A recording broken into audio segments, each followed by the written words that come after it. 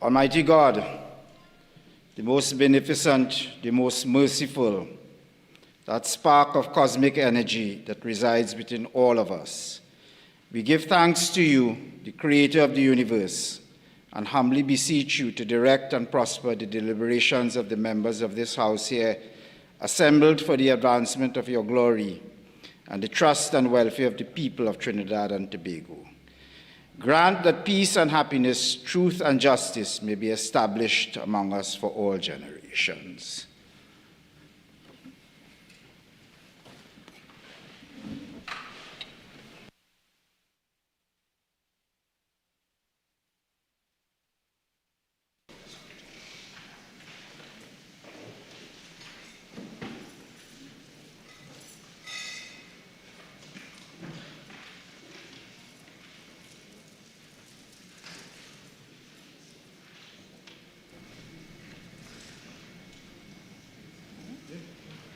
Public Business, Government Business Bills, second reading.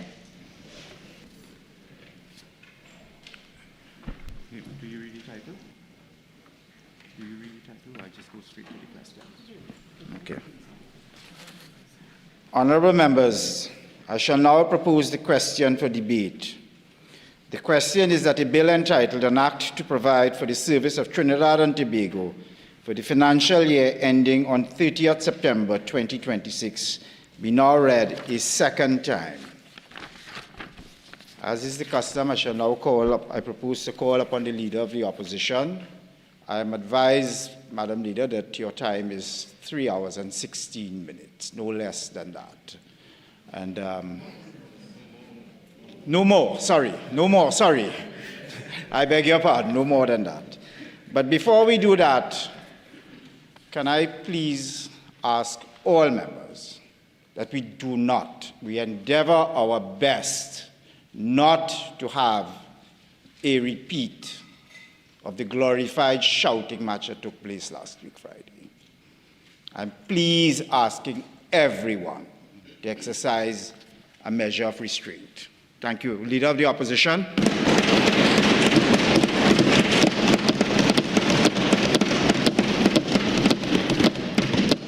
Thank you very much, Mr. Speaker. Mr. Speaker, today I rise to present my first budget response as the Leader of the Opposition of Trinidad and Tobago and the first female political leader of the People's National Movement. Our great party founded by Dr. Eric Eustace Williams, our first Prime Minister and father of our nation. I want to thank all my colleagues in the lower and upper houses of Parliament, my hard-working staff of the Leader of the Opposition's office, my staff at my constituency office, my supportive family and constituents of ARIMA, and each and every citizen who has expressed their gratitude, support, and best wishes as we embark on this journey to rescue Trinidad and Tobago together. Mr. Speaker, I am not speaking merely as a Leader of the Opposition, but as a voice for the thousands left voiceless under this reckless experiment in governance that masquerades as the government of our republic.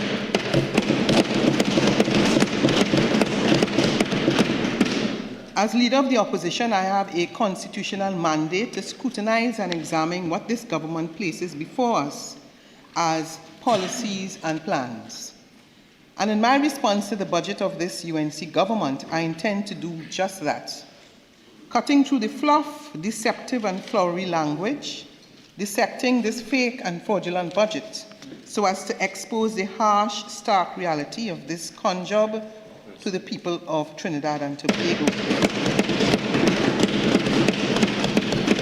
A budget, Mr. Speaker, is more than a rhetorical document read out in Parliament. It is a plan for the future, a roadmap for how the government intends to govern and manage this country. The 2026 budget statement achieved none of this. It was remarkable not only in what it said, but what it did not say. It gave no rationale for its myriad of harsh and oppressive backward measures. It provided no analysis of the economy and gave no plans for job creation or economic stimulation other than a pie-in-the-sky, almost childish rhetoric. It provided no hope or blueprint for the future. It dishonestly claimed the credit for a number of projects and programs conceptualized and implemented by the PNM. It made wild and scandalous statements without a shred of evidence. In fact, this government in only 5 months has caused our economy to collapse and has brought pain, grief, victimization, and misery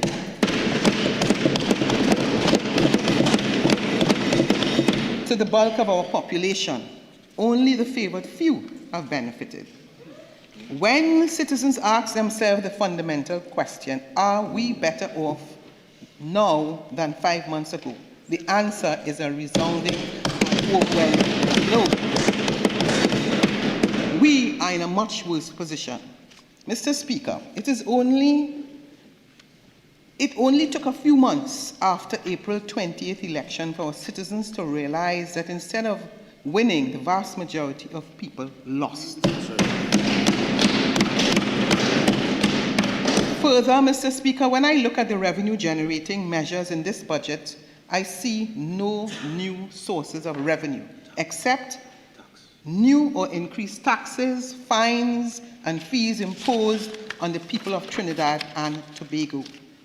What is particularly astonishing is the government's plan to raise over $2 billion in fiscal 2026 from its draconian 100% increase in taxes on alcohol, especially locally manufactured rum and beer. What has motivated this, Mr. Speaker? Could this ever be described by any sane person as a win for the people of Trinidad and Tobago? Never. I wonder whose idea was this? No government in the history of Trinidad and Tobago has imposed this level of punishment on ordinary people, whose only relaxation is often the occasional drink on a Friday night after a hard week's work, or a river line, or at the beach, on a weekend, or at a gathering at a friend's home. The UNC is also expecting to manufacture an additional $6 billion in revenue from property income. Madness. When we dig deeper under this item, we see the government intends to increase its stake of profits from state enterprises from $1.4 billion in 2025 to $5.5 billion in 2026. Mr. Speaker, although this massive increase is not achievable, it is clear that they intend to raid and squander the hard-earned cash balances at NGC, Heritage Petroleum, and other state enterprises once again.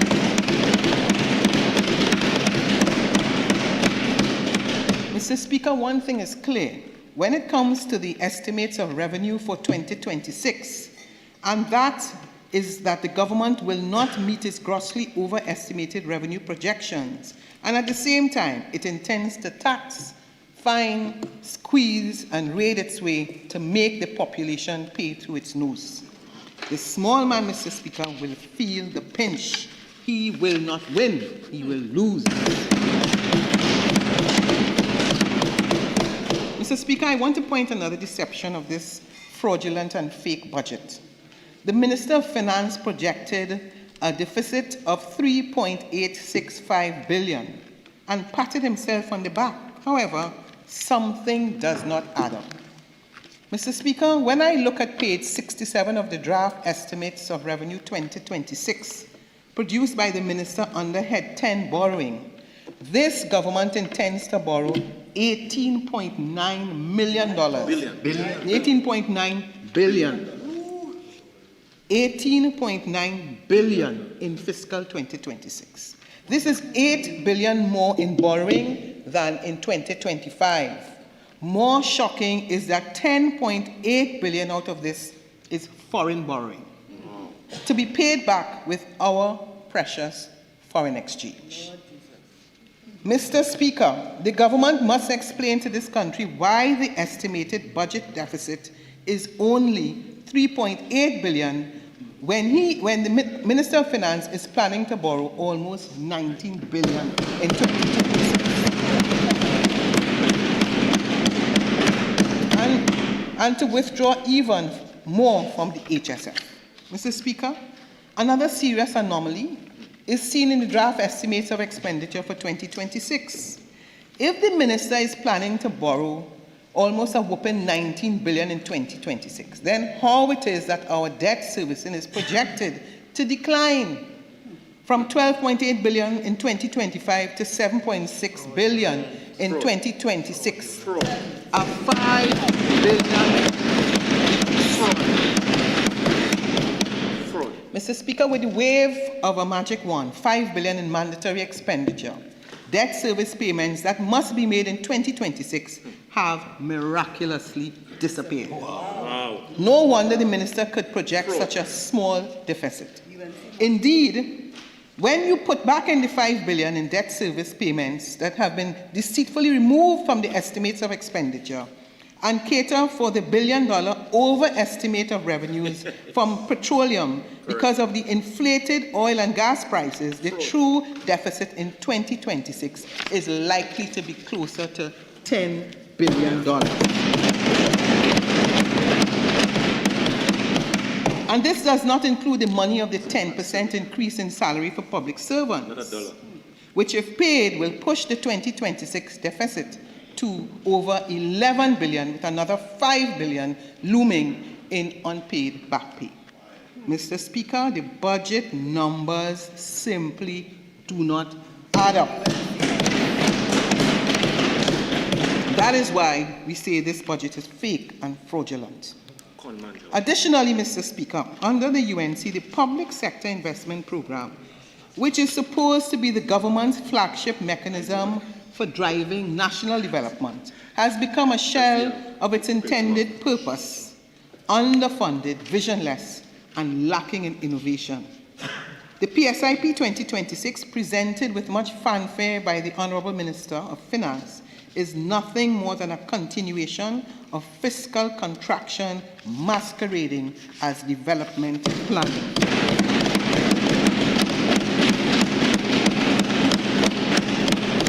Mr. Speaker, the numbers tell a grim story.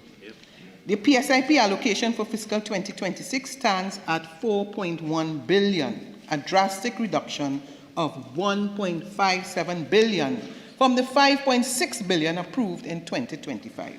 That is 27% cut to the nation's development budget, the very budget that determines how many roads are paved, how many schools are repaired, how many communities receive water, and how many lives are touched. Mr. Speaker, I have no doubt in the midterm this government will be back in this Honourable House seeking to restore the said 1.5 billion they recklessly stripped from the public sector investment program. This deliberate reduction was not an act of prudence, but one of deception designed to solely preserve the illusion of a $3 billion deficit. In truth, Mr. Speaker, what they have done is to sacrifice national development for political optics. The result is a country now forced to project less progress, less growth, and less opportunity. Mr. Speaker, this is not responsible budgeting. This is a false and misleading budget. It is based on false assumptions, untruths, imaginary scenarios, and unachievable objectives. It is simply not based on reality. When closely examined, 1/3 of the 2026 budget statement is made up of blaming the PNM for the UNC's incompetence.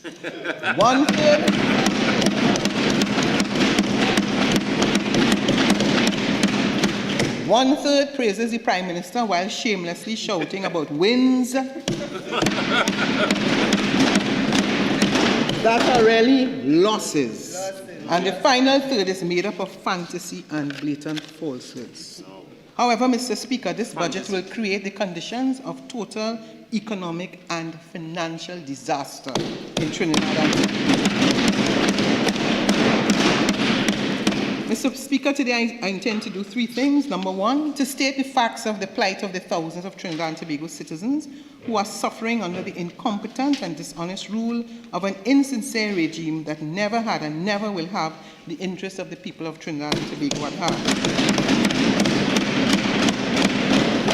Two, to expose the fiction, the hollow promises, the unrealistic estimates, the deception, the fluff and policy blunders that make up this budget. And 3, to remind our people and this government what responsible leadership looks like, what sober management means, and why the people of Trinidad and Tobago can and must demand better. Mr. Speaker, this budget gave an opportunity for the country to gain insight into the plans and policies of the UNC government and their strategies for charting a way forward in human and economic development. After listening to the Honourable Minister of Finance presentation of this budget, it is clear that this government has absolutely no plan. And is simply making it up as they go along and making it up on the fly. Mr. Speaker, they had 10 years to prepare for office while in opposition, but this UNC can only offer vindictiveness, oppression, and mismanagement to the country. They came into office with a set of populist measures, sound bites, and promises which their advisors told them would resonate with the population. Once it sounded good, they felt the population would support it. They deceived the electorate into believing that the PNM government was deliberately punishing the population. However, as all of us know, this country just went through a very difficult decade because of external financial and economic shocks and a global pandemic, as well as domestic structural changes in our energy sector. Difficult decisions had to be made after the wild and reckless spending of the UNC during the period 2010 to 2015. That's right. The economy had to be stabilized and put on growth path. The disastrous effects of COVID-19 pandemic had to be contained and controlled to save lives and livelihoods. And the country's finances had to be prudently and properly managed. Mr. Speaker, this government would have you believe that all our economic problems and challenges disappeared on April 20th, and now salt, Moby, milk, and honey can flow. However, Mr. Speaker,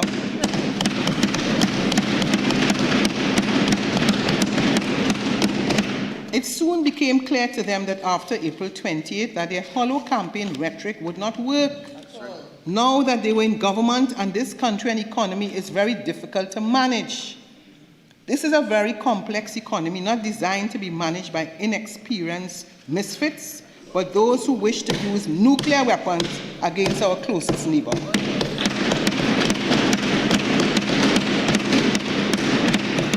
Not understanding that if that actually occurs, we would all die from nuclear fallout. For years, we told the country and the UNC that our financial position was delicate and very susceptible to changes in the global economy. Global trade restraints, commodity price shocks, and external factors. They, of course, did not listen. And now the panic has set in because they have realized that they made to the people of Trinidad and Tobago unrealistic promises to the citizens of this country just to win an election.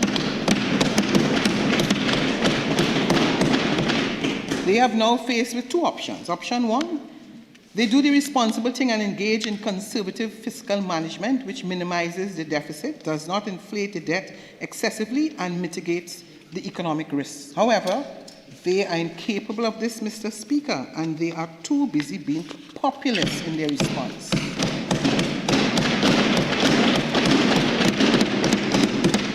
Option two, which they have embarked upon, provides very short-term satisfaction, but would lead to severe pain for the people of this country going forward. This government has taken the irresponsible route, Mr. Speaker, which is to go against every sensible economic advice available to them.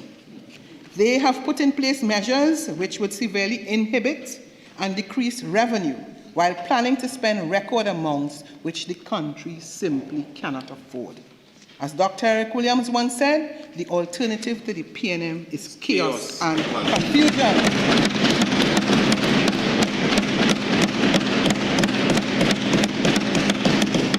absolutely prophetic, Mr. Speaker. Under the UNC, 50,000 workers, primarily at the lower income levels. The people who live from paycheck to paycheck have cruelly and unfairly lost their jobs in the space of just 5 months. Under the UNC, since April 20th, salary payments are routinely late and sometimes not paid at all. Contrast this to the very difficult COVID-19 period, when government revenue dropped, Mr. Speaker, by some 15 billion in 1 year, yet the PNM ensured that everyone, including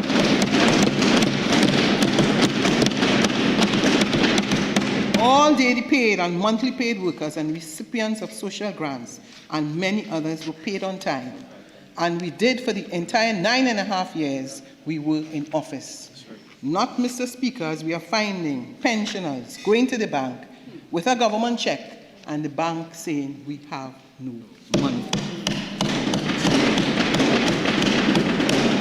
Under the PNM, the people who needed the most help could feel comfortable and be assured that their social grants, such as public assistance and disability assistance, would reach them on time, not late by days or weeks into a new month, as is happening now.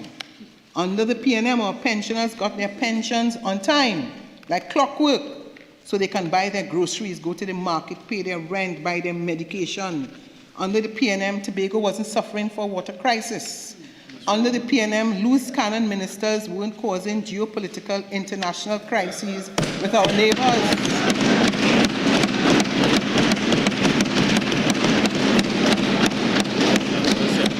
On their latest live rants, under the PNM, roadsides and recreation grounds were maintained and single mothers and breadwinners in families could have fed their children, bought books for school, and not have to line up at social services.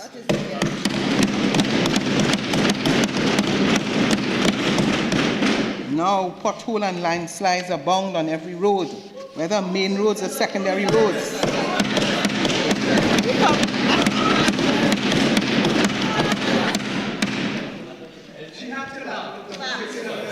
Under the PNM, sporting, cultural, you all wake up, and community originators were getting money to carry out vital community work. Under the PNM, our youths had hope with over 50 programs.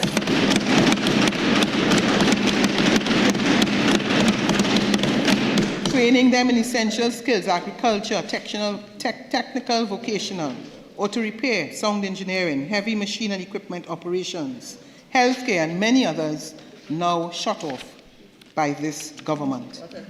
I expect that our young people who are now at a great disadvantage with the termination of all the youth initiatives are taking notice.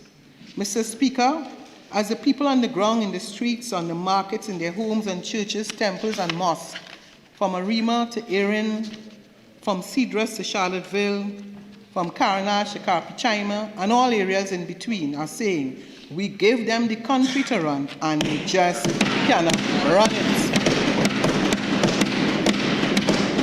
Mr. Speaker, this government has irresponsibly increased the budget deficit for 2025 from 5 billion to 9 billion, is increasing the public debt to unsustainable levels, draining our foreign reserves at an exponential rate, attacking the Heritage and Stabilization Fund, even though there has been no natural disaster or global pandemic over the last 5 months, and has placed our currency under tremendous strain.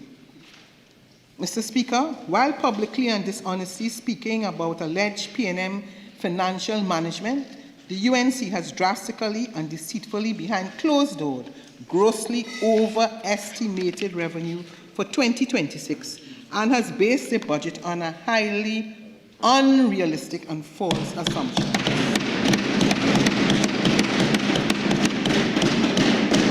Mr. Speaker, since they were elected, they have not left the political platform and have been campaigning ever since. They still behave as if they are in opposition and have not yet settled to govern.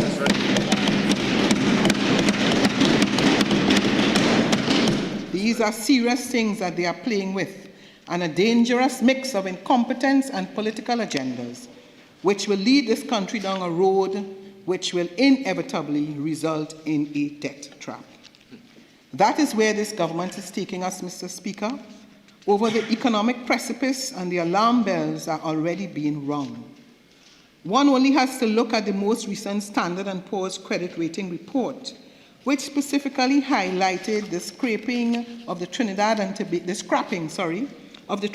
Tobago's Revenue Authority and property tax, and other revenue-generating measures, together with increased spending and increased borrowing as the main reasons for the downgrade in our credit rating outlook from stable to negative, and by extension our economy. Mr. Speaker, independent agencies are already losing confidence in this government in a mere 5 months in office and raising concerns about where their disastrous economic policies will take us. Mr. Speaker, they will take us to decades back to their origin, to the infamous NAR government which caused so much pain that they were reduced from 33 seats to 2 in a merely 5 years. Ask any qualified independent economist, what is the true state of our economy and where these policies, if sustained for a few years, will lead us, and they will tell you unequivocally to the International Monetary Fund. Mr. Speaker, I use this budget response to issue a stark warning to the people of Trinidad and Tobago. These policies of the UNC government are an economic crisis in the making, the likes of which we have not seen in the last 40 years.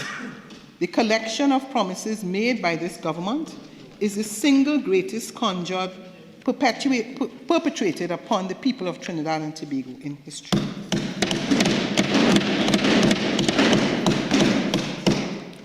Mr. Speaker, before I get into the substantive portion of discussion on the budget and highlighting the major areas, I want to address a common theme which the Minister of Finance tries to weave into all his presentations in this Parliament.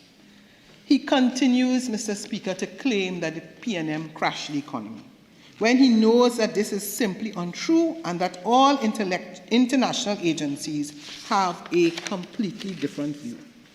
Mr. Speaker, in my presentation on the Supplementary Appropriation Bill 2025, I was at length to quote the Central Bank, which published growth data for Trinidad and Tobago for the years 2022 to 2024 and into 2025. I quoted independent international agencies such as the IMF, which also confirmed 3 years of consecutive economic growth from 2022 to 2024, and prior to the arrival of this disastrous government had projected growth of 2.3% for Trinidad and Tobago in its World Economic Outlook for 2025. Mr. Speaker, the most recent Standard & Poor's report also confirms growth in our economy under the PNM for 3 consecutive years.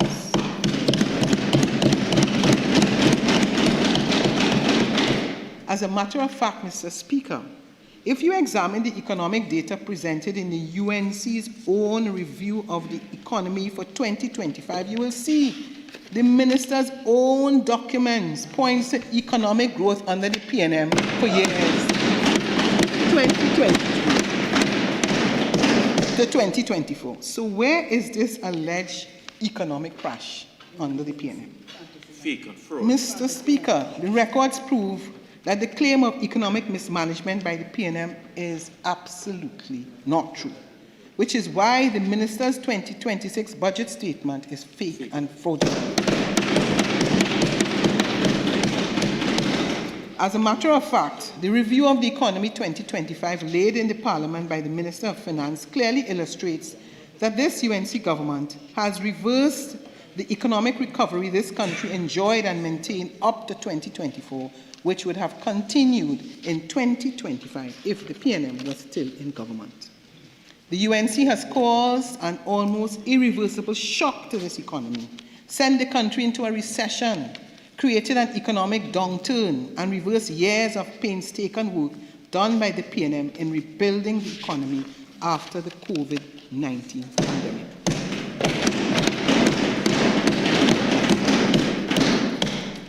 Mr. Speaker, at a time when energy prices are declining and projected to fall further and production is falling, this government saw it fit to damage our revenue base. They repealed the Trinidad and Tobago Revenue Authority Act for political reasons, even though all they said in their 2025 manifesto about the TTRA is that they would amend the act to make the PSA the bargaining agent for the employees in the TTRA, which was not something the PNM would have objected to. As we pointed out during the debate in the TTRA bill, the Revenue Authority would not only enhance revenue and make tax collection more efficient by capturing within the tax net, but it would also have dealt with many businesses and high-wealth individuals who have been avoiding and evading tax for many years. Mr. Speaker, did the government repeal the Trinidad and Tobago Revenue Authority Act to protect their tax-evading financiers? Mr. Speaker, I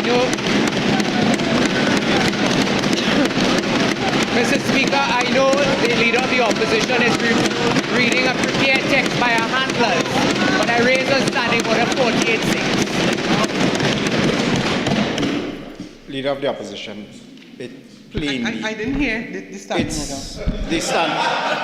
Mr. Speaker, standing order 48-6. Yes, I was just about to point it out. That plainly offends 48.6. So you could rephrase it somewhat. That intention of passing the Revenue Authority bill to protect their tax evaders, it plainly, do I need, all right, I don't need any help with that. I don't think I need to remind you of the contents of that standing order, do I? So just rephrase it somewhat. Thank you very much, Mr. Speaker. Did the government repeal the Tax and Revenue Authority to protect those who have been evading taxes? But I didn't even mention a name who are evading taxes.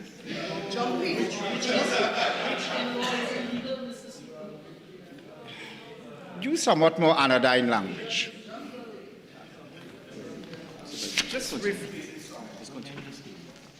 Mr. Speaker, I will just simply not go down, continue in that way.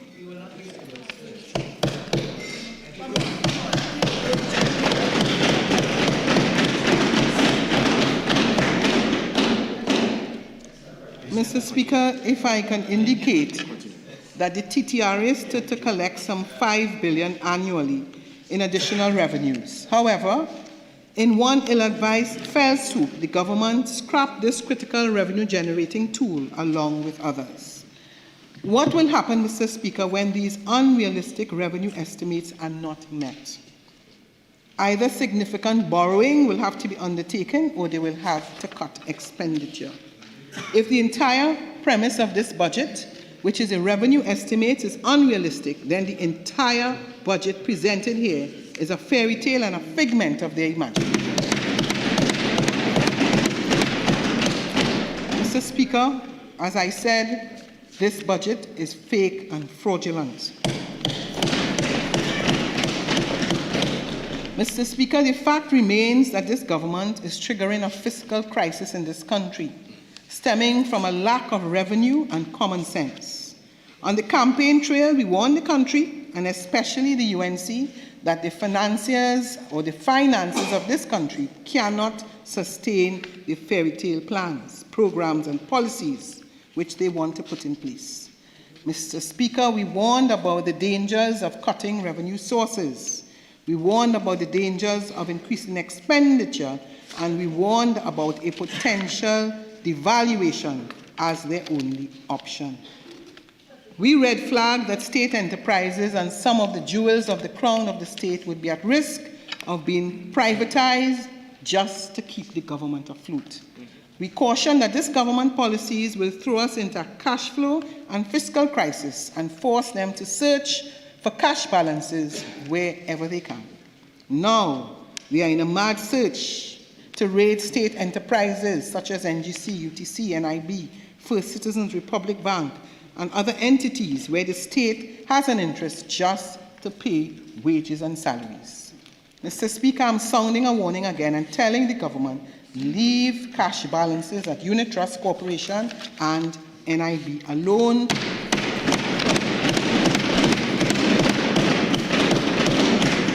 They do not belong to you. Mr. Speaker, after repealing the Trinidad and Tobago Revenue Authority Act, which would have brought large, medium, and small businesses into a reasonable tax net, the opposition is getting regular reports of BIR showing up at a small business asking for VAT registration and if they have made their payments. Because of the government's incompetence and total botched fiscal management, the small man has to pay, while others laugh all their way to the bank.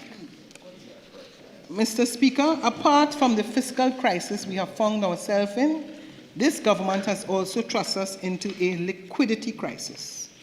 This is a very concerning development for every citizen because not only does it affect and impact day-to-day lives of the people of this country, it also explains for late payments of salaries, the late check for social services and pensioners, and the spending freezes in the public sector. Without saying it publicly, Mr. Speaker, this government has imposed spending freezes on most areas of the public expenditure, especially goods and services, which also compromise contract employment. Mr. Speaker, apart from the revenue element of the delicate Financial Balancing Act, government has to be concerned with liquidity and cash flow, and while both are related, they are not the same. Mr. Speaker, when the UNC took office, they admitted that the overdraft at the central bank had funds which could be utilized. The overdraft stood at 70% when they assumed office, versus the almost 100% overdraft level that we discovered when the PNM took office in 2015. They were also able to utilize unused balances withdrawn from the Heritage and Stabilization Fund, as well as loans that were left in escrow for capital expenditure purposes, all sources of liquidity left by the PNM government. Mr. Speaker, the same loans they criticize the PNM for taking, they repurpose them to use for recurrent expenditure, thus stalling economic activity.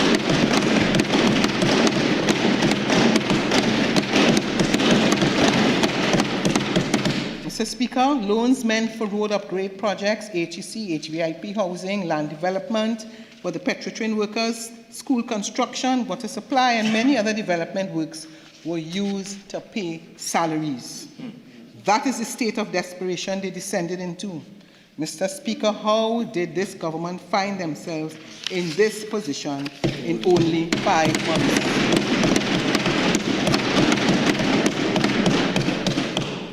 They spent the first 3 months attacking big businesses, banks, and other financial institutions. They labeled them as cartels and eroded confidence in the financial system.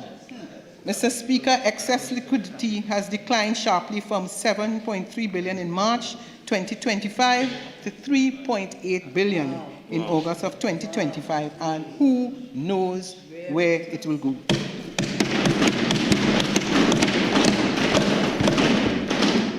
They have drained the liquidity in the system, and there simply isn't any more for the banks to lend. Repurposing the $1.3 billion in loans for the productive sector has further drained liquidity, taking its level not seen in over a decade. Mr. Speaker, if liquidity dries up, payment of salaries is the least of our worries. We have debt service payments to make, which are critical and timed across the year. Missing one payment can lead to default, which can see the government impose even more severe austerity measures on the people of this country. Mr. Speaker, even in the forex markets, the increased rates for accessing forex through credit card purchases can translate to increased prices for consumers. Mr. Speaker, the investment grade rating BBB, BBB- by Standard & Poor's is all due to the good work of the People's National Movement.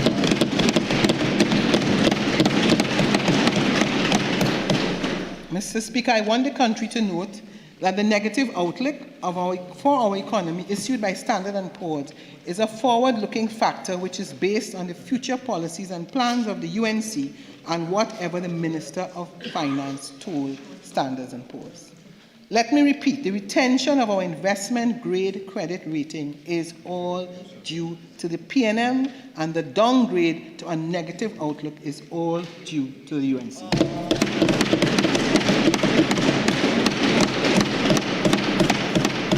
Mr. Speaker, I say this without fear of contradiction, that this government has declared war on the lower income workers of this country. Out of vindictiveness, this government began putting workers on the breadline. It started with a trickle at first, but now, Mr. Speaker, some 50,000 workers have either been terminated or lost their job as a direct result of the hand of this government.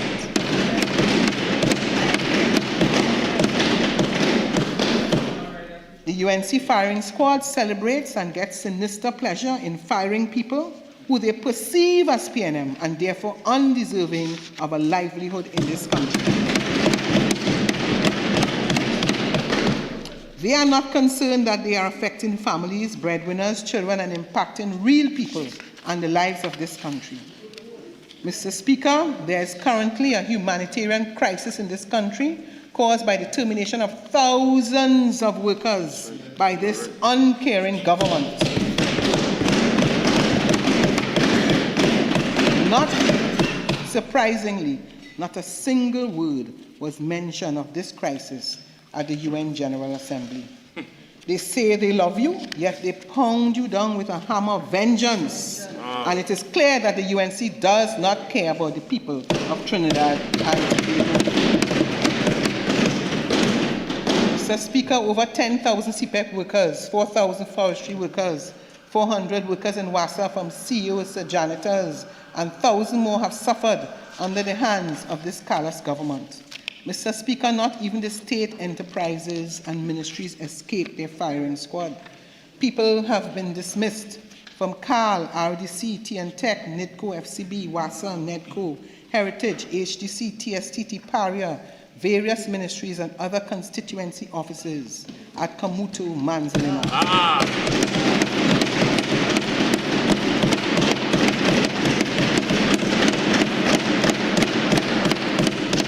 UNC firing squad is in full effect. Citizens have been made to suffer and beg for a small change for groceries and line up for social services which this government cannot even pay on time. Imagine this, Mr. Speaker, having been fired from your job and then having to suffer the indignity of being told by a government minister to apply for social services and your public assistance checks cannot even arrive on time. Meanwhile, a senior minister tells the people, stay home and cook. Cook with what?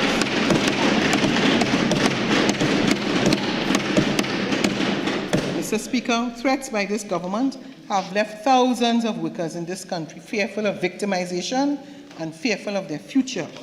Mr. Speaker, incomes are lost, spending in the economy will decline, families will be affected. This will have a negative economic impact, but more so create a human and social crisis. Mr. Speaker, this conservative estimates from our analysis show that the cumulative impact of these mass terminations can result in as much as a 1.5 to 2 billion decline in GDP over the next year. But this is not just the leader of the opposition or the PNM saying this.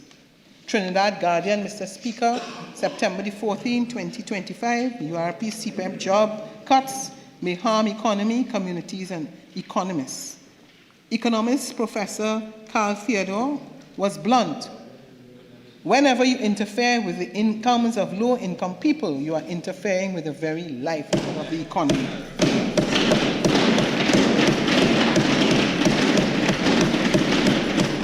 Theodore pointed out to the well-worn but seldom measured principle of marginal propensity to consume, the idea that those who earn the least spend the most proportionally on local goods and services. Poor people don't sit on money, they spend it on food, transport, small shops and books for their children. That keeps the economy ticking, he said. Mr. Speaker, you cannot shock an economy with termination of 50,000 workers and not have a drastic economic impact. But this is much more than an economic shock. This is a people issue. This is a humanitarian crisis. These people will not flock to our social services to seek reprieve. These people will now flock to our social services to seek reprieve. Mr. Speaker, in true UNC firing squad style, this government, upon assuming office, proceeded to fire state board members, senior management, persons who were serving, who had given off their time and effort as professionals. The Prime Minister herself attacked them in a most vicious manner, calling them shameless for not resigning. Mr. Speaker, the state enterprises sector plays a vital role in this economy, providing vital services, acting as implementing agencies and acting as pillars in critical sectors. They also facilitate investment in our economy through the relevant investment programs. Mr. Speaker, there are 141 state entities and boards impacting every sector in our economy, which plays differing roles, some critically pivotal and some less so, but this sector also contributes significantly to economic growth. Dismantling boards, some of which belong to publicly traded companies, disrupt the governance of these entities, their strategic direction and management in most cases, its operations as well, because they cannot enter into contracts, gain higher level of approvals for operational activities, and in some cases, even conduct financial transactions. Mr. Speaker, this government has removed boards of the state enterprises sector and has ground this vital part of our economy to a practical halt, or at least stymied their operations. How many of these boards have been reappointed in the last 5 months? What this government has done is slow down economic growth and impact this sector. Mr. Speaker, only one has to look at the disruption of the operations of the Exim Bank, essential forex window, as a result of government incompetence in its transaction. The window provides a facility for the importation of essential goods like food and pharmaceuticals. This window was created by the PNM administration during the height of COVID pandemic to allow this country to have access to these essential items.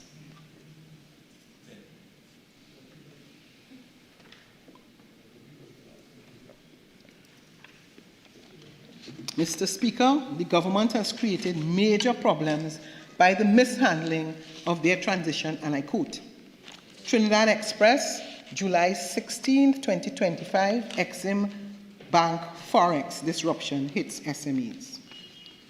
Small and medium-sized businesses in the country are facing growing strain amid a sudden halt in foreign exchange allocations from the state-owned export-import bank the Express conferred. According to a source directly affected by the situation, the Exim Bank has not allocated US dollars to any of its clients in recent weeks, citing bureaucratic delays caused by a shift in ministerial oversight and the absence of a functioning board. It is irresponsible management of the economy on the part of this government, and this has potential to reverse the growth recovery trend I discussed earlier.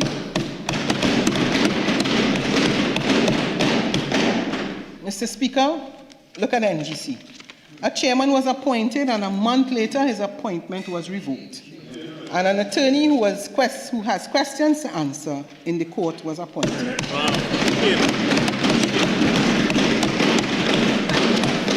How could we be serious when we make decisions like these about an entity as critical as NGC, which is a linchpin in our energy industry? As it relates to FCB, Mr. Speaker, as if it wasn't enough, we have this government interfering in our delicate financial sector. First Citizens Bank was founded in Trinidad and Tobago in 1993 under a PNM government through the strategic merger of 3 existing financial institutions, NCB, Workers Bank, and the Trinidad and Tobago Cooperative Bank. This merger aimed to create a stronger and more competitive local financial institution. Mr. Speaker, FCB has become a highly successful financial institution in Trinidad and Tobago. It's a publicly traded company which allows citizens to own shares in the bank. It falls under the regulation of the central bank. An exchange commission, and among other things, is governed and regulated by the Companies Act. But despite all of this, there's a serious issue of the government's interference in FCB. I was urged to call upon the government to come clean on the matter of the CEO when we were receiving conflicting reports.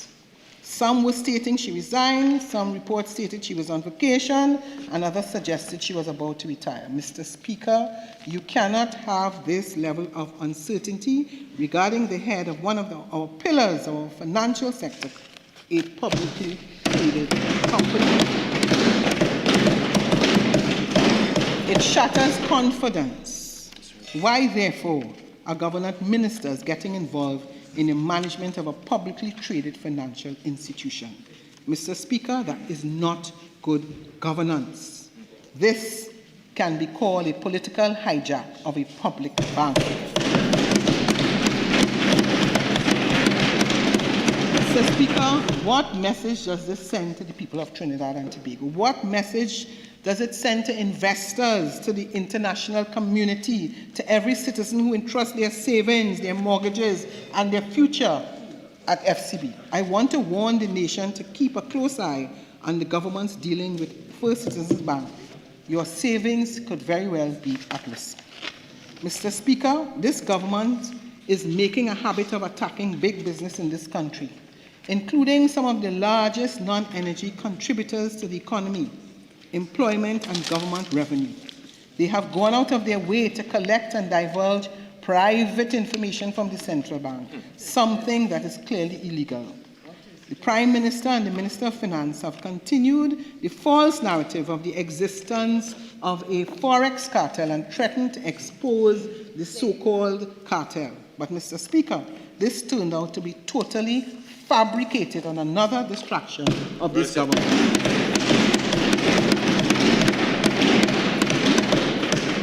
Fortunately, the central bank governor, in a presentation to the media on September 5, 2025, stated clearly for the record that he had no evidence of any forex cartel. Mr. Speaker, I now turn to a serious injustice which has been inflicted on the people of this country. I speak of the heartless mass terminations of a non-renewal of contract of workers across the country by this UNC firing squad. Mr. Speaker, I was shocked to hear a minister, a former trade unionist, say that sending home workers is collateral damage.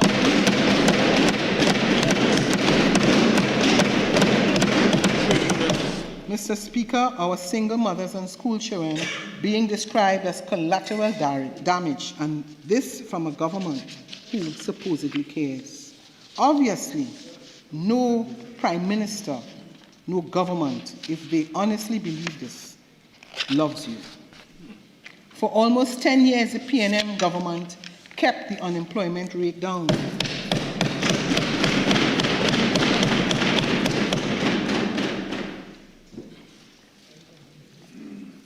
Even though the worst COVID-19 pandemic, we ensured that salaries, grants, and other facilities stayed in place so that affected people in this country, many of whom formed the most vulnerable, had the ability to feed themselves.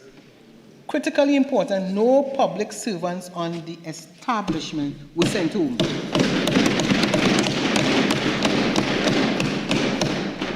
Mr. Speaker, as I said, after April 28th, 50,000 persons have been fired in a mere 5 months. Mr. Speaker, if we think about it, the scorched earth strategy, the UNC has impacted on almost 200,000 citizens.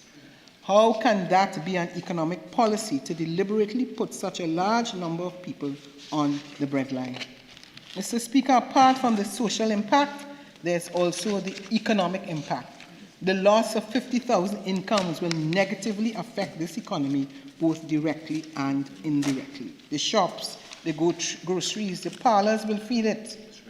The markets and vendors are already feeling the pinch. The roadside food vendors are telling us that business is slow and people are buying less. Clear signs that a recession is at hand.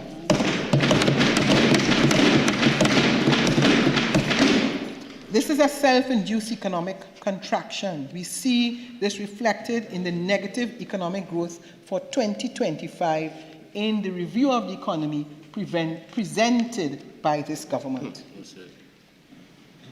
For the first time, our economy has shrunk in 4 years.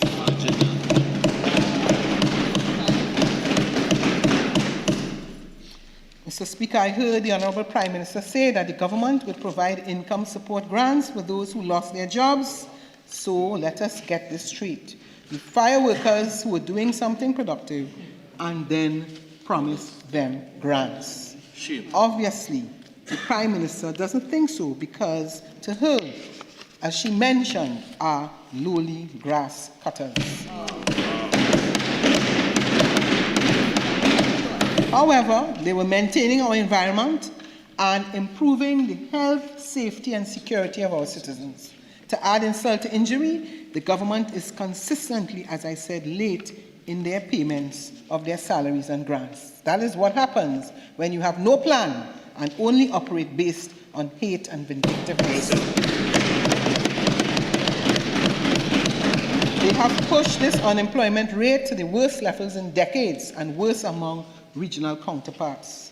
Mr. Speaker, youth employment has always been a high figure than the national average, but the PNM government had taken deliberate steps to empower young people and provide sustainable and viable alternative employment opportunities. Mr. Speaker, we created an entire Ministry of Youth Development and National Services and developed over 50 programs where young people were being trained in various fields, from agriculture to mechanics and air condition repair, to heavy equipment operators and technicians, and to take advantage of available opportunities and anchor their own lives and futures. Mr. Speaker, they were being trained to acquire highly skilled jobs in the energy sector, such as operators, riggers, and technicians. We are all familiar with the successes of these programs. In the middle of this training and transition for young people, these programs have been abruptly halted and dismantled. I repeat to our young people, please take notice. The UNC definitely is anti-youth. Mr. Speaker, I turn to the issue of monetary policy. I cannot discuss the issue of monetary policy without discussing the central bank, which is the institution responsible for executing such a policy. Mr. Speaker, there is no doubt that this government has absolutely derailed and shaken confidence in the central bank. They tried to intervene in the operations of the bank, forcing the then governor to do something which he knew was wrong and which they ought to have known was illegal. Mr. Speaker, in their misdiagnosis of the forex problem, they sought to sell the narrative that the reason for the forex shortage lay in the distribution of the foreign currency. In so doing, they launched a vicious attack on some of the largest businesses in this country that pay taxes, contribute to revenue, GDP growth, foreign exchange, earnings, and employment. What did they call them? A foreign cartel, a forex cartel. Demonizing the main users of forex in this country. Mr. Speaker, it is no secret that we have large conglomerates in this country. We have businesses in the food distribution sector operating supermarket chains. Our food import bill is over US $1 billion. Of course, these will be some of the large users of foreign exchange, Mr. Speaker, but this reflects a deeper problem regarding the tastes and preferences of the population. A major part of the forex issue lies in a demand problem, and unless we can curb our appetite for imported goods, especially food, we will continue to face problems like this. Mr. Speaker, this government, in demonizing these businesses, does not only erode business confidence, but also places the central bank, and particularly their governor, in a very difficult position. Mr. Speaker, I quote from the Trinidad Guardian, June 6, 2025, entitled PM, Central Bank Refusing to Divulge Forex Information. Getting back to the topic of the Forex cartel, Prime Minister Prasad Bisesa said, The blocker the government is getting from the central bank in its failure to provide information. She said the central bank is using certain provisions of the law saying they don't have a duty and that they are not under any obligation to disclose information. Mr. Speaker, end of quote. The regulations are quite clear on this matter. Section 56 of the Central Bank Act states, and I quote, except insofar as may be necessary for the due performance of its objects, and subject to Section 8 of the Financial Institution Act, every director, officer, and employee of the bank shall preserve and aid in preserving secrecy with regard to all matters relating to the affairs of the bank and financial institutions or persons registered under the Insurance Act or any customers thereof that may come to the knowledge in the course of his duties, unquote. Mr. Speaker, this government was therefore asking the governor of the central bank to do something that was in breach of the law, to disclose the private banking information of top users of foreign exchange. Why did they need this? To demonize our business community? To go on a political platform, as they would say from time to time on Bossama?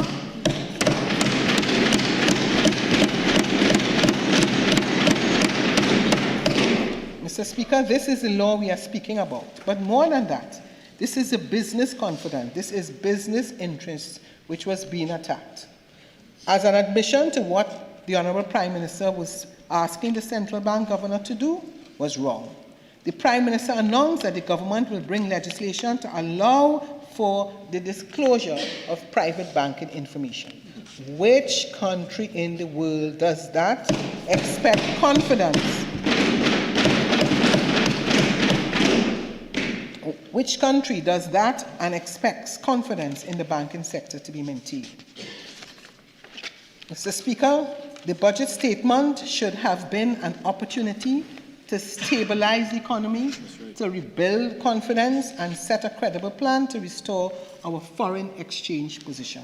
Instead, what we have been given is an exercise in economic recklessness by a government that has neither the understanding nor competence to manage one of the most delicate systems of our economy.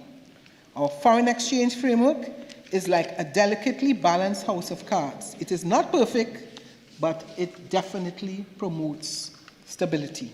And yet, this government is prepared to collapse those cards without understanding the consequences, not because they have a sound plan, but because it seems their friends and family are whispering in their ears. If you pull the wrong card, Mr. Speaker, then the entire thing will collapse. When it collapses, it will not be the cabinet that suffers. It will be the shopkeeper all over Trinidad and Tobago who cannot pay their suppliers. It will be the manufacturer from Couva to Matlot who can't get materials. It will be families from Diego Martin to Mayaro who suddenly faces soaring prices for basic goods. And yes, there will be people on the streets angry and no doubt seeking answers and solutions.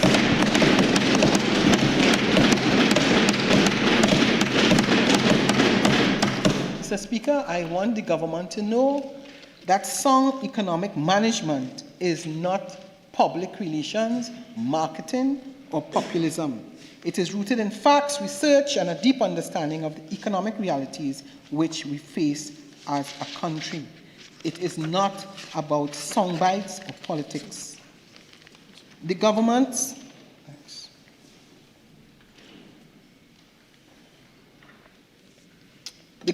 central mistake is that they believe the foreign exchange problem is about allocation. They believe that if they tinkered with who gets forex and when, the problem would be solved. Mr. Speaker, they continue to attack the businesses which form fundamental pillars in our economy. Developing famous terms from time to time, like 1%, forex cartels, they would have you believe that forex allocation was a problem and that some were being favored over others. They misled the population into thinking that all they had to do was to change the way forex was reallocated and the problem will be solved. How quickly they went quiet, and they have since faced the reality. What became all of the talk about forex shortage and unfair allocations? Did the forex suddenly free up in the country? Mr. Speaker, is the problem solved? Of course not. In fact, in the few months of the government's tenure, it has worsened.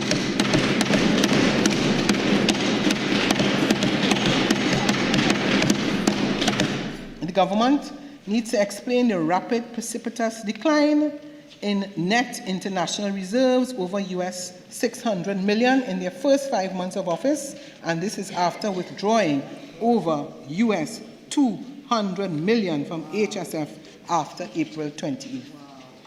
The UNC's mismanagement of our foreign reserves has led to our import cover shrinking to just 5 months by the end of August 2025, the lowest in several decades. You will recall, Mr. Speaker, that during the debate in the mid-year review, the Minister of Finance expressed his feigned shock and dismay at discovering that the PNM government left the country with 7.5 months of import cover. I wonder how the Honourable Minister feels now in less than 6 months.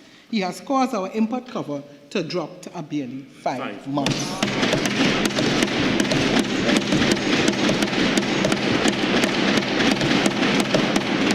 Mr. Speaker, the system of allocation is not the disease, it is only a symptom.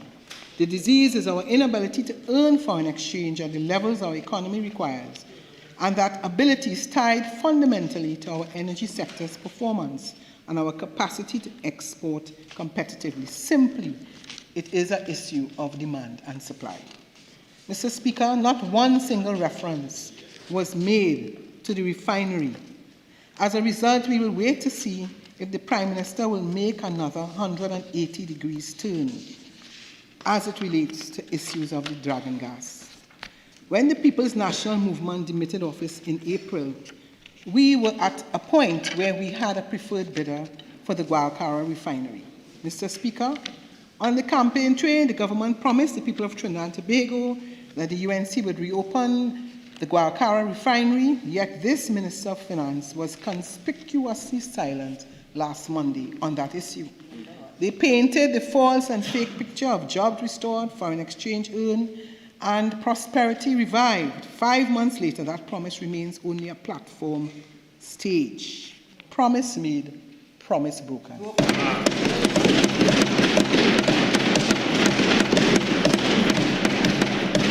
The PNM government didn't just make promises, they acted. The process to restart the refinery was advanced through a competitive evaluation exercise. After extensive technical and financial assessment, Wando PLC of Nigeria was selected as the preferred bidder to lease and operate the refinery. That represented real progress. A private sector operator was identified. Taxpayers would not bear any cost of restarting the loss-making facility. A framework existed for moving from mothballing to operation in a structured way. The public could see a path forward. What has this government done since coming to office? They scrapped that process, as is their right. Instead of building on the groundwork laid, they appointed a 12-member refinery restart committee in July 2025, and that committee was given 4 months. We are told that the committee will report soon, but Mr. Speaker, the fact is no concrete plan has been presented to the population. We wait to see what the strategy that this committee was given that time to prepare. We wait to see exactly what is that strategy.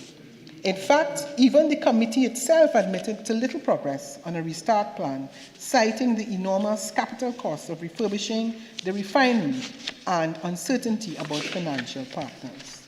In fact, what we have is a video of the minister in the Ministry of Energy shaking like a leaf as he said, he has the report and refinery is ready to go except for the financial.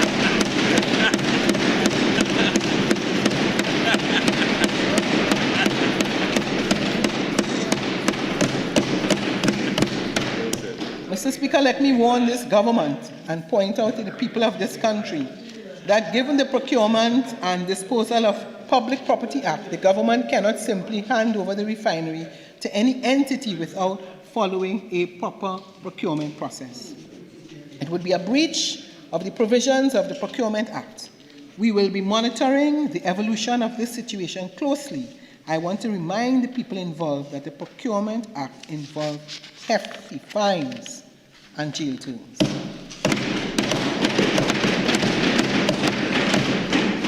So, Mr. Speaker, therefore, the idea of reverting the Exim Bank to simply providing loans and insurance guarantees will be detrimental to our exporters, since the facilities to provide them with forex will no longer exist. Mr. Speaker, as it relates to tariffs, the current global environment has made it even more difficult to implement these strategies.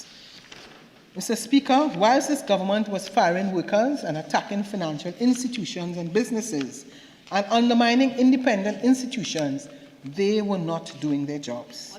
At this time, the US, our largest trading partner, had imposed a 10% reciprocal tariff on exports coming out of this country. This government did nothing to have this tariff removed or negotiated.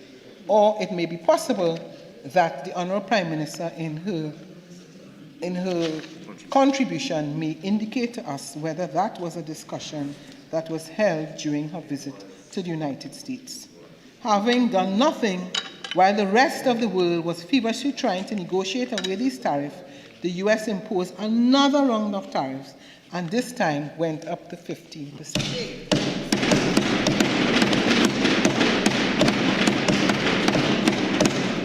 Speaker, Trinidad and Tobago has been and will be impacted by this new tariff, which will also impact on foreign exchange earnings. Now that the government is scrambling with economic realities, all we hear is political rhetoric, but no solid economic plans and actions. The Minister of Finance is totally out of his depth and will surely lead the country into economic disaster. Mr. Speaker, the Honourable Minister of Finance, in his contribution, indicated that he does not understand that if we run out of foreign exchange, we cannot import, pay our foreign debt, and make simple foreign exchange transfers. Then it would be our job to make him understand where he is taking us. Mr. Speaker, this role will inevitably lead us to harsh realities of potentially defaulting on our foreign debt, which will cause us to default on most of our debt obligations, which will become immediately due for payment as well. Another significant consequence, because we operate a managed floating exchange rate regime, is our reserves are still required to defend the exchange rate of our TT dollar. If we run dangerously low on reserves, we will be unable to maintain our 6.79 rate against the US dollar. You know what would happen, Mr. Speaker. Guess, I suggest. We all know. The Minister of Finance, of course, is smiling because he knows the dreaded D word. Mr. Speaker, we warned the country that given their promises, the UNC threatened to crash the economy and trigger a possible devaluation. It was the only way they could pay for all these promises. How can they manage all that they promised while operating on such diminished revenues?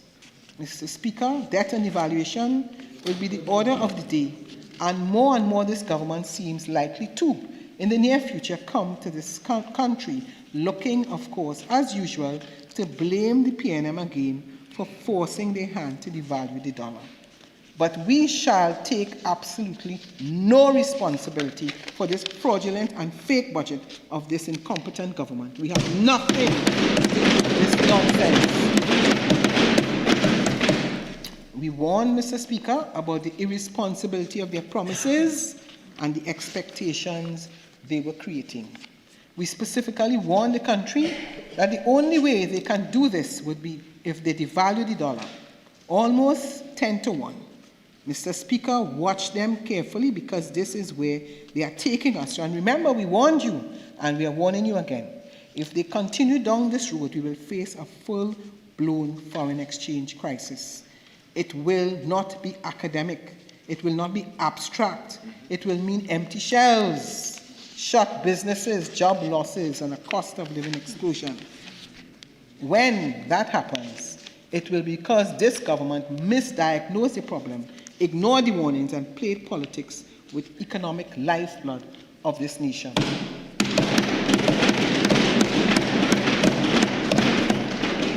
Mr. Speaker, as it relates to the energy sector, which contributes 40 to 45% to our GDP and has traditionally been the largest earner of foreign exchange for Trinidad and Tobago, it is also responsible for approximately 80% of our country's export revenue.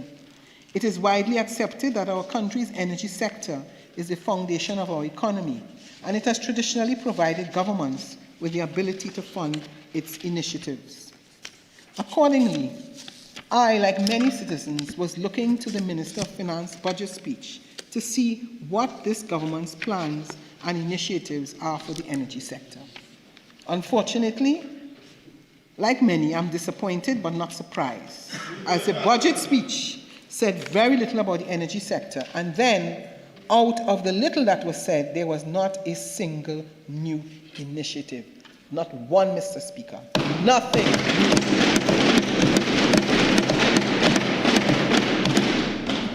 Mr. Speaker, it has become clear and patently obvious to everyone that the government is lost when it comes to the energy sector, but the whole population can see it. The stakeholders must be salivating when preparing to negotiate against this government, as it is obvious that they are unsophisticated out of their depth, and I fear that Trinidad and Tobago will be taken advantage of. Under the heading of what was delivered in the first 150 days in office, the new Minister of Finance stated with much aplomb that we secured landmark energy deals. He then goes on, and quite ashamedly, to claim for the government that they signed the historic agreement with ExxonMobil. Mr. Speaker, it was the former PNM government under the distinguished Minister of Energy at the time, the Honorable Stuart Young, and the Honorable Keith Christopher Rowley, then Prime Minister, that secured the interests of the ExxonMobil for our ultra-deep water block.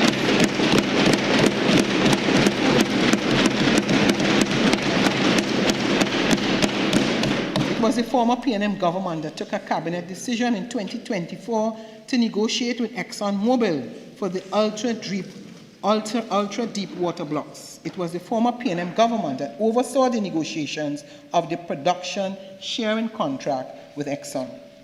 This was all the work of the People's National Movement. It was the first time in Trinidad and Tobago history that the government secured interest in our ultra-deep water acreage. This government turned that work into a signing ceremony and now wishes to claim it as an achievement. But I'm calling on the Honourable Prime Minister to tell this country what are the terms of the production sharing contract. Did you secure a signing bonus? If so, how much was it? If there was none, then why was there none? What are the terms that you claim that you agreed to with Exxon? Is it true that you gave these blocks away?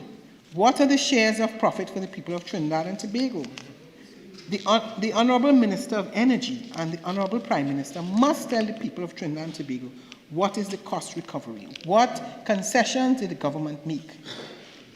The next landmark energy deal that the new Minister of Finance claimed is that on October 8, 2025, they obtained the Office of Foreign Assets Control, OFAC license, from the United States Treasury Department to pursue development of gas and Dragon Field. The hollow boast reeks of hypocrisy. The UNC government is absolutely shameless.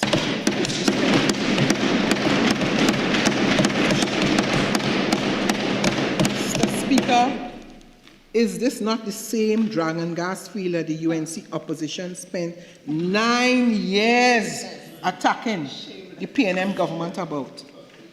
The government needs to be honest.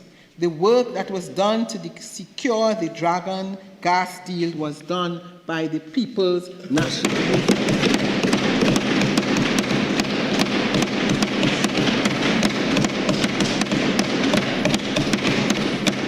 It was the PNM in December 2023 that secured and delivered a 30-year exploration and production license from the government of the Bolivian Republic of Venezuela to develop the Dragon field and to export gas to Trinidad and Tobago. It was the UNC opposition that did everything possible to try and scuttle that deal. It was the UNC, in an unpatriotic manner, called for the former Prime Minister, Dr. Rowley, and the Honourable Member of Parliament, Stuart Young, for Port of Spain North St. Anne's West to be sanctioned by the US state government.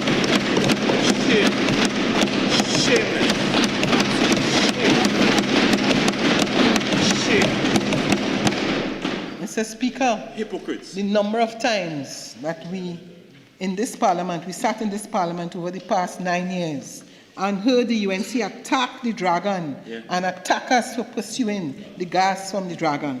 Well, I want to remind the population today that the gas belongs to Venezuela, and I want to ask the Honourable Prime Minister what does she recognize, or who does she recognize as the President of Venezuela?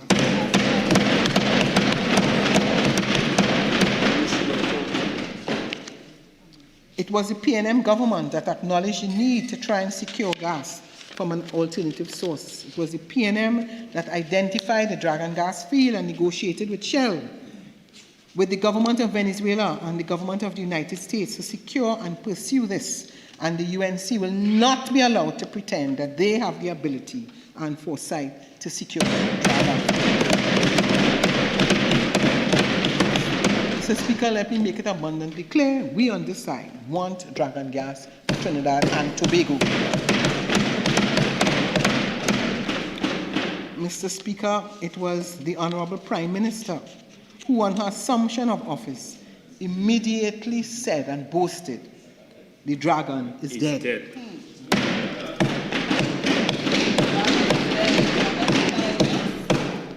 It was the Honourable Prime Minister who said that they will get gas from Grenada, Guyana, and Suriname.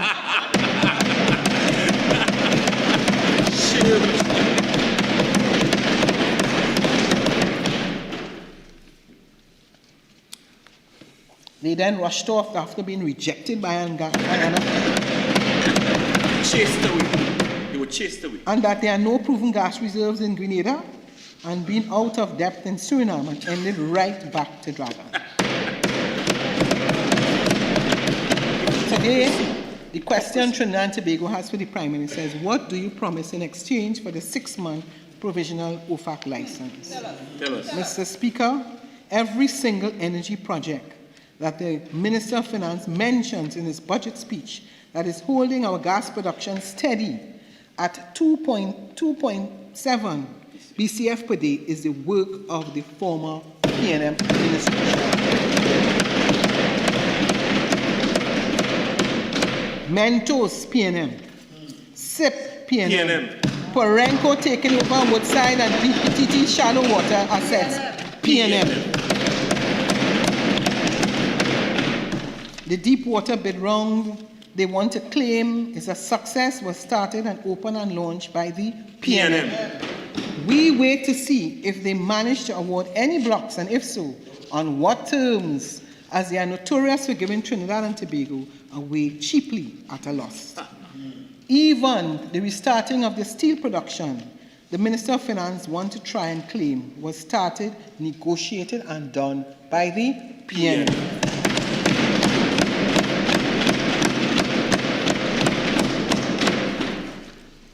Shamelessly, the UNC is trying to claim progress in the solar energy sector. A 92.2 megawatt Brechin Castle solar project is again all the work of the PNM. It was the PNM that secured the deal, negotiated the deal, and began construction of the largest solar power plant in the Caribbean. The green hydrogen they want to claim is also work of the PNM. It was the PNM cabinet that took the decision and approved the building of a green hydrogen facility in Trinidad and Tobago, and all the wind-generated projects that they are claiming are the policy and decisions of the People's National Government. Mr. Speaker, there is not a single energy project that is commenced by this Minister of Energy, who unfortunately was not invited to attend with the Honourable Minister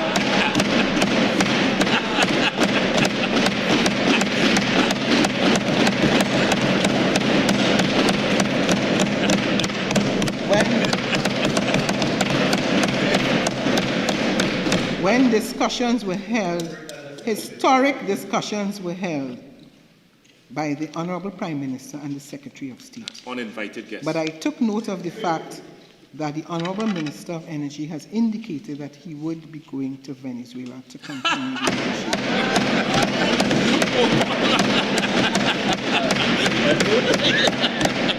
By a boat. Mr. Speaker, A fishing the boat. National Gas Company, and of course, Mr. Go by a Speaker, fishing boat. we on this side wish the Honourable Minister well in those negotiations. That's right. Mr. Speaker, the National Gas Company is critical to the energy economy of this country. It engages in midstream transmission of gas from upstream to downstream and is the centerpiece of all elements of our gas sector. But under the UNC, Mr. Speaker, the NGC has been highly politicized and utilized almost like a piggy bank to be smashed and raided and utilized for political purposes. You may recall, Mr. Speaker, in the period 2010 to 2015, this vital and highly profitable state enterprise held some 16 billion in cash balances. Over that period, every single cent was drained, extracted through special dividends and spent at that time by the UNC government. Mr. Speaker, this was equivalent to 10% of the GDP at the time, an amount larger than this year's already massive fiscal deficit emptied from the NGC. To be spent on what? The highly dubious and overpriced Betham wastewater treatment plant, costing over $1 billion, which was a total waste and squandering of taxpayers' funds. Mr. Speaker, I want to remind the Honourable House, this was the fraudulent UNC government that used 700 million of taxpayers' money while the owner of SIS fled to Panama after the UNC lost the elections in 2015. Under the PNM, NGC fought SIS in an arbitration and won, and the government and the chairman of NGC have refused to tell the population what the decision of the arbitration was. I call on the Honourable Prime Minister and Minister of Energy to tell us, did NGC win the Betham wastewater arbitration, and does SIS have to pay NGC over $350 million, and what is the government and NGC doing to collect the said money? Mr. Speaker, I now wish to raise some matters as it relates to social development. Mr. Speaker, the Ministry of People and Social Development is the conscience of the state.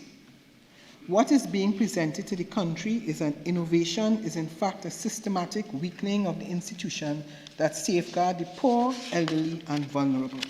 It is important to remind the nation that the solid foundation of this ministry was laid by the People's National Movement.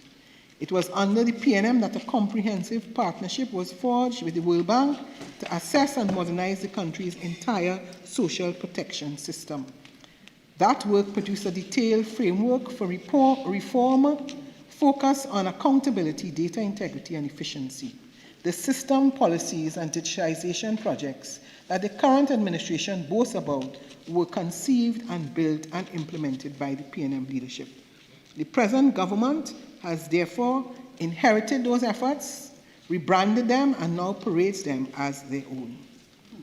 Adding to this function is the creation of the National Payment and Innovation Company of Trinidad and Tobago. It has been promoted as a new digital mechanism for government transactions, but in practice, it centralizes control of social grants payment under the Ministry of Finance.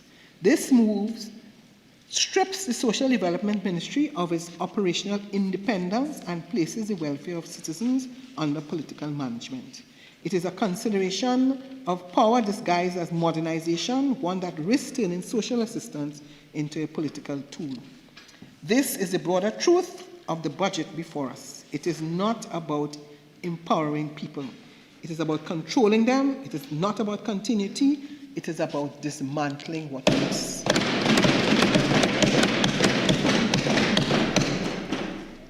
When the PNM was in office, the Ministry of Social Development operated with accountability, purpose, and humanity. In the budget, the UNC tried to take credit for the work already completed by the PNM, another example of a fake and fraudulent budget. Mr. Speaker, as it relates to housing, the government has signaled that its target is 20,000 houses in 2 years, using public-private partnerships and innovative mechanisms. This objective is a carbon copy of the PNM's Vision 2030. The UNC is shameless and bereft of ideas, stealing without imagination. The objective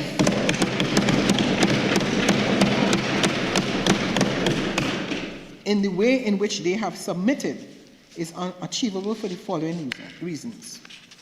Based on the Honourable Minister's statement during his budget contribution, there is a lack of availability of suitable lands, there is a reluctance by banks and contractors to engage in a genuine PPP, and there's a lack of suitable contractors for the skill and know-how to carry out such a program. The use of the PPP to achieve this target is flawed. Affordable housing does not provide large margins of profit and hence would not generate the rate of return to appeal to investors and financial institutions. To redress this is likely to be the state supplementing the shortfall. In addition, PPPs are notorious for the private partner defaulting and the government having to acquire the debt. The entire allocation for the Ministry of Housing is 668 million, with 200 million earmarked for the HDC.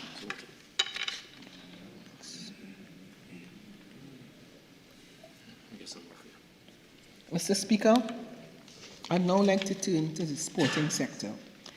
The sporting sector has been left visionless, untouched, and directionless under this UNC government. Again, the Minister of Finance took credit for the work of the PNM. The government has no plan for sport and youth, no plan, no new programs, and no plan for the development of youth.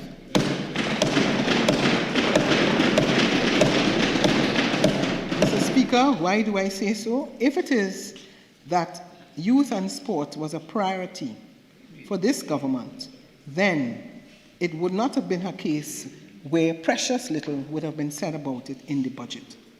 Mr. Speaker, PNM government would have expanded our partnership with the G.C. Foster College of Jamaica, enhanced the utilization of the elite athlete program facilities, and expanded the July-August vacation program and the extension of the community cricket program. This, plus many other sporting programs, were all started under the People's National Anthem.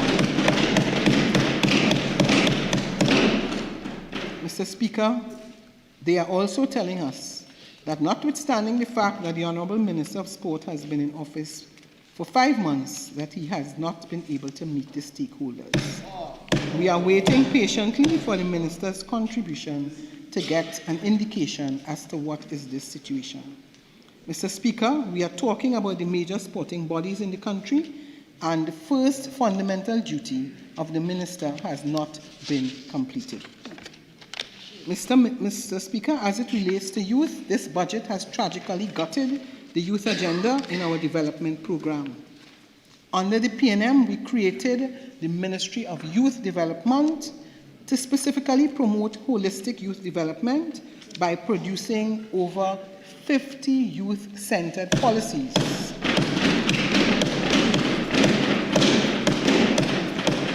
And programs for the largest demographic in the country. Mr. Speaker, the Minister of Finance has said little or nothing on youth development simply because the budget is bereft of any real youth development initiative. half a page with nothing of substance was dedicated to youth in their public sector investment program. Mr. Speaker, we allocated 50 million to the development for youth in the last fiscal year, while they have proposed a measly 10 million, and 8 million of which is to repair indoor arenas and the rest for IT services. In summary, Mr. Speaker, the youth of this nation have received $0 for their development. Mr. Speaker, when a new member of Lauketa won, the young people of Trinidad and Tobago lost everything.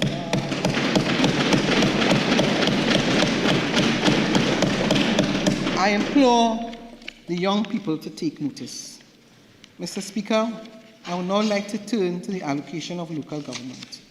Local government is critical to the development and maintenance of our major cities, boroughs, towns, and villages. Local government accounts for more than 80% of our roadway, drainage, systems, and streets, and primarily acts as the first responder to disasters in our communities. Mr. Speaker, what we have seen by this government in relation to local government is political victimization coupled with regressive policies crowned with a lack of vision. Mr. Speaker, the PNM-led corporations, which account for more than 50% of the population, saw drastic reductions in their recurrent and development plans allocations. However, the UNC corporations received a greater share for themselves. This is very draconian, discriminative, and very vindictive. I, Mr. Speaker, will give a few examples. The 2026 Development Program allocation for the borough of Arima has been cut by 12.6 million when compared to 2025. The development program for the allocation of the borough of Diego Martin has been cut by 6.3 million. The development program of the Port of Spain City Corporation has been cut by 15.6 million, and so on. Every single PNM corporation has had its 2026 development program allocation drastically reduced. But when we look at the UNC corporations, Chaguanas, Princestown, Pinal Debe, have seen huge increases in their 2026 allocations in excess of 20 million, making their development program allocations for 2026 more than 6 times as large as the PNM corporations. Imagine the development program allocation for Princestown Corporation is now twice as large as the allocation for the capital city and the second city, San Fernando.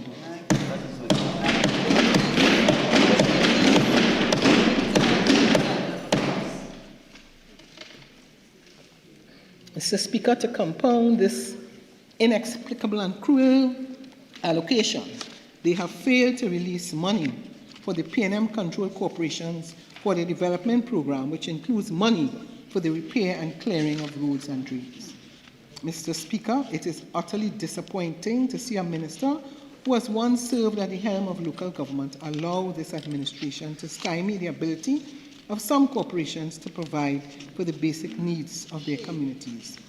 The PNM must be credited as the only government that has been serious on the policy of local government reform, allowing for greater autonomy in law, executive management, and increased resources for our communities to advance real and progressive development.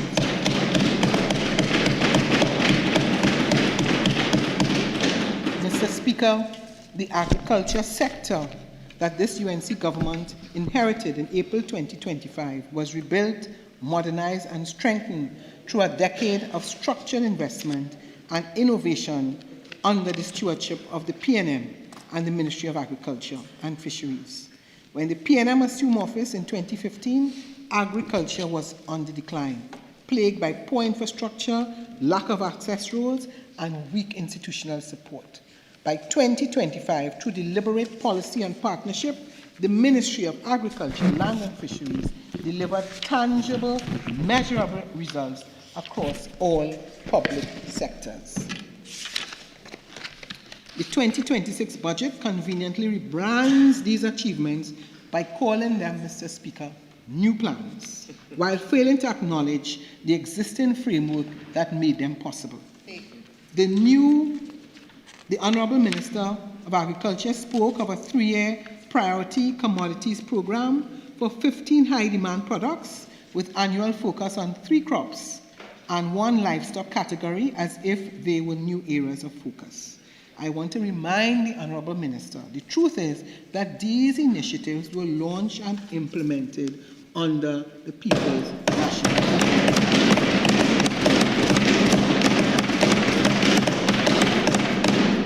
Mr. Speaker, as a matter of fact, on May 18, 2025, 3 weeks into this government tenure, they executed a P&M policy by distributing an additional 100 tons of high-quality rice seeds procured from Guyana under the same Memorandum of Agreement arrangements for the 2025 rice growing season.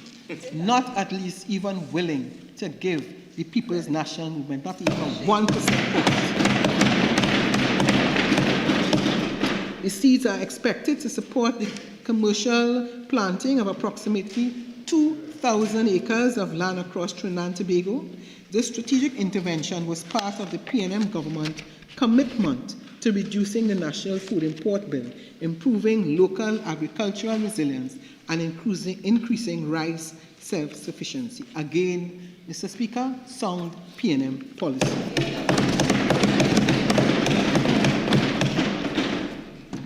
Mr. Speaker, the 2026 budget's promise, new agricultural roads and irrigation project mirrors exactly what the PNM completed over the last decade. These works build the foundation for food security and rural economic growth. Yes, this administration now speaks of starting where the PNM already succeeded. The budget claims of regularizing farmers and granting leases again rest on groundwork completed under the PNM. In addition, while the 2026 budget highlights digital transformation, the records show that it was the PNM government that modernized the sector. Fully digitalization of the import permitting via TT-Biz links, Grow Trinbago platform, drone mapping, and LIDR surveys for land management, digitalization of all state land paper records, online farmer training via Moodle and youth-focused 4-H programs reaching over 33,000 participants in 10 years.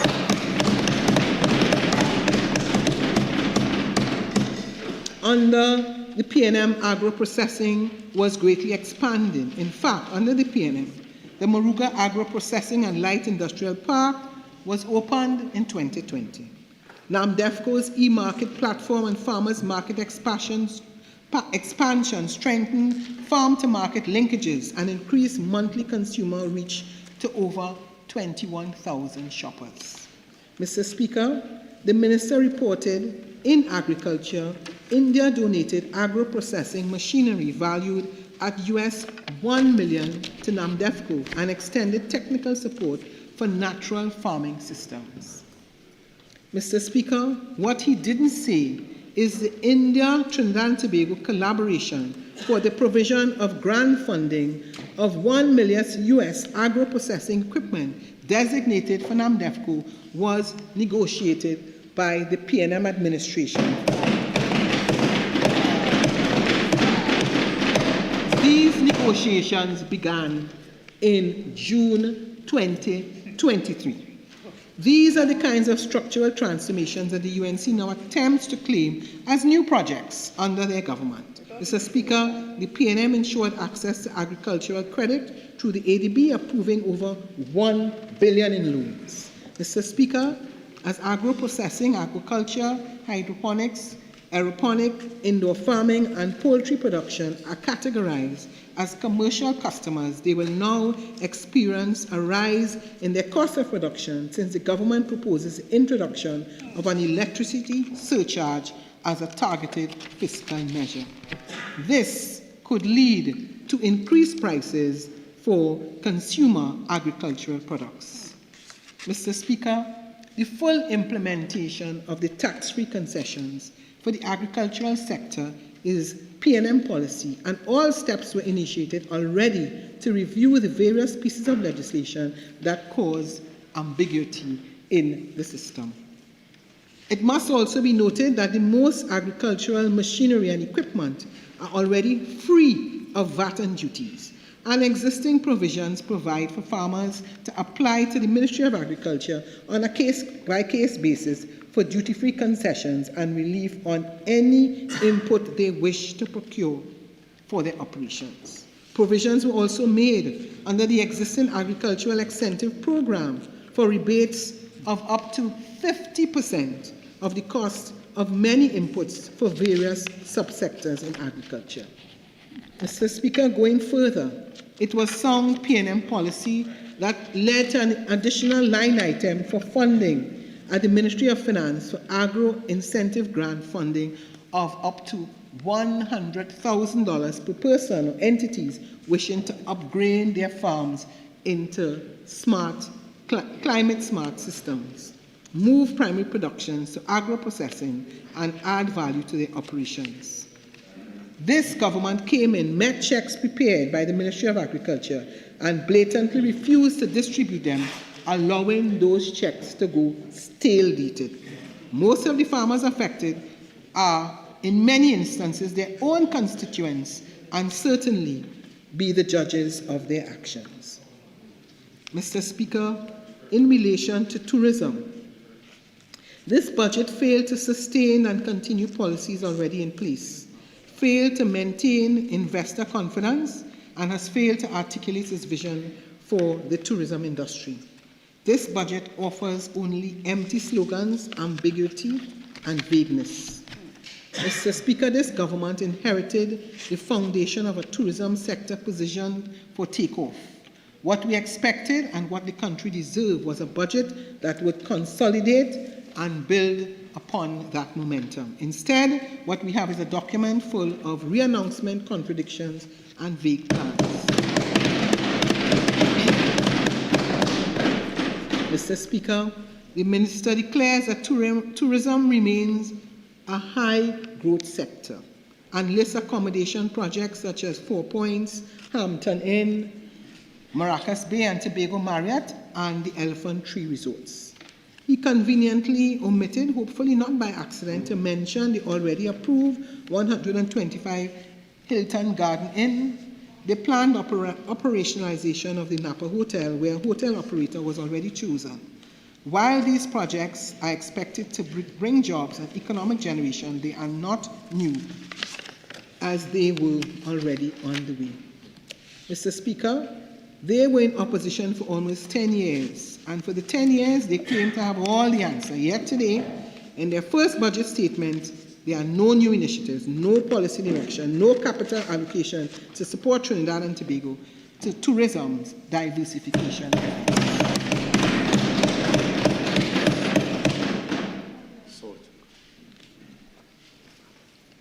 Mr. Speaker, the government speaks of tourism as a high-growth sector, but the fiscal measures announced by the Minister of Finance will achieve the exact opposite. The budget introduced new taxes, surcharges, and fee increases that will undoubtedly drive operating costs for hotels, for restaurants, tour operators, and every small business connected with tourism. What this government has done under the guise of broadening the tax base is to broaden the burden, placing it squarely on the backs of those who are trying to grow the non-energy sector.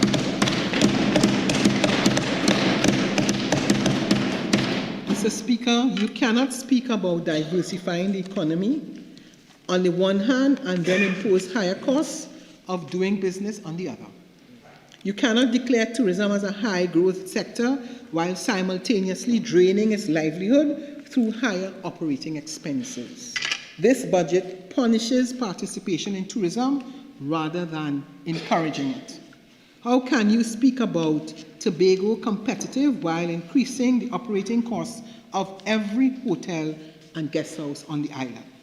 Mr. Speaker, the Minister proudly announced that the Beckles-Robinson Airport will be fully operational in the second quarter of 2026, which is 9 months after the date that the PNM has scheduled for the said operationalization.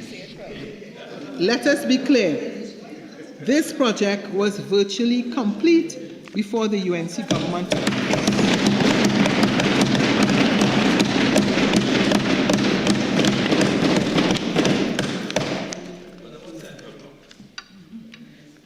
Further, an airport terminal is simply infrastructure. What is needed is a complete tourism ecosystem, such as what was planned and envisioned by the PNM government with international flagship hotels, airline partnerships, and world-class mariners.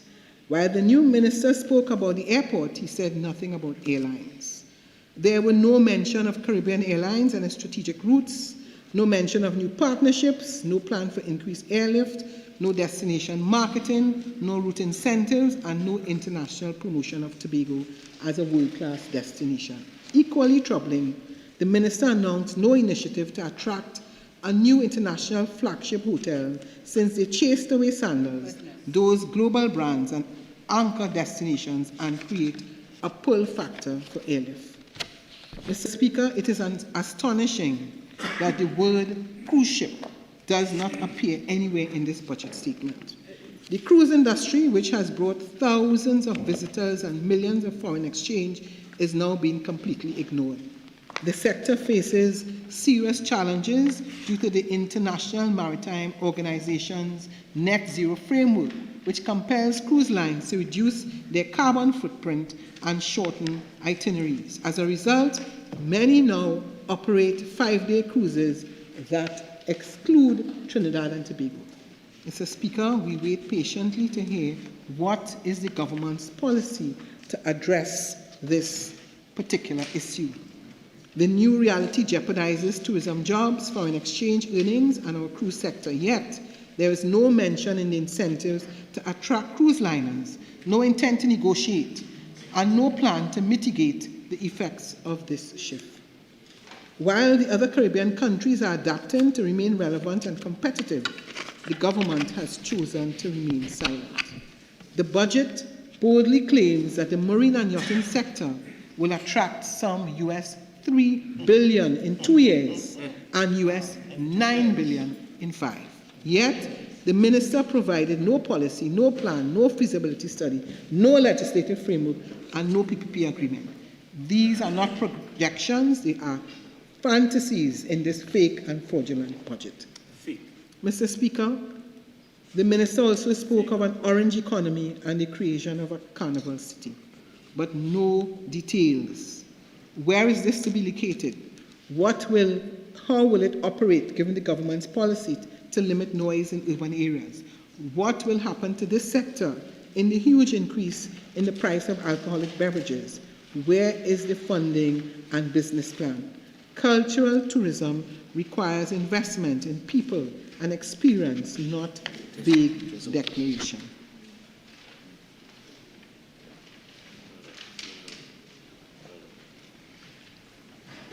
Mr. Speaker, our creative industries are living assets. They need structure and support, not speeches. Mr. Speaker, having listened to the minister, that is the most I heard during his contribution as it relates to culture.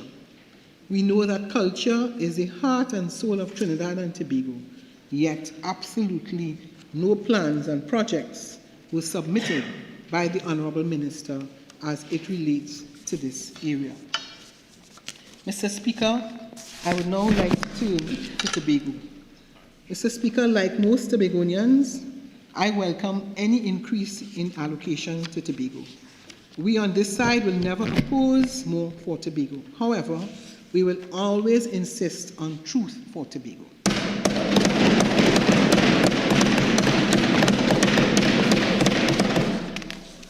Mr. Speaker, what is being sold to the public is a record spend of over $3.7 billion, made up of 5% of the budget allocation and an additional $763 million in the central government expenditure is quite frankly deceitful, deceptive, and dishonest. Mr. Speaker, the government has blurred the lines between two very different types of expenditure. Direct THA allocations, which the Assembly can actually use to manage Tobago affairs, and central government expenditures in Tobago, such as oil spill response payments, WASA upgrades, TNTech works, and other national programs.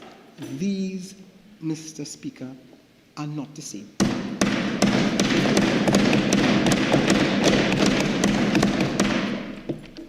Mr. Speaker, central government projects in Tobago cannot be substituted for the THA's development funds.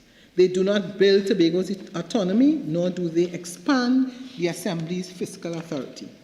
Mr. Speaker, it was the People's National Movement, both in Trinidad and Tobago, that voted to guarantee Tobago a minimum of 6.8% through the Tobago Island.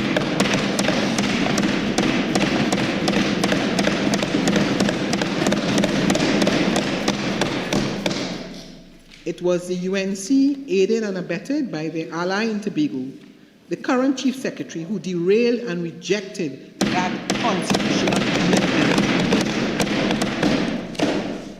Mr. Speaker, the result is that instead of receiving 6.8%, roughly $4 billion, Tobago is now getting only 5%, $2.96 billion. So let the record show. The UNC did not give Tobago $1 billion more. They cost Tobago $1 billion less.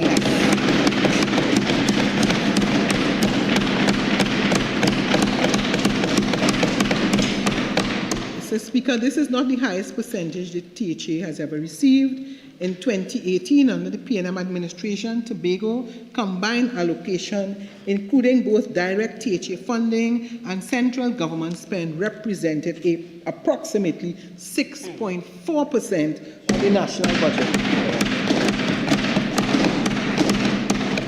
So what is being implemented, trumpeted today as historic, is in truth a record-breaking spin. When UNC spins, everybody spins.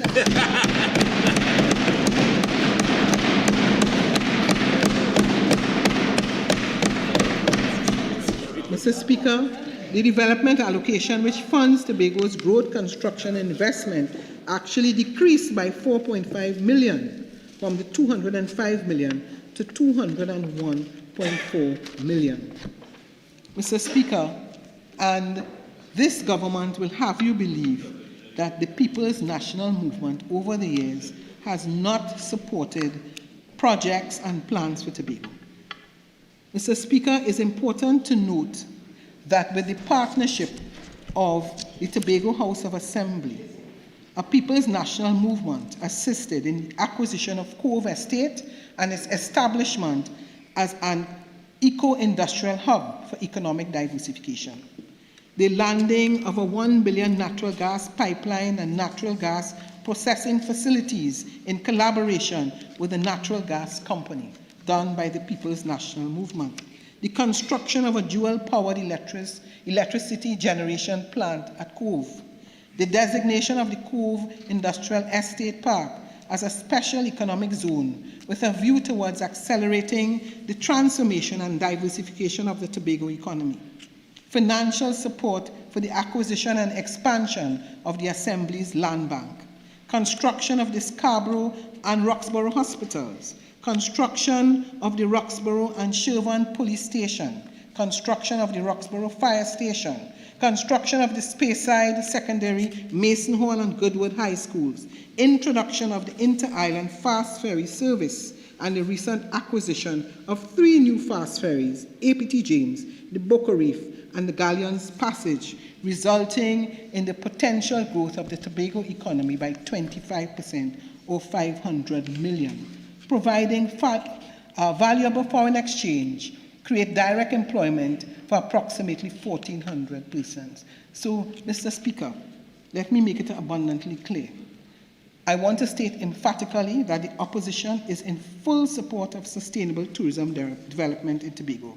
We support the construction of complementary infrastructure in the tourism sector in Tobago, such as a marina, and we are also in support of the Rocky Point Marriott Hotel development project, which commenced through the joint efforts of the previous THA administration and the central government. We hope that the current government will reconsider their policy stance on tourism investment in Tobago, given that the leaders of the UNC and the PDP took full responsibility for throwing the Sandals projects out.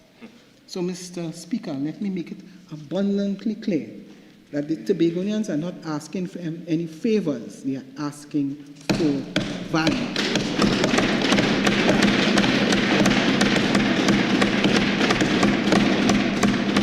Mr. Speaker, I want to say that when we look at URP and CPEP, two programs that sustain hundreds of Tobago households, we cannot find any clear allocation. So I ask, is it that CPEP and URP will be shut down in Tobago after the next THA election, just as they are being dismantled in Trinidad? Mr. Speaker, since 2021, the THA administration has received over 11 billion, averaging 2.7 billion per year, more than any administration in the history of the Assembly. Yet our people are asking what has improved under their lives.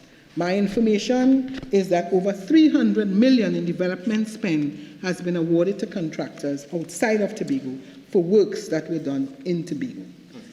The economic effects is devastating. Tobago contractors who previously executed these services now face cash flow crises, and banks are moving to foreclose on long-standing local folks. Mr. Speaker, tourism should be Tobago's economic engine, yet we see real signs of collapse. According to the Tobago Hotel and Tourism Association, international tourist arrivals have dropped, Mr. Speaker, by some 70%, with only 24,500 foreign visitors recorded last year. This decline, confirmed by the THTA president in August 2025, represents an economic and social crisis for the island. Mr. Speaker, we should also be honest about investments in Tobago. The PNM initiated both the Marriott and the Elephant Tree projects. After spending over 25 million on overseas travel, what new bankable investment has the THA secured? To those who once ran sandals out of Tobago to the IC, as the region embraces similar models, look at St. Vincent, see the opportunities that they have chased away.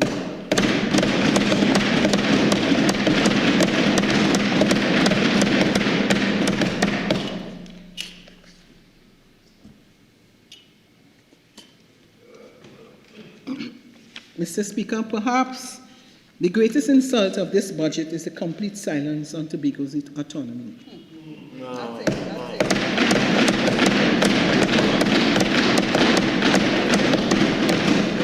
It is clear that the UNC's name is a misnomer.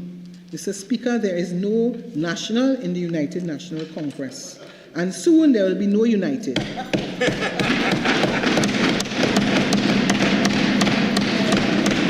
How could you be a national party and say not one word, not one line, and not one promise in a budget about the autonomy for Tobago?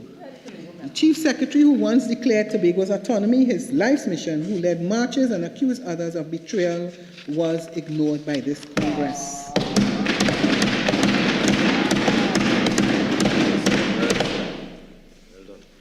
Mr. Speaker, I'd now like to address some issues as it relates to national security.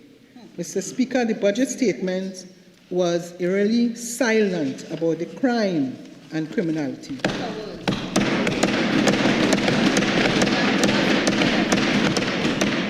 The visionless government did not present any workable anti-crime plan, but boasted that murders were done.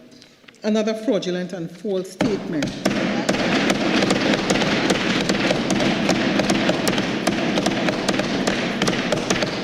In the face of 10 murders in a 24-hour period, and all within a state of emergency. Since my appointment as leader of the opposition, I gave the country an undertaking that this people's national movement will do, as it has always done in the national interest, cooperate with the government on all initiatives and legislation that will advance the national good of the country. Crime and criminality have been in this country's Achilles heel for decades. From legislative interventions and social programs, criminal justice, and policy reforms, the challenge remains pervasive and the landscape remains fluid. A sustained national effort is the only way to fight this menace, and the petty blame game will take us nowhere very fast.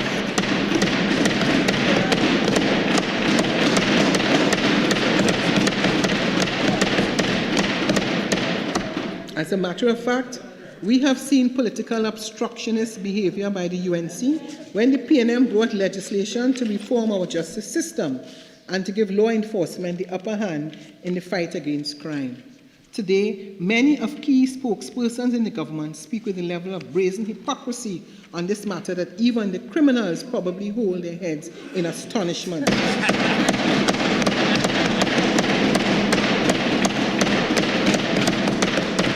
The UNC has played petty politics with crime and on many occasions has refused to cooperate with the previous PNM governments in our efforts.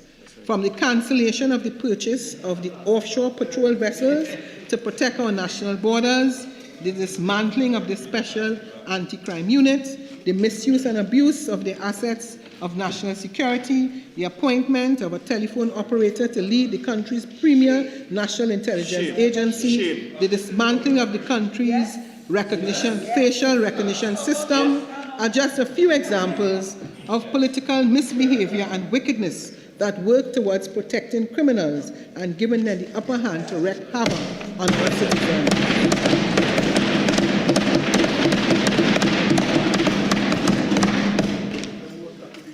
The country must never forget that it was the Honorable Prime Minister who once said, "The war against the criminals is not the war on the seas, but is on the streets." To justify her government's reckless and irresponsible cancellation of a contract for the purchase of high-powered and high-speed naval vessels to protect and secure our nation's porous borders. We must ask ourselves the sobering question, how many lives this has cost the people of Trinidad and our esteemed Caribbean neighbors.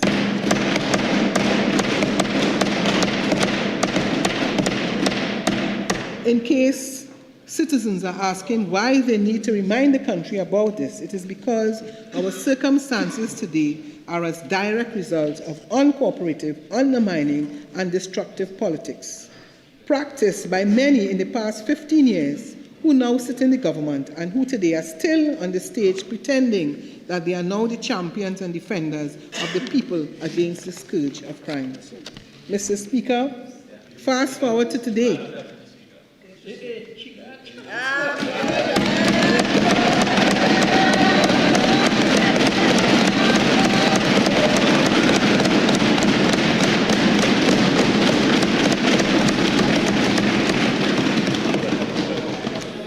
Madam Deputy Speaker, I wish to officially welcome you and to say that we are very pleased that you have the opportunity to preside.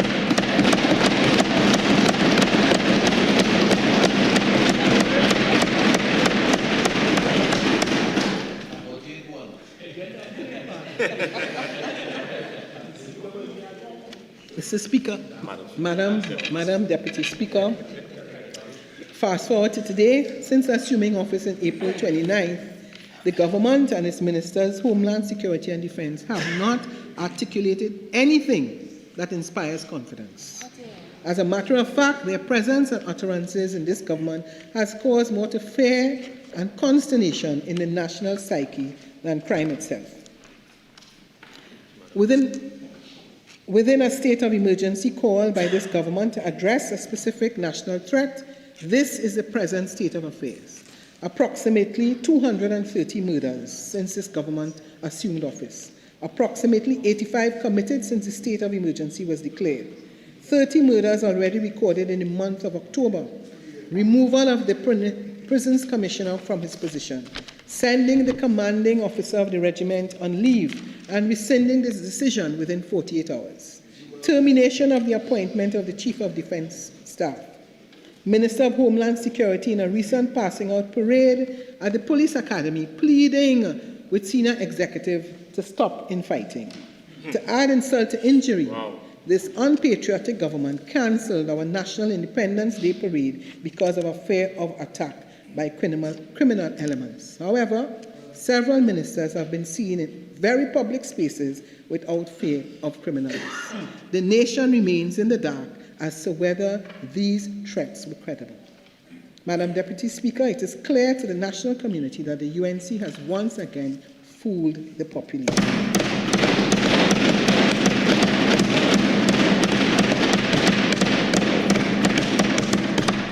Madam Deputy Speaker, they have no obvious plans to tackle crime from its root causes and are unable to demonstrate that it will do so differently from the previous PNM government. Madam Deputy Speaker, so far, what the country has gotten from the ministers in charge of national security is nothing but astonishing, bizarre examples, calling for the trying of child offenders as adults, asking for the public to be patient, advising that attorneys stop drinking milk from their clients.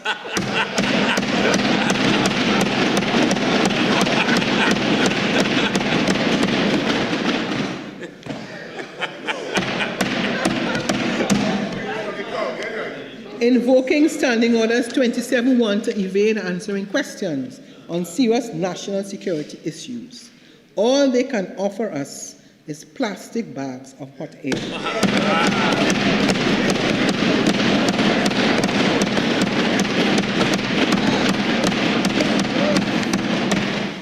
Madam Deputy Speaker, these are certainly frightening times and the road ahead will be bumpy and rough. Madam Deputy Speaker, I'd now like to turn to public utilities. The Honourable Minister of Finance boldly mentioned and boasts about projects completed during the UNC's 5 months in office in the water sector. Madam Deputy Speaker, as Minister of Planning and Development in the last PNM government, I worked closely with my colleague, the then Honourable Marvin Gonzalez, Minister of Public Utilities and Member of Parliament for Aruka Lopino in the transformation agenda for the water and sewage sector. As part of this transformation roadmap, we secured funding from the Ministry of Finance through the development programs and the Inter-American Development Bank for a suite of projects that saw water flowing in communities for the first time. Madam Deputy Speaker, the People's National Movement was successful in completing over 400 small, medium and large projects that brought relief to many rural communities through the length and breadth of Trinidad and Tobago. Over 600,000 people experienced an improvement in their water supply, and no amount of UNC misinformation will erase our stellar achievement in the water sector.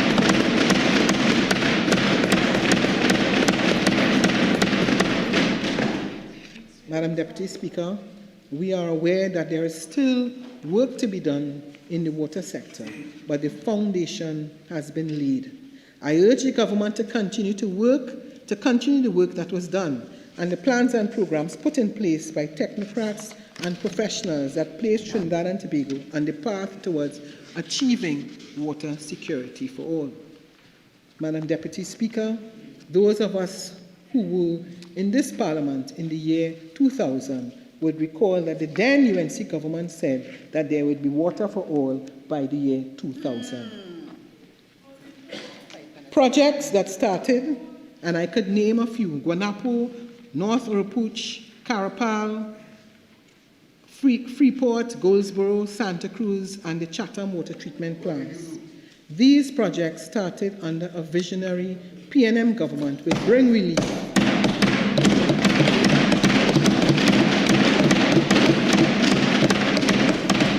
to the citizens, and we expect to hear that this UNC government will carry through with them for the good of all.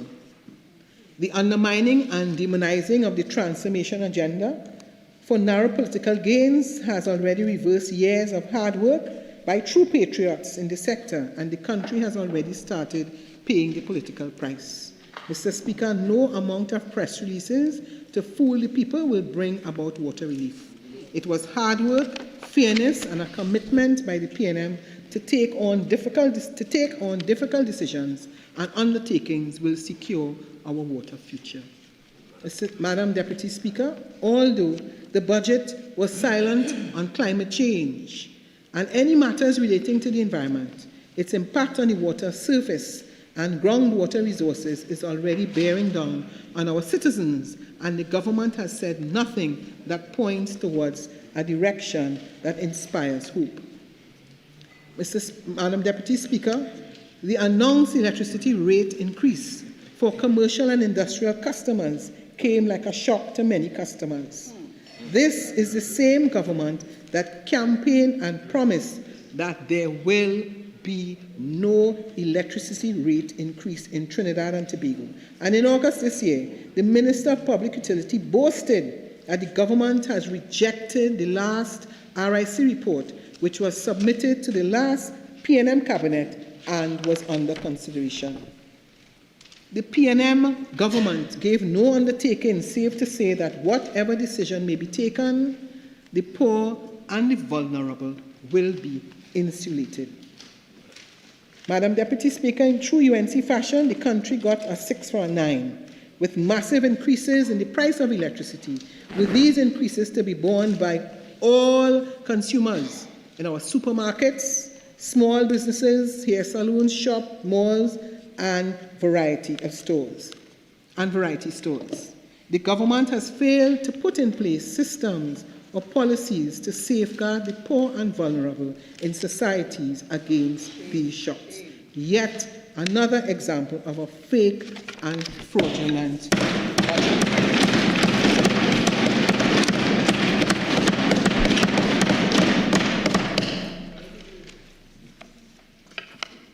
As it relates to education, Mr. Speaker, Madam Deputy Speaker, my apologies. Under the People's National Movement, education stood as a pillar of employment and opportunity. We invested in our students, protected the vulnerable, and built a system that worked for every child. Under this government, that legacy has been destroyed. Our education system has been gutted, neglected, and left visionless.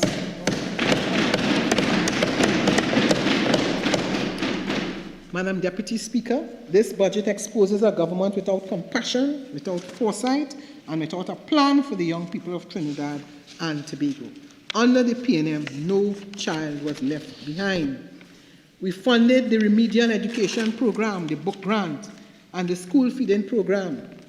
Under the UNC, those very programs have been cut. The remedial education program was reduced by $4.4 million. The book grant was completely removed, leaving 20,000 students without help. The school feeding program was cut by $10 million.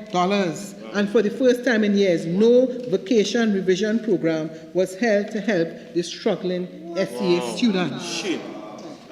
Madam Deputy Speaker, this is not policy, this is punishment. Wickedness.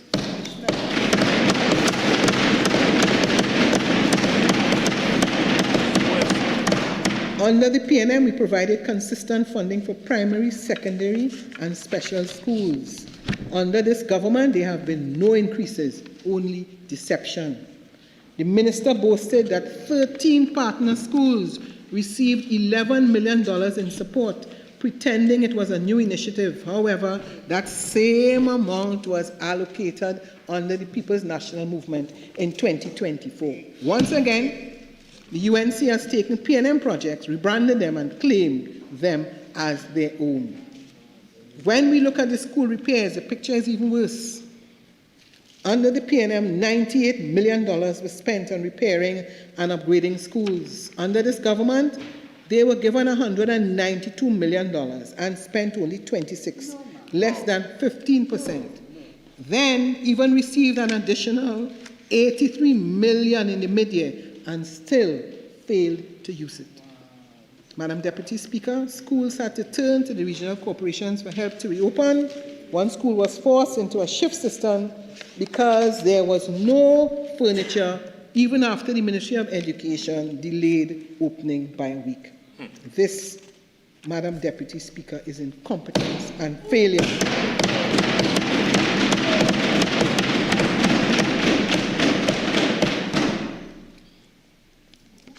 Madam Deputy Speaker, under the PNM, we modernized education with e-classroom project and the Educational Technology Unit, bringing digital learning to life. Under this UN, you will speak during your time, don't worry.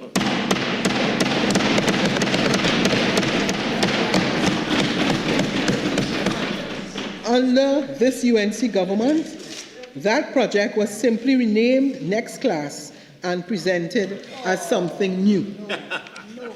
The UNC recycles PNM achievements and pretends it is their innovation. In the youth sector, the pattern continues. New funding was cut by $45 million.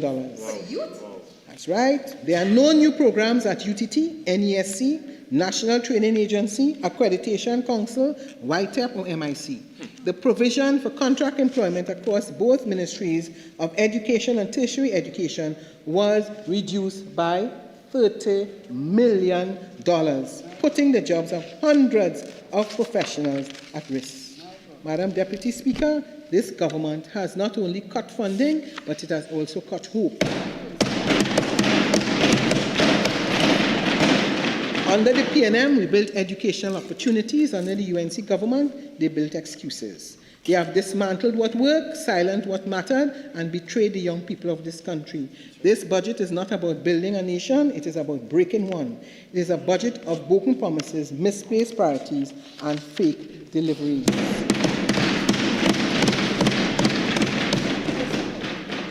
Madam Deputy Speaker, this budget was empty on substance, short on delivery, and I maintain false and fraudulent. Madam Deputy Speaker, I wish now to address some issues as it relates to sales tax. The only new source of revenue suggested by this government is the sales tax, which is intended, they say, to replace VAT.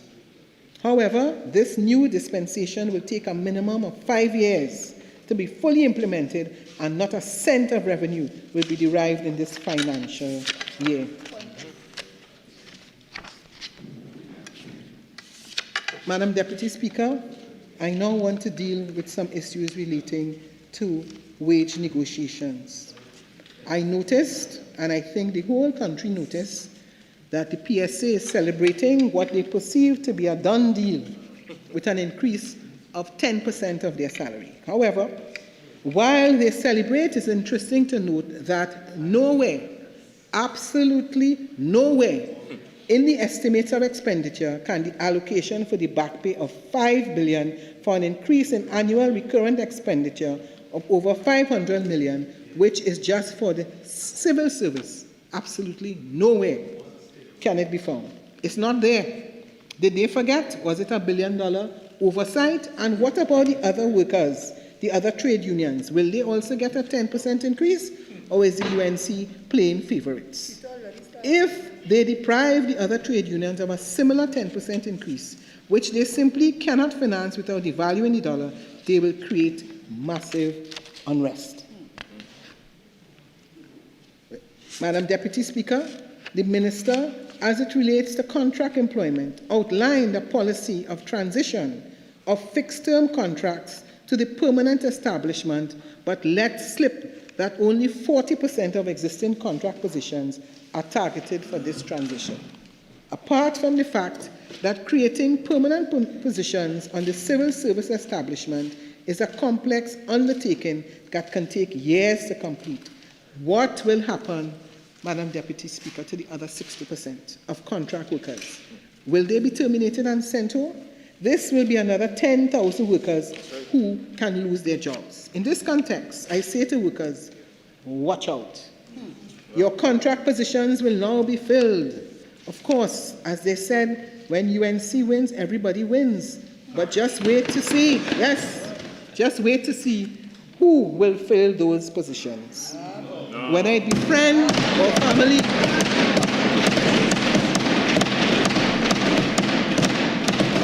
Because we know very well, we just have to look. On the one hand, they tell us that CPEP and URP has been closed. But yet still, we know that they have already hired certain persons to management positions in those programs. So let us wait and see, because the evidence is going to be made public, whether in truth and in fact, those URP programs have really been closed. Madam Deputy Speaker, I'd now like to talk about the development program. The development program, or PSIP, is estimated at $4.1 billion, or 6% of total expenditure. Is it enough? Can all those promises be fulfilled? Will the population be given full disclosure on the areas of new revenue streams, as bandied about boastfully during the election campaign? What are these new revenue streams? Are they part of the development program? Are they part of the recurrent expenditure? Or are they a figment of somebody's fertile imagination? While destroying the TTRA, no mention was made of any new significant streams. As we all know, Madam Deputy Speaker, the PSIP is designed to promote growth, to generate employment, and, of course, to attract investment. No mention of how the PSIP will be used. Madam Deputy Speaker, and I therefore want to return to certain matters as it relates to URP and CPEP. And I want to say that after mistreating and brutalizing the CPEP and URP workers for months, the Minister of Finance on Monday finally killed those programs and indicated that the Prime Minister will perform the final rites. This is the ultimate betrayal of workers who have been told that they would be getting back their jobs in a short space of time. As a matter of fact, on the one hand, they spoke about an audit, and on the other hand, they spoke about opening a new company. Now, I hope that the CPEP and URP workers are very clear what was always the intention of this government.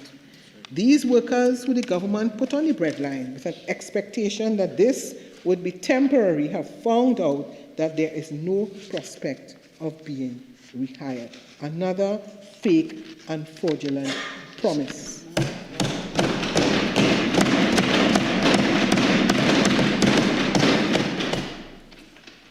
What, therefore, is their consolation?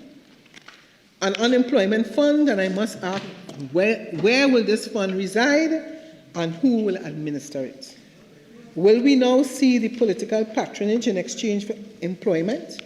Who will workers now have to grovel in order to gain employment to this fund? Another plan to suit their UNC friends and family? We wait patiently. As it relates, Madam Deputy Speaker, to the issue of revenue, this Minister of Finance predicated the budget on an oil price of $73.25 per barrel and oil and US 4.25 per MMBTU for natural gas. He has severely overestimated the energy prices on which this budget is based, therefore overestimating his revenue and severely underestimating the deficit. Madam Deputy Speaker, as I speak yesterday, West Texas Intermediate Oil Price, a benchmark used by Trinidad and Tobago for decades, was just over $57 per barrel. Shockingly, the U.S. Energy Information Administration, a source used by the Ministry of Finance for decades, for its forecast is currently estimating a WTI price of US $48.50 per barrel in 2026.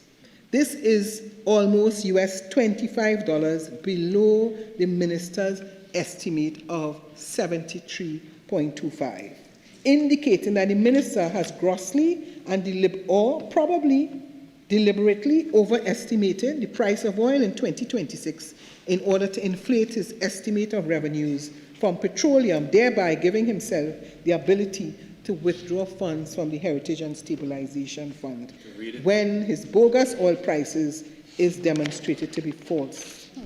Fitch Ratings, another source used by the Ministry of Finance, in recent years, just last month, lowered its oil price forecast to $60 per barrel based on the increasing global oversupply of oil.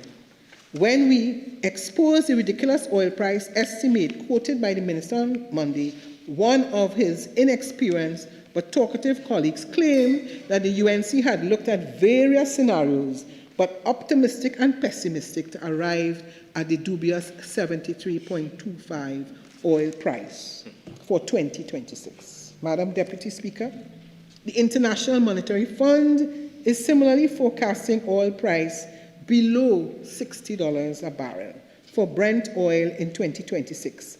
And oil from Trinidad and Tobago fetches much lower prices than Brent on international markets. The World Bank is also estimating similar declines. In an effort to avoid any form of doubt, there is no credible source in the world that is currently predicting an oil price above $60 per barrel of oil in 2026. That 73.25 price was pulled out of a hat and is as fake and fraudulent as the rest of the budget and only has one purpose: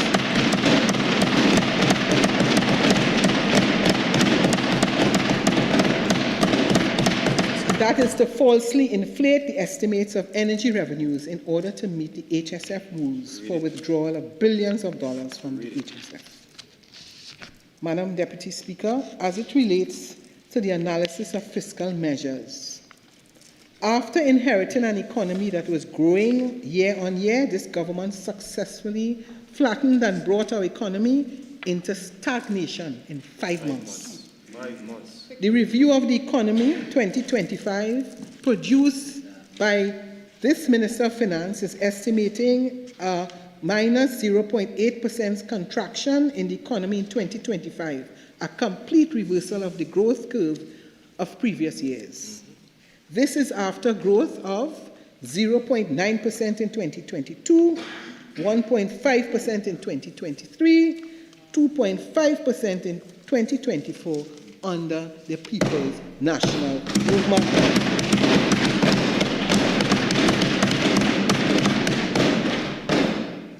Madam Deputy Speaker, nothing in this budget is designed to address our stagnating economy, stimulate growth over the next year, and provide the groundwork for an economic recovery. This is purely a budget of delusion. But it is worse. The Minister of Finance has brought fiscal policies which are contractionary, inflationary, and arbitrary, a fantasy designed to fool the people of Trinidad and Tobago. Madam Deputy Speaker, while this government congratulates itself, businesses will be reeling from increased taxes, surcharges, fees, price, and double cost at the port. In haste to extract revenue, this government has put the business sector under immense pressure, sent up costs, and has set the stage for stagnation to turn into a full-blown recession. And these new draconian and punitive taxes are so hypocritical. In 2020, the Prime Minister, who was then the leader of the opposition, proudly declared, "You cannot tax a nation into prosperity. For a nation to tax itself into prosperity, it is like a man standing in a bucket and trying to lift himself up by the handle of the bucket."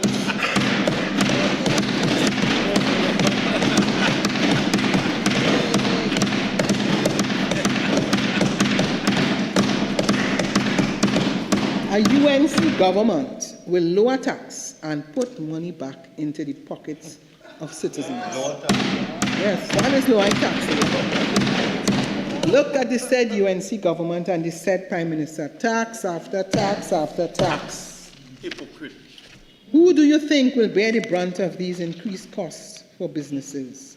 The increase in electricity rates, the industrial and commercial users will be certainly transferred to consumers. People will feel the pinch in every purchase, increase in every freight, will increase in every price of all imported goods. LPG increase will impact restaurants and small food businesses alike. But then, stay home and cook.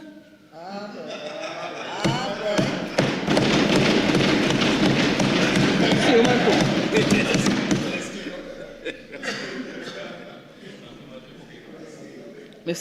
Madam Deputy Speaker, the banks have already stated that it is the customers who will pay the increased taxes charged to them. Yep. With alcohol taxes doubled, we'll probably, in many communities, see bars closing down. This country, as persons now curtail their consumption, the UNC, the Grinch that killed Christmas, limes and a killer of carnival bans everything.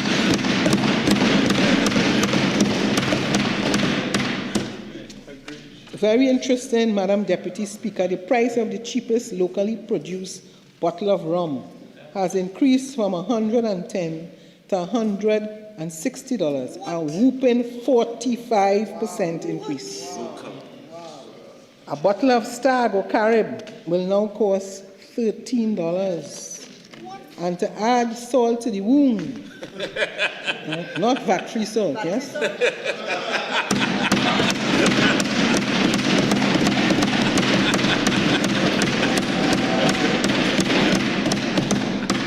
As his colleagues banged their desks and shouted that this punishment for our citizens was a win for everyone, the minister described these huge increases, ranging from 30 to 50%, as small. So out of touch are these elitists with ordinary man in the street. It is clear an analysis of these measures indicate it will only stymie business growth and investment and increase prices for consumers. These are clear examples of the contractionary and inflationary fiscal policies in an economy that is stagnating. These policies are not the recommended approach. But the new Minister of Finance will not even admit under his tenure the economy has taken a turn for the worse. So he is obviously in denial. Madam Deputy Speaker, I'd now like to deal with some fiscal measures. Let me briefly review some of the fiscal measures and their implications. Levy on banks and insurance companies. 0.25% asset levy on total assets of commercial banks and insurance companies. This will automatically and immediately increase all bank fees to customers. Commercial banks do not have a history of absorbing costs and will pass it on immediately to customers. The Prime Minister said the government will intervene to avoid this possible scenario. The question now becomes how and through what mechanism. And I think every Trinidadian and Tobagonian is waiting eagerly for the intervention and the solution. As it relates to the landlord business surcharge, new registration and requirement for all landlords with the Board of Inland Revenue. This will lead to an immediate increase in rents through the country of all tenants. In addition, since it is going into the consolidated fund, this new tax deprives local government corporations of badly needed funds to maintain local infrastructure and amenities. Of course, Madam Deputy Speaker, the dreaded word, property tax, which we have not heard about. And we know that of the 55 Commonwealth countries, 49 have some form of property tax. It is considered an essential mechanism for collecting taxes to fund local government bodies. So notwithstanding the fanfare, the Honourable Minister of Finance was clear. He only halted the implementation of the property tax. It is important for all citizens to know that that piece of legislation is not repealed and therefore still stands as part of the legislative framework. Where, therefore, does he leave property holders, especially those who are selling property and giving an undertaking to ensure that their property is properly conveyed? And what is the surcharge on property owners who rent their properties? It is not calculated on the net income derived from the rental of property, net of expenses. It is calculated on the gross value of the rental, which is penal. What about the corporations and or individuals that currently rent properties and already tax their income? They too are landlords and now are subjected to another tax at the same income. Similarly, many retirees rent out their properties to supplement their retirement income if they have any and must now pay surcharge too. Madam Deputy Speaker, what hypocrisy. As it relates to the electricity surcharge, a fixed of 0.05 per kilowatt hour surcharge on commercial and industrial users. The increase in electricity rates will be passed on to consumers through food, groceries, manufactured products, and services. Our manufacturers stand the risk of losing their competitiveness in the CARICOM market and further abroad. As it relates to the increase in excise duties, fees, and charges, alcohol and tobacco-related industries will face difficult times. This will have serious negative effects on the tourism industry in this country, since with this move, alcohol is now much cheaper in all the Caribbean islands than that of Trinidad and Tobago. Trinidad and Tobago was already struggling to compete with other countries that have a much better tourism product. Several bars and restaurants could very well be facing imminent closure. As it relates to the new National Investment Fund bond, when the first NIF bond was issued under the PNM, the Honourable Prime Minister and then Leader of the Opposition described the NIF as a dangerous and risky fraud and told her supporters to resist it because, according to her, it was a Ponzi scheme. Madam Deputy Speaker, this is yet another 360 degrees turn, similar to the Dragon Gas. Let them say what they want. NIF 1 and NIF 2 are major success stories of the People's National Movement.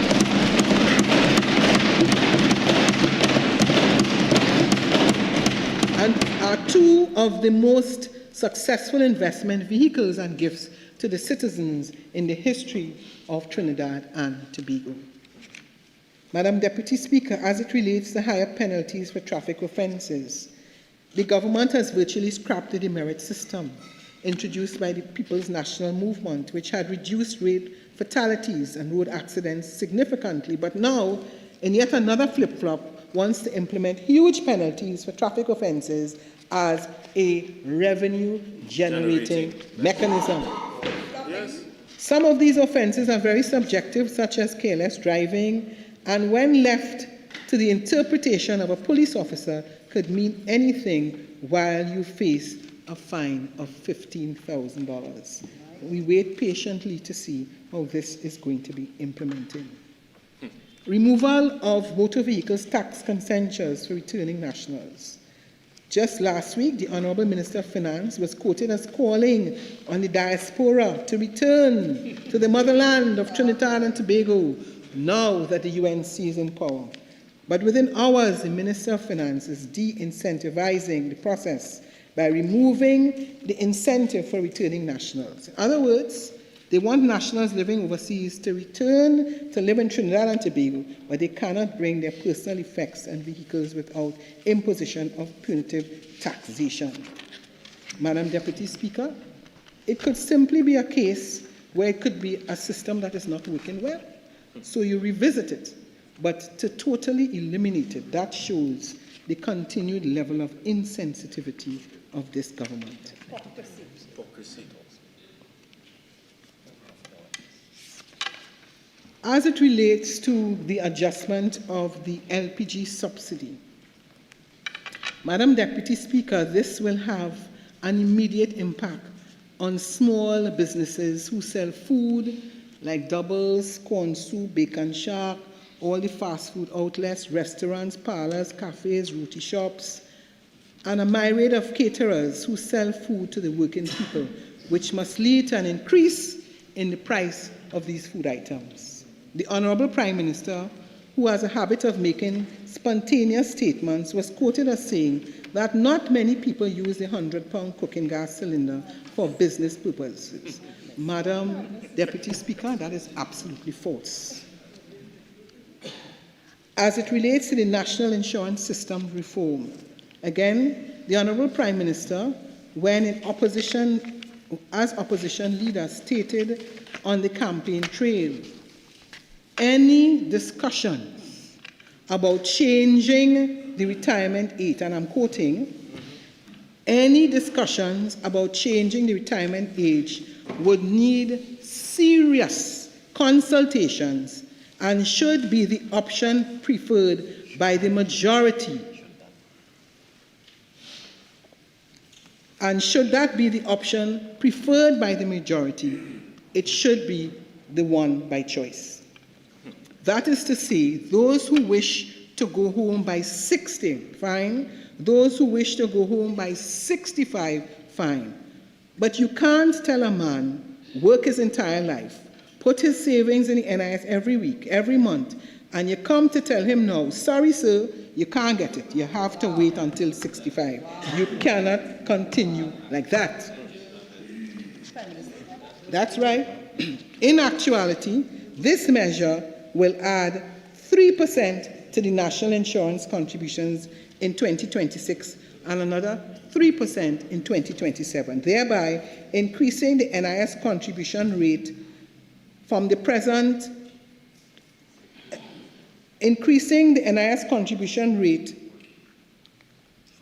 from the present 13.2% to insurable income to 19.2% of the insurable income by 2027. Is double what was discussed by the PNM and would lead to a 45% increase of the NIS contributions. And of course, if that is not true, Honorable Minister of Finance, you can say that in your winding up. Okay. For the average worker earning $7,500 per month, this will increase their monthly contributions from $350 per month, $350 to $500 per month. Wow. This wiping out an illusionary win, as stated by the UNC. Further, the Prime Minister, as leader of the opposition, said emphatically that before any increases in the retirement wage is implemented, consultations must be conducted with the population. I want to ask the Honorable Prime Minister whether any consultations was done. None. However, no consultation on increasing the retirement age and reducing NIS pensions with any affected stakeholder or any working person. Notably, the trade unions like the PSA, who screamed outrage when the PNM publicly discussed this exact measure with them in 2021 and 2023. They are now quiet as a mouse. And we know at that time there was no trade union that was supportive of that measure. That's right. And what is the case now? Quiet. To use the exact words of the PSA in June 2021, still on the website, still on their website. If you go today, it is there. Wow. No to retirement age at 65. Wow. Government ministers, shame on them for suggesting an increase in the retirement age.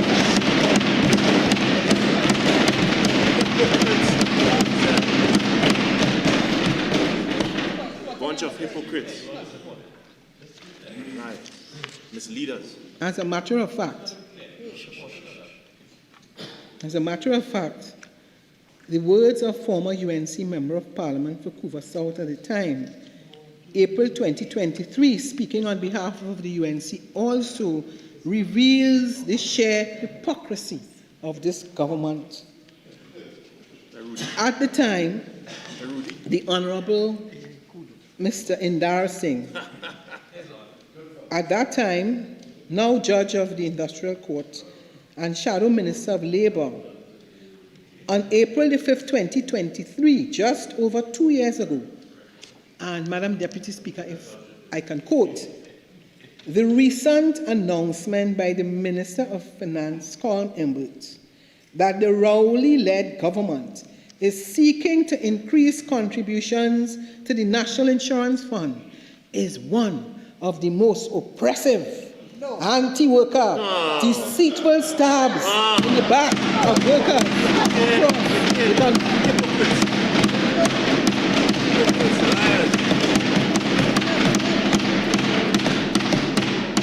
Deceivers. The People's National Movement has made mention of a consideration to increase the retirement age, another measure which I vehemently and totally reject.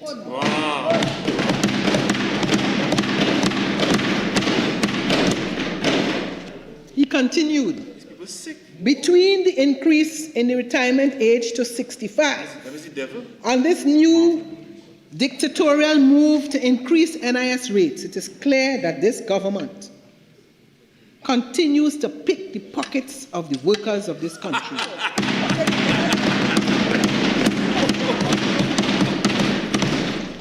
More so, an increase in contribution rates means that all businesses have to pay more to the NIS fund. Given the increases in utilities, property tax, and other related inputs, can this be afforded by small and medium businesses? Increased expenses will lead to businesses closures, which will lead to unemployment.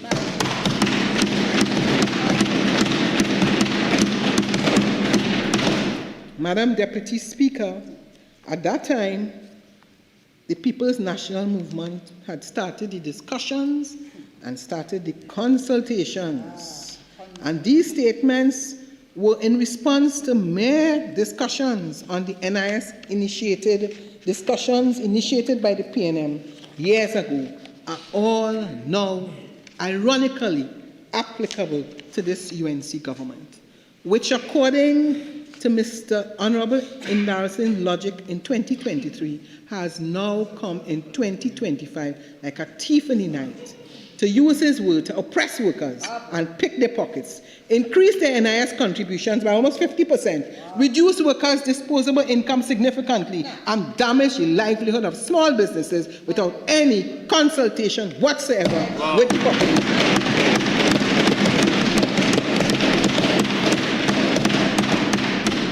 And then they want to market to you when UNC wins, workers win. Totally misleading, fraudulent. Madam Deputy Speaker, I now want to turn to agricultural incentives. The Honorable Minister of Finance made a loud boast about removing VAT on agricultural equipment. However, because of the PNM's policy on the agriculture sector, this sector is already a VAT-free sector. Something the minister should know. This is just smoke and mirrors, garbage, and by the Honorable Minister of Finance. As it relates to one of their big marketing strategies, VAT removal on basic food items. They promise to give the population another UNC win by removing VAT on vegetables like cucumber, cabbage, lettuce, cabbage, tomatoes, and salt, coconut water, cabbage. Is absurd, and it shows that somebody clearly misled the Minister of Finance. The items that he mentioned fall into the first category of zero-rated items published by the People's National Movement government in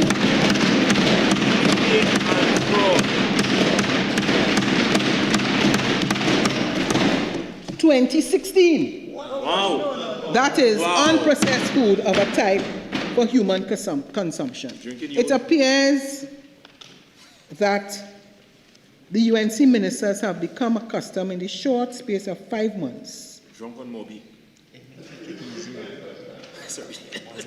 of going to places where they do not have a clue that all of these items that they're boasting about already have VAT removals. Wow.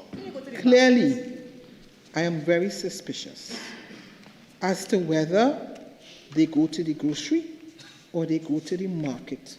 Because once you go to those places and you get your receipt, you will be able to tell whether when you purchase cucumber, when you purchase tomatoes, when you purchase lettuce in the grocery, you could see what is the situation. I strongly suspect that they are not going to the market and have been going there for years. Ironically, as it relates to possibly the exception of salt, and ironically, the removal of VAT from salt is a clear indication that the UNC now wants the thousands of dismissed workers in CPEP URP to suck salt. Suck salt.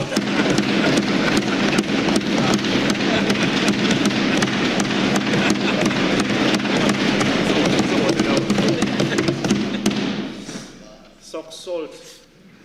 Drink more beer. Salt suckers.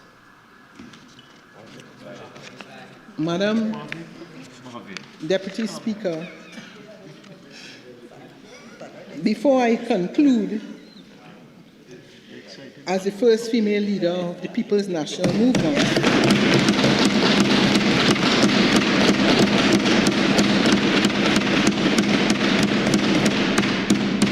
and as an accomplished professional woman in my own right, I must speak on the complete absence of gender equity in this budget. Madam Deputy Speaker, I currently hold the position of President of the Women's Parliamentarians of Trinidad and Tobago.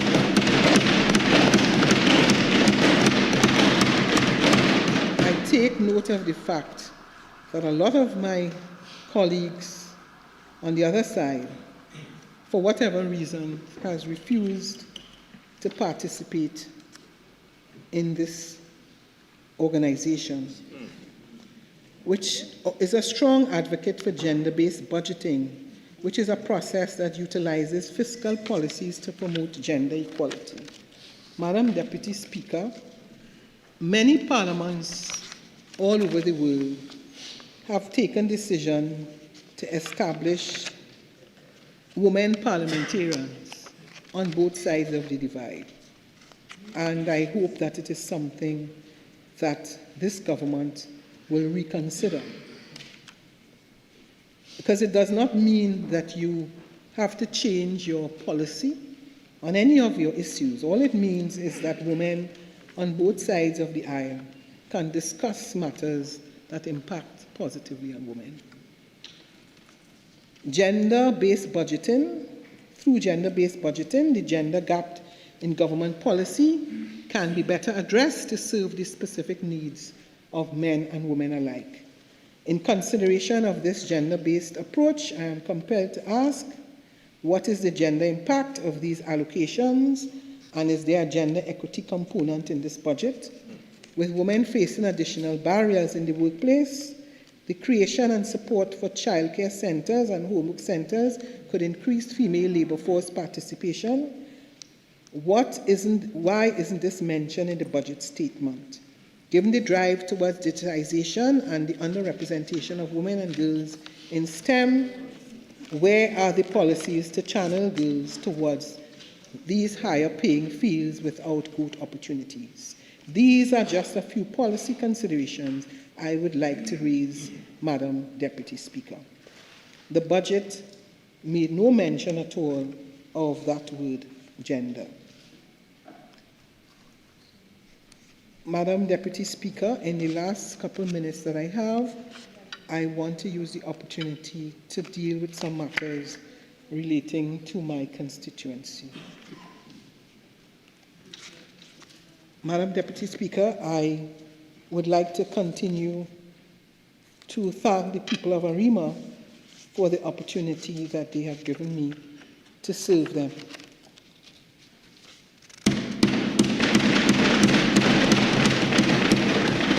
I heard the Honourable Minister speak about the fact that a water project was done in Arima, and when the UNC wins, the people of Arima win.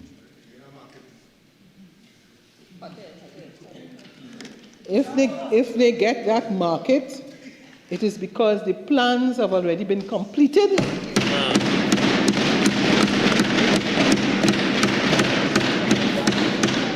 And like all the other projects, you will simply take it and then take the credit. All right, don't get too excited. I want to say that I know the Honorable Member for St. Augustine gets a little excited every time she hears a Rima.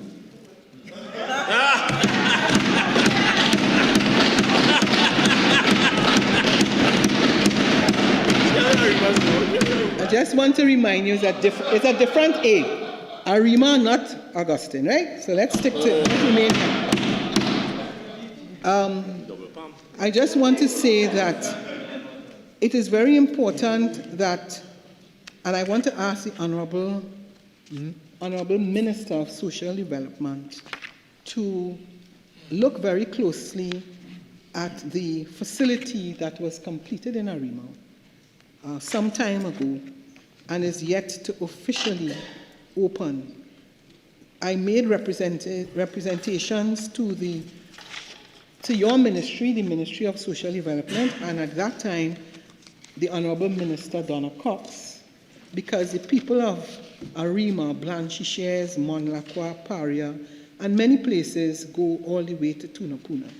So that I am aware from information received that there was everything put in place for that facility to open, and it's now almost 5 months. So I ask you to kindly look into that issue so that the people of Arima can have the benefit of the use of that facility. I want to also say that under the People's National Movement, the constituency of Arima became the first smart city in the Caribbean, implemented through the Ministry of Housing and the Inter-American Development Bank. And my hope, of course, is that project continues together with the Arima Connect project, which is the one patient, one record. Thanks to the PNM administration, and I know the Honorable Member for St. Augustine doesn't agree with me, but we have delivered the state-of-the-art Arima Public Hospital.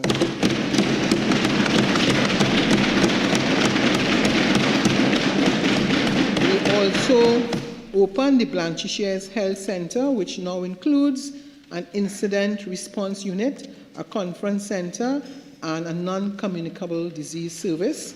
And I say thanks to my former colleague, former Member of Parliament for St. Joseph, the Honorable Terence Dialsing. In 2025, the center received a portable ultrasound machine, improving the diagnostic care of rural residents. And I'm sure all of you agree that challenges exist from time to time for rural communities.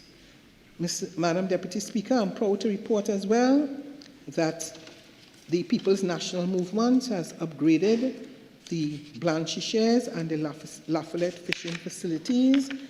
I have not seen any further allocation in the budget to complete the Blanchisseuse facility, but I will be writing to the Honourable Minister to ensure that that facility is completed.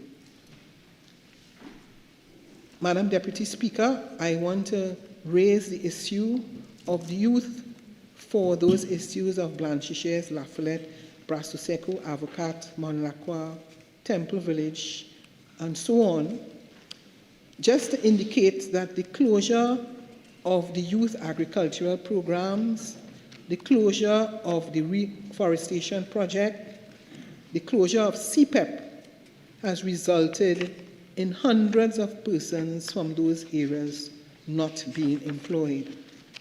And I have said to my many constituents who, in some instances, as the Member of Parliament for St. Augustine said, voted for the UNC, they now realize that a vote for the UNC was not a vote for many people who live in the constituency of Arima. Finally, Madam Deputy Speaker, I want to urge this government to continue to do the upgrade of works in the rural communities. Some of those projects have stopped, particularly in Aripo, Monlacqua, and Brasso Seco. as it relates to the Santa Rosa First Peoples, who receive 25 acres of land on the Arima Blanchisseuse Road, and under the last government was able to receive electricity and pipe-borne water. Our First Peoples, the contract, the CPEP contract, the reforestation contract for the First Peoples has now ended. I took note of the fact that no member of this government attended the conference organized by the First Peoples or their normal ceremony that takes place outside of the Red House, for whatever reason. I just want to remind all of us that the First Peoples were here long before any of us came to Trinidad and Tobago. I want to, notwithstanding, I have a feeling the Member of Parliament for St. Augustine wants to come and live in Arima, you know.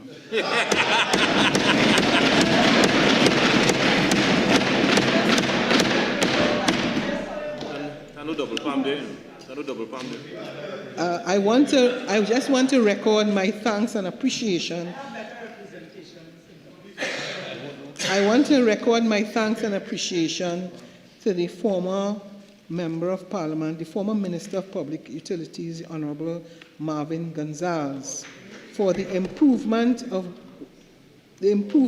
water supply in the constituency of Arima.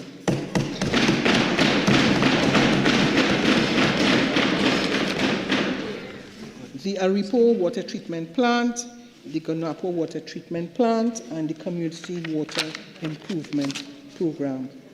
I also want to acknowledge, because when I looked in the PSIP, I saw works to begin on the public library, the velodrome upgrades, and I wait, of course, very patiently for the start of those projects. Madam Deputy Speaker, I want to conclude by saying that in this very 5 short months, this government has lost the trust and confidence of the people, and now that the mask is unveiled, Yes.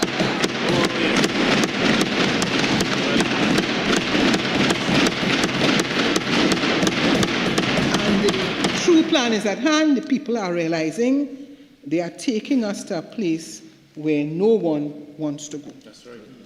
Madam Deputy Speaker, in 5 months, the government has attempted the following: to completely destroy our National Independence Day celebrations, to completely destroy our nation's achievement of independence, to completely destroy our Republican status, to destroy relations with our CARICOM neighbors, to destroy our Caribbean region as a zone of peace.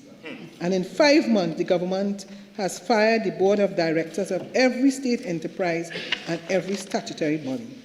In 5 months, the government has tried its best to destroy our racial and ethnic harmony. They have tried to promote... Madam Speaker, Deputy Speaker, Standing Order 48-6. Come on.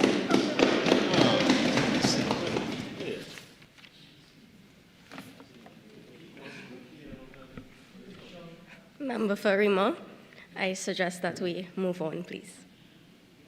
Thank you very much.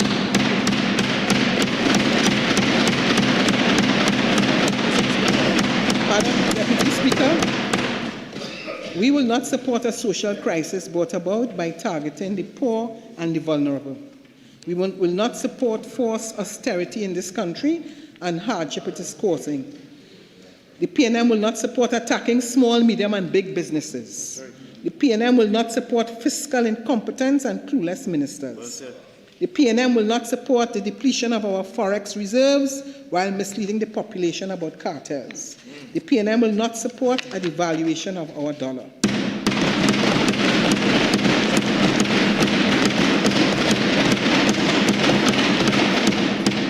The PNM will not support the government taking the country into a debt trap. and will not support the destruction of a very fabric of our society while the UNC seeks to rewrite our history. The PNM will not support the diplomatic and national security crisis being perpetrated by this government on innocent citizens who now live in fear of being targets in a greater geopolitical game. The PNM will defend the rights and freedoms of all our citizens while the government abuses its constitutional majority. The PNM will defend our independent institutions, which we hold sacred and dear, and which the UNC is determined to destroy. Madam Deputy Speaker, this budget is one of deception, treachery, and betrayal. We warned the nation, and it is sad to say it is coming to pass. This is a government that is so caught up with the limelight of the dance with powers greater than itself that it has forgotten the people and has become tyrannical in its governance. Madam Deputy Speaker, the hope lies in people who refuse to forget who they are and in an inherent pride in ourselves and our struggles. They have demonstrated as the masses congregated to celebrate our independence despite our actions of a wicked government to deny us our patriotic rights. And we made sure, Madam Deputy Speaker, that we were present. The people of Trinidad and Tobago will always prevail, and we are coming together under the banner of unity.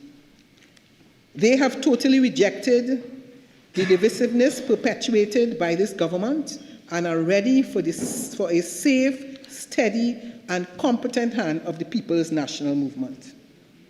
Madam Deputy Speaker, after they have destroyed all that has been built over the 63 years of independence and beyond, it will fall to this side to rebuild, and we are prepared to do so hand in hand with the people of Trinidad and Tobago. Madam Deputy Speaker, I thank you.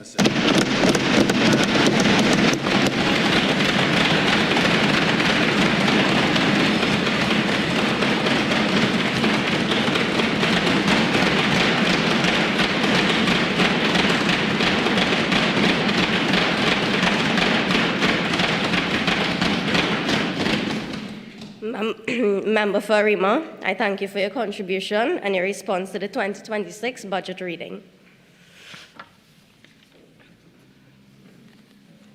Honorable members, I have an announcement to make. On Monday, 13th October 2025, I received a matter of privilege from the member for Couva South in accordance with Standing Order 32-2. The member for Couva South sought leave to raise the following matter. During the sitting of the House of Representatives on Friday, 10th October 2025, members of the opposition bench staged a parliamentary walkout, which was followed by a subsequent statement on their actions by the leader of the opposition and member for Arima.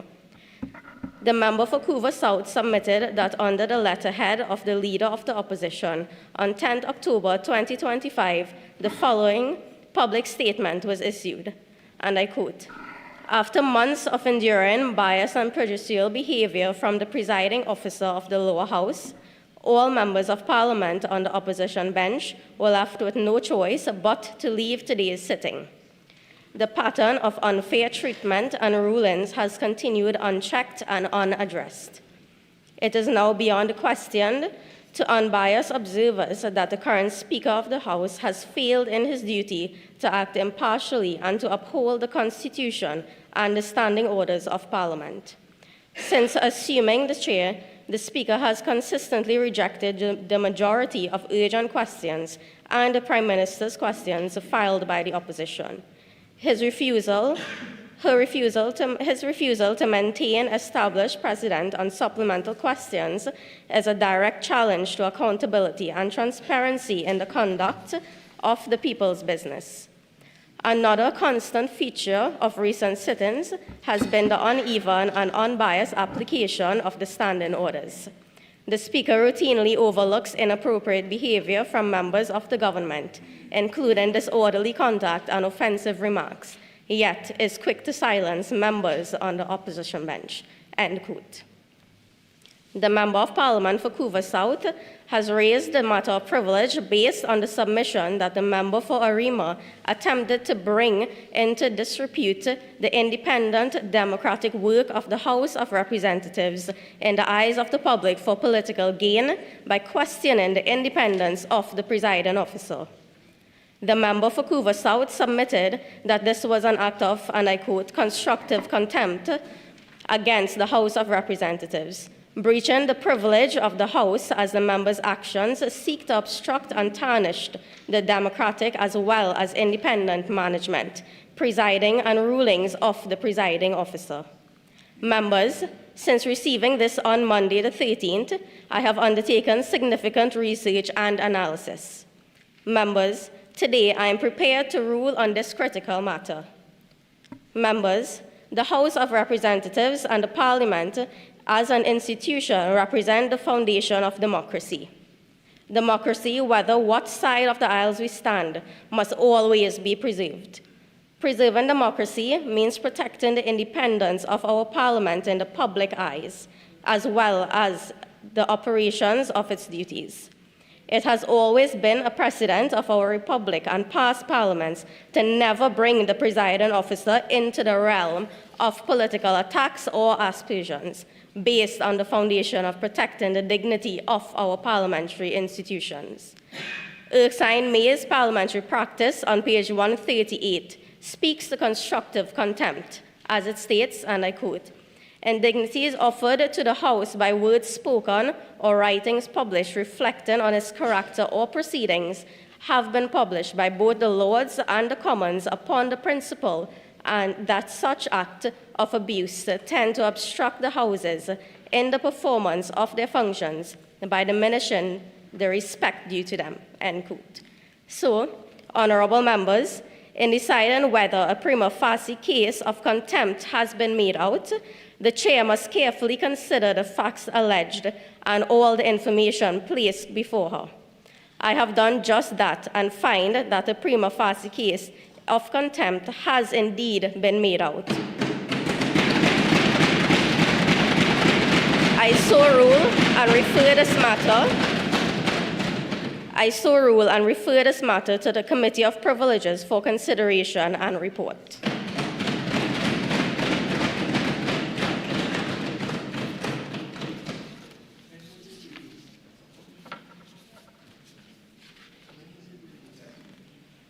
Members, I now suggest that we postpone the House until 2:17 p.m. Suspend. Yes, we suspend the House for the lunch break and we return at 2:17 p.m.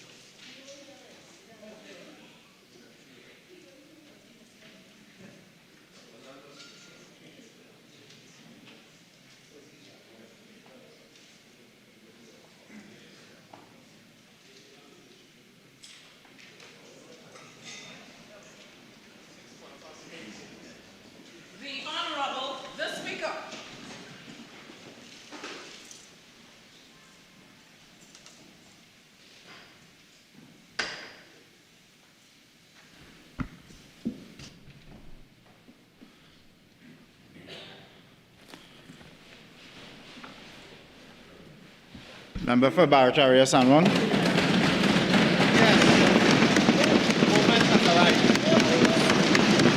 Thank you very much. Thank you very much, Mr. Speaker, and thank you very much, colleagues. Mr. Speaker, it is my great privilege for the first time as a member of cabinet in the government led by the member of Superior to rise in this debate and contribute to Budget 2026.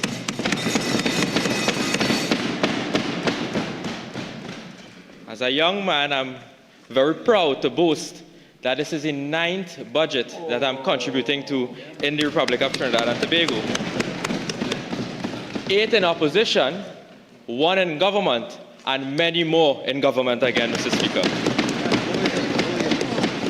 But, Mr. Speaker, I wish to thank the great people of Barataria San Juan for reposing the confidence in me as the elected member of Parliament to represent their interests in this very sacred chamber. Additionally, we would also like to thank the hundreds of citizens who would have attended our budget consultations that were conducted by all of the members of Parliament on this side, and who attended those consultations, and also those persons who have submitted their suggestions, their questions, and their concerns. And then the ministry and the minister responsible for taking the will of the people through those consultations and placing it into this budget document, I would like to congratulate the Minister of Finance and the Minister of Planning, Economic Affairs and Development and their respective teams, Mr. Speaker. Mr. Speaker, I'd also like to congratulate and thank our hard-working Prime Minister, the Honourable Member for Superior, for the critical role in guiding government policy and her meticulous examination of the policies and allocations that are before this sacred house to be debated by members here, Mr. Speaker. And I also would like to thank all of my cabinet colleagues for the work that they have put in the last 6 months in government, the tremendous amount of work to ensure that we are at this moment here today, Mr. Speaker. Mr. Speaker, the member for Arima is not here, but I would just like to tell her in her absence, Mr. Speaker, that the member looked very beautiful this morning, and I want to congratulate her on her maiden budget response as the opposition leader. But as our good leader said, Mr. Speaker, is that you must not only look good, you have to sound good. And I think that is where the member for Arima fell down, Mr. Speaker. That is where she fell down. Because I want to know, Mr. Speaker, who really wrote that speech for the member for Arima? It was disjointed, it was inconsistent, it lacked substance, it was intellectually bankrupt, Mr. Speaker, and it was simply boring. Boring. It was a bad novel. The member for Arima flip-flop all over the place. The member said that we are engaging in populist decisions and policies, but at the same time say that we are attacking the ordinary man and woman in Trinidad and Tobago. The member then said, listen, you all, this is not a small man budget, this is for the big people, but say that we are attacking the banks and all of the commercial institutions in Trinidad and Tobago. Make up your mind. They are eternally confused, Mr. Speaker. That is probably the weakest opposition they have in the history of Trinidad and Tobago. And then the member said that we came into office because of populist measures and decisions. We didn't come into power because of populist measures, Mr. Speaker. We took hard decisions as our first government here, Mr. Speaker, but they were voted out because of their corruption, inept, and... Mr. Speaker, you see, the member said that the alternative to the PNM is what, chaos?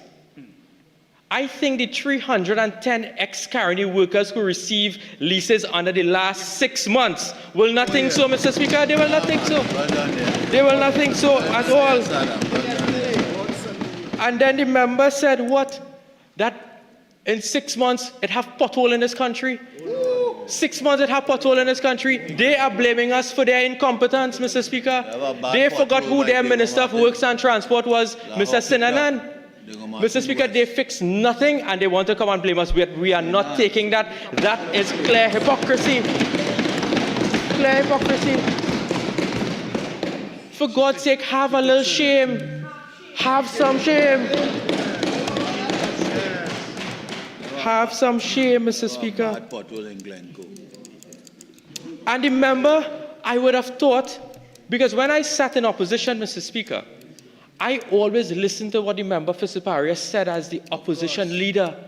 There was an intellectually analyzed contribution.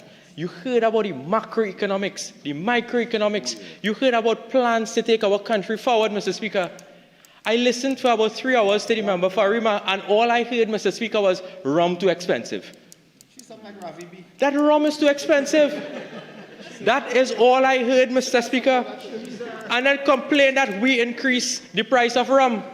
But, Mr. Speaker, history and record will bear us out today. Do you know that the member for Diego Martin Northeast, when he was the Minister of Finance in fiscal 2017, said this: over 3 million deaths occur every year because of the harmful use of alcohol.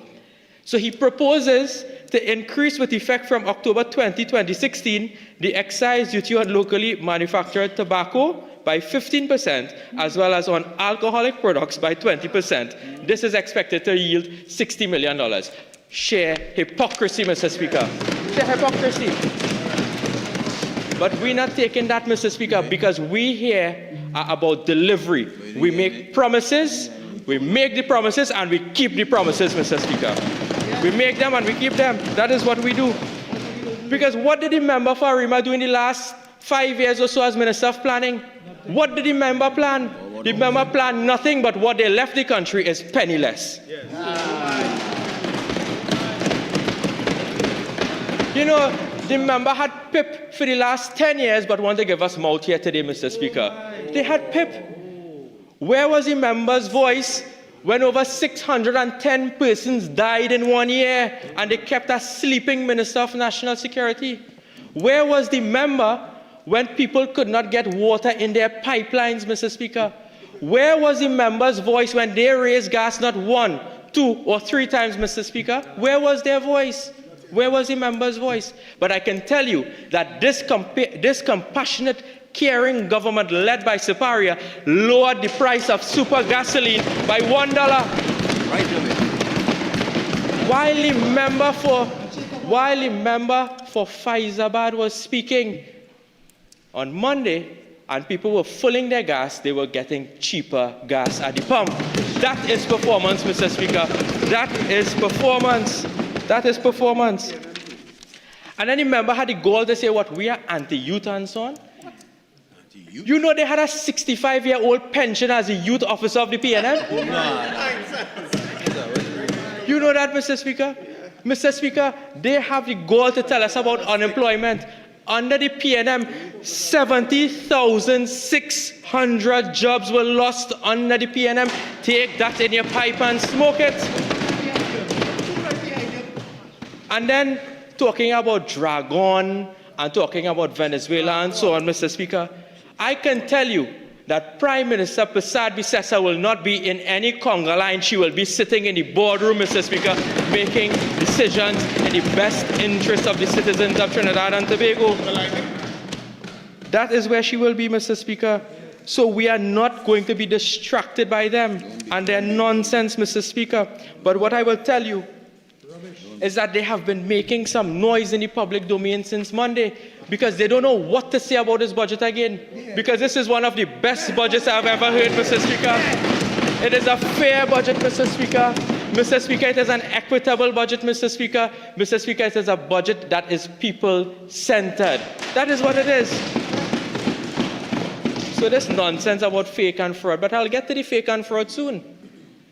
Mr. Speaker, they talk about this NIS issue. I want to make it very clear to the population that these are not measures that will be implemented overnight. This will take a 10-year rollout period, Mr. Speaker, in terms of the retirement age, because 2 things are being done. 1, the increase of the retirement age, and 2, the increase of the contributions and so on. But this is not instant. It is a way, Mr. Speaker, that we are easing into the population. It takes us 10 years for the increase of the retirement age to be done. But I want to tell you something, Mr. Speaker, because I heard the member for Arima quote all kind of speech and narrative about the retirement age. But I want to quote too, Mr. Speaker. The House of Representatives Hansard, Mr. Speaker, dated the 9th of October 2023, Budget Debate 2023, the member for San Fernando East had this to say. He said, Mr. Deputy Speaker, I'm quoting Mr. Speaker, Mr. Deputy Speaker, let me explain to the national community just how important of an issue this increased retirement age is. I can say here today that without an increase in the retirement age, there may not be a public pension fund to benefit future generations of this country going forward. That is what the member for San Fernando East had to say about the increase in the retirement age, Mr. Speaker. That is what he had to say. Why did the member for Arima not quote the member for San Fernando East? Why? Why did you not quote him? And this is not a mandatory thing, Mr. Speaker. If someone wants to retire at age 60, they can retire and they will still be entitled to a pension, but it will not be the full amount. And Mr. Speaker, this, as I said, it's a 10-year rollout period. But Mr. Speaker, I want to tell you that when the UNC wins, the public servants will win because the minister already indicated that the 10% is on the table, Mr. Speaker. It's on the table. And Mr. Speaker, let me tell you the burden that they're talking about. The NIS provided some information for us. And with the increase, the 3% increase in the contribution rate, we looked at three categories, the lowest, middle, and the highest. The lowest category, Mr. Speaker, where someone earns a monthly salary of about $1,472, Mr. Speaker, their average monthly increase will be $11.70. $11.70. A person with a salary of about $6,400, Mr. Speaker, their average monthly increase will be $60.24, less than $100. Where someone's salary increases or goes over $13,000, Mr. Speaker, the employee will have to contribute $136.05. Mr. Speaker, we are a caring, compassionate government, Mr. Speaker. We are easing these matters. So, Mr. Speaker, we do not buy that narrative of the opposition. And then they had the gall to talk about the HSF and foreign exchange reserves and what they left us with and how many months cover we had now, Mr. Speaker.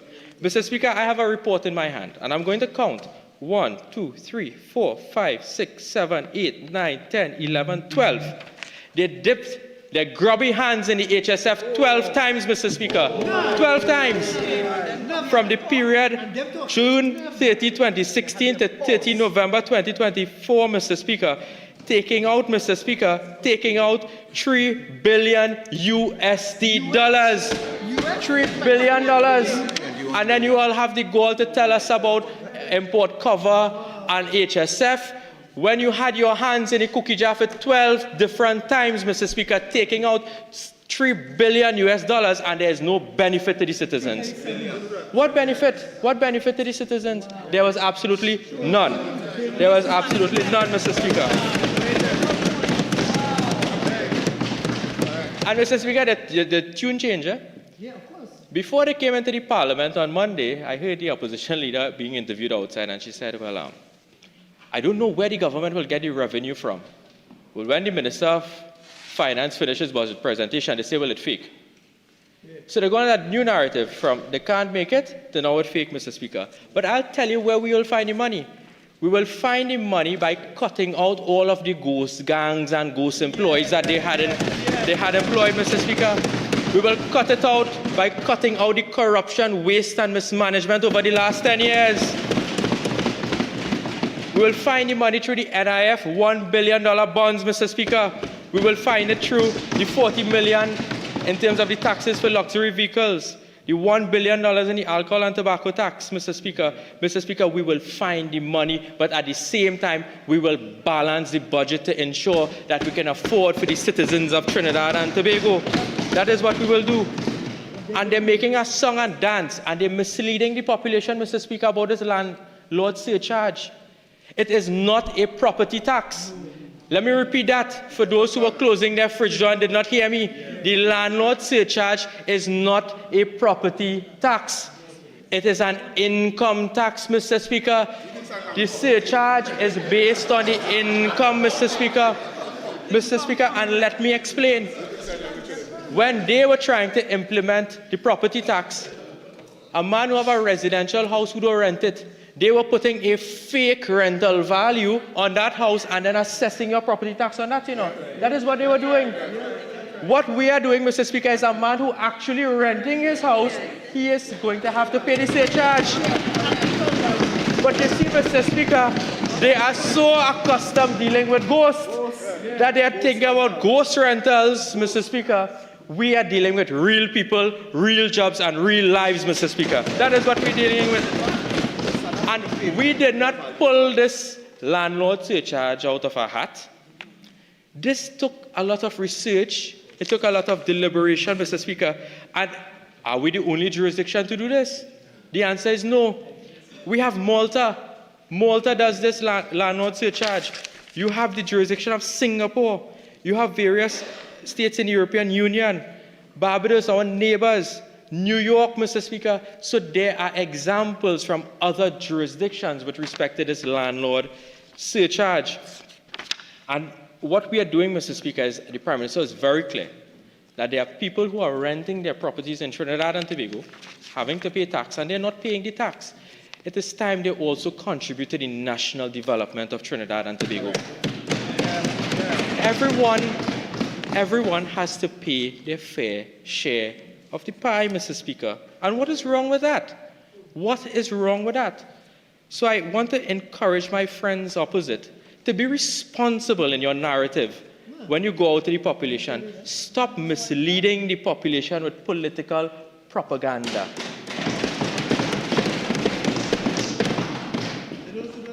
And another thing, Mr. Speaker, is that the Minister of Finance, and I must say the Minister is very creative when it comes to all his fiscal policies and so on, and his team that is behind him, Mr. Speaker.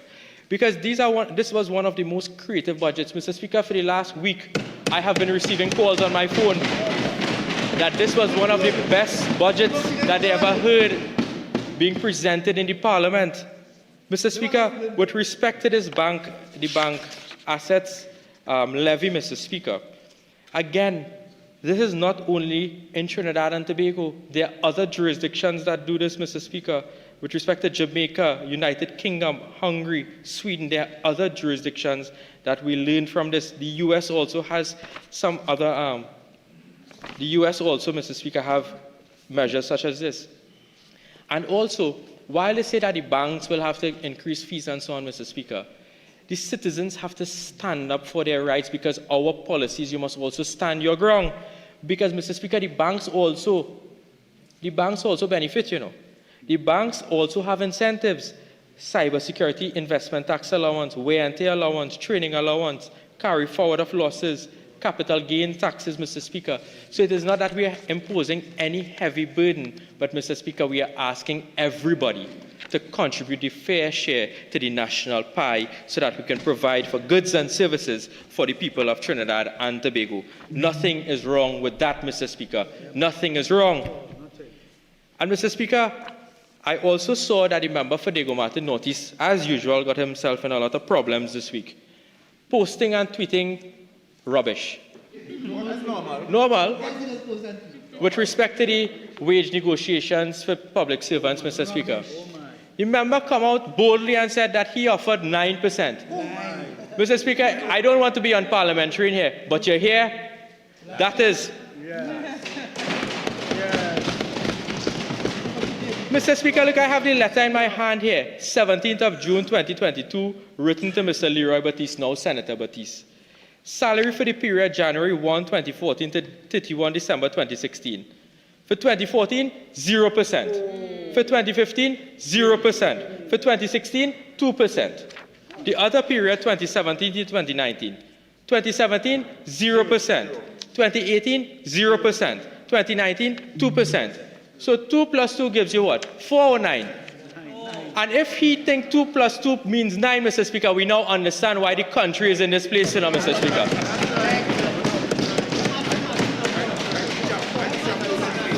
I don't know what calculator he using, Mr. Speaker, but he should pelt it away. Mr. Speaker, but that is why when the UNC wins, the public servants will win, because the 10%, Mr. Speaker, is on the table. The 10% is on the table. That is where it is. And Mr. Speaker, as I told you, people are saying that this is one of the best budgets that we have. One of the best budgets, because you know why, Mr. Speaker? We made promises and we are keeping those promises, Mr. Speaker. With respect to foreign use vehicles, you will now be able to import a vehicle that is 6 years old from 3 years old, Mr. Speaker, making it cheaper for the ordinary man to have a vehicle, Mr. Speaker. Affordable. And when this takes effect, 1st January 2026. Promise made. Promise. Thank you very much. I heard, Mr. Speaker, that the member was crying about crime. Where was the member voice in the last 10 years? Where was the member voice? Right here. When Ashanti Riley was murdered. You remember that? Where was her voice, Mr. Speaker? I can tell you, Mr. Speaker, murders are down by 40% under this new Commissioner of Police. We are bringing home invasion laws in this Parliament, and we hope we get the support of our colleagues next door, Mr. Speaker. We hope we get the support of our colleagues, because they are accustomed, Mr. Speaker, voting against grandchildren and voting against children in Trinidad and Tobago. Mr. Speaker, we are going to expand 6,400 senior grants. We increased the illnesses covered under the Children's Life Fund, Mr. Speaker. Mr. Speaker, this is a caring, compassionate government. My friend from San Fernando West, a real member of Parliament, is going to deliver 18,000 laptops nationwide for our students. I believe 279 schools were repaired in the vacation program, and all schools were able to open on time, Mr. Speaker. That is achievement. And Mr. Speaker, coming soon, the UA Debe campus will open its doors. It will open its doors. Mr. Speaker, the member for St. Anne's East couldn't open St. George's College. They bring big ribbon, Mr. Speaker. They roll out ribbon from the car to by the gate, Mr. Speaker. And when we went in the classroom, it don't have desk, it don't have board, it don't have chair, Mr. Speaker.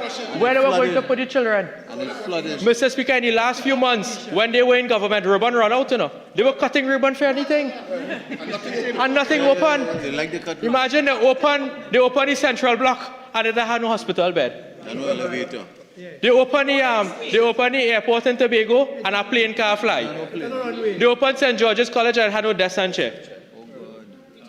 Mr. Speaker, they were running a government where you had a Coast Guard without boat, you had an Air Guard without plane, and a police service without vehicles, Mr. Speaker. That is their legacy. But, Mr. Speaker, I can give you the guarantee that this UNC government will fix it. We will fix it. We will fix it. Mr. Speaker, another thing I heard the opposition leader said, and I have to address this, because the opposition leader is making incorrect statements in this Parliament by talking about the PSIP projects and the developmental program.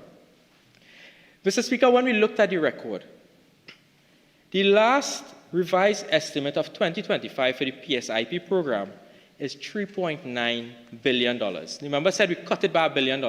Do you know what is the 2026 estimate, Mr. Speaker? $4 billion. I don't know what calculator they're using next door. The maths not mathsing. The maths not mathsing. I don't know if they went to a school at the member for St. Anne's East Open. Mr. Speaker, they keep making high allocations for PSIP projects, and they're not able to receive it because they don't do the work. There was a level of laziness across them, Mr. Speaker, that they just could not have gotten the work done. They could not have gotten it done. And trying to make a mockery of this issue with the VAT exemption on foods and stuff, Mr. Speaker. The Minister of Finance will address this, Mr. Speaker, but I want to take the opportunity also to look at it. In the case of local produce, Mr. Speaker, let us be absolutely clear here. In the case of local produce, it should be noted that the food items that are currently only zero rated if they are unprocessed. You understand? It is unprocessed. I don't know if my friends opposite can understand that, but it's unprocessed food, Mr. Speaker. We are now going to create VAT exemptions to where the food is also processed. How hard is that to understand? So you will not be paying VAT on the processed items now, Mr. Speaker. How hard is that for my friends opposite to understand? But they can't count and they can't read, Mr. Speaker. And they can't process that. They can't process that. They can't process that, Mr. Speaker. But, Mr. Speaker, I want to tell you, and I am very proud today to say, Mr. Speaker, as the Minister of Land and Legal Affairs, in just under 6 months, Mr. Speaker, we were able to distribute over 310 leases to ex-Carney workers who are waiting 22 years now for their title, Mr. Speaker. And the last 10 years, Mr. Speaker, they, through spite, malice, and ill will, refuse to give justice to those ex-Carney workers. But, Mr. Speaker, promise made, promise kept, Mr. Speaker. Promise made, promise kept. And we are also, when you look at the budget items and the allocations, we are going to accelerate this project to ensure that we give justice to those who gave this country a lot of their time, their effort, their sweat, their blood, and their tears, Mr. Speaker. It is time we give those ex-Carney workers their just due, what was promised to them over 22 years ago. But, Mr. Speaker, I want to get to some other matters that I think are very important to this debate. Mr. Speaker, in local parlance, it has something called hotbacks. What? Hotbacks. Spell that. Hotbacks. Yes, Mr. Speaker. That sounds very seductive. And, Mr. Speaker, I have in my possession certain records and documents with respect to some bacchanal. Oh, bacchanal. Bacchanal, yeah. Hotbacks mean bacchanal, right? Hot bacchanal. From emanating from the Ministry of Finance. Hotbacks. Not under the member for Faisabad, No. under the member for Diego Martin Northeast. Under his watch, Mr. Speaker. Mr. Speaker, we have been able to access, analyze some hotbacks in relation to the contractual employment and engagement of one Miss Rhoda Barrett. No, take your time. Trading as Take your time. Take your time. Type 1 Media and Research Solutions with respect to successive awards, payment discrepancies, and procurement practices that was taking place at the Ministry of Finance. And, Mr. Speaker, I want to give you the source. The news source. Mr. Speaker, I am told that there were contracts emanating from the Ministry of Finance for the period 1st December 2017 to the 1st of May 2025 as a communications consultant. And during this period, Ms. Barrett was paid $3,027,735 from the Ministry of Finance. Mr. Speaker, Ms. Rhoda Barrett, Mr. Speaker, collected $3,027,735 from the Ministry of Finance, Mr. Speaker. Mr. Speaker, this individual runs a social media page called News Source, Mr. Speaker. Public funds were being used by that woman, Mr. Speaker, to denigrate persons, Mr. Speaker, use racist remarks, Mr. Speaker, and ensure, Mr. Speaker, today we are going to expose what was taking place.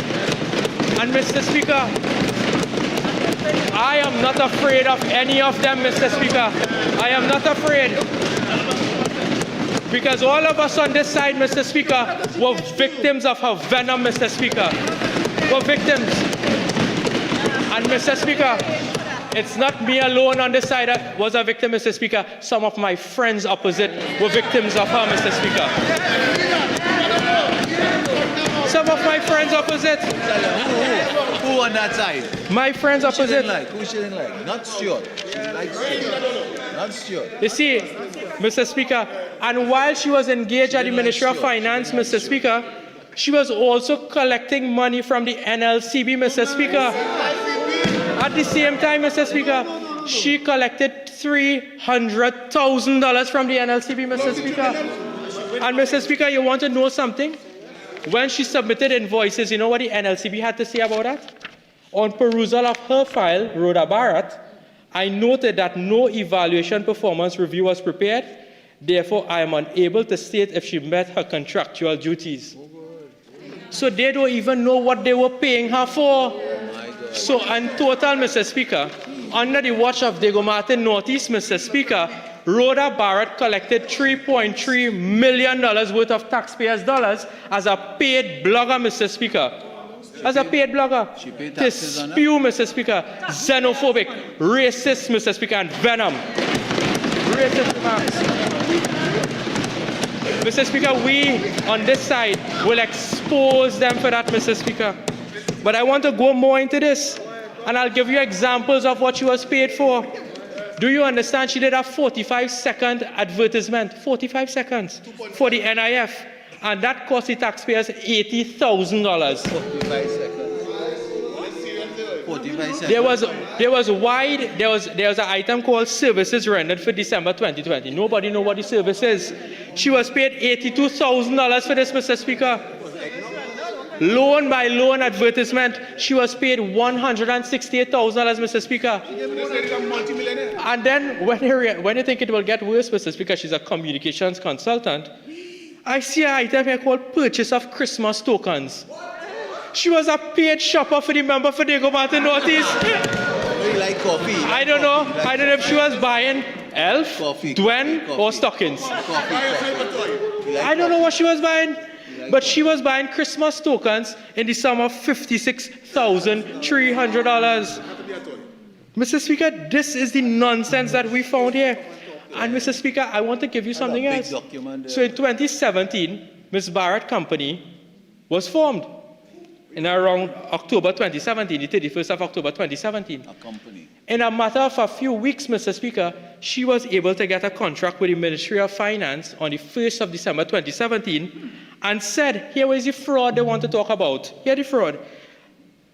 The company presented itself as having over 25 years experience in communications and media consultancy, being about 3 weeks old. They must do math. That is fraud. That is fake, Mr. Speaker. That is the budget that they want to talk about. You want to know who signed off on this contract? Yes. One Vishnu Dan Paul. Yeah, that is who signed off on the contract. One Vishnu Dan Paul. Wow. Mr. Speaker, it gets worse, you know, Mr. Speaker. Mr. Speaker, it gets worse. Do you know what process was used to hire Ms. Barrett? Single source selection.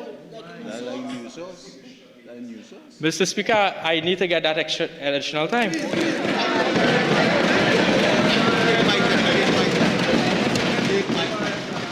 Single source or new source? Single source selection. What does that mean, Mr. Speaker? She was handpicked by the minister, the former Minister of Finance. Handpicked. There are two former, you know. The member for Diego Martin Northeast. The former. That is why I understand why when the member for Port of Spain North St. Anne's were speaking Prime Minister, he removed him as the Minister of Finance. I now understand. Forthwith. Well done there, sir. Yeah. Good call there, sir. Mr. Speaker. Yes. Diego Martin, they were using. Yes. That is why, Mr. Speaker, I said some of my friends opposite were victims of Rhoda Barrett.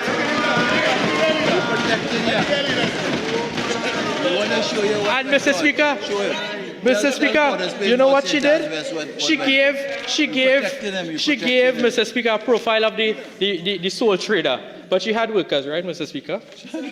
She had workers. And Mr. Speaker, there's one of the workers there, and I want to tell you, his name is called, hold on. Yes, she had workers. There's one worker named Leslie Grandison. And when you watch Leslie's resume, Mr. Speaker, this is what it says. He works for Rhoda Barrett. I am one of the primary photographers to the Trinidad and Tobago Minister of Finance and member for Parliament for Diego Martin Northeast, the Honorable Colin Burt. I am responsible for obtaining images for him in his constituency, capturing his likeness for portraits, press conferences, meetings and events. I am also responsible for photographing him with fellow members of Parliament and his interaction with his constituents, colleagues and staff, with some related to the office of the Prime Minister and local newspapers. Mr. Speaker, I have a next one called Anthony Sullivan.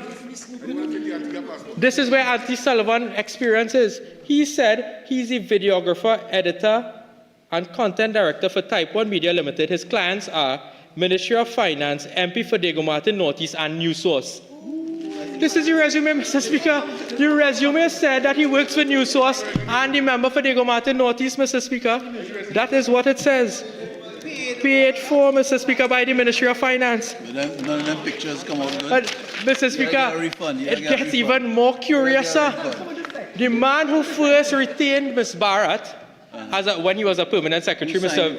Vishudan Paul, when he became the Minister of Finance, Mr. Speaker, he decided to ask, well, how much you pay this woman? So when they told her that they paid her $3 million, this is what the note says. In March 2025, following the transition from one Minister of Finance to another, and subsequent to the discussions with the incoming minister, the PS requested advice from the Treasury Solicitor on the process for termination of the consultancy services of Type 1 Media and Research Solutions. Mr. Speaker, when Senator Dan Paul became the Minister of Finance, he fired Rhoda Barrett. We didn't fire she. We didn't fire her. So whatever bacchanal or hot backs them have in the PNM, Mr. Speaker, we're staying out of it. But, Mr. Speaker, you see this bundle of documents in my hand I have here? This will be transmitted to the Honorable Attorney General, Mr. Speaker. Because we don't understand what the... She paid taxes what on that? the Attorney General said he has a copy. We don't understand, Mr. Speaker, what they paid $3 million for. I know you want to see. 3.3 million. Are your name calling that? Member for Port of Spain Northeast Sentence. Member for Port of Spain North Sentence West. I have an additional copy. I can hand it to you. You know, they spent $3.3 million to make the member for Diego Martin Northeast look good, and that couldn't help. It still couldn't help. You work with a ladder. I hope you Mr.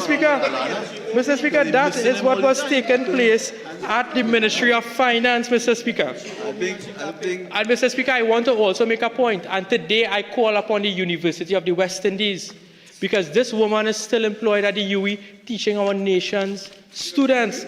Mr. Speaker, under the Code of Ethics for Instructors at the UE, because she's an instructor there, where persons, Mr. Speaker, are guilty or they make remarks that are, or they engage in activities calculated to endanger the peace and security of the community, or otherwise engages in religious, political, or racial propaganda of an inflammatory nature, that is misconduct. And, Mr. Speaker, nothing she says is truth. We cannot take anything for her word, Mr. Speaker, because the member for Orpuch East was also a victim, but he took her to court, Mr. Speaker, and got a judgment of about $100,000 in defamation against her. So, Mr. Speaker, the member for Orpuch East knows that she have $3.3 million that she can pay you. Right? She can pay him, Mr. Speaker. She can pay him. She can pay the member for Diego Martin Northeast, Mr. Speaker.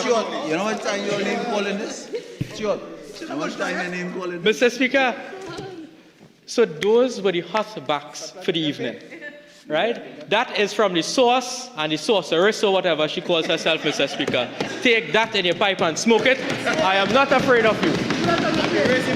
And Mr. Speaker, I know I will be featured on the UNC Cabal or the News Source for whatever days ahead.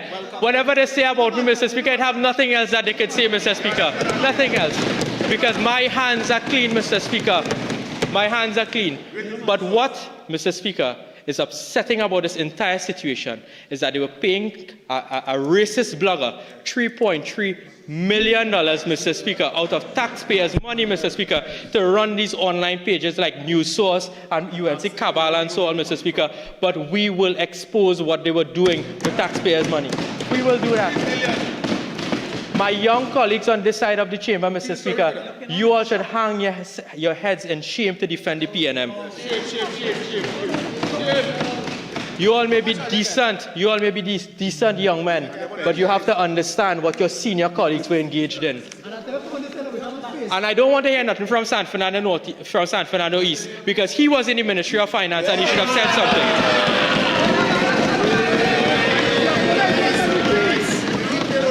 check and see if I So see a... I don't want to hear anything from Sign you. the contract. Oh, Lord. But Mr. Speaker, it gets worse, you know. Sure. Surely it's right. It gets worse. That's what your name is. You see, I want to move to my portfolio because I deal with lands. And Mr. Speaker, I deal with lands.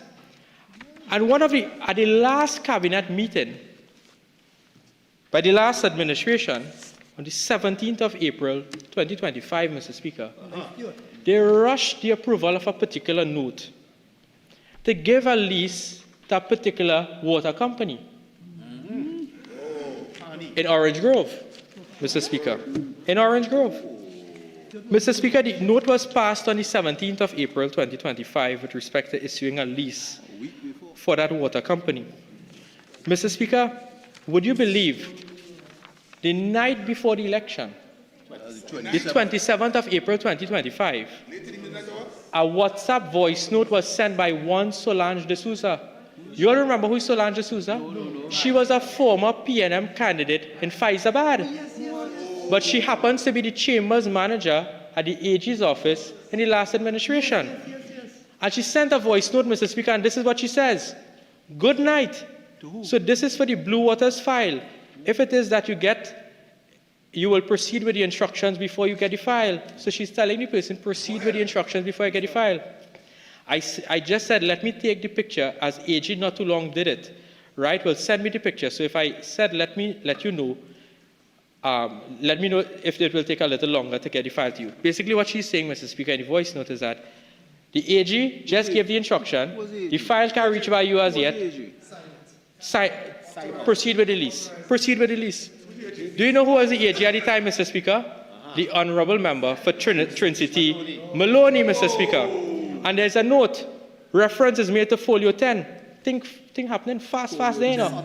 On April, this is the 25th now. This is what day? This is the Friday before the general election. Thing happening fast. Note writing up fast. Please be advised that the Civil Law Department is hereby instructed to prepare the requisite leases to give effect to the cabinet decision. But Mr. Speaker, do you want to know what's the issue with that cabinet decision? You want to know what's the issue? There are two commercial leases to be granted to this water company, C1 and C2. Mr. Speaker, in 2019, two offers were made by the state to the company. And Mr. Speaker, for C2, which is commercial piece 2, the value that was attributed to the land at that time was 32. It was offered, Mr. Speaker, I want to be very careful what I say here. The COSL returned to the cabinet, and by cabinet minute listed at 5, obtained approval of an offer to OCC2 at a premium of $32.2 million, with a difference of approximately $17.9 million from the 2019 offer of $14.3 million. Mr. Speaker, understand what happened there, you know? They cut the lease price by half in 2019, you know. That's a one. With regard to C1, the approved premium was $50 million, but the offer made was $22.1 million. You understand what is happening there, Mr. Speaker? Mr. Speaker, when the public servants got wind of this, no lease was prepared in 2019 to 2022. Thing hold up. Mr. Speaker, do you know what is the lease price that the last cabinet approved for that water company? They're using a 2015 valuation to grant a lease in 2025, a 10-year-old valuation. And Mr. Speaker, what is strange about this is that they were hurrying this thing to the end, Mr. Speaker, that the night before the general election, you have man from the AG office calling public servants to tell them, hey, prepare that lease, you know. Because you know why, Mr. Speaker? They got wind that they were going to lose the general election. That is what was happening.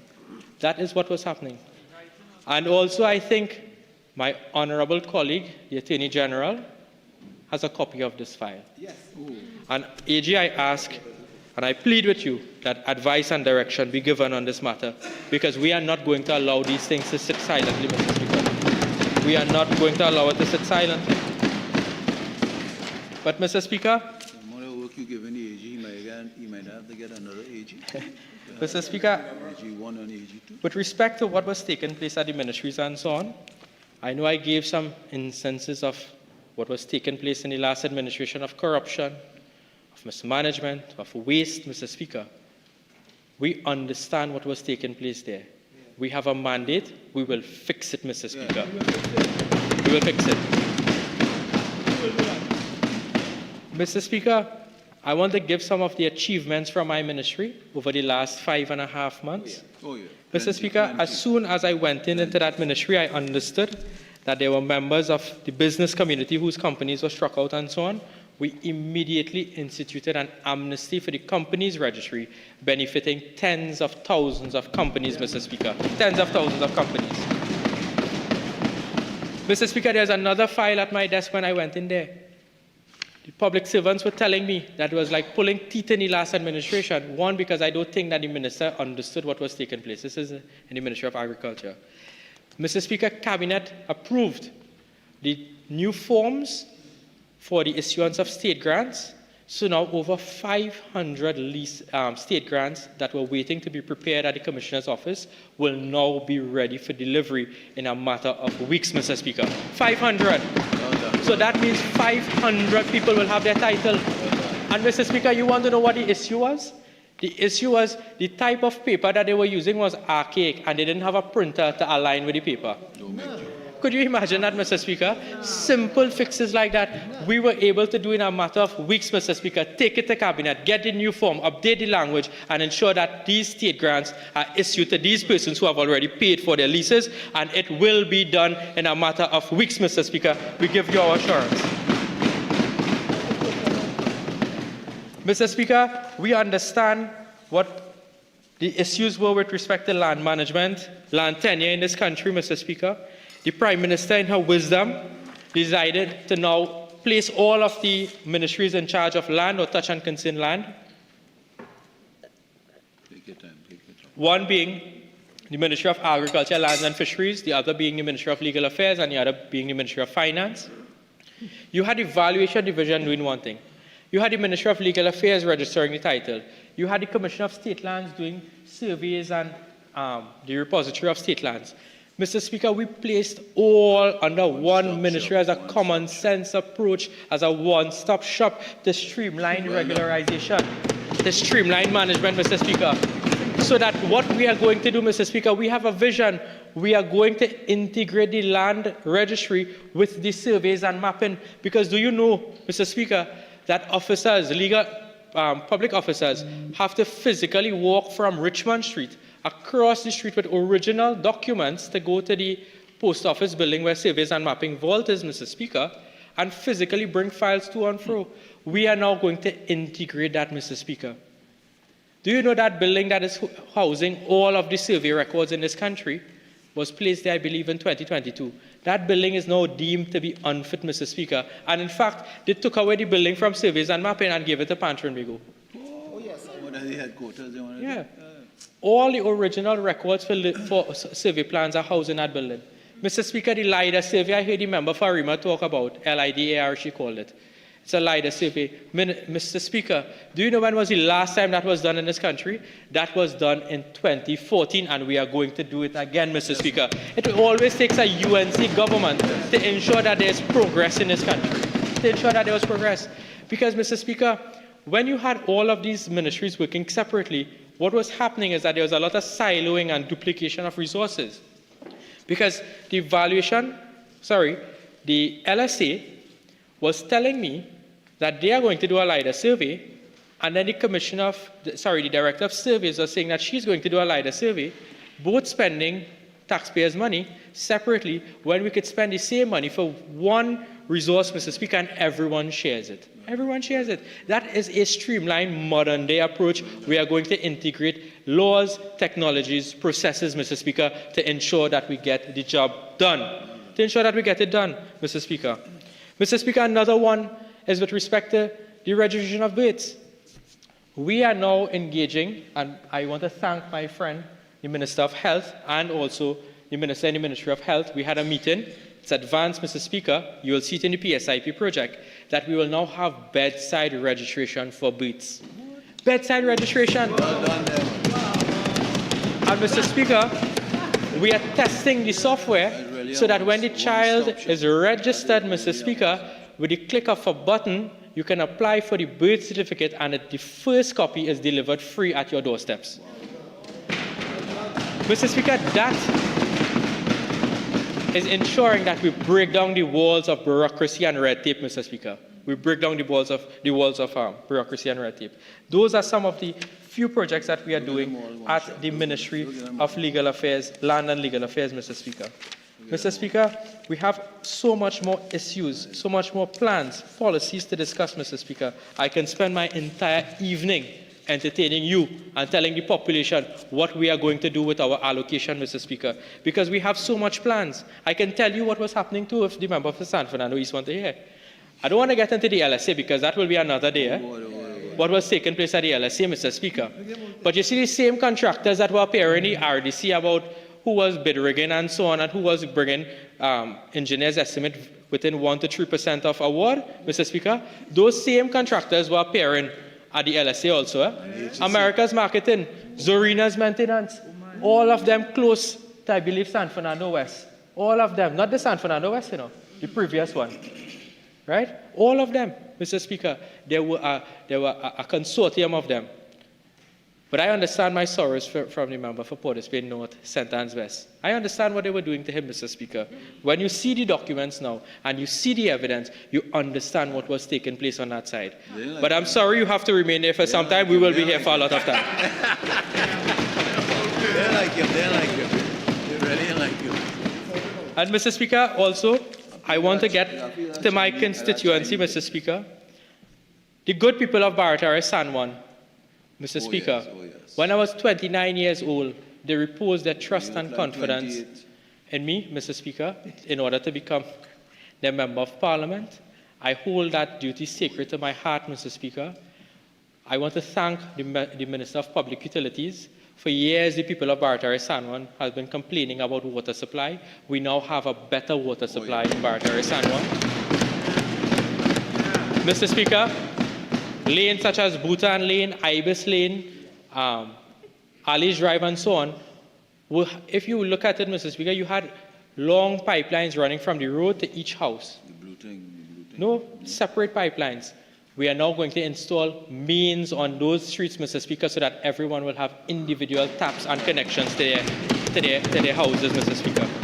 Mr. Speaker, I also want to thank the Minister of Public Utilities to ensure that the Don Miguel ground have lights, to ensure that the St. George's grounds have lights. I can't thank the member of the St. Anne's for that.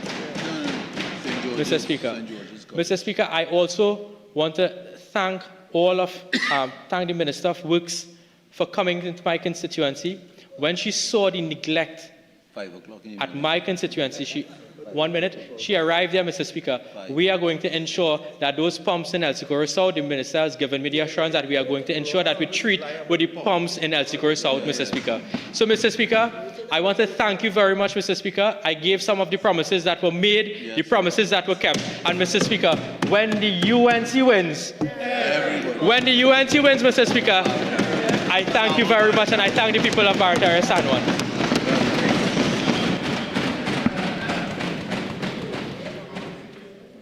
Member for Port of Spain South.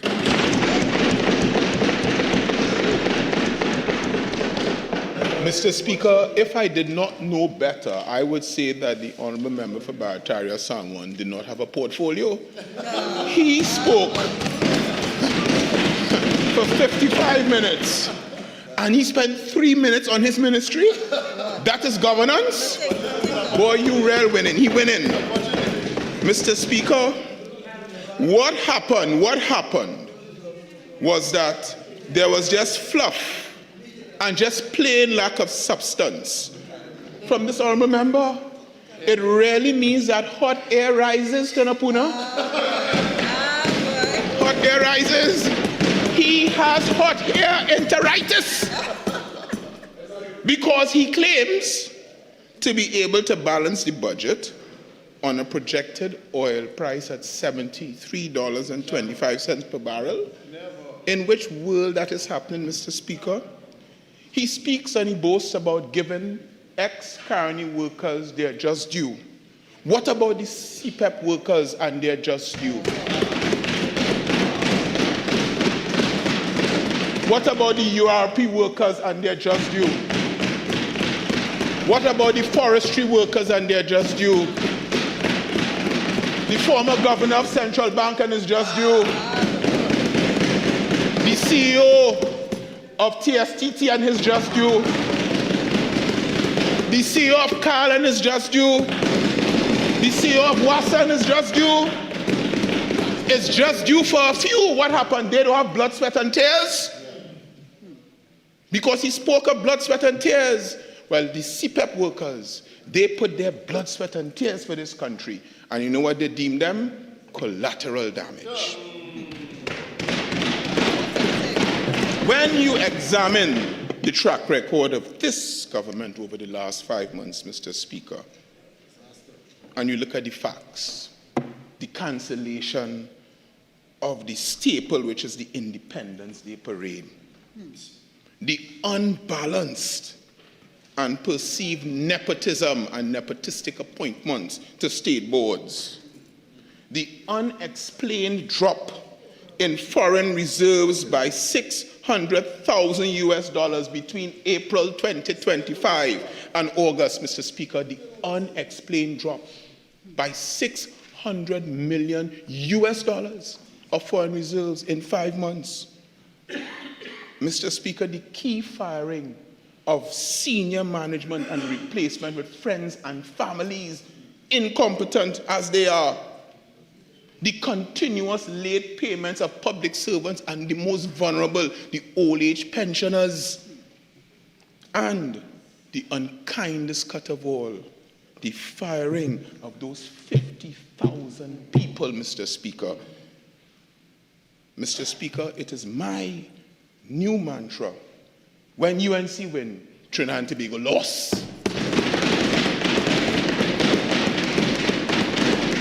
We lost because, Mr. Speaker, when you understand the state of this country and the economy, I want to speak the facts for the people of Trinidad and Tobago. What is the actual state of the economy, not that fluff and nonsense that I just heard.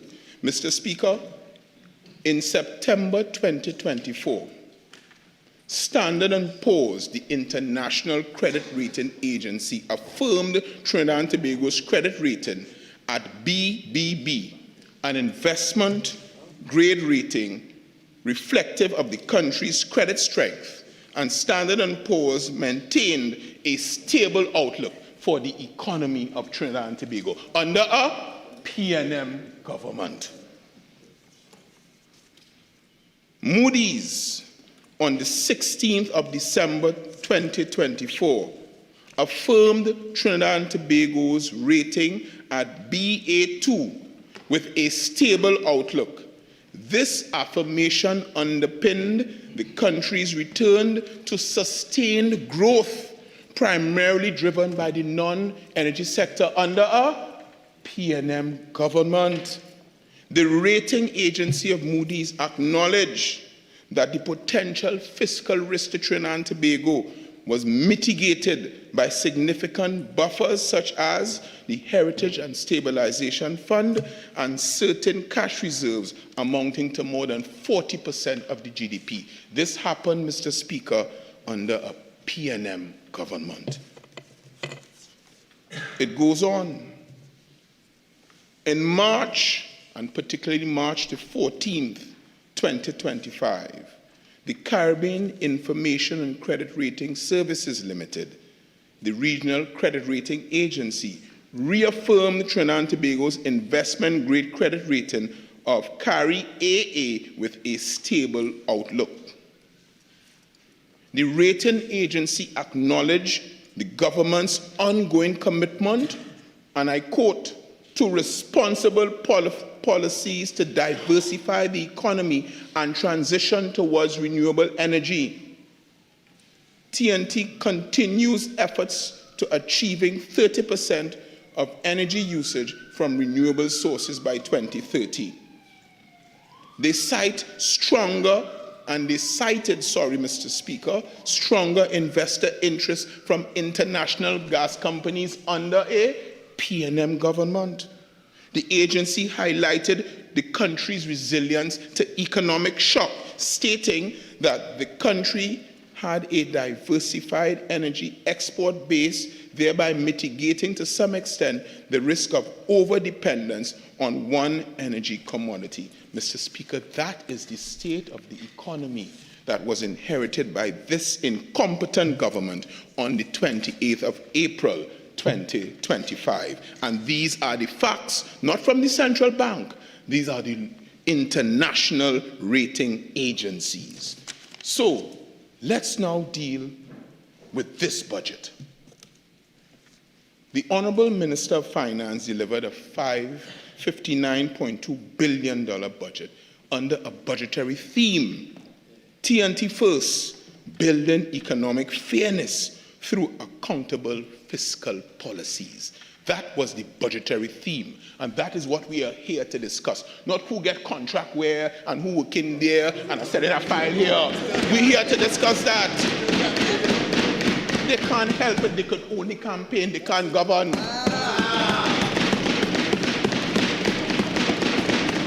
But the content of the budget reveals fairness as only a slogan, not a practice. Accountability is promised, but not demonstrated. Mr. Speaker, behind all that thumping of desks and bravado and the chanting of slogans, the citizens of Trinidad and Tobago are being saddled with a slew of taxes, levies, surcharges that will choke rather than uplift the working class, the small business owner, and the vulnerable. More importantly, Mr. Speaker, on a totally different level, the budget and the policies of this government engenders a fear in me and the constituency that I represent for the delicate balance of this country that is Trinidad and Tobago, where every creed and race is supposed to find an equal place. A national budget is supposed to be both a political document, but most importantly, an economic plan.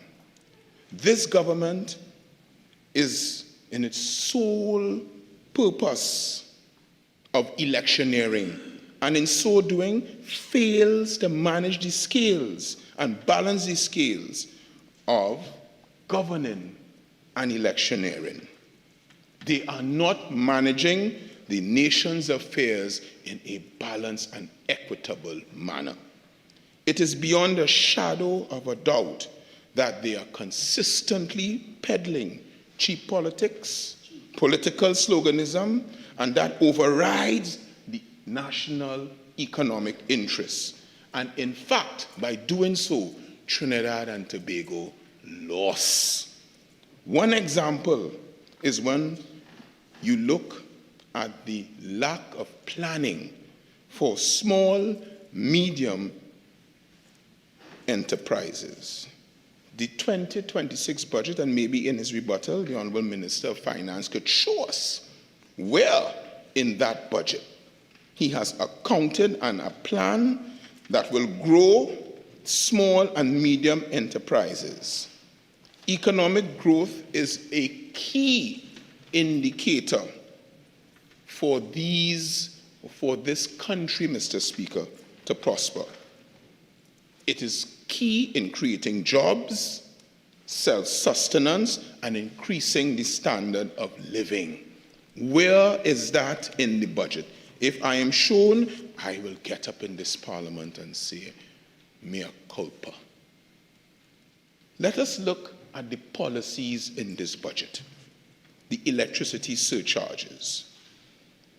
This electricity surcharge, the new excise taxes on alcohol and luxury vehicles, Mr. Speaker, a 5% kilowatt hour will not remain in the boardrooms. This charge will be passed down to the consumers, and it will lead to a higher price for goods and services. That is how the maths will maths. A 5% kilowatt hour surcharge on commercial and industrial users may not target households directly, but it will impact households directly through higher prices for essential goods and services.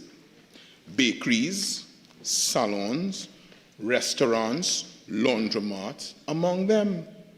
No mechanism has been put in place by this government to prevent this cost transfer. It will be widespread inflation through the back door. So, to the bakeries, to the salons, to the laundromats, you lost. Let's look at the landlord surcharge. They call it a surcharge, not a tax. So let's examine it on the gross rental income. Mr. Speaker, let's be real. What is a surcharge? It's an additional charge on cost on top of the usual one. It's a tax. They can't be honest with that. I mean, you feel we're so gullible that you use the word surcharge? and we don't know, sir, that it's a charge, a tax you're taxing us? I mean, we are so unsophisticated. And the Honorable Member for Barataria almost said it with a straight face. Trinidad and Tobago, tape that, you know. And had the goal to say, you hear, that is... What he should have said was, don't show him the man, he tailor his class. Just show him the corner where the fella pass. What is the surcharge? Trinidad and Tobago, it's a tax. And this tax will result in higher rents, especially as landlords already juggle mortgages and maintenance costs. Who do you think that surcharge will be passed on to? And it will affect low, middle-income families who do not own their own homes. This may very well have the potential to destabilize housing security. Was any thought put into that so-called surcharge and the repercussions and consequences of that surcharge? The surcharge also, when you do a comparison with the proposed property tax by the People's National Movement, let's do the figures. The proposed property tax, let's take away households and let's just deal with taxes on business. The proposed property tax was at 2%. This surcharge is 3.5%. If my math is correct, it is 1.5% higher than what was proposed by the People's National Movement in its property tax.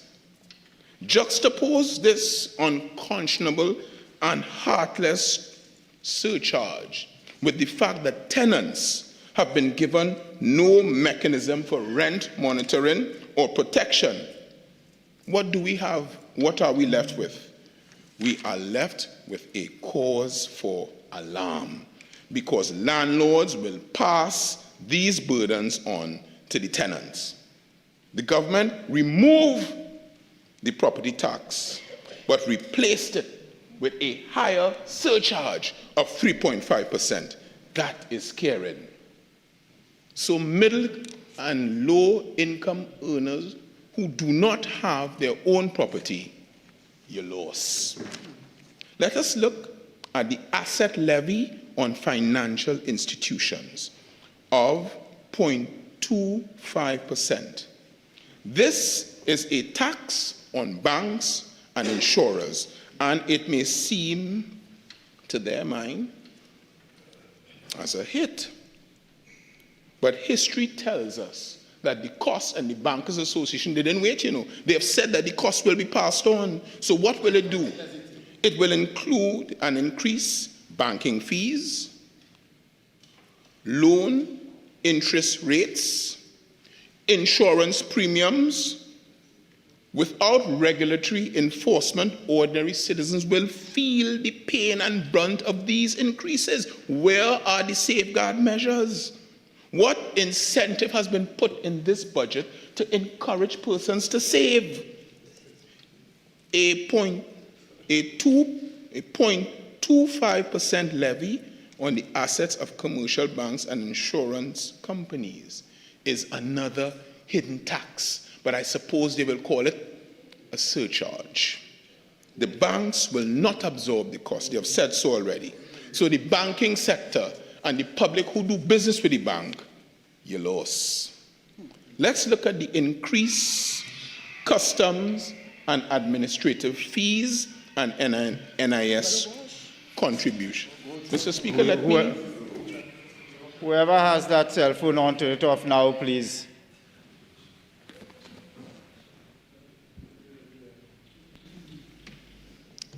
The doubling of container processing fees and customs charges will only raise import costs, meaning higher consumer prices.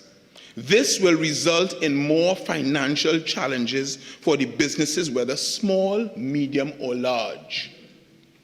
When this is compounded, Mr. Speaker, with the 10 or 15% US tariffs, this measure by this so-called caring government, who they thumb the desk and they say everybody winning, it will negatively impact the manufacturing sector.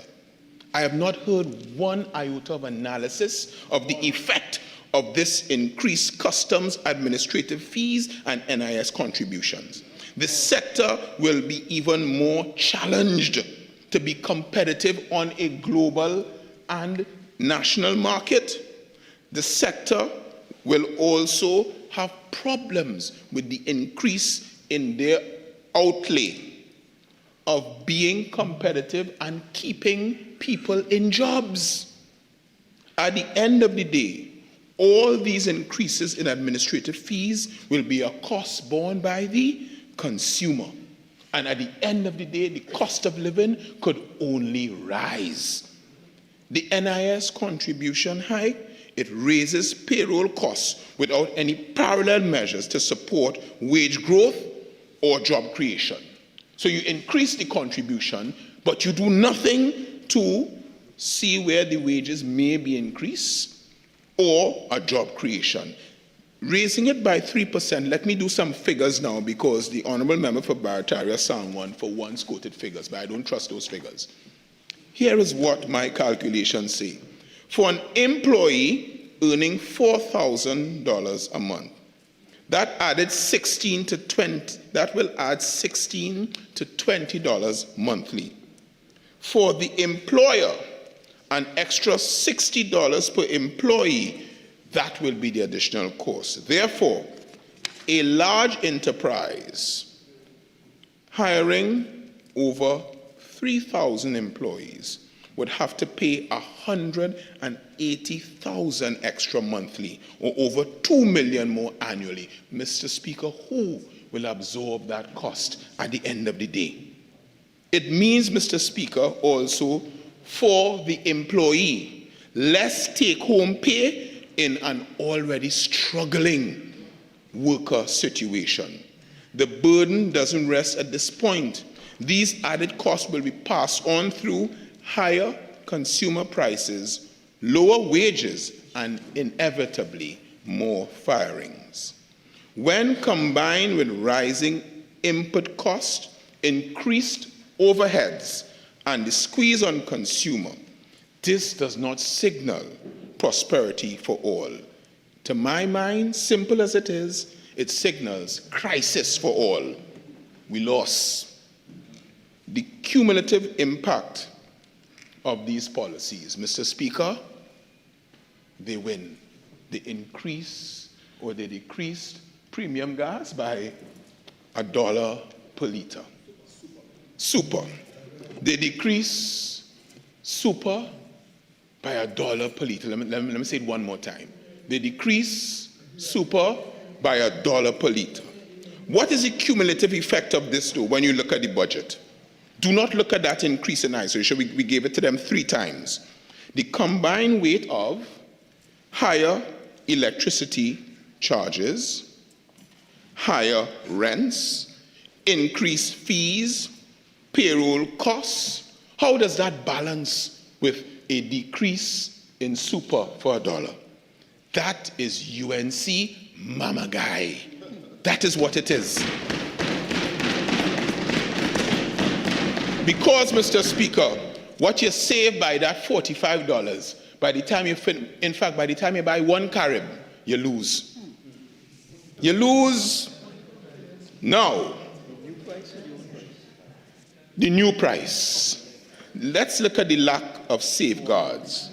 Mr. Speaker, with that now, you can't, listen, with that savings now, you can't even buy a bottle of puncheon, you know, when you look at how the prices have gone up. Let's look at the lack of safeguards. There's a consistent failure to include protective buffers for vulnerable citizens in this budget. And that, I don't know if it's a major oversight or if they just don't care. Maybe they don't know. There's overestimation, overborrowing, and overpromising. And that is why this government has to now put a theoretically impossible projected price for oil at $73.25 per barrel, and gas at $4.35 per MMBTU.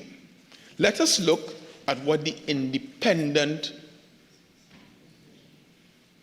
organizations who deal in gas and natural gas and oil, let's look at their forecasts. West Texas Intermediate crude is projected in 2026 to yield $48.50 per barrel. Juxtapose that with $73.25. Brent crude, which I think we are pegged to, and is a discount, and it's discounted, is estimated to fetch in 2026 $52 per barrel, and Henry Hub natural gas $3.90 per unit. Thus, this government is overestimating by approximately $25 per barrel for oil and 35 cents MMBTU for gas. From that one distortion, everything else cascades, Mr. Speaker. Everything else falls down. Revenues are inflated. Deficits are artificially shrunk to $3 billion. And the burden we pass on to the public in taxes, levies, and higher costs is understated. Why is this done? Why was that deliberately done? You think that the Honorable Minister of Finance did not have the information from West Texas Intermediate and Brent crude when he pegged oil at $73.25 per barrel? That was done to hoodwink and fool the people of Trinidad and Tobago once again.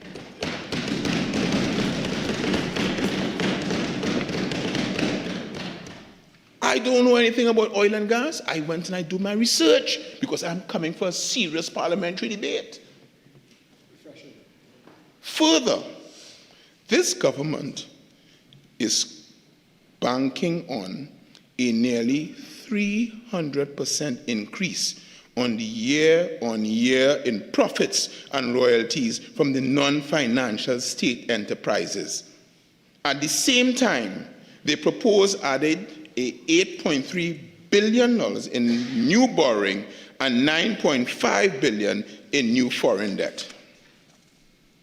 If the underlying revenue assumptions are inaccurate, as the projections from the independent bodies seem to suggest, we are left with a dangerous cocktail of the following: massive borrowing, mounting debt servicing burden, and the inability to deliver on promises. Ask the question rhetorically, Mr. Speaker, who will have to bear the burden of this overborrowing? Generations will have to do that. People of Trinidad and Tobago, you will have to bear the burden. Your children will have to bear the burden, and your grandchildren will have to bear the burden. With this uncaring and just plain old incompetent government, when the UNC win, your children lose, your grandchildren lose, and now your great-great-grandchildren losing.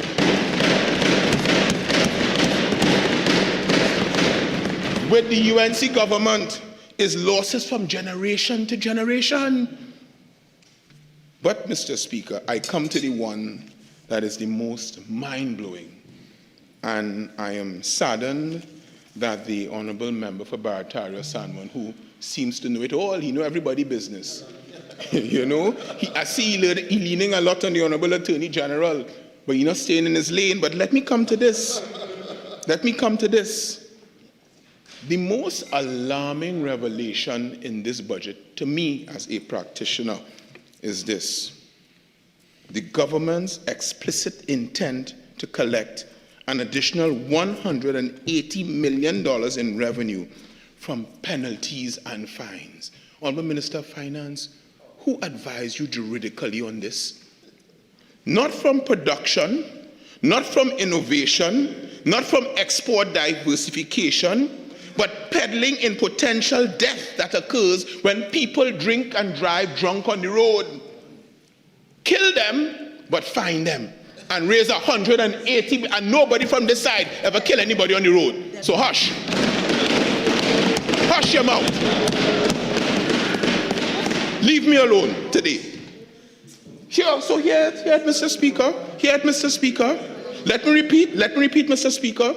So they intend to raise $180 million in taxes from fines and penalties from people driving drunk on the road.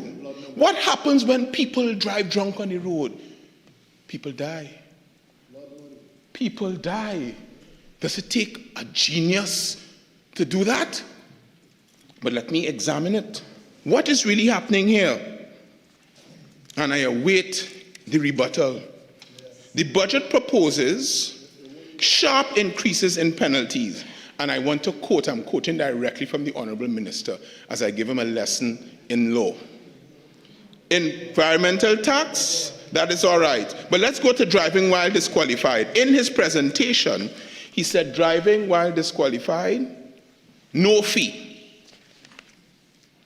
Proposed penalty, $5,000. Careless driving, no fee.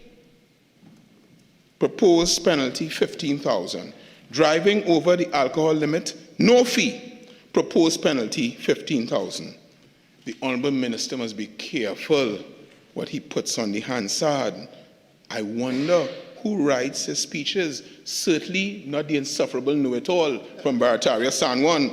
Because when you had no fee, did you consult the Motor Vehicles and Road Traffic Act, Chapter 4850 of the laws of Trinidad and Tobago? Section 4.2 of the Act, sir, says, persons who is disqualified from holding or obtaining a valid driving permit, he may be arrested forthwith without a warrant, and he shall be liable to a fine of $1,500 or imprisonment for 1 year. So what is the no fee about? There's already a fine imposed for driving whilst disqualified. He now went to careless driving and said no fee. Did you consult Section 72 of the aforesaid Act? Section 72 of the Act under the rubric careless driving reads as follows. Any person who drives a motor vehicle on the road without due care and attention or without reasonable consideration for other road users is liable to a fine of $1,000. Where you get the no fee from? Then, driving over the alcohol limit. Did the Honourable Minister, before he delivered this speech on the Hansard record, consult Section 70A, subsection 1, subsection 2 of the said Motor Vehicles and Road Traffic Act? Driving or being in charge of a vehicle whilst blood alcohol levels exceed prescribed limit? And this is what it says. No person shall attempt to drive whilst you're above the prescribed limit. And in the case of a first conviction, to a fine of $12,000. But Mr. Speaker, here's the nub. In the case of a subsequent conviction, $22,000. So your proposal for the second offender, if it is about making money, it reduces the amount you would be allowed to charge. If it is, Mr. Speaker, you're a second offender, who advises you? I would have expected the member from Toko, who must know that these fines existed. But I want to ask the question, and this is the cognitive dissonance that I suffer from this proposal. At the end of the day, is this proposal going to mean, Mr. Speaker, that is the police officer who determines what is careless driving? And do you get a ticket and you pay the fine and you never face a judicial officer? Because here's the problem. Driving under the influence of alcohol is a symptom, it's symptomatic of an ill. And when you go before a court, apart from a fine, there are other things that are put in place. Alcoholics Anonymous, going for EAP, going for treatment that will cure the alcoholism that allows you, that will enable you to drive whilst under the influence. Have they removed that? Where is the thinking behind this proposal? Now, Mr. Speaker, on this side, we are not opposed to stricter penalties for reckless and dangerous behavior. Drunk driving, careless driving, unlicensed pesticide use, these are serious offenses that endanger lives and public safety and the environment. But here is where we take fundamental issue with this government. Excuse me, Mr. Speaker. Mr. Speaker, how much more time do I have? I'm just asking. I think you have 12 minutes, well, 11 minutes of regular, and then your 10, if you'd like. We have no issue with increased fines, but the government is introducing fines as, not as a deterrent, but as a source of revenue, Mr. Speaker. You're introducing a penalty not to deter, but to make money? Which lawyer advised you on this?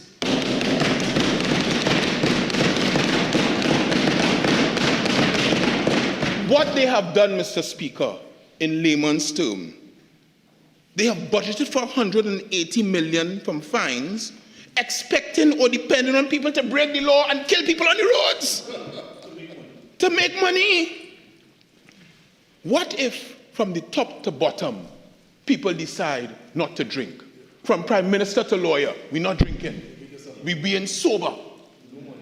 What will happen to your revenue? It will go. It will go, sir. What you need is to liaise with people who know. Look to your left, look to your right, people who know, not the others. Get some real help. You have not here told us how you intend, what is the thinking behind relying, peddling on misfortune to raise $180 million. With the removal of the demerit point system, you are now encouraging people to drink and say, I will make money. It's a dangerous philosophy. It's a government that is budgeting for failure of the people of Trinidad and Tobago. It encourages misbehavior. It encourages broken laws. It turns governance and it turns jurisprudence on its head. A penalty should serve as a deterrent for misconduct. It should not serve as an encouragement for misconduct. This budget, the government is now financially incentivizing people. Drink more. Drive when you drink. Kill innocent people on the road. I'll make $180 million. Offer you.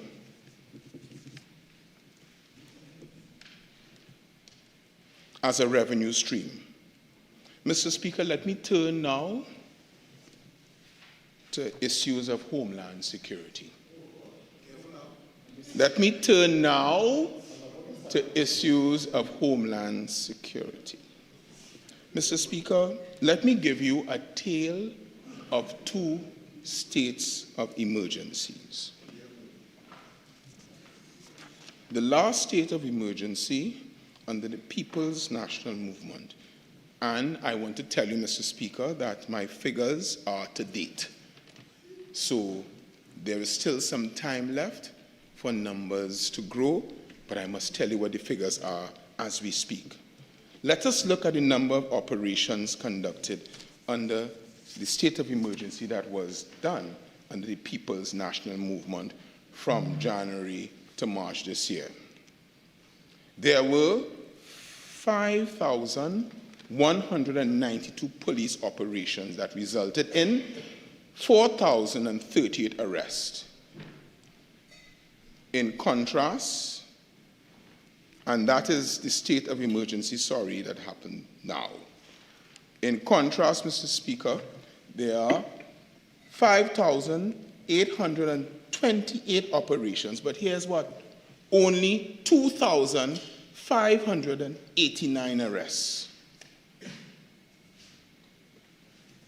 Further, when you look at priority offenders, we see a noticeable difference. In the state of emergency under the People's National Movement, 3,561 priority offenders were apprehended. In this current state of emergency, only 2,088 persons were apprehended. Let's look at a most important fact, the recovery of firearms, another key metric and indicator of the efficiency of the state of emergency. Under state of emergency imposed by the People's National Movement, 205 firearms were recovered. I know when I said to date that just flew over, but what could do? It rolls, hot air rises, cools, and condenses. That's not a geography term. In the current 154, I am coming to collateral clung just now, I'm coming to you. 154 firearms. Compare the seizure of ammunition and on the People's National Movement's state of emergency that was imposed, 4,364 rounds of ammunition, whereas the current numbers to date in La Dia, I don't know if that's correct, but 1,855 rounds. In drug seizures, under the People's National Movement state of emergency that was imposed, they seized 1,758 kilograms of cannabis and 186 kilograms of cocaine, along with other types of drugs. In contrast, this state of emergency has yielded 465 kilograms of cannabis and 8 grams of cocaine. All it means, Mr. Speaker, all it means is that in the state of emergency under the People's National Movement, it was far more effective in seizing firearms, apprehending priority offenders, and disrupting the criminal network. That is performance. And the statistics beat hot air every time. They speak about the reduction in murders, and I want a reduction in murders to continue. But here are the figures. In mid-October alone, 20 murders in just 7 days, and a staggering 7 murders within 24 hours last year. Mr. Speaker, I don't wish to dwell on murders because it is just not what I do. But the figures don't lie, and I really do wish the reduction in murders. The figures last year, it is too high. The figures now, although reduced, is still too high, and I want to move on. Let me deal with the reform of the justice system and the promises on paper coming and from the Honorable Attorney General's office, reforming justice.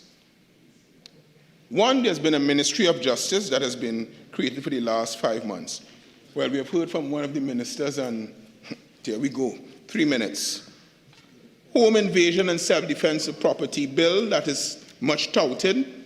Mr. Speaker, my question to you as someone who practiced jurisprudence, what is the lacuna in the present state of the common law that would drive the creation of this bill? I don't know. So far, I've just heard load of thematic, etc., but I've not heard the substance and the juridical basis for this proposed change. I have seen the draft bill, and it quite frankly does not address my concerns about the adequacy of the common law as it stands. But here's the one that gets us. The proposal of the Judiciary Chancellor. It may sound innovative, but I ask, is it merely cosmetic? What about the backlog in cases that still exist that the PNM government tried to effect by introducing a JIPA, appointing more masters, and streamlining the system? First, there were only 3 criminal masters. There are now 13 criminal masters in Trinidad and Tobago. That is the PNM government trying to streamline the criminal justice system. The creation of the virtual rooms, the VAC, that is also another policy of the People's National Movement, so that people don't have to go into a courthouse and face people. They could go in the sanctity of a VAC, give their evidence, and go home after. No intimidation. That's a PNM government policy. What about this judiciary of the Chancellor? What is behind this? Let's look at it. Now what we have is there are 2 roles of a Chief Justice. There's an administrative role, and then there's a judicial role. The administrative role, Mr. Speaker, is filled by the court administrator, mind you, who is an attorney at law appointed under the JLSC. Doesn't that meet the criteria for what is being proposed? What is there to fix? In essence, we already have a judicial chancellor. We support the strengthening of the DPP's office and the Public Defender's office, but what we want to know is where, Honourable Minister, is the funding coming from for this? Where is the funding coming from? And then, Mr. Speaker, we have the other proposals, which are just proposals with no time frame for the reform of the justice system in Trinidad and Tobago. It is so vague that I cannot comment on it, Mr. Speaker. Mr. Speaker, I now come to my pet peeve. The unconscionable, not in consonance with the principles and practices of good industrial relations, elimination of the CPEP, URP, and forestry workers and other workers.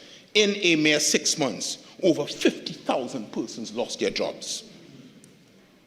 The minister had the boldfacity to speak about achievements, yet he failed to tell this Parliament that since assuming office,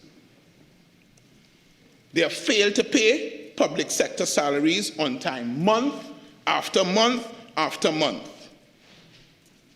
Public sector workers, you all have been promised 10%. If you can't get whatever percent you're getting now on time, when you'll get that 10%, you may never get paid. And then, in order to assuage their conscience, they say, well, the CPEP workers were gangsters. They funded criminals. In my view, from the 9 CPEP contractors who I knew in Port of Spain South, and all the workers who I now know by heart, they were honest, hardworking, decent citizens of Trinidad and Tobago. The only crime they commit is that they look like PNM. That's the only crime they commit. That they look like PNM. Yes, there's a PNM look. They look like PNM. The only person these people try to gangster, Mr. Speaker, is the MP. When they want a donation, they don't gangster nobody else. They are law-abiding citizens. But in order to save face, you must stigmatize them. You must assuage your conscience. You must demonize them. You must say that. And here's what you do. You want to create now 8,000 jobs. How does 8,000 account for 50,000? Where's the maths in that? Is 8,000 US jobs you're creating before you devalue the dollar? Yeah? Which sectors will absorb these 8,000 jobs? What will be the recruitment process? Or will these jobs be, Mr. Speaker, I have a text on my phone that came on Monday. Dear MP, we get a call from Mr. So-and-so. He said, come down to the office for URP jobs. When we reach down, they say $200, go and march by the Parliament, I'm giving you a jersey, but when you finish, we'll pay you the $200. That's how you treat people. That's how you treat poor people. I have it. I have it. So when they're outside Parliament, it's because they get that. Come down for work. Nah, Port of Spain South, we said, no. We said no to that, sir. I come into the butcher just now. I come into him. So, Mr. Speaker, I have it for everybody. Mr. Butcher, please, wait your turn. You'll get it. Bambai, Mimiasiam. What is deeply troubling is that these people were terminated in the midst of a school term. They were not ghosts. They were individuals who turned up for work every single day. They were not engaged in corrupt practices. They were simply trying to make a living. There was countrywide evidence of their presence, cleaning the drains, the roadsides, the highways, the cemeteries, beautifying the country. And in the midst of preparing for the children, they were summarily dismissed. I see union members sit there and did not raise one voice. Well, one did. Shame. These workers now face uncertainty, having to support their families and prepare their children for their future and their education. What is even more deeply troubling, Mr. Speaker, is that some of these workers are single mothers who have to juggle earning a living with caring and supervising their children. They depend on these jobs to make ends meet. What about that you all don't understand? They depend on it to make ends meet. They depend on these jobs to balance their lives. These workers are not just statistics. They are certainly not collateral damage. They are people, real people, struggling to pay rent, struggling to buy uniforms for their children, struggling to feed their children and to put food on the table for themselves. How have you treated them like that? Why have you treated them like that? Because they look and sound like the PNM? This government, you are always confused. A government adrift. You are always confused. A government for the first time in the history of Trinidad and Tobago. I have the report from Justice Sinclair Douglas. Leave me alone. Leave me alone. Port of Spain South. Sorry. But I have the report. Let me do constituency matters, Mr. Speaker. Let me do not Instagram, Facebook, and Busted Mark. I have it. I just ain't ready to release it. The road ahead for Port of Spain South. Port of Spain South, from Beverly Hills to Plaisance, from Palm Trace to Block 8, from Canada to Africa, Nelson Duncan, George Street, East Dry River, Sea Lots, from Woodbrook, Mango Rose, Plaisance, Sea Lots 1, 2, and 3, Production Drive, Pioneer Drive, the Engine Room, Woodbrook. I want to say to you all, wake up. This government don't care about we. Wake up, they don't care about we. Let us now start to care for ourselves. Let us put ourselves in a position where we have our natural instinct given to us by our ancestors. We were the best tradesmen. We were the best carpenters. We were the best shoemakers, the best seamstresses. We are still the best chefs and cooks. Let's get our own business and have a stake in the national pie. So that have a stake and have some small and medium, so when we discuss in budget, we part of the budget. Let us all now, so Mr. Speaker, have something so that when any self-styled bullion butcher come, he or she can't affect us. When any collateral clown come, he will not be able to refer to us in a derogatory way. Mr. Speaker, in constituency issues, I call on this government to, and the Minister of Sport, open up the Basilon Street Youth. Open it up. It has been ready and kept closed. Why is it closed? Because it's in a PNM area. Why is it closed? Because it's in a PNM area. Do not play with the young people of Trinidad and Tobago. Do not play with that. Come on. Come on. We opened the Basilon Street Youth Center. We opened it. Why is it remain closed? Why has it remained closed? Mr. Speaker, as I close. Mr. Speaker, please.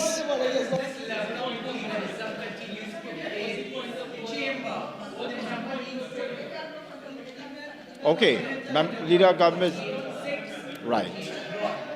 Okay, I reminded all members when we started. Let us not descend into that. So, Member for Port of Spain South, you have 2.5 minutes. Let's just proceed with a measure of civility towards each other. There's no need to shout across. You address me. You stand in order, say you address me. Don't be distracted and address other people. In this season of Diwali, the symbolism of light triumphing over darkness, it resonates deeply with all citizens of Trinidad and Tobago of every creed and race as we search for clarity in these times of uncertainty. The light that we celebrate does not belong to any one person, any one party, but it's a light that shines from the businessman in Port of Spain to the farmer in Chatham. And we operate not through smoke screens and political theatrics, but through truth. The budget hides what it cannot fix. It punishes what it perceives to be non-political supporters. It fluffs when it does not understand. But just as night cannot hold back the dawn, the truth always comes out about an incompetent and bankrupt government who made promises that they are unable to keep. This is a government of propaganda and self-praise. The true light of Diwali doesn't need self-praise. It shines all on its own. So at the end of the day, people of Trinidad and Tobago, we will see the light. They will see that in deep Pavali, which is the word for Diwali, it means rows and rows of lights. I ask that these rows and rows of light, Deepavali, shines in our community, in our homes, in our hearts, and hopefully in the minds of this wicked and uncaring government. I thank you, Mr. Speaker.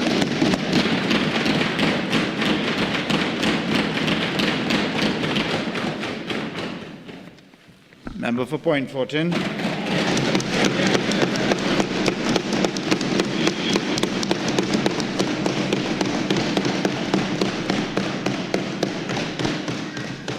Mr. Speaker, I thank you.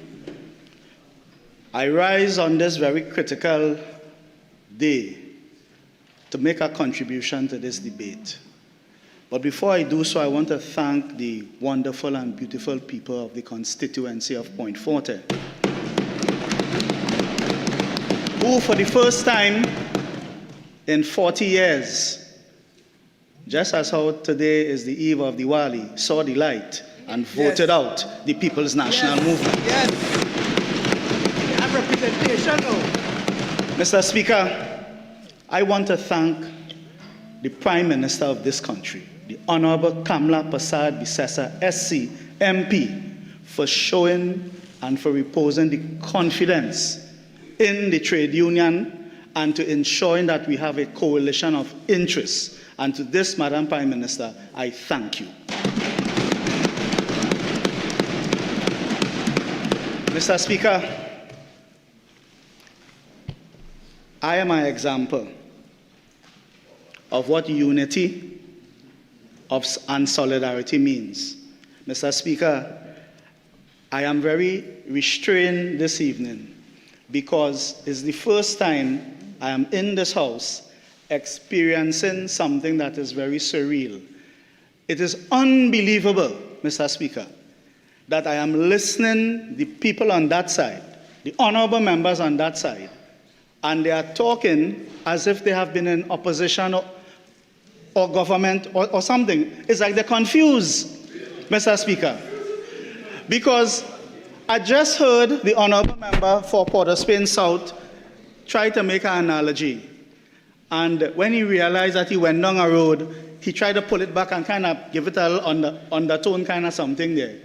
Mr. Speaker, let me talk, before I go into, let me talk about just due. And I want to talk about why the Honorable Minister of Finance, Minister Tanku, why we had to move away from a budget of arrogant technicality, a budget of scoffing and looking down and disdain and discontent, to a budget of the people. A budget that was devoid, a budget that was simple, that the average man could understand. That is why there's so much debate, because for the first time in probably ever, Trinidad and Tobago, the average man is paying attention right now as we speak to this debate. Yes. The average man, normally, Mr. Speaker, the average man does say, man, with them people, that has nothing to do with me. But for the first time in Trinidad and Tobago, the average simple person, the common man, is paying apt attention to what is going on. Mr. Speaker, let me first, before anything at all, I want to pay respect to the 14 workers that died on Berth 5, October 17, 1985, in the refinery, Petrotrin. I send to them and their family solidarity and continued honor, because I know this later this evening, that is a memorial that we continue to have as the labor movement. But while I'm on my feet, Mr. Speaker, I also would like to lend condolences for the Paria 4. And as I want to ask, as people across there expressing sentiments, Mr. Speaker, as we want to talk about just due, where was the just due for the Paria 5? Where was the just due when the same members across there sat by and said nothing, and they allowed the former Prime Minister and the former Prime Minister, as they stood by and allowed these 4 nationals to perish? Where was the just due, Mr. Speaker? Mr. Speaker, where's the just due for Pete Phillip? Where's the just due? Mr. Speaker, where's the just due for the 610 murders that took place in 2024, Mr. Speaker? Mr. Speaker, this budget is a budget towards rebuilding, restoring, and to recenter Trinidad and Tobago away from the morass that it is currently in, that was caused by the People's National Movement. Mr. Speaker, where's the just due for the 5,943 Petrotrin workers, multiplied by the 10,349 contract workers, multiplied by average of 5? Mr. Speaker, Mr. Speaker, where's the just due? 2018 still lives on in the minds of all these workers. But Mr. Speaker, Mr. Speaker, as I humbly say, the truth has hurt. That's why they're responding. The truth hurts. The truth hurts, Mr. Speaker. The truth hurts. But Mr. Speaker, where is the just due for the metal workers? Where is the just due for the TSTT workers? You see, Mr. Speaker, it was just reported by the Honorable Member for Sama Barataria, the amount 70,000 workers lost their jobs under the People's National Movement. Right? Mr. Speaker, the revenue, if I were to refer Mr. Speaker, oil production in 2015 was 78,630. In 2024, 50,892 barrels per day. Natural gas production, 3.8 MMCFD to 2.5 MMCFD. Mr. Speaker, labor force participation in 2015 was 60.6%. In 2024, 55.4%. Mr. Speaker, the refinery throughput in 2015 was 125,308. In 2024, 0. But let me explain why I'm raising that point, Mr. Speaker. This government is attempting or will correct or will fix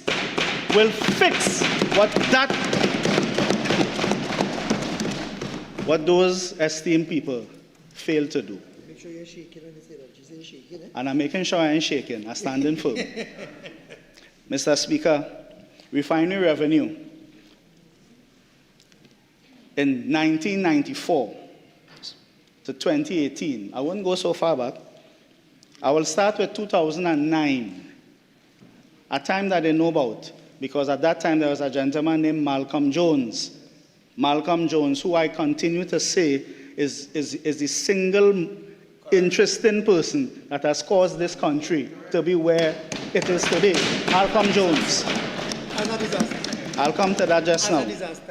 In 2009, Mr. Speaker, revenue for sales from the refinery was 37,420,846 TT dollars, or 5,984,894 US.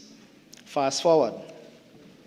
In 2013, refinery sales was 30,178,268 TT, or 4,701,031 US.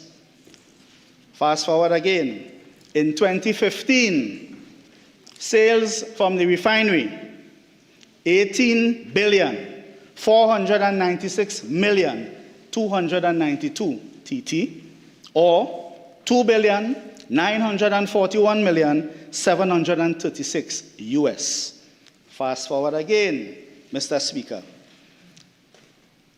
In 2017, refinery sales, revenue, 19,169,644 TT, or 2,843,275 US. That's 2017. And one more figure, just for an additional, just for comparison. In 2018, the very same year that the most destructive, devastative economic decision that was ever made by a government took place, refinery sales was 23,406,065 TT, or 3,466,710 US. Mr. Speaker, let's come forward now. In 2018, a decision was made. That economic decision, Mr. Speaker, cost this country dearly, financially, socially, morally, and definitely spiritually. Mr. Speaker, the then government created the Trinidad Petroleum Holding Company Limited, and they broke up the company into about 5 different elements. But I'll focus on one particular element because there were 2 elements, Paria and Heritage, that were designed to be money-making. According to the Heritage financial statements, in 2020, Profit, this is in TT dollars now, 1,017,860,000. In 2021, 682,681,000. In 2022, 1,113,271. And just for comparison again, in 2024, 940,279. Mr. Speaker, when you look at the financials of Heritage and you compare the financials of the refinery, Mr. Speaker, chalk and cheese. Chalk and cheese. Mr. Speaker, you know, sometimes you just have to really allow time to pass. Mr. Speaker, I am here as I stand in the defense of every single oil and gas worker in Trinidad and Tobago, every single contract worker, every single artisan, and every single skilled worker. Mr. Speaker, I commend the Minister of Finance for being a true man and being consistent and offering that 10% wage offer to the Public Service Association. And you see, notwithstanding all of the attempts to twist it and obfuscate the whole situation, that's a big word, yes? Mr. Speaker, 10% was the instruction to the CPO. And in the true spirit of what this government is about, we're not going to interfere with negotiations. Corporation Soul is not going to dip their hand and try and tamper with the negotiation process, which is enshrined by the collective agreement. The CPO has been given an instruction. The CPO, Mr. Speaker, will sit with the relevant unions and negotiate in good faith and in the spirit of good industrial relations, Mr. Speaker. And that's all. And that's all. And that's all. Mr. Speaker, but let me now turn, because again, I heard that I was talking about the refinery and shaking. So I want to make sure that I give enough time to talk about the Ministry of Energy, Mr. Speaker. So let me turn to the Ministry of Energy. Mr. Speaker, the Ministry of Energy, some of the highlights as to where we will be looking to assist the Minister of Finance in ensuring that he is able to conduct and to implement everything that was outlined in our budget. First and foremost, crude oil and natural gas production. Heritage Land is forecast to drill 8 wells for fiscal 2026, which consists of 1 exploratory well and 7 development wells. The forecast exploration will be drilled within Heritage newly acquired Peru block to the average depth of 12,000 feet. The 3 development wells are planned to be drilled in the Barapor fields at a depth of 9,000 feet, while the remaining 4 development wells will be at an average of 5,500 feet. Heritage offshore. Heritage oil production will be embarking on a 5-well drilling program, and a 6-well workover plan is also planned. Workover activity will continue on a needs basis for fiscal 2026. The upgrade of production receiving facilities are ongoing to accommodate expected production. Heritage lease operator, farm out, enhanced production services, and contract operations. For fiscal 2026, Heritage plan for lease operators to drill 16 development wells and to conduct 33 workover wells. For fiscal 26 farm out, operators have planned to drill 11 development wells and to conduct 5 workover enhanced production service contracts to drill 7 development wells and to conduct 12 workovers. Mr. Speaker, let's just look at that for a little while. Mr. Speaker, drilling activity, rig days, in 2015 was 2,849. In 2024, it was 1,234. Mr. Speaker, when those on that side talk about oil and they care about the energy landscape and so on, Mr. Speaker, you cannot get new oil if you're not drilling. The PNM cut rigging time down by 50%. 50%, Mr. Speaker. We intend, because the people on this side know about drilling and know about oil and gas, we are going to ramp back up drilling and ramp back up workover for fiscal 2026. Not 27, not 28, 26. Mr. Speaker, let me continue. T-Rex, the operator proposed workover plans for 2 wells in the Corey Muruga block and to drill 1 appraisal well. Bahama Production Petroleum Company, BPC, the company planned to conduct 1 workover and drill 7 development wells in fiscal 2026. Let me continue. Touchstone Production Operation. The operator has plans to drill 2 development wells in the Cascadura fields in fiscal 2026. Touchstone also operates the Rodal, Barakpur, and the Faizabad fields, and they are expected to drill 2 wells workover wells, in that field. Summit Energy, for fiscal 2026, the operator plans to drill 1 development well and to conduct 1 workover. De Novo Energy, De Novo plans to conduct a sidetrack of an existing exploration well to further the exploration of the existing gas reserves, which is located up dip in the Iguana field, and a final investment decision is pending rig availability, for the negotiation and for which negotiations are currently being undertaken. You see, Mr. Speaker, when the people on that side said that my minister, the honored and esteemed persons on that side indicated that my Minister of Energy ain't come with nothing new, we ain't doing nothing. I'm saying just this 1 page alone indicate, if I count, is more than 40 wells are going to be drilled or work over within fiscal 2026.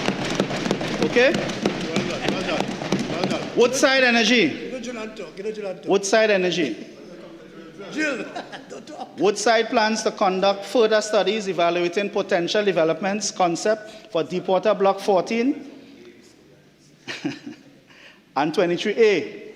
The viability of 2 development concepts for the Calypso project is currently being assessed, which would include 1 subsea tieback to shallow water platform and compression, a lightweight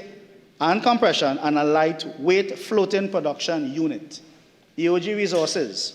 EOG plans to continue the development of the Mentor field. The capital cost of the project is estimated US $614 million, with the gross project operating cash flow being estimated USD $764.8 million, with the government share profit revenue of 74%. The development of Mentor involves the drilling, the completion, and the development of 12 wells and exploration wells in 2 phases, Mentor A platform. Proved and contingent reserves in the Mentor development are 373 BCF of gas and 19.9 million barrels of oil. EOG also has plans to develop the Coconut Field in partnership with BP, and the first gas is expected second quarter 2027. Perenco has outlined a robust drilling and well intervention program, Mr. Speaker, throughout the 3rd and the end of fiscal 2026, aimed at enhancing production and maximizing recovery across its offshore assets. Mr. Speaker, Shell. 2 development wells are being pursued by Shell. These are the Aphrodite project and the Manatee Plus project. The Aphrodite project is a single development well with peak production rate at 120 mm SCFD, targeting 275 BCF of gas. Mr. Speaker, the total cost for this entire project is estimated $1.46 billion. BPTT has the continuation of the SIPE development phase 2 drilling is planned for fiscal 2026. Thank you. For fiscal 2026, with 3 development wells and 4 wells in phase 1 of SIP, and the development is already in production. Infill drilling of wells in the Angelan field are also expected and to commence production in the second half of 2026. Mr. Speaker, if I were to pause, they were asking where the money coming from, what going to happen, where we go get the money, where this.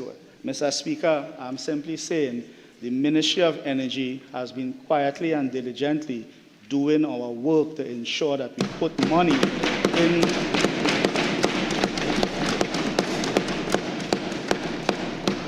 Mr. Speaker, ginger development, 4 wells. Development program in the ginger field. The first well has already been drilled. The ginger development will target 358 BCF of reserves with peak production of 275 MMSFD, and first gas is targeted for fiscal 2026. Mr. Speaker, as I continue, we come to Touchstone once again. Touchstone anticipates natural gas from 5 new wells within the Cascadura field and 1 well in the Coho field, all in August 2026. Same fiscal. Mr. Speaker, let me just move now. I'll turn to some other aspects of the Ministry of Energy. The Port of Brighton, down in Library, by you, my brother. The Port of Brighton is a cornerstone project for 2025-2026 fiscal. The project involves the deployment of solar, photovoltaic, big word, PV system in the Library Industrial Development Company, LABITCO. This will supply approximately 36% of the port's conventional electrical load. The load includes lighting, office and building equipment, HVAC systems, and security operations. The project was developed after the 2024 greenhouse gas inventory and the decarbonization study conducted by the LABITCO and aligns with the company's environmental sustainability management framework. The execution of this project is to span 2 years with commissioning scheduled for the second quarter of 2026. May I add, Mr. Speaker, the LABITCO port is possibly one of the only green port in the Caribbean at this point in time, Mr. Speaker. The port itself is also earmarked to become a fully commercial port, but that plans of this is being developed, and in a subsequent, hopefully by the media review, we'll report, Mr. Speaker. Mr. Speaker, in addition, I want to turn to deep water. As you know, Mr. Speaker, we had, and there's been touted, they have been asking what is the benefits and so on. So I will go without the preamble, Mr. Speaker, I will go directly to what has been the benefits thus far as a result of the bid rounds, Exxon and the other bid rounds. Mr. Speaker, as a part of the Ministry of Energy's continued efforts to improve the effectiveness and competitiveness of the bidding process, a significantly large data package was made accessible to potential bidders, and a payment of a pre-bid fee of $25,000 in the currency, US. And during the course of 2025 bid round, 9 companies paid a pre-bid fee of $25,000 US. Mr. Speaker, thus far, 2 major companies with the award of 4 major blocks were realized for this bid round, which was closed in 2026. The bid fee of $40 US per block was required on submission of bids. Thus, the combined pre-bid and bid fees received for this bid round was US $385,000. Cabinet has since appointed a technical evaluation team, and they have begun their work already in this month of October.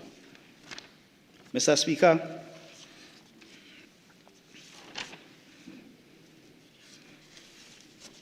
I will turn now to the issue of NIS and the issue, one point that which I want to make as it relates to NIS and the whole issue of the increase of the age of retirement.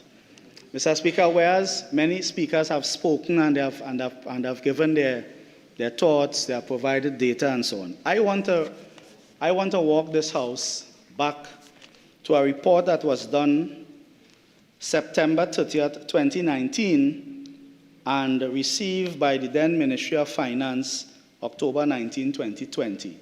And this is the report of the Independent Actuarial Valuation of the Petroleum Company of Trinidad and Tobago Employees Pension Plan and the Trinidad and Tobago Petroleum Company Limited Staff Pension Plan.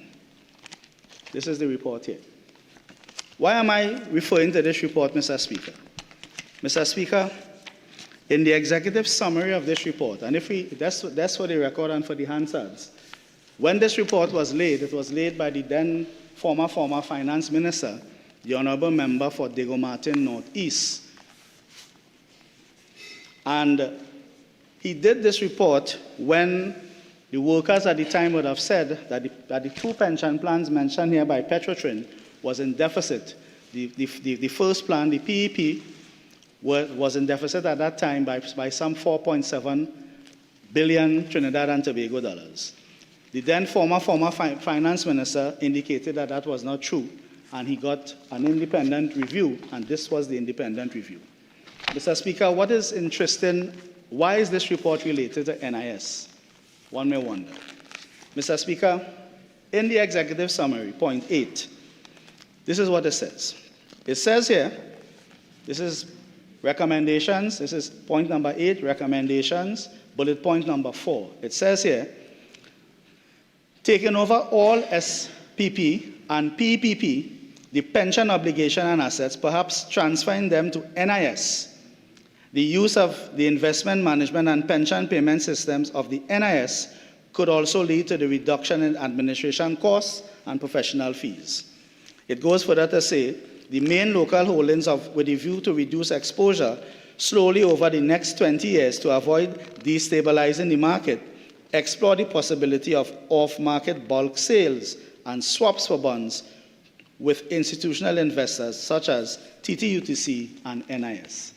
Mr. Speaker, for the listening public and for those who might be not understanding why am I raising this point, Mr. Speaker, it was the intention of the former Minister of Finance, and by extension, the intention of the former government to run down the two major pension plans of former Petrotrin workers. Run it down, don't fund the deficit, and then after, have the balance, the remaining, sent to NIB. That is how they were going to fund NIB, Mr. Speaker. That is how they were going to fund NIB.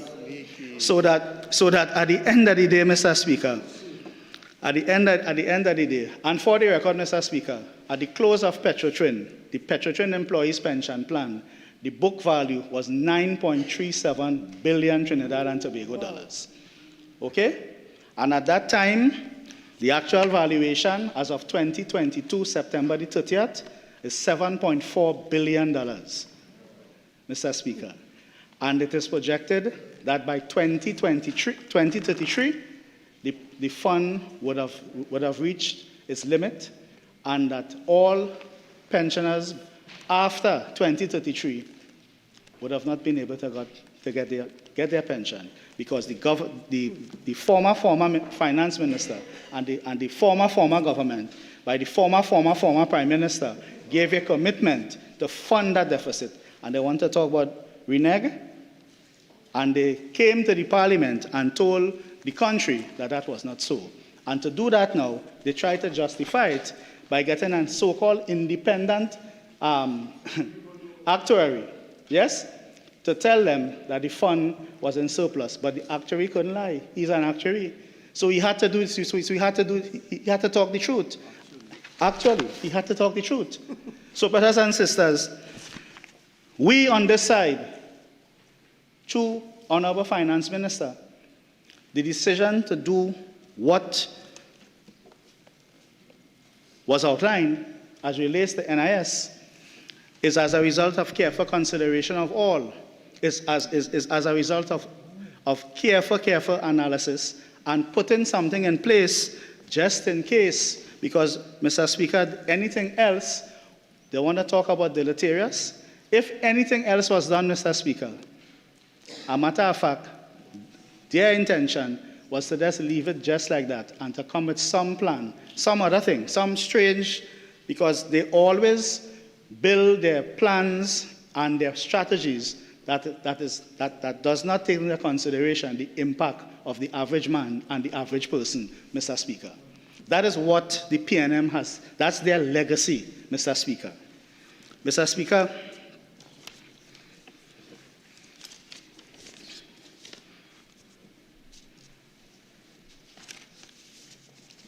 let me now turn to my constituency, the constituency of Point 410.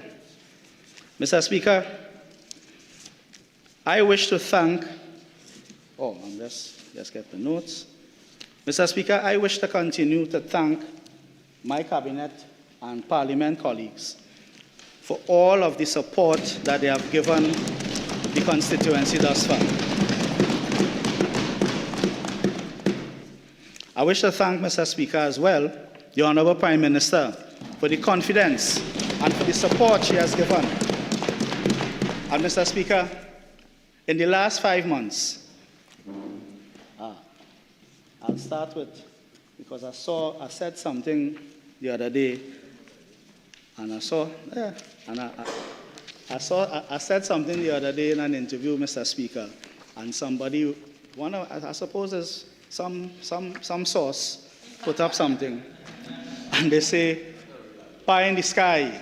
Mr. Speaker, I have in my hand here. Don't shake. Oh, don't shake. Huh? Mr. Speaker, thank you. I have here a document. Yes. Yes, a document. Now, a good source. No, not a hot bag. No. Something that is good and proper and interesting and reliable and more so, Mr. Speaker, and productive. What I have in my hand here, Mr. Speaker, is the evidence of some good, insightful work after we would have made our submissions and made our commitments on the campaign to restore confidence in the fence-line communities in Point 410 and Library. We have gotten, Mr. Speaker, after great deliberations and trying to make this thing happen, starting with the Heritage Petroleum Company, to institute a fence-line contractor program, Mr. Speaker, which will see the return into the heritage system some 50 fence-line contractors in Point 410 who were unceremoniously removed from the contract system by the last administration when they mash up Petrotrin, Mr. Speaker, and put in the amount of people that I stated before on the breadline. You have ridiculous and strange parameters were established to keep out local contractors in Point 410 and Library. Yes? You had strange and very unfortunate and unreasonable parameters created to ensure that only a certain group of persons qualify to do work in heritage, Mr. Speaker. What you see happening here now is a leveling of the playing field, a reopening of the door so that these small and medium contractors, once they qualify, they are able to get work to bid, and once they're successful, to get work in heritage, Mr. Speaker. And Mr. Speaker, once this work, we will now ask other state companies to look at the model, and if it suits their needs and suits their purview, and it passes their asset test, to implement the same. Mr. Speaker, at the end of the day, this is a government about creating opportunities for small and medium business people, Mr. Speaker.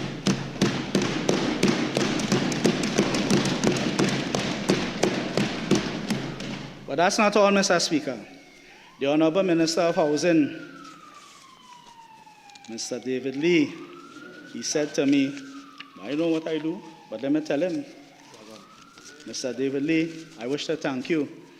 You have now created an anticipation to fix a 20-year-old problem, which is Lakeview housing development, Honorable Minister.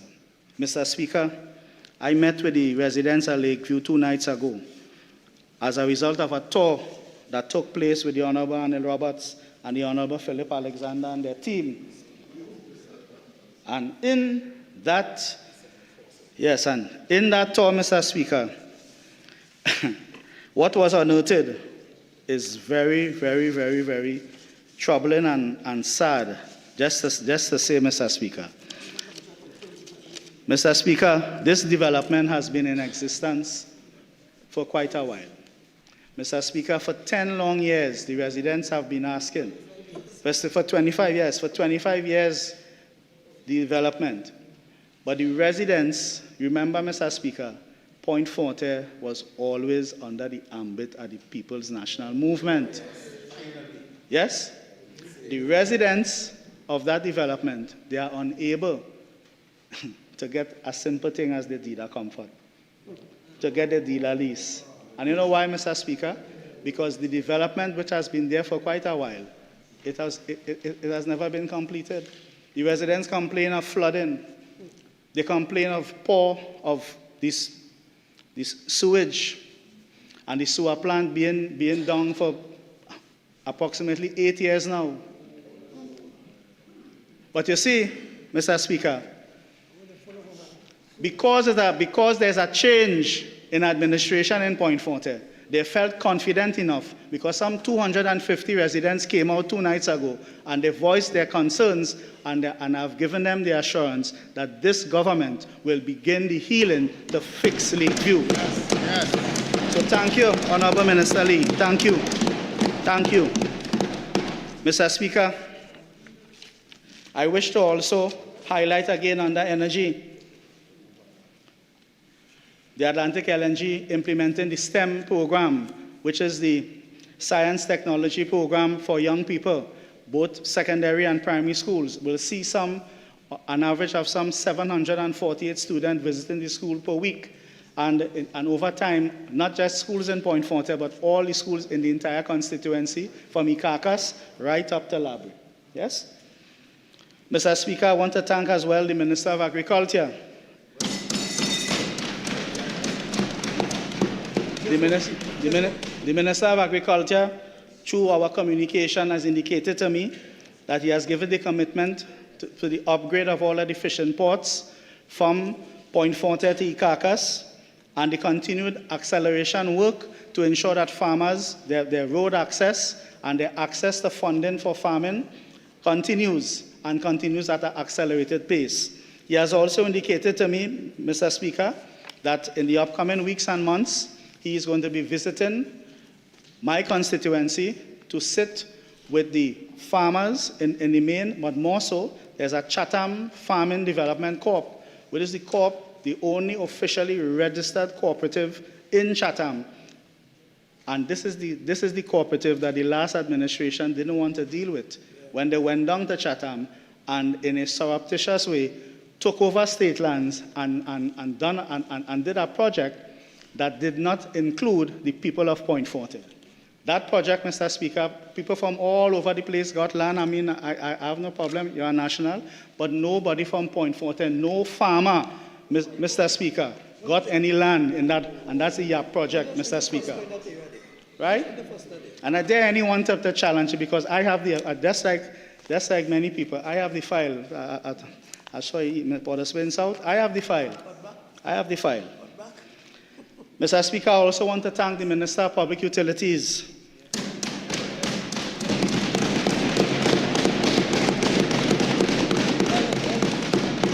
And indeed, the Minister in the Ministry of Public Utilities and the Permanent Secretary, Parliament Secretary, sorry.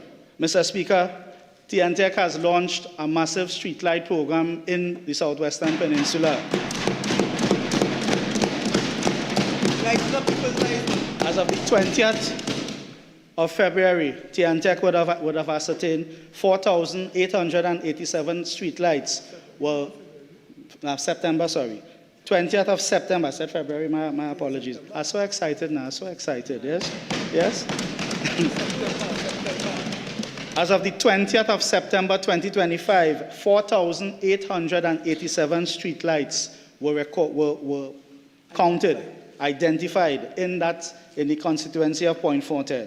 Out of that number, 464 lights were off. As of the 1st of October 2025, Mr. Speaker, the number of lights that remain outstanding and in progress is 161. Well done. Yes, and today is the 18th, yes? In addition to that, there continues, the work is continuing on the Chatham Waterworks plant, and that I must say, Mr. Speaker, we have a long way to go because, Mr. Speaker, Point Forte has been neglected for the last 40 years, and I say it without apology. There are people talking about potholes, and they now say, Mr. Speaker,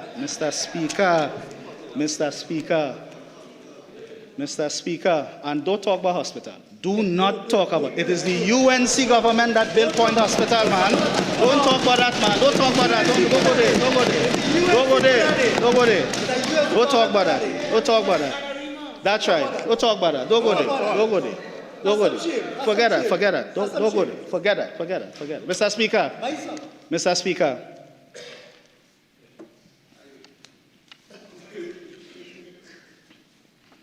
Mr. Speaker, I also would like to thank the Minister of Sport and Youth Affairs.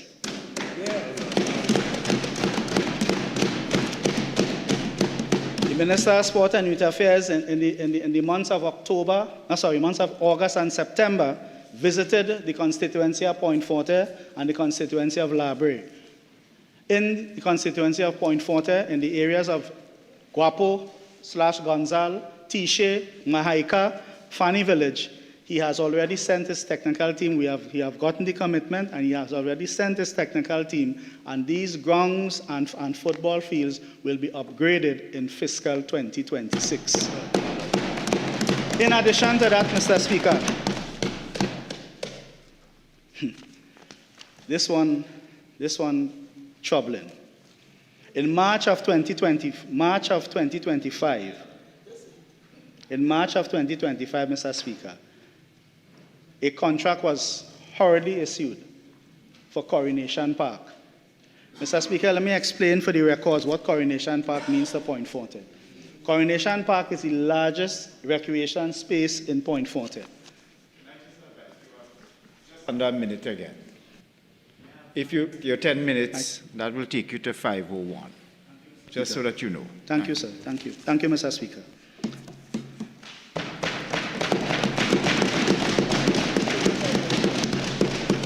Mr. Speaker, Coronation Park is the largest recreation space in the constituency of Point Forte.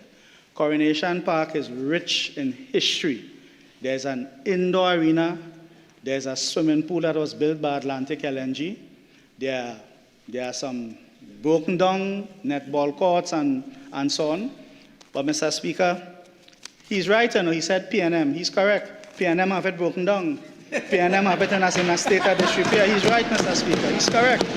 He's correct. He's correct to say PNM. He's correct. He's correct. He's correct. He's correct. Mr. Speaker, in March 2025, a contract was awarded to a particular contractor. The scope of Coronation Park, the public, the sporting public, don't understand where that scope come from. But they created something, and they rush and they just give a contractor. Mr. Speaker, we have had 3 consultations thus far, and the people of Point Forte have said openly that they wish to have a proper stadium established in Coronation Park with a Mondo track and a proper football field because, Mr. Speaker, the great Jerome Richards is from Point Forte, and we would like to name Coronation Park after Jerome Richards, Mr. Speaker. But, Mr. Speaker, I want But, Mr. Speaker, I would like to thank the Minister of Sport and Youth Affairs for giving me the proper advice. I wouldn't say what the advice is, but I want to thank him for still supporting, for supporting the project. And in fiscal 2026, we will sit, work it out, but that they talk about we being vindictive and we take it. No, the Minister of Sport and Youth Affairs know how important Coronation Park is to Point Forte. So he left the allocation, Mr. Speaker. And Mr. Speaker, for that, the people of Point Forte thanks the Minister of Sport and Youth Affairs for doing that, to ensuring that we get, at least we could start phase 1 of Coronation Park sporting and recreational facility. Finally, Mr. Speaker, in terms of thanking my colleagues, I want to thank the Honorable Michelle Benjamin.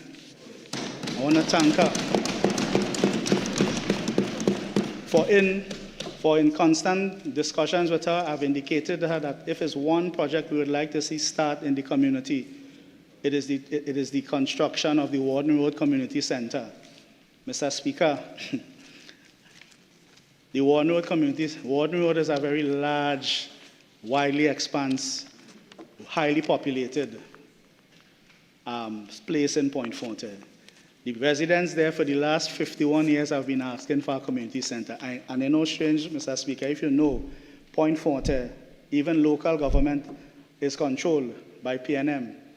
So they have been asking the PNM for a community center for 51 years, Mr. Speaker. That is no problem. The UNC will build the community center in Warden.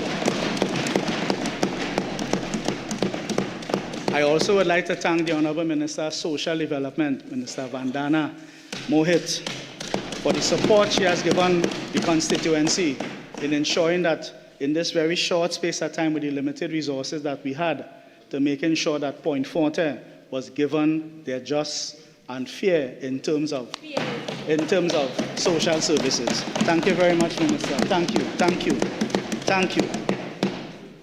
Mr. Speaker,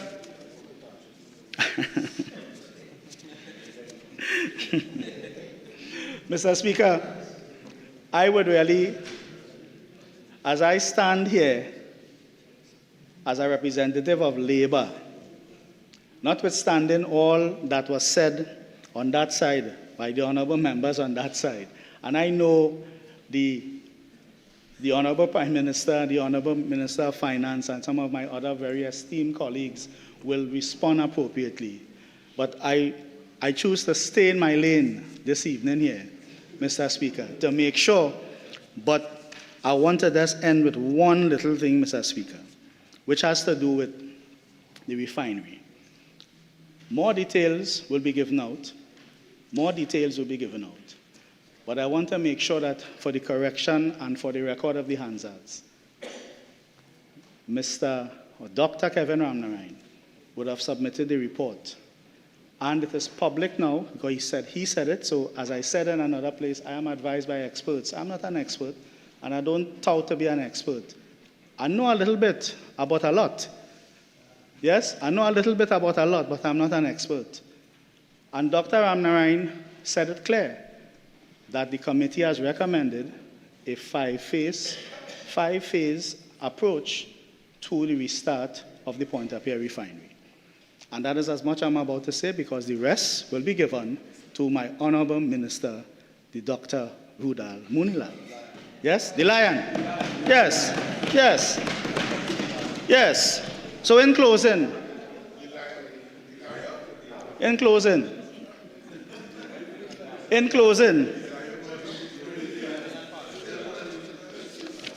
Mr. Speaker. Oh, Mr. Speaker, in flipping my notes, I forgot two very important things. Two very, very important things, Mr. Speaker, so I need to rewind. Mr. Speaker, as outlined in the budget statement, we have the Chatham Youth Facility that has been hung up by the PNM for nearly 3 years, right? Mr. Speaker, let me say it again. The Chatham Youth Facility that was closed down by the PNM Let me say it again. That was closed down. Mr. Speaker, let me say it again. Just in case I was opening the fridge and they didn't hear me, Mr. Speaker. The Chatham Youth Facility that was closed down by the People's National Movement, yes, that was closed down, yes, that was closed down under the guise, no, Mr. Speaker, that was closed down under the guise of repairs, repairs that can't finish up to now, Mr. Speaker. Those repairs will be completed and the Chatham Youth Facility shall be opened in fiscal 2026. Mr. Speaker, I just said, where I'm from, the People's National Movement was in charge for 40 years. I'm saying, Mr. Speaker, they're no longer in charge. There's a new administration here now.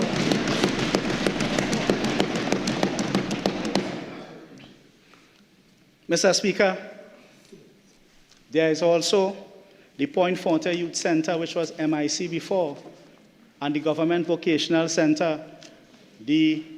Again, GVC, evening classes, has been non-existent in GVC for over 6 years, Mr. Speaker, and I dare them to challenge that. Mr. Speaker, in consultation with the Minister of Tertiary Education and the Minister of Education, we are going to return evening classes, Mr. Speaker, to Point Forte by the end of November 2025. And why is that so important for the records, Mr. Speaker? Evening classes is what persons who are out of school and people who go into work hands-on could have gotten their skills, qualifications in their craft, technical skills, and even their engineering, basic engineering qualifications, Mr. Speaker. Mr. Speaker, as I close, I would like to say that the constituency of Point Forte supports the Honorable Prime Minister, Mrs. Kamla Persad-Bissessar, SCMP, supports the Honorable Finance Minister, Minister Devindranath Tanku, and supports this government in our first historical budget for fiscal 2025-2026, and that we will continue to do all that we have to do to move Point Forte from where it is now to become a city, and not just a city that is controlled by the United National Congress. God bless. Thank you, Mr. Speaker. Thank you. Thank you. Thank you. Thank you. Thank you. Member for San Fernando East.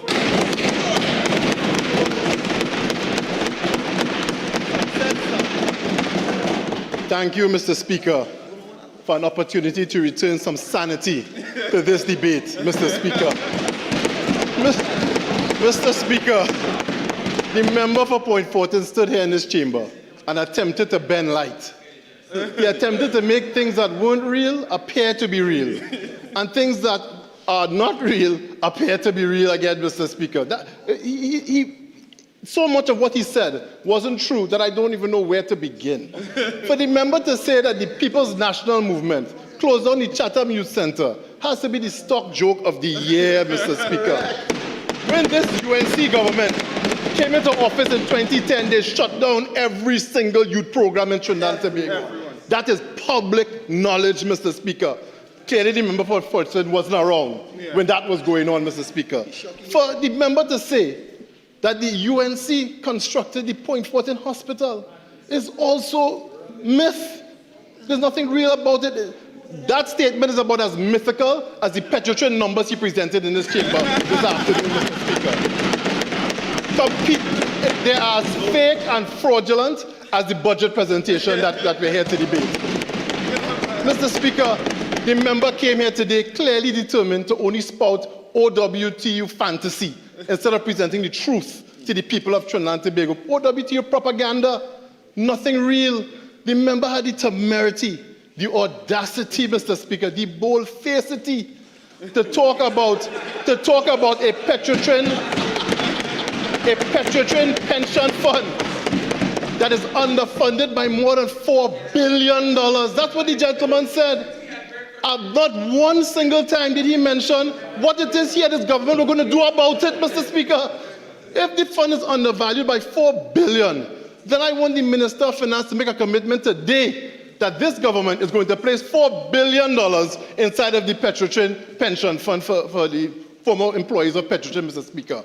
I hope the Minister says that in his winding up. Yeah, good luck. Good luck, Mr. Speaker. I listened closely to my good friend from Barataria. Usually a very good delivery, Mr. Speaker. But again, it is clear the mandate of those on the other side is to distract from the nonsense and delusion that is in this budget document, Mr. Speaker. Mr. Speaker, this budget document is nothing short of fake and fraudulent, Mr. Speaker. There is not a single economic commentator in this country or out that believes a single figure in this document. And maybe that's why the document is so bereft of numbers to begin with. The Minister of Finance stood here on his legs on Monday and spent the first hour of his contribution bashing the People's National Movement. Mr. Minister of Finance, the election is over. It is time to get to work. A budget exercise is a very serious thing, and a budget document is a very serious thing, Mr. Speaker. There are people all over this country and this world listening to this budget debate to understand how to make decisions going forward in this economy. Whether it's mom and dad deciding how to run their household or businessmen deciding how to invest in their business. Mr. Speaker, no one can make any sensible decisions reading this document because these numbers are totally fraudulent, Mr. Speaker. And I will justify that in a few minutes. Mr. Speaker, we look at the revenue numbers here, and it's right here in this document. In the last year, Mr. Speaker, fiscal 2025, there was a reported deficit of $8.7 billion, Mr. Speaker, with revenues of $50.6 billion, an expenditure of $59.3. Mr. Speaker, this Minister of Finance will want us to believe that in just one fiscal period, that he expects to generate total revenues of $55.36 billion, Mr. Speaker, with a total expenditure of a similar $59.23 billion.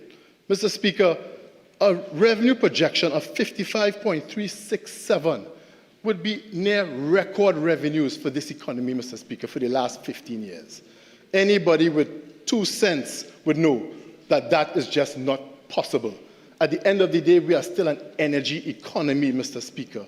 Every commentator, internationally and locally, has said that international energy prices will remain depressed going into the near, maybe medium-term future. The very same member from Point Fortin also mentioned the stagnant production of energy within Trinidad and Tobago.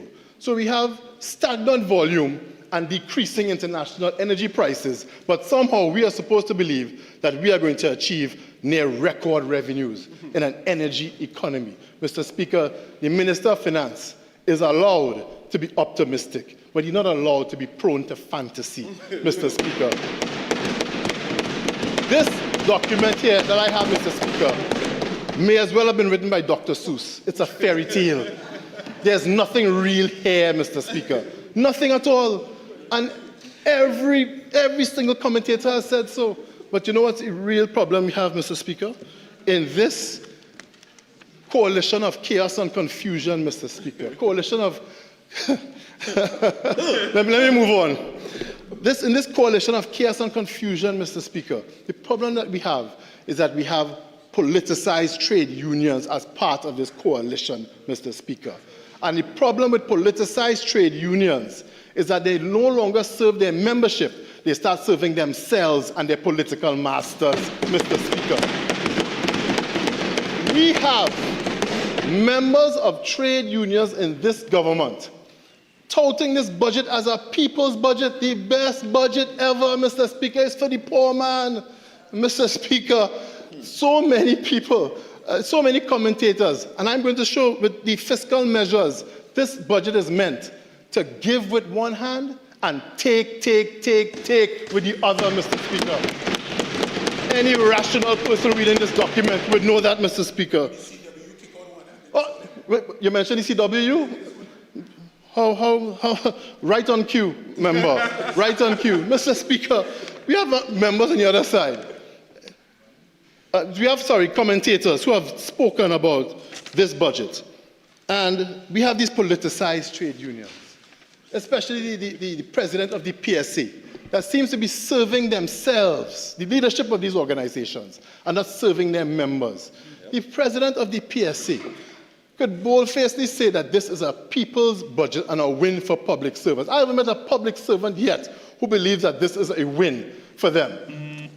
I had consultations with members of several trade unions, and I'm going to speak about that in a minute. But let's get back, Mr. Speaker, to the CWU and some of the other commentators on this budget. Remember Falabri, I believe, our good friend. I understand that he's a former president of this esteemed trade union. I apologize, Secretary General of the CWU, Mr. Speaker. But Mr. Speaker, he says that this budget is a people's budget. Let's hear what his comrades in the CWU have to say, Mr. Speaker. And I read here from a Guardian article, the 15th of October, 2025, this week. CWU, budget over promises and under delivers for workers, Mr. Speaker. The total opposite to what is being said by our good friend from Labre. I've read several analyses, and this one, Mr. Speaker, has to be one of the best that I've read thus far. And let me share some of it with the national community. I was very impressed. It was written by Abraham Diaz. The Communication Workers Union has warned that the 2026 national budget risks worsening cost of living pressures and eroding the real incomes of workers, especially those in lower income and informal sectors, Mr. Speaker. I guess they must be collateral damage also, Mr. Speaker. Time and time again under this government, we are seeing trade union leaders saying one thing while their membership are saying something else. And that is the problem that we're having. Politicized trade unions produce leaders who are only looking out for their own political interests. And their political masters are not their members, Mr. Speaker. And it goes on, Mr. Speaker. In a detailed analysis, the union said the government's continued deficit spending and growing debt burden could crowd out capital and social spending, while new levies such as the electricity charge, landlord business tax, or property tax by another name, would ultimately pass costs on to the ordinary citizens, Mr. Speaker. Mr. Speaker, the Minister of Finance has been making the rounds this week and doing his able best to put both feet in his mouth as often as possible, Mr. Speaker. The Minister of Finance has stated that the fiscal measures that he placed in this document should not raise the cost of living in Trinidad and Tobago. You don't have to be an economics wizard, Mr. Speaker. If you raise the price of add taxes to everything, isn't it going to increase the cost of everything? This is not rocket science. But again, just like the member for Point Fortin, they come to this chamber attempting to bend light, trying to get you to see what is not there and make you think that something is real when it's not real. Because it's all a distraction, Mr. Speaker. It's a distraction. And let me move on. Let me include one more commentary that I read about this budget. And it's coming from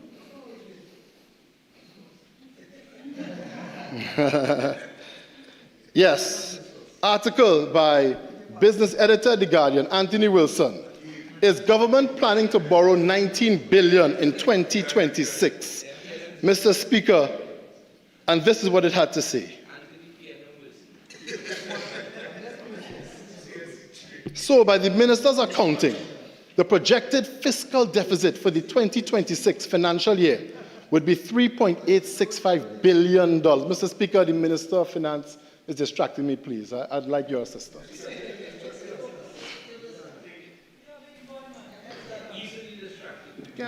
Look, I want to use neutral language. I think you're just being a little facetious there. Let's go on. Thank you so much, Mr. Speaker. Mr. Speaker, I go on. In TNT, fiscal deficits have to be funded, which means that anybody reading or listening to Mr. Tanku's budget would believe that the government would need to borrow $3.865 billion in the current financial year, which started on October 1st, 2025 and ends September 30th, 2026. to address the difference between what the government hopes to collect and what it expects to spend. Given the borrowing that the government has undertaken over the last 15 years, many of TNT's business groups, trade union organizations, and households would have taken away from the 2026 budget the message of astute financial management by the current administration, which presented a budget with a fiscal deficit of only 3.8. The budget documents that accompany Mr. Tanku's presentation speech tell a different story, however, Mr. Speaker. Yeah, get quiet, it's the coup de grace now. These documents, which are available on the website of the Ministry of Finance for anyone to verify, disclose a fiscal deficit of over $9 billion, Mr. Speaker. So, Mr. Speaker, even the Ministry of Finance's own documents don't agree with this budget document that we have here, presented by the UNC Minister of Finance. And he goes on from here, fiscal deficit of over $9 billion, and borrowing to finance that deficit of close to $19 billion, Mr. Speaker. That is what we're being faced with. This document is a complete fraud. It is a fantasy. It is a figment of the minister's imagination. It is not real. It is their attempt to bend light and to distract the people of this country from the realities that we face. Well, you don't have to believe me. You don't have to believe Anthony Wilson. You don't have to believe anybody locally. Let's take a look at the review by the international and independent S&P Global, Mr. Speaker. Mr. Speaker, several rating agencies and the IMF and others would have deep analysis of this economy on an annual basis. We had a recently concluded analysis by the S&P Global, Mr. Speaker, where they determined that they were going to downgrade the outlook of this country to negative, Mr. Speaker. Now, during these consultations, they're very intense and they're very in-depth. They will meet with the Ministry of Finance. They will meet with the Ministry of Energy. They will meet with the private sector stakeholders. They will meet with the energy companies. They will meet with almost everyone who is relevant to the economy of Trinidad and Tobago, Mr. Speaker. And then the Minister of Finance would have to speak to them and tell them a story, justify the numbers and figures that he's saying to be optimistic about the future economy of this country. The same economy that he is claiming that we should expect near record revenues in the next fiscal year. Mr. Speaker, as his song says, I heard he sang a good song. I heard he had a style. But the S&P Global did not believe what he was saying, Mr. Speaker. And that is why this economy was downgraded. Let me read the outlook. Back to reality, yes. The outlook. The negative outlook reflects our view that there's at least a 1 in 3 chance we could lower the ratings over the next 6 to 24 months. Does that sound like record revenues to anyone? The country's fiscal and external buffers have been gradually weakening over time, and its long-term economic growth has been low. Despite many efforts, there has been only limited progress by previous administrations in diversifying the economy, leaving it vulnerable to volatile energy prices, while output from oil and gas sector have recently declined. Output has declined, but somehow Mr. Ben Light from the Ministry of Finance wants us to believe that we're going to have record revenues going forward, Mr. Speaker. Mr. Speaker, the document is not real. This is a coalition of counterfeits, fakes, and frauds, and we don't believe anything that they say, Mr. Speaker. Not a word. Institutional economic... coming back to you just so you know, Larry, don't worry. It's not over yet. It's not over yet. Institutional economic profile. The energy sector will remain a key contributor to the economy despite declining production over the next few years, Mr. Speaker. Mr. Speaker, we believe the GDP will be expanded by 1% in 2025 and 2026, reflecting stagnant oil and gas production and continued growth in the non-energy sector. Mr. Speaker, the numbers simply do not add up. There is no one locally or internationally that believes a single number in this vacuous, specious, and ridiculous budget document, Mr. Speaker. Mr. Speaker, I move on. I won't bring up the CW anymore and embarrass Labre any further. Mr. Speaker,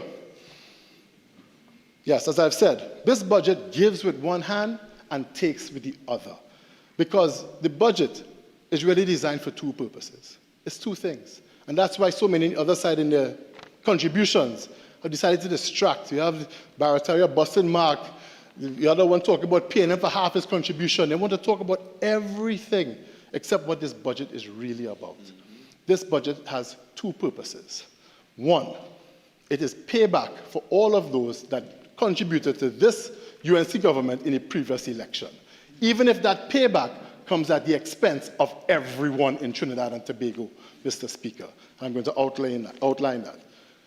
The more nefarious purpose of this budget, Mr. Speaker, is to set a path for this government to access and raid the Heritage and Stabilization Fund of Trinidad and Tobago, Mr. Speaker. That is their true intention. That is what they want to do, because they know that the revenues that they are seeking are not going to come from anywhere else. They've done a fantastic job of the past 20 years attempting to undermine and destroying every single P&M revenue-generating initiative. No matter what we did, no matter what it is we implemented, they found a way to destroy it. The first thing they did as they entered office this time around is to cancel the TTRA, which is the craziest thing I've ever heard, Mr. Speaker. Their fate was sealed from day one. The TTRA was supposed to close a tax gap in this country of more than $10 billion annually. The TTRA alone could have paid public servants their back pay and a salary increase going forward. But the same PSA president decided that to work with this government to undermine and destroy the very same TTRA that could benefit public servants. Again, we have leadership in some of the trade unions in this country working against their membership, Mr. Speaker. Mr. Speaker, I would say in no uncertain terms that the president of the PSA has sold out public servants in this country, Mr. Speaker. And I make no apologies for saying that, Mr. Speaker. All they want to do is to access the HSF because they know that everything else in this document is not real. Nobody believes it. Mr. Speaker, let me remind the national community exactly what are the rules for accessing the HSF. The Heritage and Stabilization Fund Act, Section 15A. Government may withdraw from the HSF if actual petroleum revenues fall below the estimated amount in the national budget. This shortfall must be verified against the revenue projections for that fiscal year, Mr. Speaker. Mr. Speaker, it is 100% certain that our revenues will be less than the revenues projected, the near record revenues projected in this document. It is an absolute certainty. All it is they want to do is to distract from the reality of what it is they're doing. They are laying a path for them to access and raid the HSF, our children's future, and the savings account of this country. Like the Attorney General said previously, Mr. Speaker, keep your grubby hands off of our children's future. That is all they want. They have no new ideas, no way to generate additional revenues, nothing, nothing, nothing. So all they want to do is do the lazy thing and to access the HSF. They spoke about us earlier, taking funds out of the HSF. That was during the COVID crisis. During the COVID crisis when the revenues of this country fell to zero. There was no economic activity worldwide. And even during that situation, Mr. Speaker, every single public servant in this country was paid in full and on time, Mr. Speaker. They don't want to mention that. This Minister of Finance been in office only a few short months, Mr. Speaker. And what have we been getting? Short pay, no pay, the UNC way. That's the only thing we've been getting from this government. Either you pay late, you pay short, or you don't get paid at all. That's what the UNC is known for, and we have known that from the start. The UNC is incapable of governing the government of Trinidad and Tobago. They're incapable of doing it. We see it over and over. The local government has virtually collapsed in the last few months across this country. That cannot be denied. We have 10-foot-tall bush all over this country. They want to criticize and they want to denigrate CPEP workers and URP workers in this country, but they're the ones who are actually being productive and adding to the value of this country. And the trade union members here will stand here not one time try to defend CPEP and URP workers who should be their comrades. Why? Because they're up on two legs, Mr. Speaker. Round neck collar not good enough for them anymore. It's only jacket and tie, serving themselves and the UNC masters. That's what they're doing. while 50,000 CPEP and URP workers join the breadline at one time, and they think that that's going to be a problem for this economy. The Minister of Social Development probably can't sleep at night with the amount of requests he's probably got for unemployment benefits. Tens of thousands of people flooding her ministry on a daily basis. And they think everything is okay. Not a word from Point Fortin about that. Nothing from Labre. Labre saying something opposite to his former trade union. Incredible, yeah, collateral damage. Mr. Speaker, let me remind the people of this country exactly the incredibly fantastic energy prices that the Minister of Finance includes in this document. Our oil price assumption of 2026 will be $73.25 per barrel. I'll try not to laugh, Mr. Speaker. And our natural gas price assumption will be $4.25 per MMBTU. Mr. Speaker, there's not a single energy analyst in the world that thinks that in this economic environment where people are moving away from oil and gas, moving away from energy sector, looking at alternatives, believes that we are going to see an energy price of this magnitude. If you look at the stock markets in the United States and Europe, they are taking off. Why?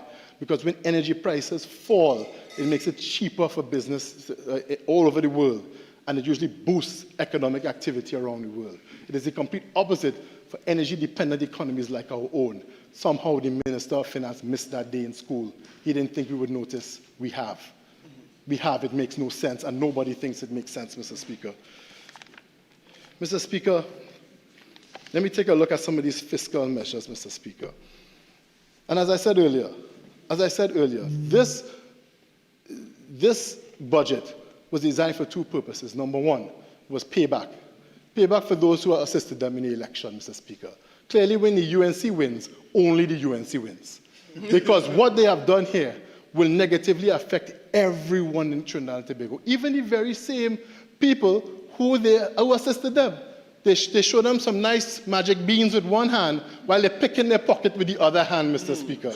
That is what this government is doing. One, levy on the assets of commercial banks and insurance companies operating in Trinidad and Tobago. Mr. Speaker, the Minister of Finance this week, in his tour de farce, where he was trying to defend this budget, says that a asset levy of 0.25%, which is to be charged against the assets of commercial banks and insurance companies operating in Trinidad and Tobago, should not affect the general public. Of course, the Banking Association came out the very next day and said, it will. Of course it will. Every single bank, Mr. Speaker, I'm a card-carrying capitalist, Mr. Speaker. I believe in free market economics. I believe in it. And a tax on assets. Usually you have a tax on performance. The better a company does, the higher they pay in taxes. That is progressive. You get taxes on performance. If they make losses, they don't pay taxes. Until they are profitable again, then they return to paying taxes. You have a fixed tax here on one of the more vital industries within Trinidad and Tobago, the banking sector, Mr. Speaker. This will increase the cost of everything. Which business person doesn't use a bank in Trinidad and Tobago? Every major organization in this country, vast majority of our population, use a bank. Banking fees will go up across the board. BAT has already said that. They would like to have a conversation with the Minister of Finance. I hope he understands what they're saying. Because I don't understand how any serious government that cares about the people of this country could implement something as ridiculous as this. This will dramatically increase the cost of living across Trinidad and Tobago. It makes no sense. It's a tax on assets. Incredible. Mr. Speaker, I move on. Number two, the landlord business surcharge. Or the property tax by another name, Mr. Speaker. This government has been so desperate for revenues that they're willing to go back on their old word. They have been fighting against the property tax for the last 15 to almost 20 years, Mr. Speaker. 15 to 20 years, no property tax, axe the tax, no tax, Mr. Speaker. As soon as they get into office, their first budget, what do we have? property tax, Mr. Speaker, by another name. And let me go through some of the details here. It's utterly fantastic. This measure requires all landlords to register with the Board of Inland Revenue and pay a one-time registration fee of $2,500. So you're getting tax off the bat. All the talk about is a tax on income.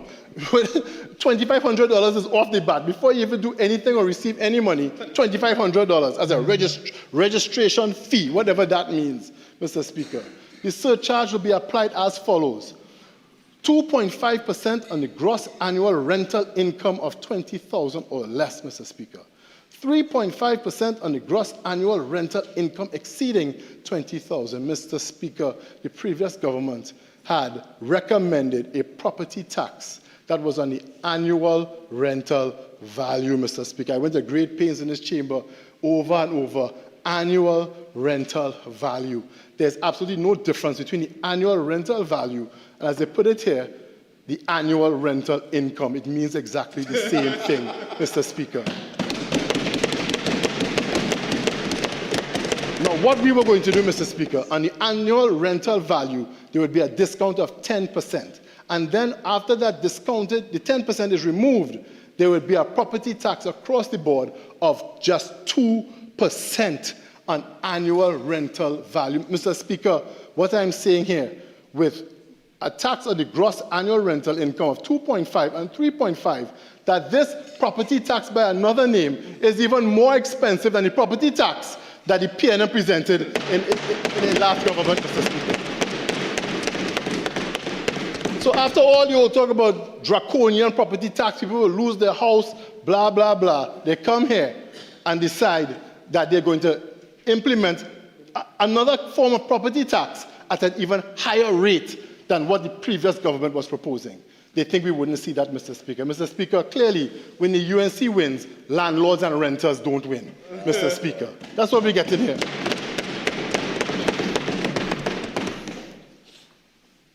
Mr. Speaker, next, the electricity surcharge. Incredible. The Minister of Finance wants to believe that a tax on electricity will not increase the cost of living in Trinidad and Tobago. Let me let the minister in on a little secret, Mr. Speaker. And let me read here. The surcharge will take the form of a fixed bill level charge of 0.05 per kilowatt hour for commercial customers and industrial customers, Mr. Speaker. That means almost every business in Trinidad and Tobago is going to be hit with this tax, Mr. Speaker. Mr. Speaker, Trinidad and Tobago is an energy economy. The manufacturing sector is an energy-intensive economy, energy-intensive industry. Trinidad and Tobago's greatest competitive advantage in international business is our ability to generate and produce low-cost electricity, Mr. Speaker.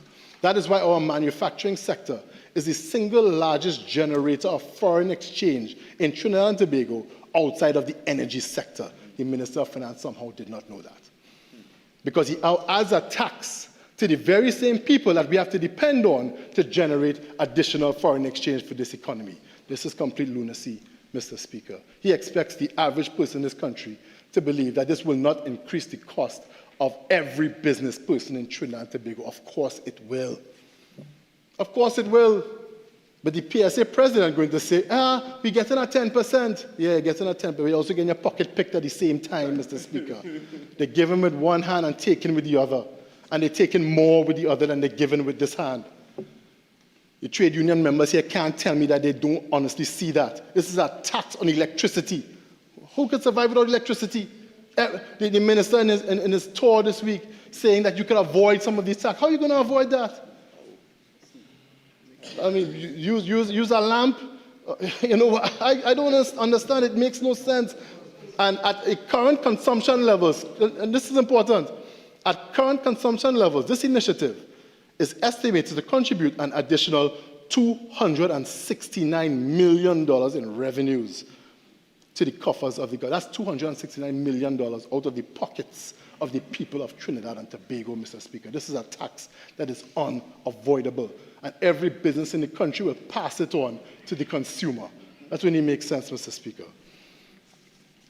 Mr. Speaker, another draconian tax measure in here that will affect everyone in this country Increase in fees, charges, and excise duty, Mr. Speaker. Mr. Speaker, the Minister of Finance, in his wisdom, decided that there should be an addition to the container processing fees in this country. Mr. Speaker, Trinidad and Tobago is a heavy importer. The last time we checked, I believe we import about $1 billion US in food items every year in this country. We are a small country. We cannot produce everything that we consume, so we import a lot. The Minister of Finance, in this so-called people's budget, decides to add a container processing fee to every container at our ports from $525 to $1,050, Mr. Speaker, a 100% increase in the tax of every container that arrives at the port of Trinidad and Tobago, Mr. Speaker. Mr. Speaker, importers did not win with this government, Mr. Speaker. That will affect the cost of everything. Every single item that is imported in this country, the price is going up. Expected has already started. Looking at the other one here, Mr. Speaker, I remember long ago, looking at rum and spirits, the existing tax, $79.25. Proposed, $158.50, Mr. Speaker, another 100% tax on rum and spirits in this country. Right before the holiday season, right before Carnival, Mr. Speaker. As the opposition leader said earlier, clearly this Minister of Finance is the Grinch that stole Christmas, Mr. Speaker. What does this Minister of Finance have against Christmas? He put a 100% tax on rum and spirits 2 months before the Christmas season, the holiday season, Mr. Speaker. Even if you are not celebrating Christmas, you are in a holiday and festive season. And right before Carnival, Mr. Speaker, the carnival industry in this country employs so many people. So many who would have been displaced in other industries, and it is going to add a severe cost to everyone within the carnival industry of this country, Mr. Speaker. Mr. Speaker, Christmas didn't win under this Minister of Finance and UNC government, Mr. Speaker. Sad to say. Mr. Speaker, and these measures all contribute an additional $1 billion in revenues to the government of Trinidad and Tobago. That is $1 billion out of the pockets of the average man and woman in Trinidad and Tobago, Mr. Speaker, right into the coffers of the Ministry of Finance. Incredible. But this is a people's budget, the union members will tell us. Okay. Yeah, the CW didn't say so. The CW didn't say that, right? The customs duty on luxury electric cars. Let me remind the Minister of Finance that this country is part of the Paris Accord.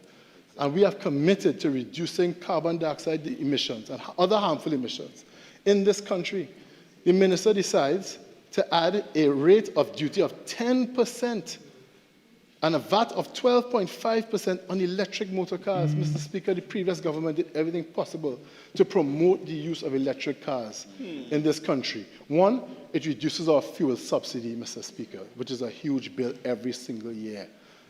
Two, it protects our environment, Mr. Speaker. Mr. Speaker, under this government, the environment didn't win. The environment did not win, Mr. Speaker. Why would you add a tax on electric cars when we want to promote the use of electric cars? It's just like my colleague was saying about the same tax on the tax on the penalties for road misbehavior, Mr. Speaker. That could only be described as blood money. You're trying to make money off of the misuse of motor vehicles on our roads, where people are dying, where people are being maimed and injured. The government saw an opportunity to make more money. That's the kind of government we have, presenting this people's budget. Mr. Speaker, another one. Taxation on single-use plastics, Mr. Speaker. The Minister of Finance, I propose to introduce a 5% tax on the SIF value of these products at the point of importation. Mr. Speaker, we understand. We understand that there are too many plastic bottles rampant in this environment. We want our environment clean too, Mr. Speaker. And we understand the addition of this tax to collect these bottles. But we hope that the revenues from this measure will be used for its intended purpose and to develop a national recycling system, Mr. Speaker, that protects our environment. Do we trust that this government to implement such a measure? No, we do not, Mr. Speaker, unfortunately. And this, too, will add a tax to almost every food item in Trinidad and Tobago because it's a packaging tax. If you're selling food in Trinidad and Tobago, it's going to have to be packaged for safety reasons and health reasons, Mr. Speaker. Moving on, Mr. Speaker, we come to one of my favorite items here, Mr. Speaker. The establishment of a real estate investment trust in Trinidad and Tobago. Now, Mr. Speaker, while I was at the Ministry of Finance, I spearheaded this project and made a reference to the good people at the SMEO that this is something that we can do to have non-debt financing in Trinidad and Tobago.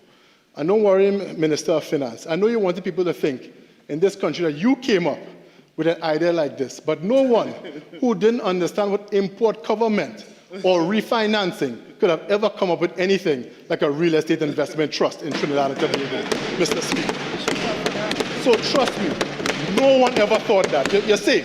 You're safe. No, don't worry, you're good. You're good. Nobody ever thought that.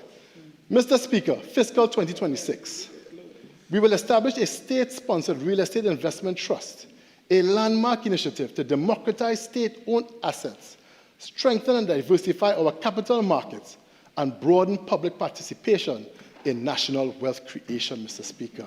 Another bold step to unlock new avenues of non-debt financing. Mr. Speaker, let me inform the Minister of Finance, because I know he has no idea what this is. No idea.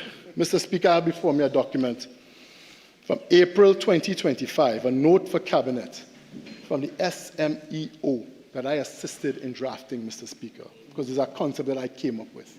And he's right. It will democratize the capital markets in this country and also revolutionize access to non-debt financing for the government of Trinidad and Tobago. And we hope that it is implemented, Mr. Speaker, properly. Do we believe that they can? No, we don't. But we hope that it is done. And I actually give the Minister of Finance credit for not destroying this initiative because it is a PNM initiative, Mr. Speaker. Cabinet has advised that a real estate investment trust is a company that owns, operates, or finances income-generating real estate. REITs pool the capital of numerous investors, which makes it possible for individual and institutional investors to earn dividends from real estate investments without having to buy, manage, or finance any properties themselves. Mr. Speaker, this is a matter of consideration for the approval of the establishment of a committee to assess the feasibility and implementation of a real estate investment trust valued at $5 billion TT dollars, Mr. Speaker. Mr. Speaker, a real estate investment trust, as I proposed to this country, could take two forms. One, Mr. Speaker, you can take the revenue-generating assets that belong to the state. And I believe if they're thinking straight, it will be the Hyatt Hotel, it will be the government campus, Hilton Hotel, plus other state real estate assets. They generate revenues that can benefit investors in this country and also funds, Mr. Speaker. Mr. Speaker, what it does, if I'm an investor and I want to purchase a $10 million asset, that may be beyond my reach. So what it does, it takes this $10 million asset and places it in a special purpose vehicle. Then it creates shares. Let's say it creates 10 million shares at $1 for one. So now the average man and woman in this country can purchase shares in this special purpose vehicle and generate a revenue for their investment portfolios. What it does, it democratizes access to investments in this country. Also, many of our funds, Mr. Speaker, are desperately looking for new assets for their portfolios, much like the NIS, not what the member for Point Fortin was talking about.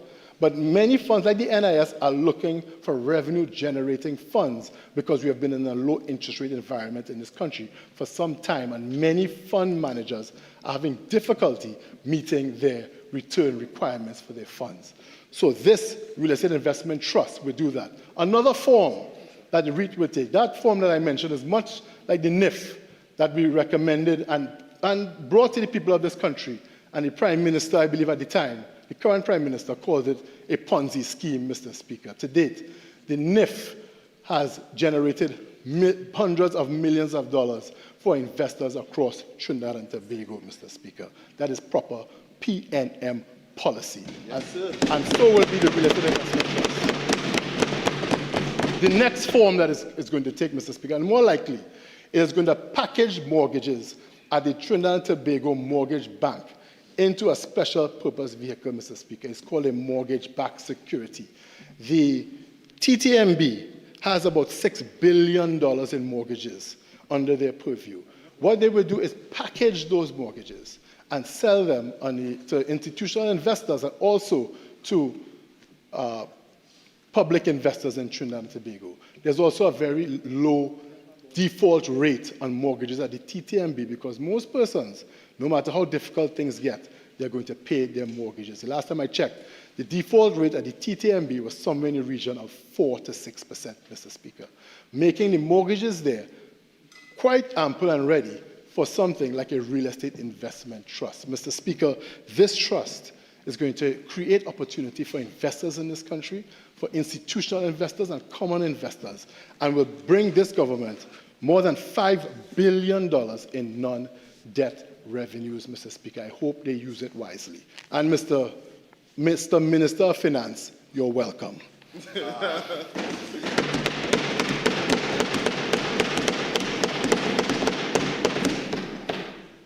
Moving on, Mr. Speaker, we go to the NIF bond. The mere fact that the NIF bond is in a separate section to the Real Estate Investment Trust shows how little the minister understood it. Mr. Speaker, fiscal 2026, the National Investment Fund Holding Company Limited will launch a $1 billion NIF fund, another PNM initiative, Mr. Speaker. The same initiative that they call a Ponzi scheme at the time is the same initiative that now that they're in office, they're bringing it back to the people of this country because they are desperate for revenues. Everything in this document reeks of desperation, Mr. Speaker. They know the situation that the economy is in, that they have created for the people of this country. When the PNM left office, Mr. Speaker, Trinidad and Tobago was the only investment-grade country in CARICOM and one of the few left in Latin America and the Caribbean. That is the economy we handed to them. And it's because of initiatives like this one. In just a few months, Mr. Speaker, our import cover, which I'm sure the Minister of Finance has educated himself on amply by now, has fallen by $600 million US. And to date, there's not any explanation from those on this and that side what has happened to that $600 million US. Mr. Speaker, that one single initiative has dropped our import cover down from 8.1 months to 5.4 months of import cover, Mr. Speaker. Mr. Speaker, the global benchmark for energy economies like Trinidad and Tobago for import cover is 6 months of import cover. We handed those on the other side an economy with an import cover of 8.1. It is now 5.4, Mr. Speaker, below the global benchmark. Who would they like to blame for that? Why would they need to access $600 million of our foreign reserves in an economy where they believe we are going to see record revenues in the next fiscal year? Complete, utter, absolute nonsense, Mr. Speaker. We will not be fooled. I would take it, please. Thank you.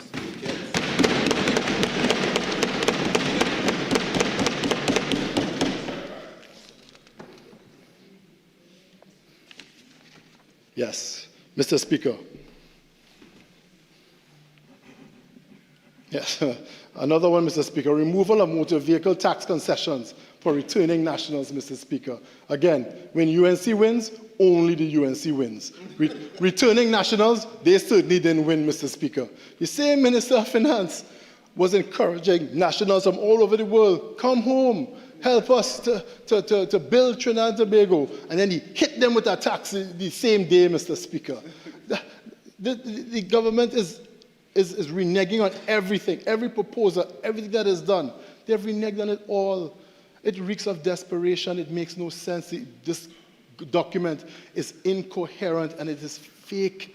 It is fraudulent. It makes no sense. No one believes a single number, not a single rationale, not a single fact. It's like point 14 petrotrin numbers. It makes no sense, Mr. Speaker. Subsidy on liquefied natural petroleum gas, Mr. Speaker, LPG.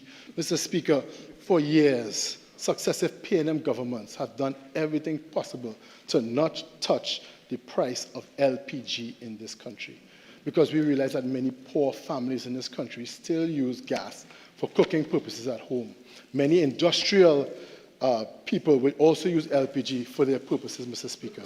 The Minister of Finance says, I propose to amend the subsidy on LPG cylinders of £100 and above by 50 cents per pound, Mr. Speaker. Mr. Speaker, they don't believe that this is going to affect every poor person in this country? They don't believe that? How does the Minister of Finance propose that poor people avoid this tax? So they're getting tax renting, they're getting tax on electricity, they're getting tax on cooking, they're getting tax for eating, tax for living, tax for just being alive, tax for being unfortunate enough to be in Trinidad and Tobago under UNC government. That is all it is. That is all it is tax galore. The same Minister of Finance who are now calling tax coup. For many years said that you couldn't tax your way to prosperity, and then he brings a national budget, his very first, his maiden voyage in this chamber in delivering a budget, and he delivers a document full of taxes, Mr. Speaker. That is all there is. There's not a single other revenue-generating proponent in this entire misspent document, Mr. Speaker, and I believe ill-fated document, Mr. Speaker. Mr. Speaker, safeguarding our national insurance system. Yeah, point 14, it's your turn. It's your turn. Safeguarding our national insurance system. Mr. Speaker, during my time at the Ministry of Finance, I had consultations with every single major trade union in Trinidad and Tobago to discuss an increase in the retirement age to age 65, Mr. Speaker. There was no discussion of any increase in contribution at all. It was only about an increase in retirement age to age 65. Mr. Speaker, take a wild guess how many of those trade unions actually agreed with an increase in the retirement age to age 65. A wild guess. Absolutely none, Mr. Speaker. None, Mr. Speaker. But point 14 and Labre are going to come here today to say that this is a people's budget, and we agree with an increase in retirement age, Mr. Speaker. Mr. Speaker,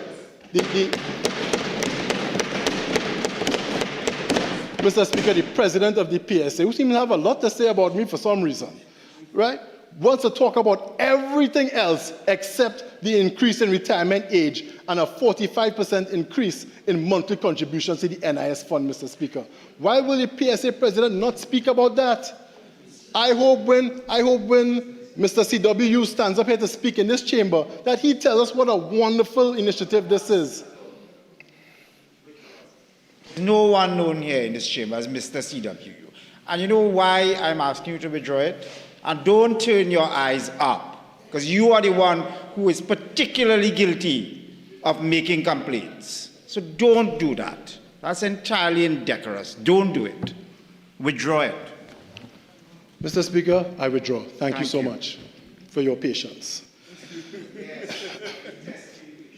Labre, when Labre stands up in this chamber, Mr. Speaker, I hope he addresses this issue, because all of the same trade unions, and as I said, with a politicized trade union, the leadership only looks out for itself.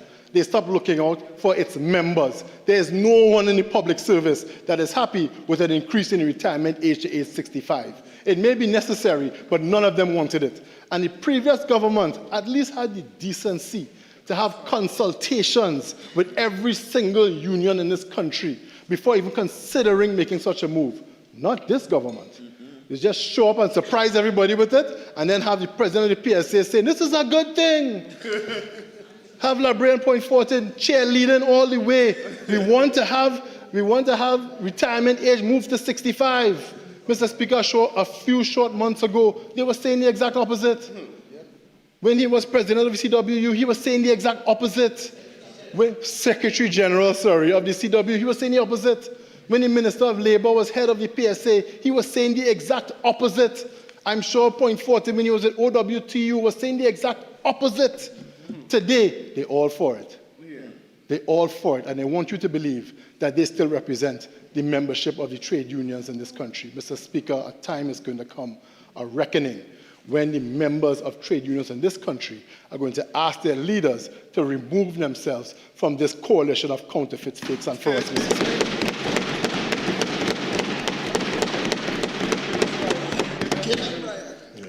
Mr. Speaker, that day of reckoning is coming and coming soon. I am certain of that. Certain of that, Mr. Speaker. Mr. Speaker, you've just heard of all of the taxes that have been inflicted on the people of this country. What we're experiencing now, Mr. Speaker, is a self-inflicted recession. Those on the other side only have themselves to blame, Mr. Speaker. With some of the ridiculous measures they have done, they put 50,000 people on the breadline of this country overnight at the same time, right before the opening of the new school term, just before Christmas, after they hit them with a festivity tax, Mr. Speaker, and going to hit them with several more taxes. Whatever is decided in the wage negotiations could never cover the additional taxes that have been inflicted on the people of this country, Mr. Speaker. As I said, they give with one hand, they take with the other, and they're taking far more than they're giving. The people of this country have to see that, Mr. Speaker. Over the past 20 years, Mr. Speaker, those on the other side have gone out of their way to undermine and destroy every single revenue-generating initiative created by the People's National Movement. And I'll remind you of some: the aluminum smelter, destroyed; Sandals Hotel, destroyed; TTRA, boy, they couldn't wait.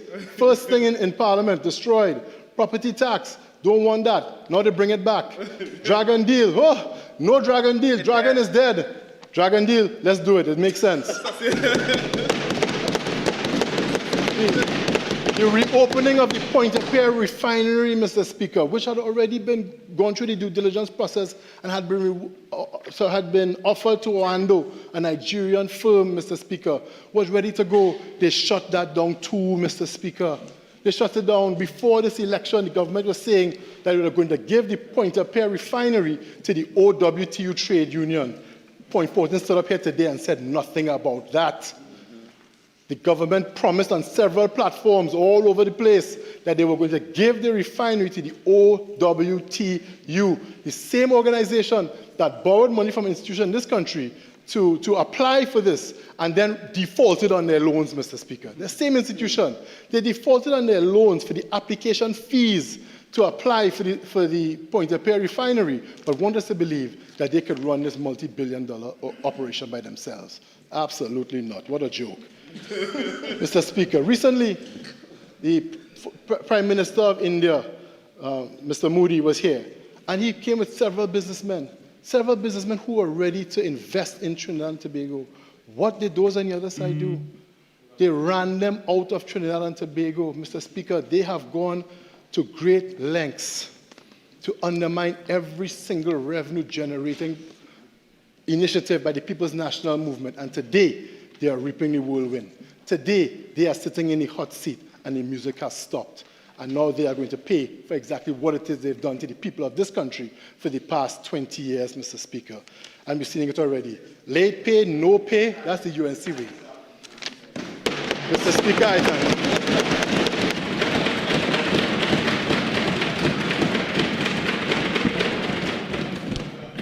you. Members, I propose to take the evening break now. It's 4 minutes to 6. I propose to come back at 6:45. I invite everyone. I intend to have a de-lighting ceremony in the rotunda. All are invited to attend, those who choose to do so, but we will suspend the sitting until 6:45. Thank you very much.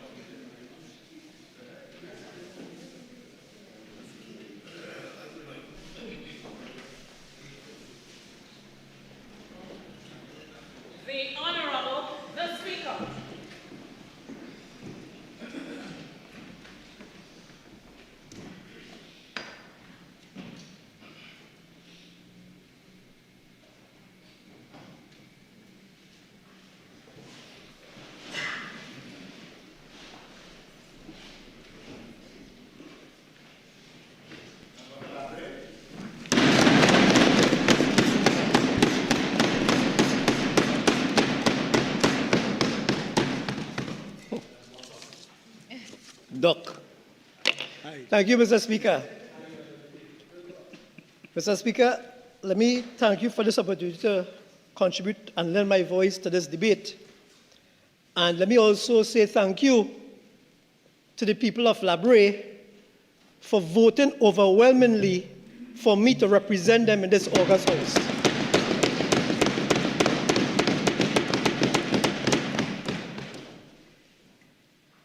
And let me also thank all of the citizens who would have taken part in the pre-budget consultation that this government had prior to the announcement and prior to the reading of what is this country's best budget ever.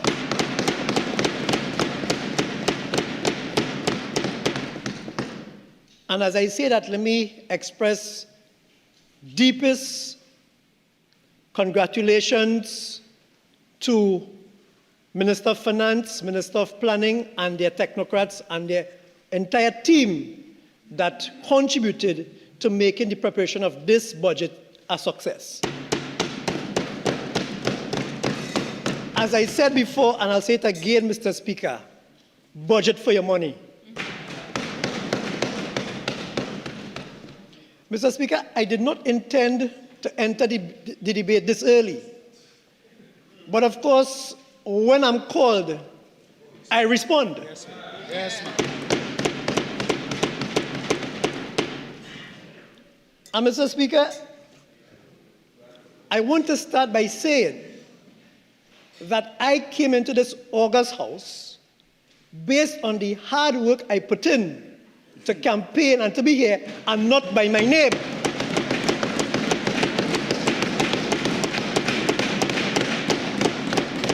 I had no father to cut no track for me to run.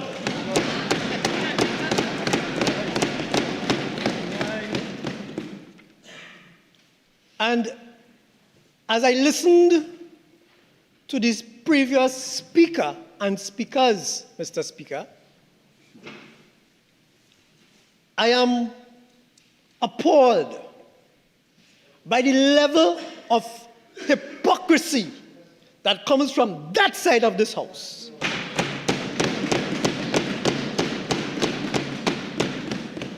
And I sat here and I listened to what was an attack rally on the trade union movement. In fact, it's a continued attack. Yes. Ain't nothing new, ain't nothing different. And I heard the member for Shivanna East condemn and speak about my good friend and comrade Felicia Thomas, president of the PSA, yes, and maybe one of the last strong remaining union leaders, yes, only because she did not give in to their demands. That's right. And she stood her ground fearlessly. Yes. And tonight, I want to say to her, continue to stand your ground. And the reason why they are there is because of what they did to us in the trade union movement. That's right. And I want to remind the member for San Fernando East that while he talks about how much 50,000 workers get sent home, that he was part of a government that sent home workers in Petrotrin, TSTT, Caroni Green, Government Human Resource Services Limited, GHRSL, and they did nothing for the workers of ArcelorMittal. Up to this, they have gotten $1 for the service they give to that company. They did nothing but come here as if he has clean hands to say that we sent home 50,000 workers. People suffering. We're so wicked. What were they? What were they when they sent home all of these workers in these high-end paying jobs that has now caused the National Insurance Board to reach the state that is in? Because had they not sent home over 50,000 workers from those companies I called, whose salary attracted contributions that was in the highest bracket in NIS, then maybe the fund would not have been in the state that is in now. So they created the problem. That's right. And he comes and says, well, we had consultation. Not one of them agreed to raise the retirement age.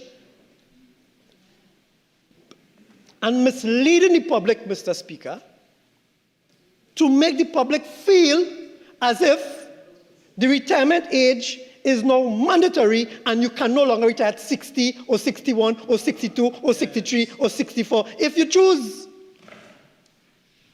But anybody who chooses to retire at any point in time, they're free to do so.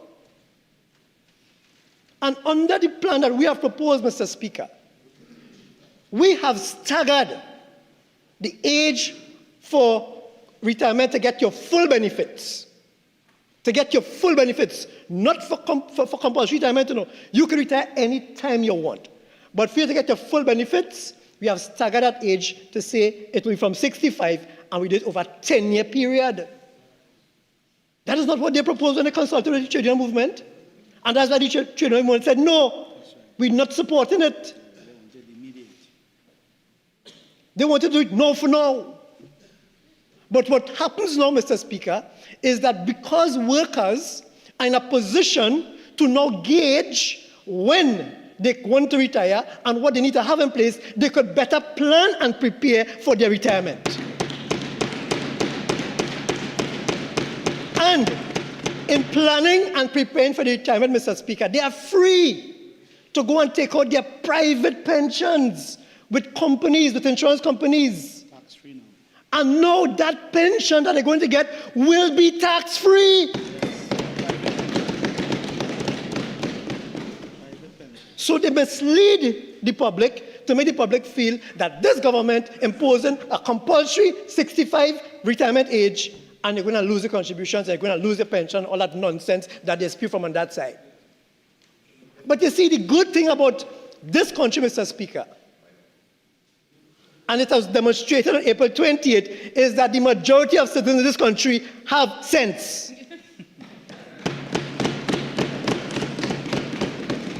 Because they feel and they treat us as if we are stupid and they alone have the knowledge. They talk down to us. They look down on us. Yes. Yes. I looked at the faces of members on the other side when my colleague from Point 14 was given his contribution and some words were mispronounced. If you see the face, like, how you can say it like that? You know why? Because they look down on people. Yes, correct.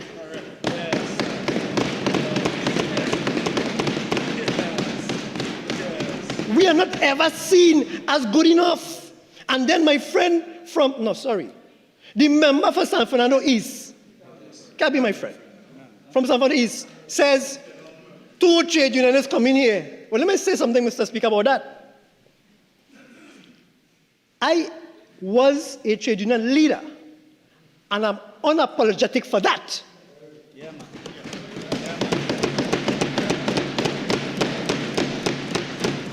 Mr. Speaker, when I'm given a job, I do that job to the best of my ability, and I think I was a damn good trade union leader. I am no longer a trade union leader. I am now a member of Parliament and a minister of government. And no matter how much he tries to criticize and to make me feel as if I should be guilty for being a trade union leader before I came into this house, that and God face he will never see.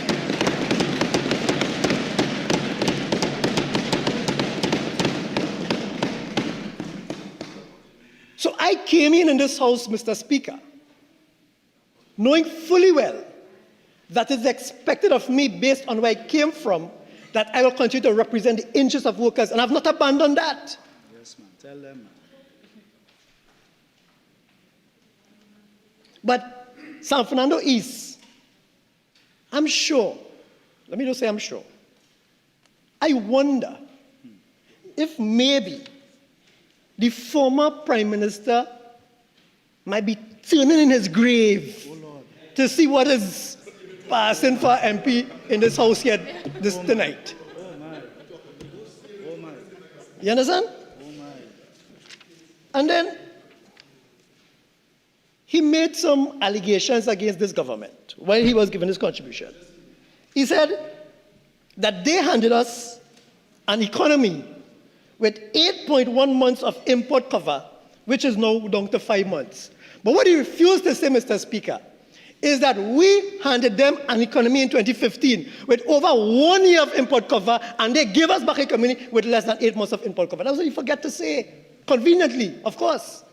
And then he said that our intention is to raid the Heritage and Stabilization Fund. Well, they should be the last to talk about that, you know. They should be the last to talk about dipping into the fund. Because according to the figures presented here,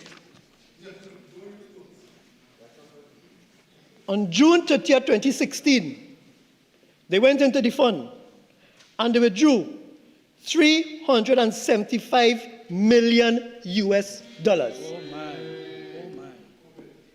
my. 2016? In March 2016. But you see, again, you see, Mr. Speaker, this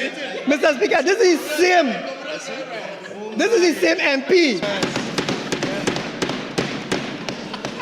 On March 31st, 2017, they withdrew over $252 million US from the fund. COVID? March 31st, 2020, COVID-17. they withdrew $79 million from the fund. Still COVID? June 30th, Still COVID? 2020, they withdrew $600 million from the fund. Oh my. They were trying to prevent COVID. Oh my, yeah. September 30th. Now, Mr. Speaker, I want the public to take note of the months in 2020. I started by saying March 31st, 2020, June 30th, 2020, September 30th, 2020, they went back again, $300 million US. But before the year was done, they wasn't finished. They went back again. For Christmas? December 31st. Oh my, New Year's. Over $198 million US. All Year's Day. March 31st, 2021. Over $293 million US. What? June 30th, 2021, $300 million US. What? September 30th, 2021, $100 million US. Hey. December 31st, well, thank God, but no happened in 2022. They ain't going to fund in 20, because maybe it had none.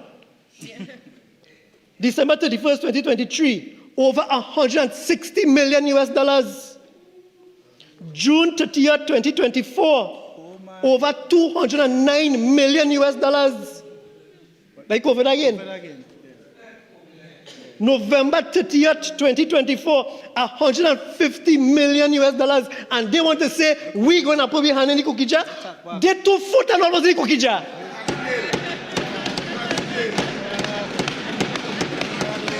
They stand up in the cookie jar. They stand up in the cookie jar. You understand? They went to the cookie jar. Went inside. And you want to come and tell us that the trade unionists in this house will come and say that this was a people's budget. Yes, it was a people's budget. Yes, it is.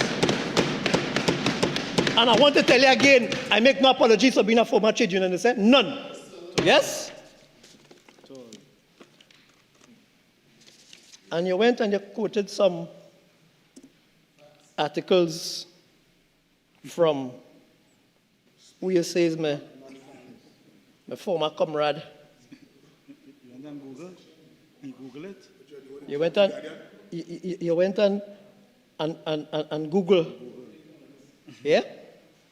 But what you didn't say, because you quoted that because you like to cherry pick, that was what they do.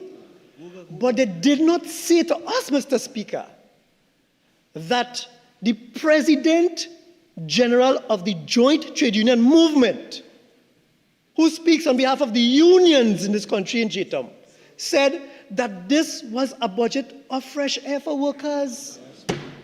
He didn't tell us that.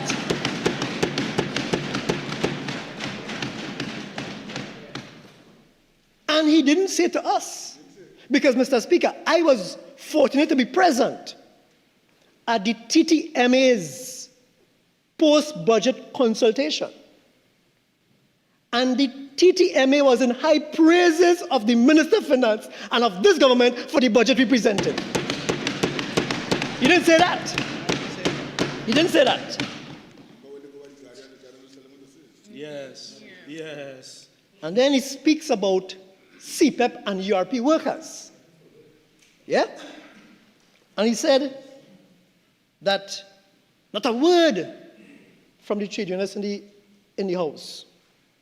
But I want to remind him that they promised every worker that they will take the matter to court. But, Mr. Speaker, they only took matters to court for the contractors who was making the money and not for the workers.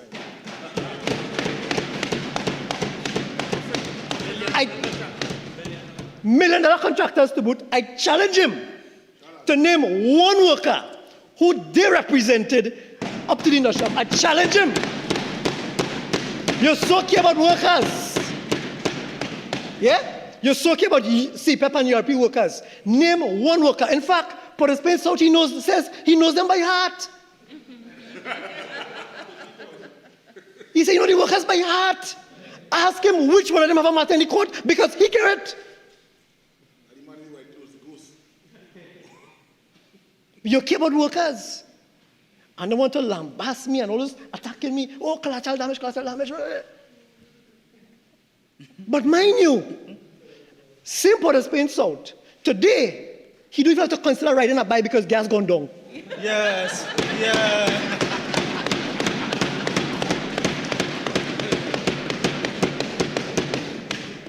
But I don't want the product to be full there.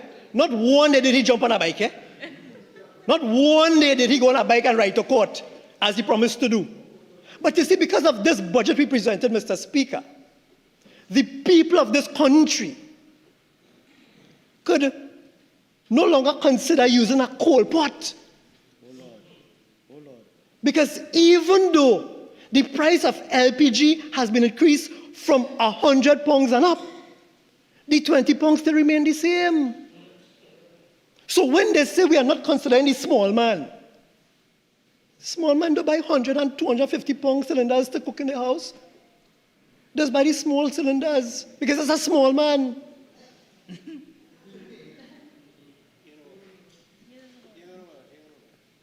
So this budget was a people's budget, is a people's budget. And we consider all of these things when we are putting the budget into motion. So when you want to talk about small, not about workers, I wonder if those workers have 125 million to buy any place in one rural place or anywhere else. I wonder.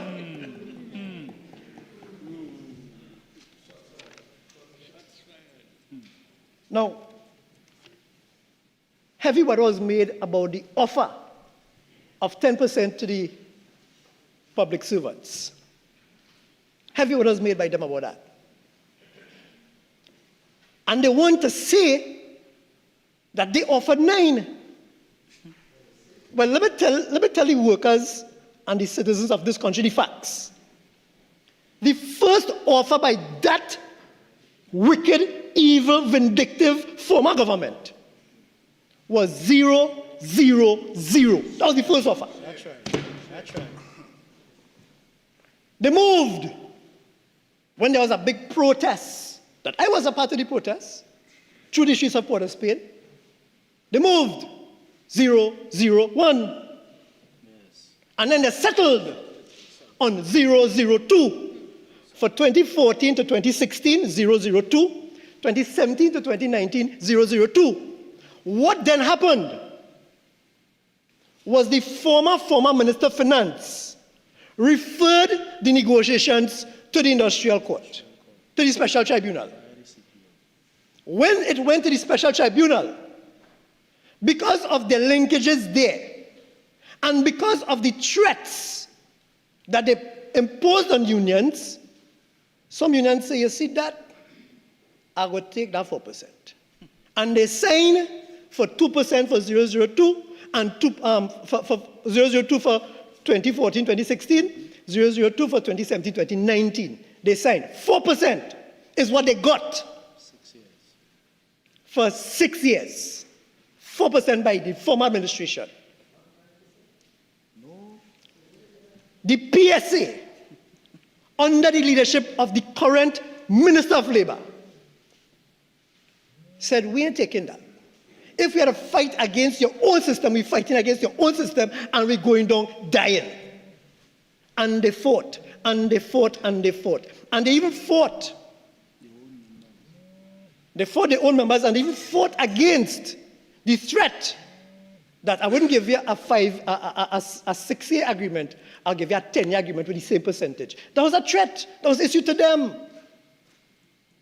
Because how they interpreted the Industrial Relations Act, it said that the special tribunal could not give a judgment of less than 5 years.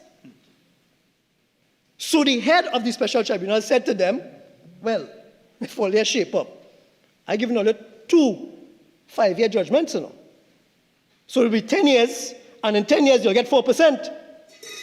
So they get frightened, and they sign. The head of the PSA, Liberty, say, I ain't taking that.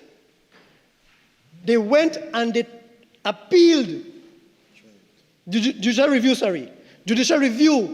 that position. And because of that, they are now in a position to say that that was wrong. It should have been 2-3-year period. So they fought that and they won that. But that didn't settle negotiations. They were still with a 4% before them. And despite the pressures that that side perpetuated with their cronies who were in PSA, choking and niggling and saying, sign, I want the 4%, I want the 4%. PSA held firm. And today, because PSA held firm, PSA says, you see that? A political problem deserves a political solution. I'm getting into the politics. And they joined in the politics, and they were promised that once you get us into government, we're going to give you 10%. But we understand that the government will just say give 10%. There's a process which the MP for Point 14, member for Point 14 spoke about, that we instruct the CPO, and the CPO then engages in negotiations. Because the negotiations has many other things besides the salary negotiations, the salary part to negotiate. There are other terms and conditions that needs to be negotiated. But that don't negotiate from Minister Tanku's office. That don't negotiate from inside here. That don't negotiate from the office of the Prime Minister. That negotiates when the parties sit down in free and fair collective bargaining to say, look where we reach. But you see, you all wouldn't know about that. Because what you all did was impose and intervene and interfere and disrupt the free and fair collective bargaining that this country had with unions through the CPO. We're not doing that. So the opposition leader made heavy weather, but I'm not seeing the money for them. So maybe they're getting no money. Well, you can't see the money if there's no agreement to pay our money yet. How are you going to see it? So you see, what did us do? What did us do, Mr. Speaker, is that they will have a voice note or a text message, and that is good enough for them to put aside money. That is not how we operate. That is not how we operate. Only when an agreement is executed, then the Minister of Finance can say, okay, how much does this cost? Let me go and get the money now.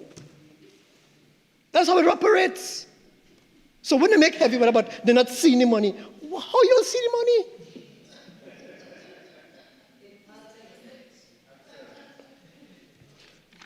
But I think Mr. Speaker has spent enough time on them. Mr. Speaker, I want to turn my attention to WASA. Let me tell you why I want to turn my attention to WASA. The opposition will have us believe that everything we are doing in WASA is based on the foundation that they laid in WASA. But it's important, however, Mr. Speaker, before I even begin to mention the WASA scenario, to tell you a little bit about me. Not because I'm narcissistic, or not because of hubris, but I want to exemplify, to personify, and to send home the point that I want to make about WASA. I grew up in a little village in Erin called Carapal. In Carapal, I grew up without electricity, without running water, without access to telephone and telecommunication. I studied to go to school by a pitch oil lamp, up until secondary school, mind you. There was a spring, and there still is a spring inside Carapal, that we will build box cart and put whether it's barrels on the big box cart or buckets on the small one and go for water and bring it home. I walked to school more than 3 miles, morning and evening, to go to school and to come back home. Why am I telling you all this, Mr. Speaker? I am telling you this because that side drilled 2 wells.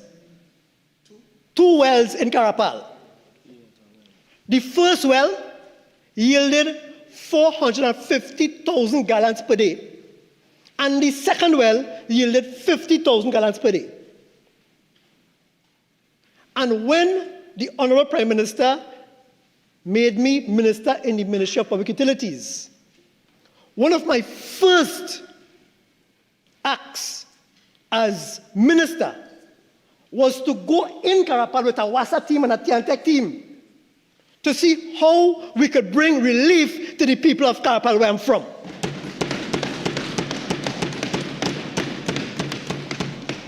I asked the WASA team for the plans for WASA.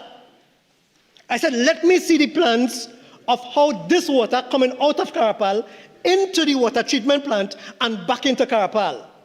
They said, Minister, there's no plan to take that water back into Carapal. I said, are you mad? You're taking 500,000 gallons of water a day from a community that never saw pipe-borne water. And you never even had the gumption, the audacity, the decency, the humanness to say to the people of Carapal, we'll bring water back for you because we're taking your water.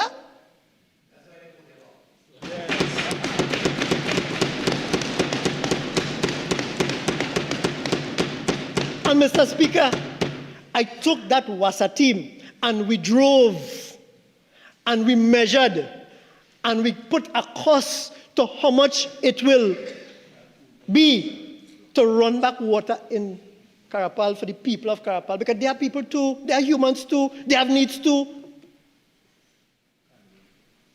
Out of the 200-something million US dollars that they said that they got from IDB and whoever else, it is costing $7 million TT dollars to run the pipe to bring relief to people in Carapal.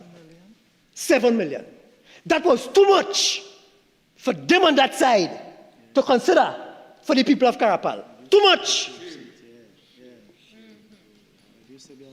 But it is not too much for one of their former ministers and his family to get $100 million contract from HDC and from other places. That wasn't too much.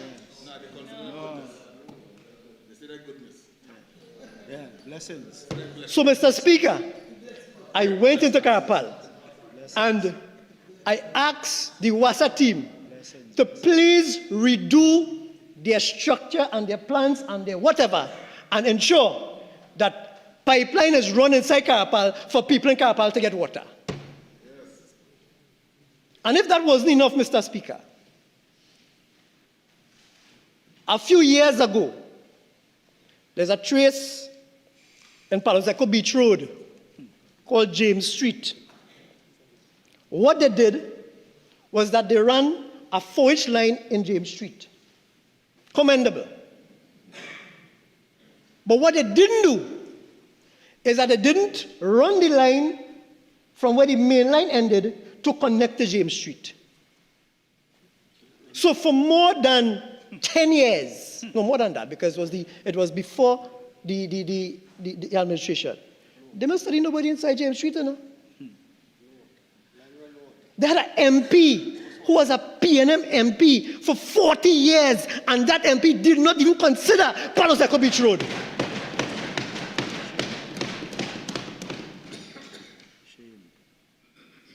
But again, because they have a working MP now, who is a minister in the Ministry of Public Utilities, we are going to ensure James Street get water.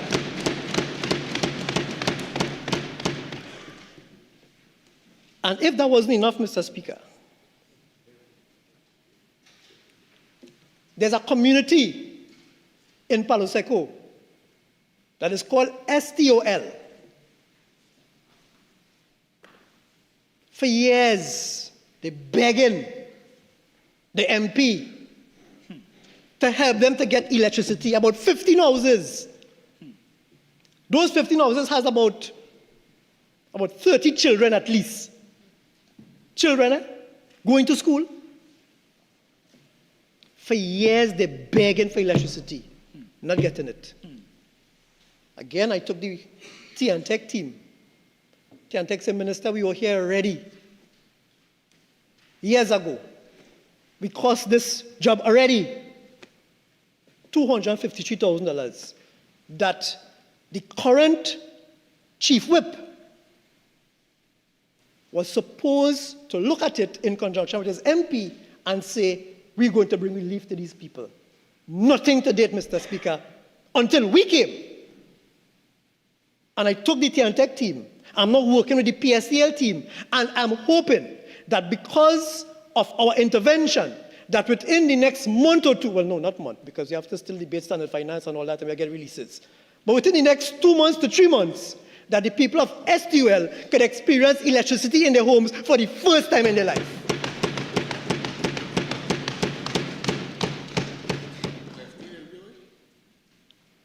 I went to another village, Mr. Speaker, Sobo Village. There's a young lady living in a house. Mr. Speaker, you see the state of the house. First thing we did was that we looked at how best we could improve her condition. I brought the Tech team, and I want to commend those workers in Tech.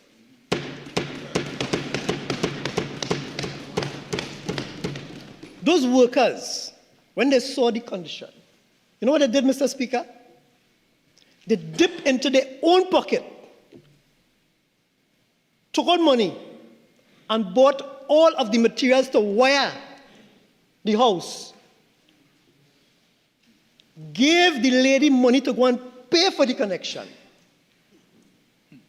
Worked with the electrical inspectorate. Got the house inspected and passed. And within 2 weeks, the bulb was lighting in our house.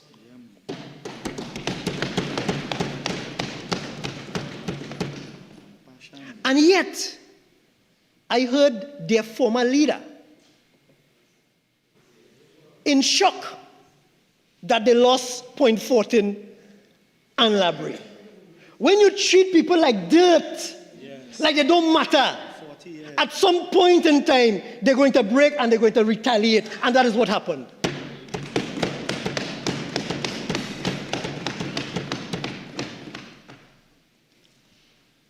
San Fernando East attacking me. Port of Spain South attacking me. No problem. My back broad. But I'm sure, Mr. Speaker, that I did not take a safe seat and make it marginal because McAnally beat him.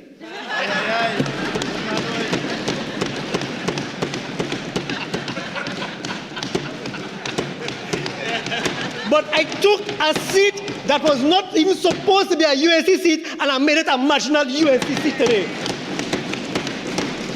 And Mr. Speaker, by God's grace and by the will of the people of Labre, I am going to be in that seat for as long as I desire to be. Because it's going to be a USC safe seat next election. Safe seat. And I'm sure that next election you won't be here. Because I'm not coming for you this time. Love, love, love, love. Love, love, love, love, love, love, love, love. Love. Love, love. Love, love, love, love, love, love, love. Mr. Speaker, I heard the opposition leader speak about they never caused workers to be paid late. They never caused pensioners to be paid late. But you see, it must be careful of the things that you say, you know. Because sometimes paying somebody late is better than what they did to the workers in MTS. Hear what I say? Sometimes paying somebody late is better than what they did to the workers in MTS. Let me explain, Mr. Speaker. Go ahead. When we assumed office in May, effectively was May, because you just had 2 days before April was finished. And we went into MTS. What we found, Mr. Speaker, was a system where MTS was borrowing money on a monthly basis just to pay net salary. I didn't say salary, Mr. Speaker. I did not say salary. I said net salary. Let me explain. If a worker's salary in MTS is $5,000, and from that $5,000, deducted from that will be NIS, health surcharge, union dues, and any standing orders you may have, credit union, medical plan. And from that $5,000, you then are left with $2,000 as a take-home. What MTS was doing was giving you your $3,000. But the deductions were not being paid to the institutions that it was supposed to be paid to. So I was approached, Mr. Speaker, by a young woman. And Port of Spain South made heavy weather of the workers in CPEP and how they are single mothers and what, and how they are bombarding Minister of People and Social Development. I was approached by a young security officer. And what she told me was, she said, Mr. Elder, Minister, I need your help. I said, how can I help you, my dear? She said, right now, I have a car that I'm sacrificing to pay for. But the bank is telling me that I'm owing them more than 7 months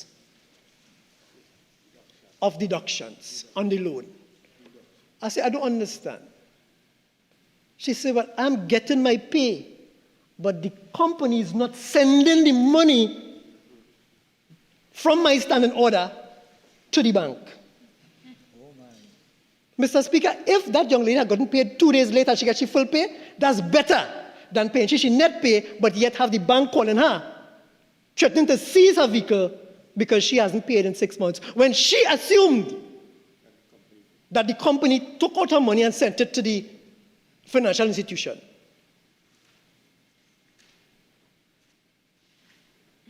That is what they left for us. That is what we're dealing with. And I want to say tonight a special, heartfelt gratitude to the PS in public utilities for the hard work that she puts in every single month to make sure those workers get paid.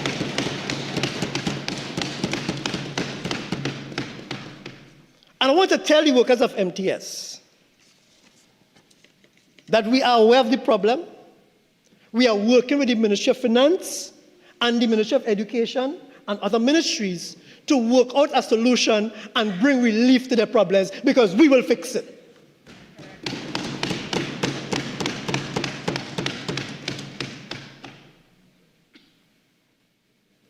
And they come here and they behave as if they love workers and they love you and they go take care of you. But oh God, they don't understand. They don't understand. They don't care about us, the small man.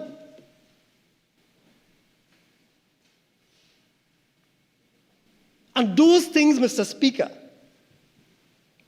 those things rock me to my core.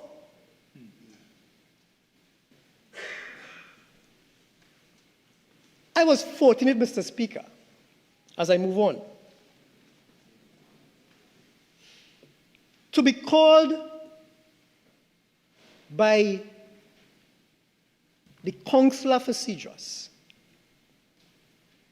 who reached out on behalf of the Coast Guard and the Defense Force and everybody else who occupies that Seizures security complex. And the place was in total darkness for years. The place in squalor. And we were reached out, we at the Ministry of Public Utilities, and we were asked for assistance to bring at least some lights on the complex. Mr. Speaker, we in the ministry, ParlSec, Shivanna Sam, MP for Kumuto Mazinala, Minister Padarat, MP for Kuva South, we could have decided that we were going to fix a playground in my constituency, in hers, in his, in any constituency that we choose. But we saw the need to assist the people on that front line, that security, where there's border security issues down in Seizures. And we decided that we will assist. Can I be? Yes, of course. Thank you. So that Mr. takes you Speaker. to 740. Yes. And we decided that we would assist, and we brought some measure of relief to the Seizures security complex, and they now have some lights. And that's what we do. That's what we do on this side. We bring light to people's life. That's what we do.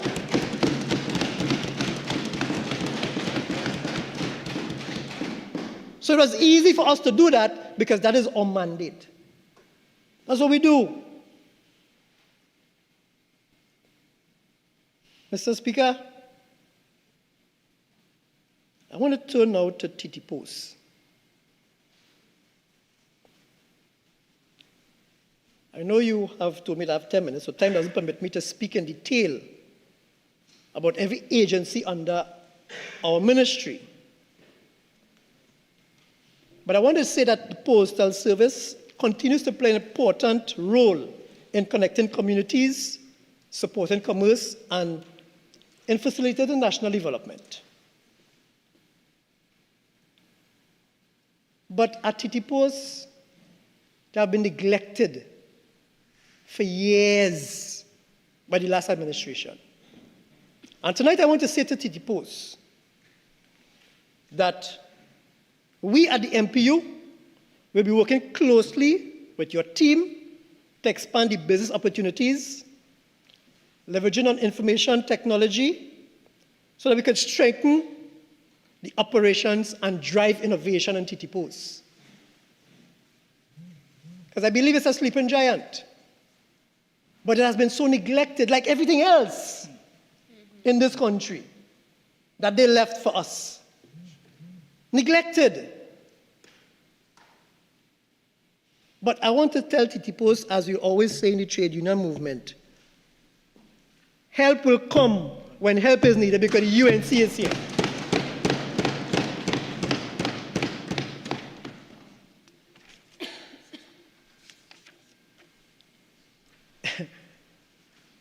Mr. Speaker, I don't think I'll take the full 10 minutes allotted to me. Take it. But I recall the words of a former Minister of Finance. I'll paraphrase it a bit. When he was speaking about the budget they presented, I want to just throw back the paraphrase word on that side. If they having gastrointestinal problems with this budget, well, I don't know what will happen with the next budget. Because this budget had them in a frenzy. Because you see, no one expected that our Minister of Finance, that his first point of action was going to be a decrease of gas by $1. No one expected that. As a matter of fact, even the member for Port of Spain North, St. Anne's West has to admit and admitted that it was a good move. He did. So they come here and they talk all kind of things. Oh, but it's given on one hand and taken back on the other. What did we take back, really? What did we take back? And let's look at it. I recall when former Prime Minister, father of San Fernando East, was alive,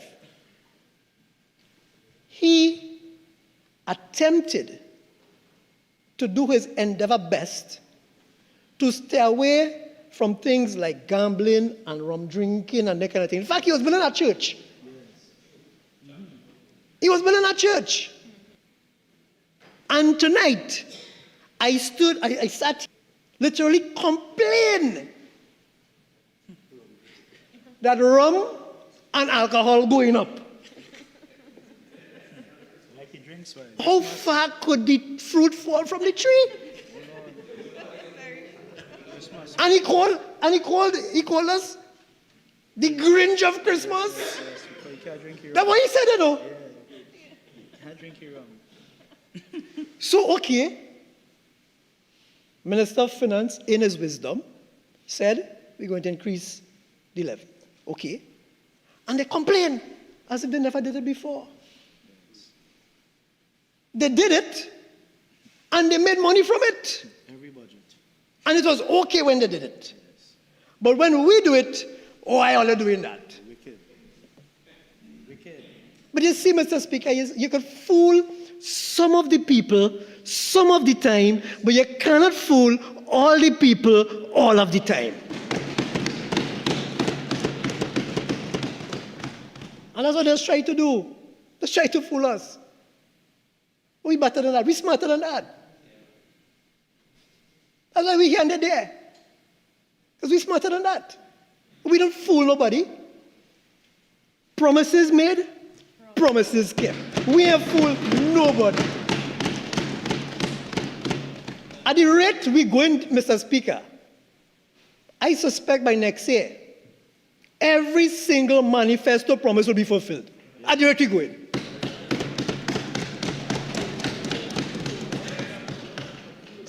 You have to write a midterm manifesto. Yeah?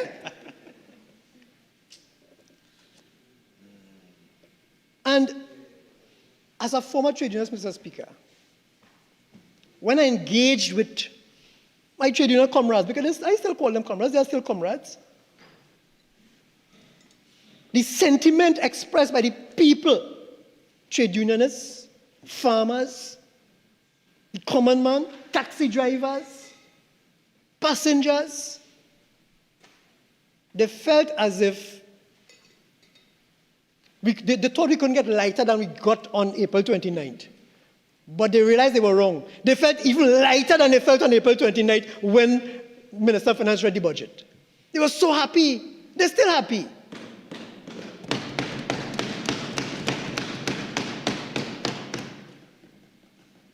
It was a people's budget. I make no apologies for saying that. It is a people's budget. Real happiness. So, Mr. Speaker, as I bring my contribution to a close, Mr. Speaker, I did that, right? As I bring my contribution to a close, I just want to make one more point, Mr. Speaker. From Quarry Village to Erie, Mr. Speaker, you had to choose which pothole you wanted to go down in. Sometimes you couldn't avoid it. You just had to choose which one. Do I choose this one today or this one? Just choose one. And my team and I, what we did was that we got some aggregate at our own expense. And we went into the constituency and we patched potholes like we're going crazy.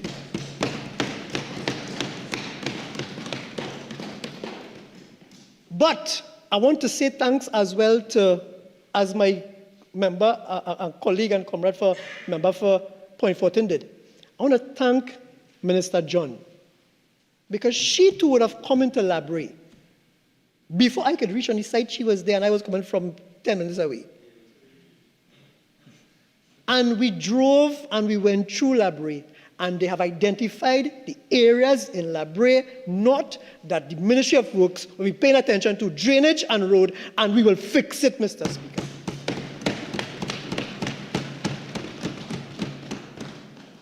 And I want to say thank you as well to Minister of the People, Social Development and Family Services for the relief, as small as it was, that we were able to bring to the people for this Diwali in the temporary food cards that we got.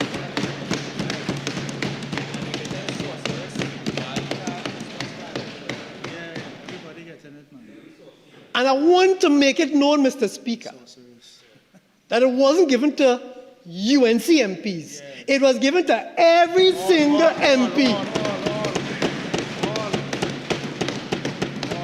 So when they talk about being victimized and they're getting things. Don't make them make you feel like they're being exercised. But there's opposition at the end of the day. And we still treating them like these people better than they treated the people of Labray. Yes.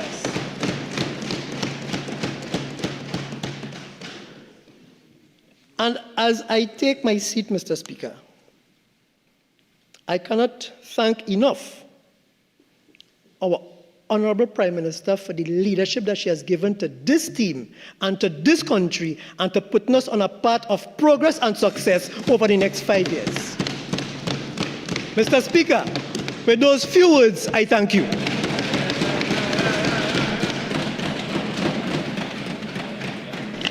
Thank you, Mr. Speaker.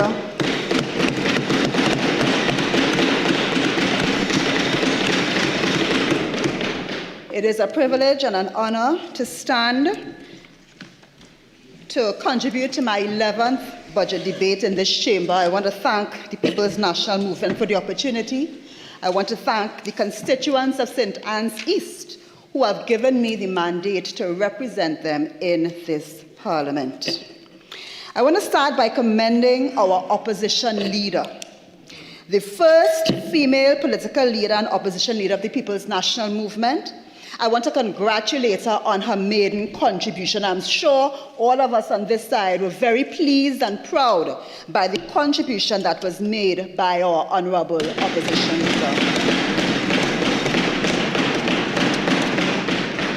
Her contribution was insightful, thought-provoking, well-researched, and well-delivered.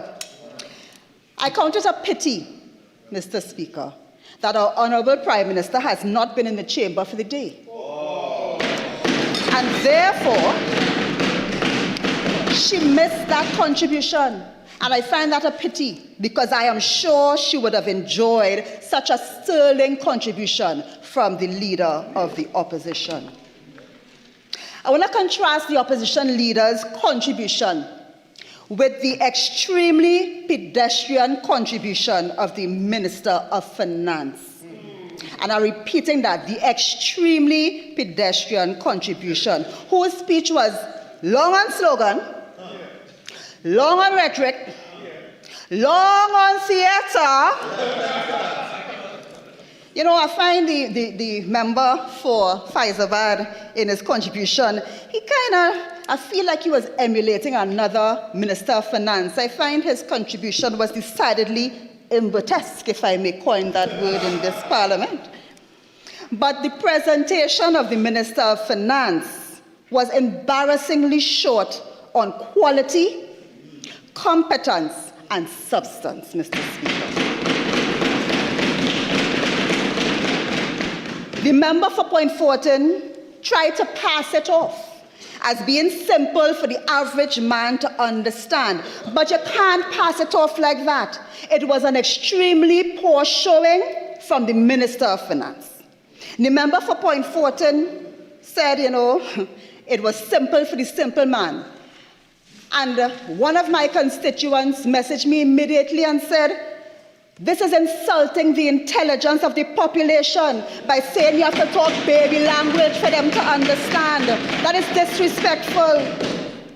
Mr. Speaker, even the member for Lebre, his own colleague on the bench, said that the people of Trinidad and Tobago are not stupid, so you don't have to break it down to baby food for them to understand.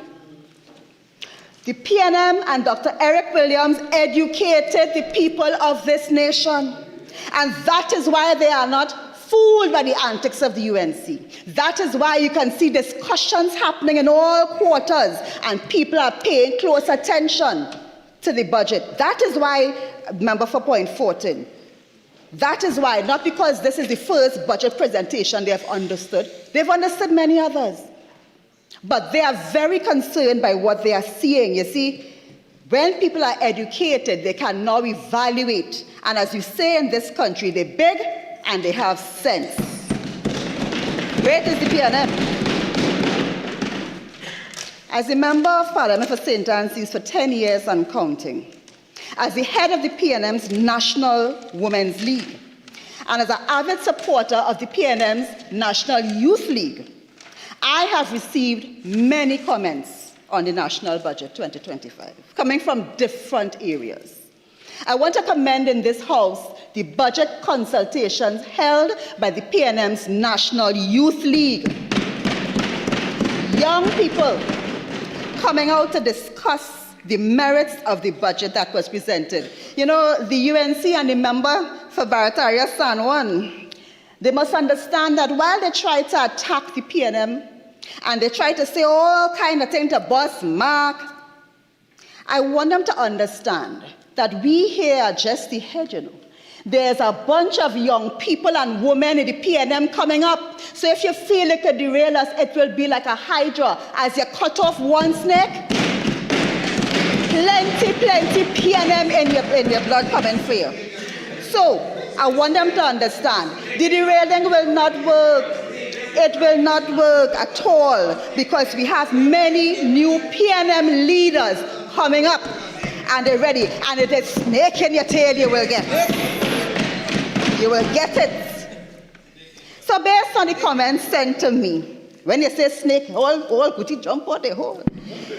Based on the comments sent to me by the constituents of St. Anne's East, the Youth League, the Women's League of the PNM, the UNC's 2025 budget has received a triple F rating, fake, fraudulent, failure.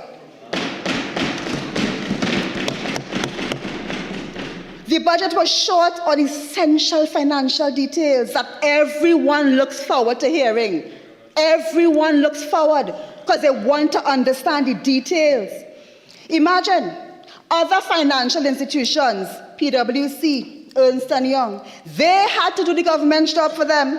They had to do their own commentary and provide the figures that were not provided by the Minister of Finance. Dereliction of duty by the government. Where were the detailed macroeconomic baseline projections, real GDP growth, inflation path, etc.? Where was the explicit revenue and expenditure breakdown? Key revenue sources, oil, non-oil, and so on. Where was the debt dynamics and sustainability analysis? Where? Debt to GDP ratio and so on. Where was all of that? Contingency or risk buffers, sensitivity analysis. In an environment as fluid as ours, in a geopolitical circumstance as fluid as it is, how is it that the Minister of Finance acknowledged no risk to revenue projections being achieved and presented no contingencies to mitigate the effects of such risks? No implementation timelines, no implementation schedules mentioned for any of the programs. It was loud, but all that we were hearing was vague and open-ended announcements for maximum impact and minimum accountability. It's all well and good to say we're doing this, but without a time frame, then no one can account for if you are actually achieving the goals. And of course, no historical comparisons. We had to go to the books to find that, because I guess they did not want to show that there was growth in the economy in the last 3 years and none this year as soon as they were taken over. Imagine the member for Barataria Sanon was literally begging the opposition leader to supply those details when your own Minister of Finance did not supply it in his whole speech. You can't ask him, the leader of the opposition, and thank God for the PNM leader of the opposition who provided those types of details and showed the Minister of Finance what it should be. The Minister of Finance continues to randomly mention new policies, making it up as he goes along. You stood for 3 hours speaking, but suddenly you didn't have time to deal with the taxation of imported alcohol, so you have to deal with that at a later time. Imagine that in a post-budget analysis. Reopening of the hotel school, that's mentioned en passant. En passant, we wait to see the allocation for these things. And this is what we are saying. The critical weaknesses in this budget. Another critical weakness of the budget was the minimal focus on a critical sector such as education. Education and youth were almost left out of the budget contribution. The focus was minuscule, almost like an afterthought. 1,800 words devoted to education and youth, out of 20,000 words delivered over 3 hours. That's less than 9%. Yet the UNC would have us believe, and would have the country believe, that youth and education are frontline priorities. 9% on education. But taxation, though, 21% or 1/5 of the time was spent dealing with taxation. Taxation was the single largest thematic area in the budget, bypassing energy, social programs, and of course, bypassing education. Yet again, the UNC wants us to believe that education is a priority. But it is clear, the UNC's priority is tax, and more tax. Property tax, alcohol tax, cigarette tax, LPG tax, electricity tax, returning nationals tax, electric car tax, plastics tax, like you tax for your age and all because you can't get full benefits at 60 anymore. You have to wait till 65. The UNC has gone from axe the tax to max the tax. Axe the tax to max the tax. And that was the focus of the UNC budget 2025. dog eat the UNC shame. Based on the scant courtesy, that's why I can't be nice. I ain't feel good. I ain't hear anything about education in the budget. Based on the scant courtesy paid to education and youth in the 2025 budget, no one would believe the truth and the facts and the problems we face in Trinidad and Tobago, which must be taken head-on by any responsible government. No one would believe that crime throughout Trinidad and Tobago continues unabated under the UNC government, fueled by the involvement, as we know, of youth in gangs. We know that. But suddenly, there are no statistics on the TTPS page. Statistics up to December 2024, and nothing after that. So we have to just take the UNC's word for it, for the low murder statistics that they are quoting. We can't verify. There's no independent verification possible because those statistics have disappeared from the pages. No one would believe that recently a report showed that 54% of violent crime offenders in Trinidad and Tobago are youth between the ages of 15 to 29. These are the problems we're facing. These are the problems. No one would believe that the UNC has had to resort to placing police in over 50 schools to try to contain the violence that is exploding under the tenure of this Minister of Education. No one would believe that chronic underperformance is an issue for some schools. Chronic underperformance is an issue for some schools and communities, leading to entrenched economic and social disparities. No one would believe that these are issues that a government is facing if they were to see what was presented by the Minister of Finance, 1,800 words out of 20,000. No one would believe that an estimated 250,000 youth in Trinidad and Tobago are not involved in education, employment, and training. You see, when you look at the details of the allocations, that is when the phrase, "the devil is in the details," comes to mind.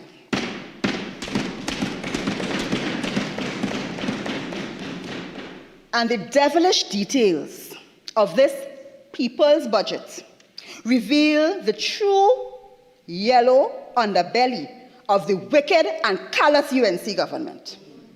There is denial of equity. There is misrepresentation, sloth, blatant deception, and denial of opportunity. The first detail, denial of equity. The UNC callously, heartlessly, uncaringly, and cold-heartedly fired 40,000 people, then cut funding to the programs of the Ministry of Education designed to support vulnerable and at-risk students. The remedial education program, designed to help students in schools where they need socio and psychoeconomic and counseling. They need to show how to deal with conflict. They need after-school lessons. They need all of this to give equity, to give them an equal chance of academic success and social mobility. That is what that remedial education program. What did the UNC do? Cut it by 37%, cut the funding by 37%. So obviously, this program will not be able to reach as far as it should. Cut the remedial education program. And you know what is important, Mr. Speaker? Many of the children who are vulnerable students in this program are children of the ones they fired. So those 40,000 people who are fired, their children lost income from their parents, so their home now has less income. And then you cut the programs that were meant to help them in school. So they won twice, I guess. If that is winning by the UNC standards, these children won twice. They got a double whammy. The book grant, introduced by the PNM, not a cent allocated to the book grant in the budget. The Minister of Finance himself, during the midterm debate in 2025, earlier this year, criticized the PNM for not allocating funds to the book grant in the budget of September 2024. The minister said, and I quote, "The then Minister of Finance announced it," meaning the book grant, "and not a cent was put forward. And so now it falls to this government to ensure that children are provided with these grants." So the minister was critical that no money for the book grant was put into the budget. So it is impossible that this godly minister would criticize what the PNM did and turn around to do the same thing, even though that's what they did with Dragon Gas, even though that's what they did with Dragon Gas. So therefore, if there is no allocation for the book grant in this budget, it means that the UNC has slashed, cut, abandoned the book grant program. 20,000 vulnerable children now have no option to get some help to go to school, and they have done this after firing 40,000 people, many of them who would have been recipients of that same book grant. So the parents have no job, no money, and now no book grant, and the remedial program has also been cut. Clearly, that is winning UNC style. This is the government that cares about children and cares about their education, and that is what is touted. The school feeding program, slashed by $10 million. 4%. So after firing the 40,000 people, many of them vulnerable, many of their children who would go to school and get lunch from the school feeding program, get breakfast from the school feeding program, you cut that too. So these children, their parents have no salary. The remedial program has been cut, so less counseling for them, less attention, less resources. You cut the book grant, so they're not getting that either. And now you cut the school feeding, so less of them will be able to benefit from lunches and breakfast in school. The vacation revision program, going on for years to help vulnerable at-risk children. Suddenly in 2025, no more of that. So those students who may have scored under 30%, even under 50%, the help they were getting to advance their educational journey and to bring some equity, that is gone too. Mr. Speaker, what kind of government abandons the children who need them most in the way that the UNC has? What kind of government does that? Devilish detail number 2. Misrepresentation. And I have had a number of people asking me to explain this, because the Minister of Finance stated 13 partner schools, referring to special schools, have been strengthened with $11 million in support. And I'm dealing with misrepresentation, because what are the facts? The government has been supporting private special schools for many years. This is not a new program. The current level of funding, which was approved in 2024 under the PNM, is $11.5 million.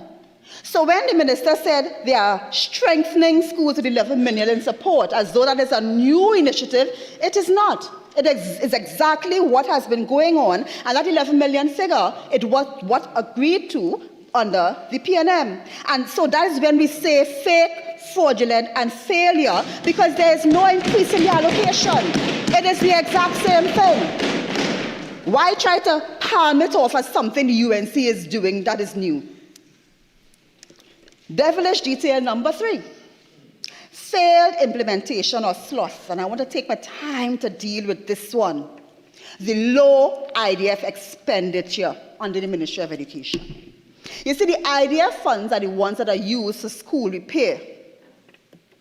In 2024, the government spent $98 million on IDF, from the IDF, for school repair. In 2025,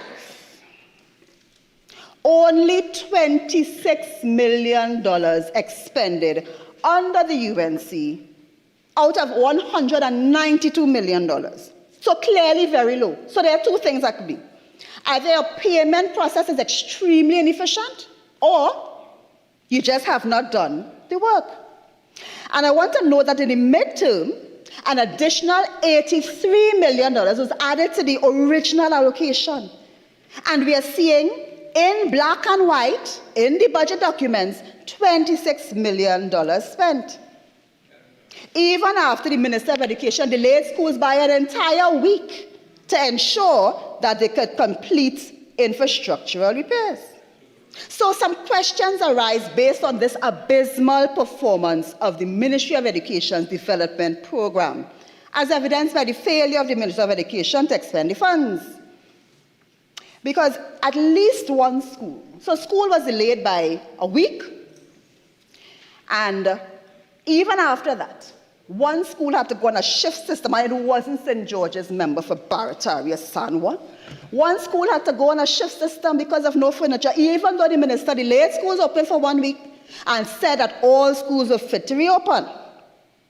Many contractors, obviously, if the work was done, many contractors must still be owed for work at schools, and this has to be true because they are reaching out to their members of parliament all over the bench, asking about payment for work done, and they are very worried about how they will get paid.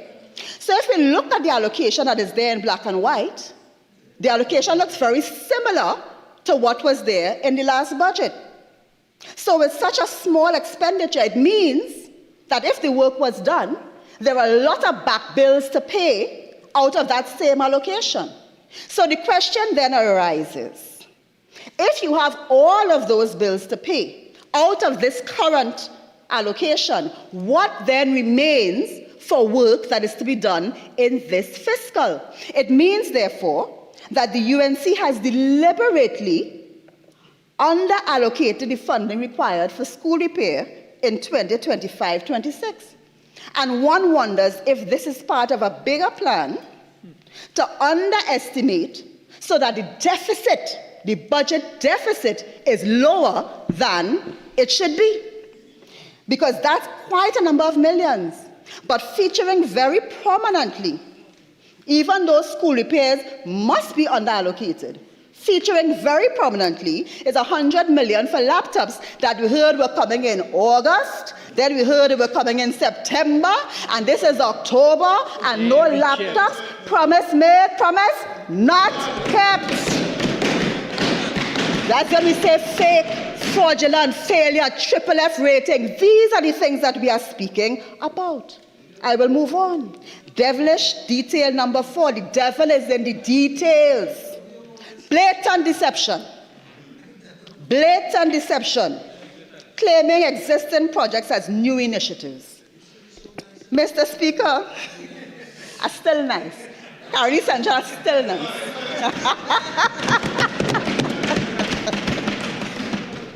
The Ministry of Education has worked tirelessly to, one, establish an educational technology unit, which is about 3 years old, established by the PNM, and they have been working with the IT department to build out the e-classroom system.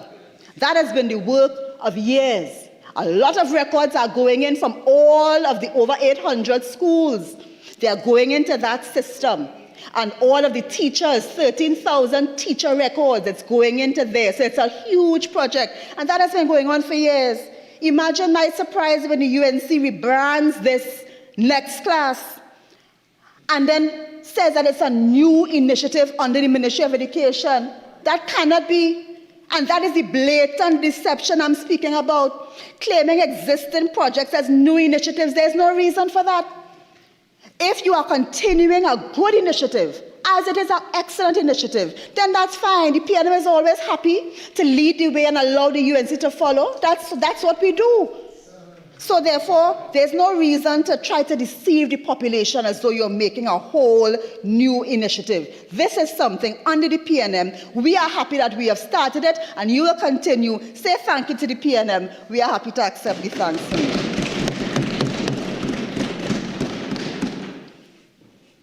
And I come to one that is particularly devilish, Mr. Speaker. Devilish detail. The devil is in the details.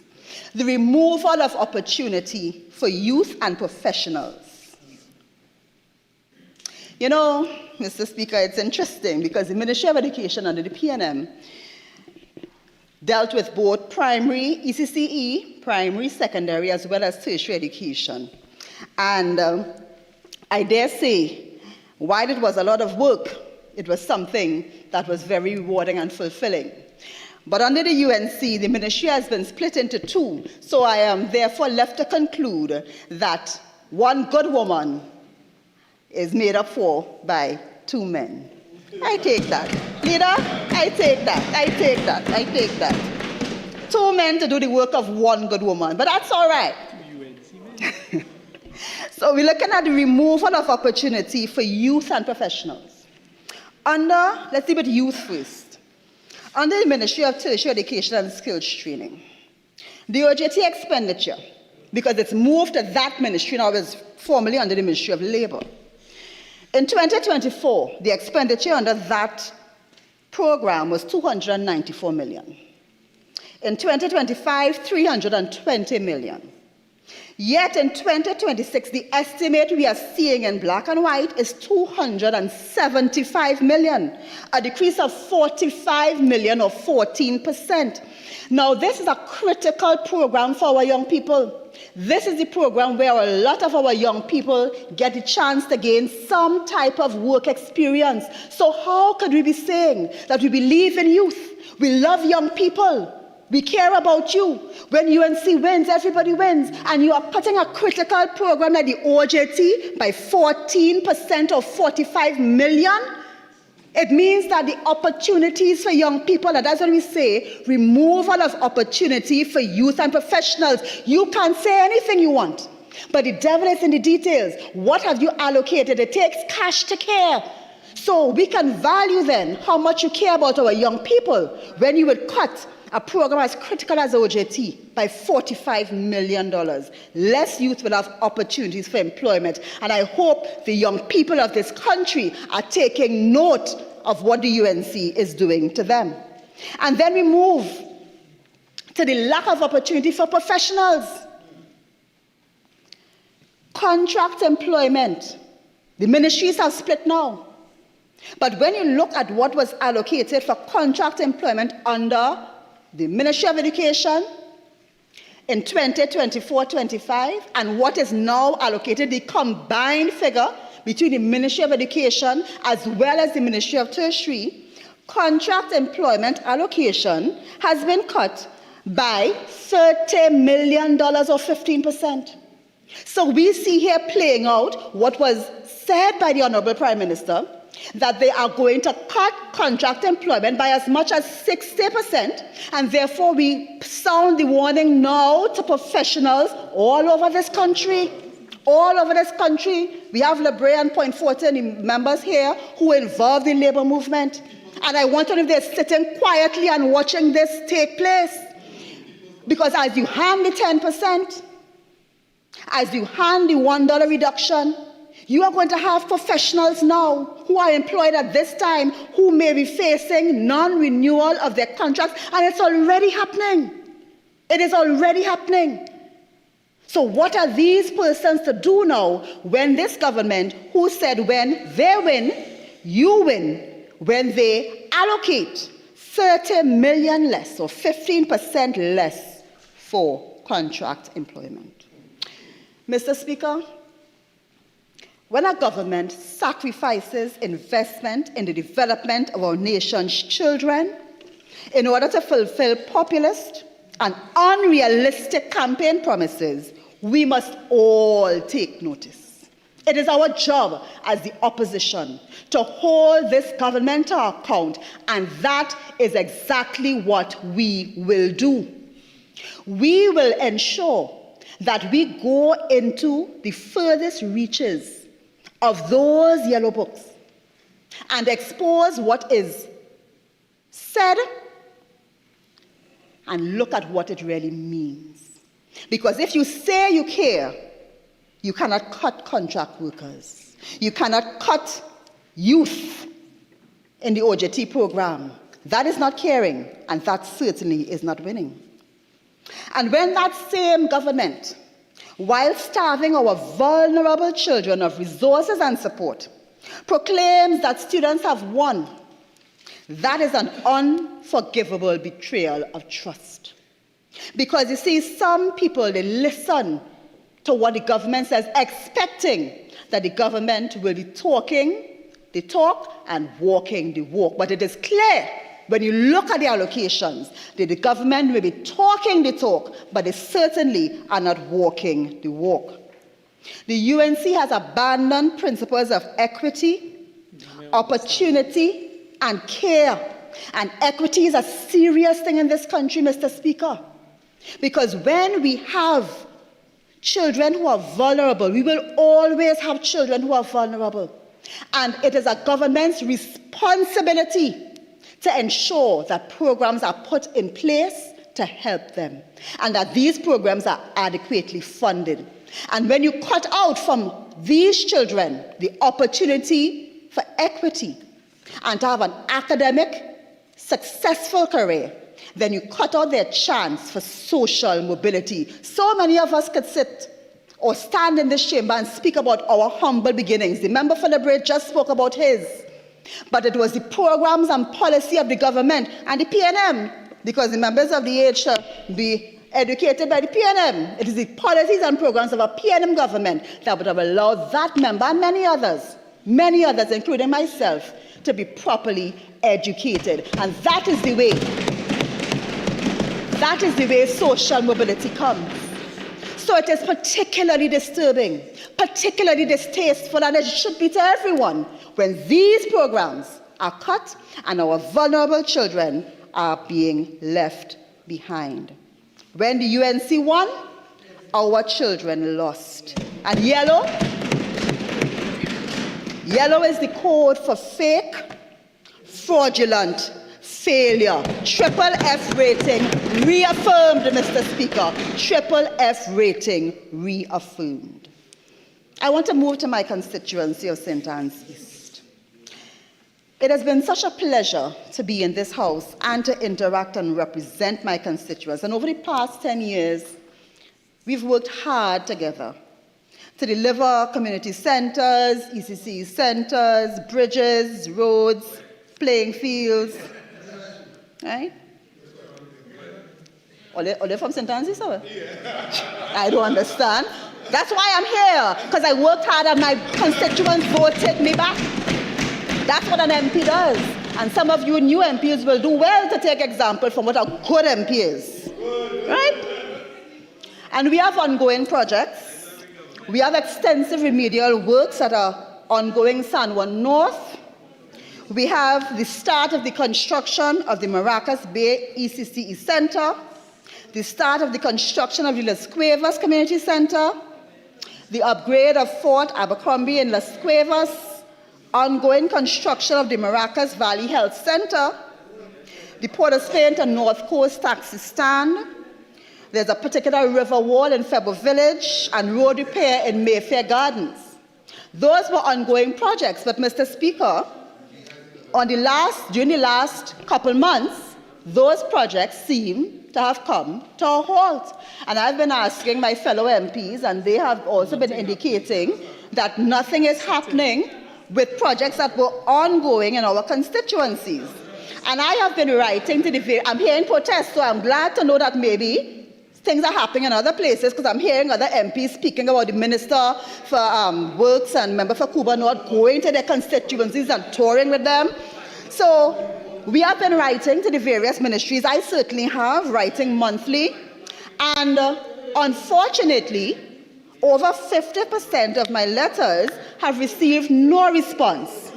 And I am asking and saying to the ministers that you are no longer in opposition, you are in government. And therefore, when an MP contacts you to speak, it is not for themselves, I'm not calling it a chit-chat.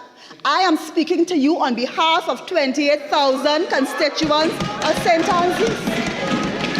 And therefore, all of us deserve your response. I can't say about member for Cuba North. Member for Cuba North always responds and tells us that she is taking her the request seriously. So I thank her for that.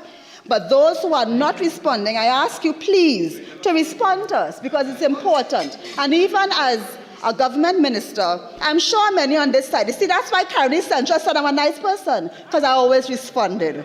And they can say that. I always responded. And I helped when I could, right? I want to ask the Minister of Social Development particularly, there's an issue at the Arangwe's office, the Social Welfare Office, there's an issue of staffing. The people of St. Anne's are reaching out to me, and there are a lot more of them now applying because of the 40,000 persons that have been fired. So I am asking, please, Minister, if you could look into this situation. I am bound, duty-bound to mention this in this Parliament because it is really causing an issue in the constituency.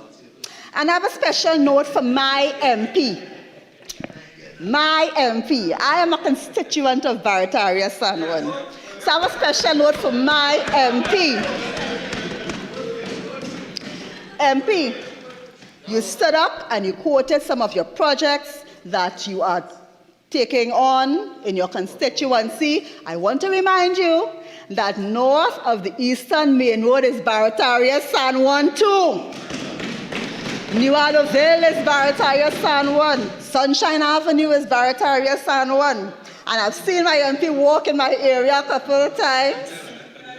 Bagatelle is Barataria San Juan. And we crave your attention too. So MP, I'm inviting you to come to our side of the constituency too, on the northern side of the Eastern Main Road, because we want our road paved too. I hear you're doing water project. We need better water too, right? So we are looking forward to seeing you in our side of the constituency, right? We want to win. We want to win, Mr. Speaker. We want to win too, right? So, Mr. Speaker, we commend the public. We commend the public. I'm cooking for you, for sure. And I know you're Muslims, so I'm making halal. Mr. Speaker, we commend the public, educated largely by the PNM, for showing the UNC that we will not be hoodwinked. The public is very aware, very discerning, and the public has been speaking out on all channels. Social media, regular media, they have been speaking out about what they notice in the budget and the disparities that they have seen. And some of that will come out when my fellow speakers get up to speak. We on the PNM side, we reaffirm the FFF rating that the UNC has received for this 2025 budget, which, as somebody told me, Mr. Speaker, is little more than fakery in the bakery. We stand with the over 40,000 citizens and their children who continue to suffer under the hands of the UNC, and we call on the UNC to help the most vulnerable. We note that the member for Faizabad said that the Honorable Prime Minister will be addressing this, and we look forward to anticipation because we know that these people need help, and we hope that the Honorable Prime Minister would have spent the day she was not in the chamber today. We hope that she is somewhere finding a solution for the problem, even though the member for Superior would have been the head of creating the problem. We hope that today she was engaged in finding a solution for the firing of 40,000 vulnerable citizens in one fell swoop. So we are looking forward to the contribution of the member of Superior and what comes in there. But we know, Mr. Speaker, we know that we are in for a rough ride with the UNC government, as always. There was never really a chance that the UNC would do very well, you know. But even on this side, we are surprised because we didn't think it would be so bad. We are not disturbed by the recklessness that we are seeing and the poor governance that we are seeing. And I imagine the nations of the region and anyone who listened to the contribution of the Prime Minister at the UN, I imagine they are similarly concerned. But the country should have no fear. The People's National Movement is here. What the UNC has broken, the PNM will repair. Trinidad and Tobago will soon return to a government that cares. I'll say it again, Mr. Speaker, because it needs to be heard. The country should have no fear. The PNM is here. What the UNC has broken, the PNM will repair. Trinidad and Tobago will soon return to a government that cares. Mr. Speaker, I thank you for the opportunity.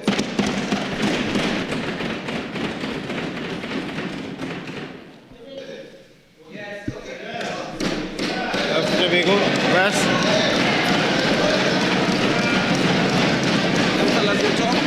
No, man, them quiet, man. Mr. Speaker, Mr. Speaker, allow me to express my sincere and humble thanks to the persons of Tobago West and by extension Tobago for the overwhelming support of my tenure as their Member of Parliament for Tobago West. I would also like to thank my family and my constituents for their continued prayers, support, and encouragement. Mr. Speaker, I also take the opportunity to thank the government of Trinidad and Tobago, the Honorable Kamala Persad-Bissessar, Prime Minister of the Republic of Trinidad and Tobago, and the Minister of Finance for the government's maiden budget presentation in this parliamentary term, building economic fairness through accountable fiscal policies. This is a budget title that seems to speak directly to the situation of Tobago and all marginalized groups in this society because they have refused the gospel of the PNM.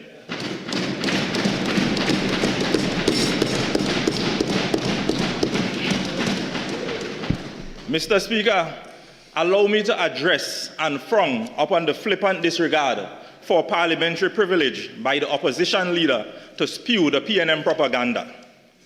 Mr. Speaker, I had the painful experience of subjecting my hearing domain to the opposition leader's clear structured and balisé fuel contribution to the budget. Let me tell the opposition leader, the people of Tobago are not foolish.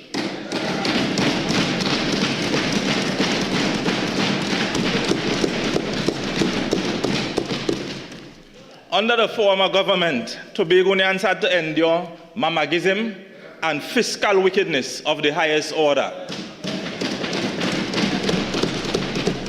As I sat here listening to the contribution of the member, the former education minister, I say to the current education minister, you have your work cut out, because I understand why the schools are the way they are today and the state of the children.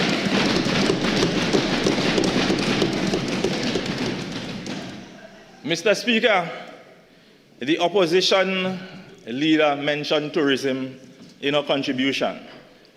And I remember the former government fighting the THA in every way to crash our tourism economy as a means of punishing the Tobago private sector.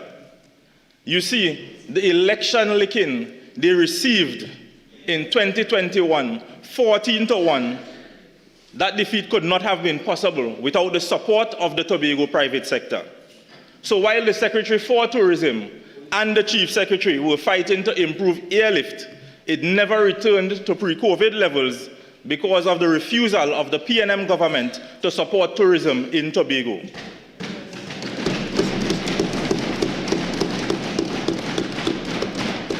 Mr. Speaker, the Chief Secretary promised to cancel one of the British airlift contracts to sponsor the local airlift. That was refused. Mr. Speaker, the traveling public clamored and cried to no avail. The Tobago Chamber urged and prodded, no response from the PNM. But through communication and collaboration, my colleague for Tobago East and I, within 1 month of the UNC's government in office, additional flights were scheduled for Tobago. That is performance.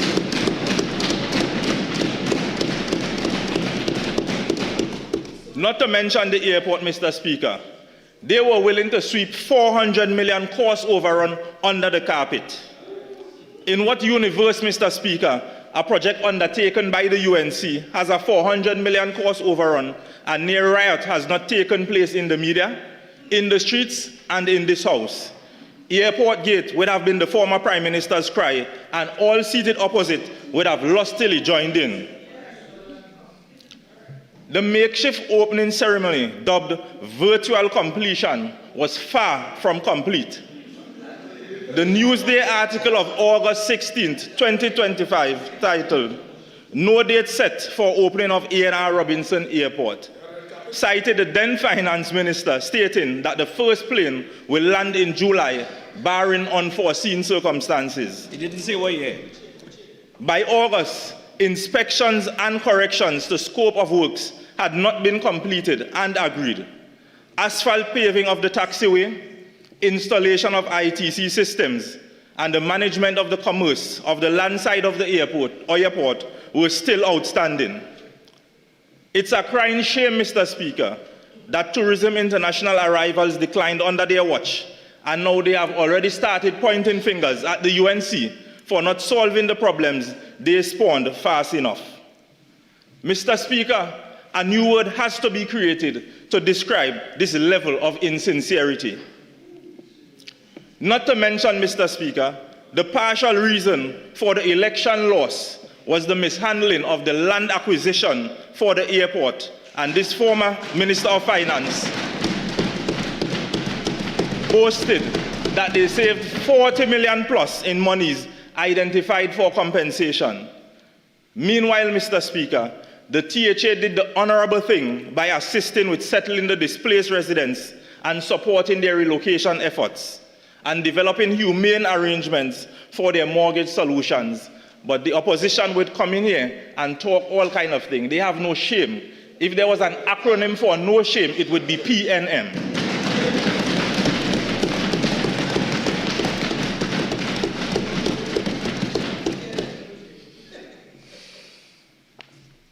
Mr. Speaker, the opposition leader in a contribution described the NAR government as one which brought this country to much pain. To attack the NAR is to attack its leaders, the Honorable A.N.R. Robinson. May his soul continue to rest in peace. Make no mistake, Mr. Speaker, the first time we had political instability of this level was in 1970 during the Black Power movement struggles. The PNM was in power and brought pain to society. They brought more pain to the country when they squandered the decade of the OPEC oil boom years, and the pain felt again left the country in ruins, so the NAR was left to clean up the PNM mess. The PNM continued most of the policies of the NAR in the 1991 to 1995 period, and when they got a chance to govern in austerity, they called an early election, and that is how we had the 17-17-2, which brought the UNC to power. When the austerity created by this former government was facing the then former PNM Prime Minister, he too called an early election, and this time there was no tie. The UNC is now in power and the TPP in Tobago. The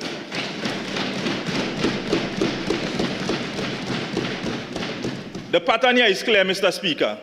The PNM cannot govern in tough times, but they can point fingers and mamagai the population. Tough times make it hard to hide mismanagement and fraud. Tough times call for equity and respect for all classes in society. Tough times call for integrity in public life, and tough times call for any political party other than the PNM. Mr. Speaker, there is the talk and notion in the air that CPEP and URP will be closed down in Tobago after the election. I want to make it pellucidly clear to the persons in Tobago that URP and CPEP are under the remit of the Tobago House of Assembly and not under a political contract. URP falls under the Division of Infrastructure, Quarries and Urban Development. CPEP is under the Division of Community Development, Youth Development and Sport. When we took office in 2021, we restructured the programs, reshaped them, and meaningful work is being produced through these two areas. There is the concrete furniture workshop, there is the woodworking furniture workshop, there is the agricultural unit. that produce some form of income and revenue to help sustain them.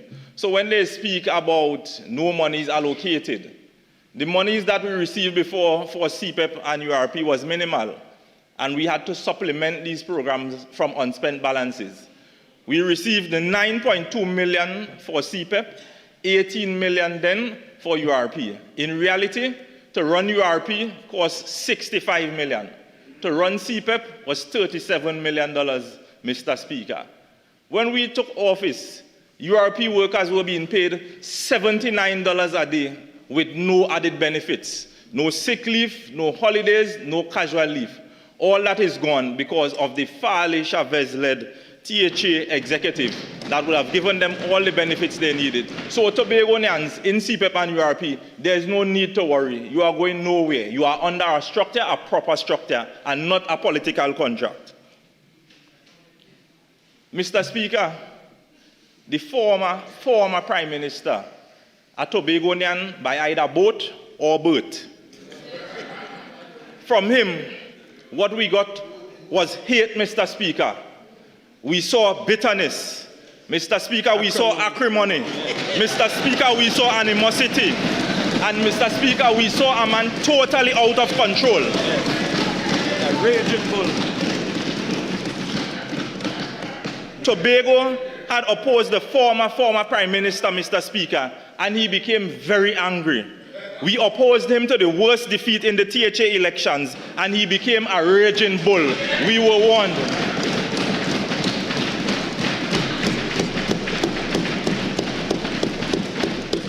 Mr. Speaker, I am truly humbled to be able to stand for all the people of Tobago West and Tobago, and ever so proud to walk a different path to that of my predecessor. You see, Mr. Speaker, my predecessor was duly elected for 2 terms under a political party mastering the art of illusion, smoke and mirrors, and downright oppression.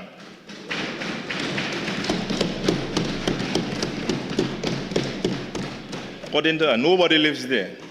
They have no regard for the electorate once intoxicated by political power after artfully deceiving the electorate to vote for them, only to crash the economy 9 years later. Mr. Speaker, if the PNM art of collapsing an economy was something new, it would have been pardonable. But history painfully reminds us of the forked tongue of those in opposition today.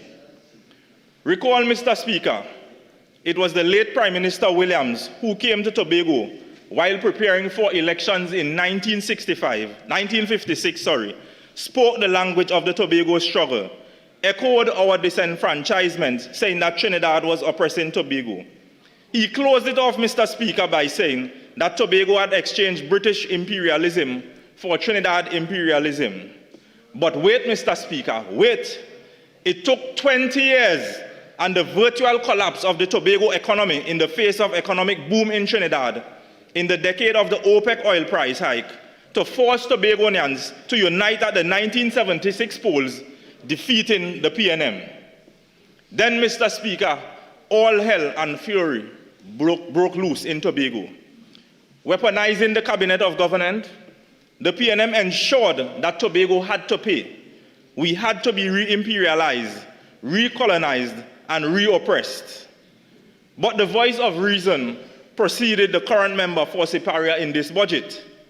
Former MP Rafiq Shah, in the debate for internal self-government in 1977, stated that Eric Williams and the PNM behaved like colonials, bringing the Bible in one hand and the gun in the other hand. To vote for them, you will get whatever the PNM Bible offers you, and you could not complain.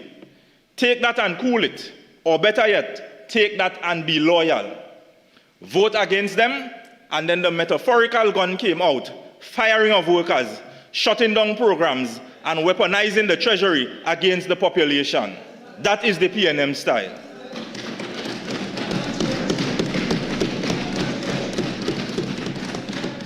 They did that in 1976, they did it again in 2001, and again in 2021.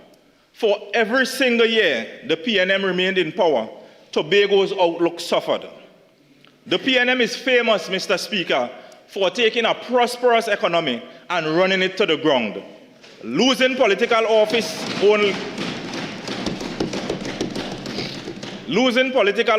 only for other parties like the NAR and UNC to rescue the country, making the tough economic and governance decisions they had no penchant for making. Governing under tough circumstances and managing public expectations during structural adjustment is something very alien to the PNM. Mr. Speaker, I urge the population to disregard the false doctrine that will masquerade for a PNM debate against a powerful maiden UNC budget presentation.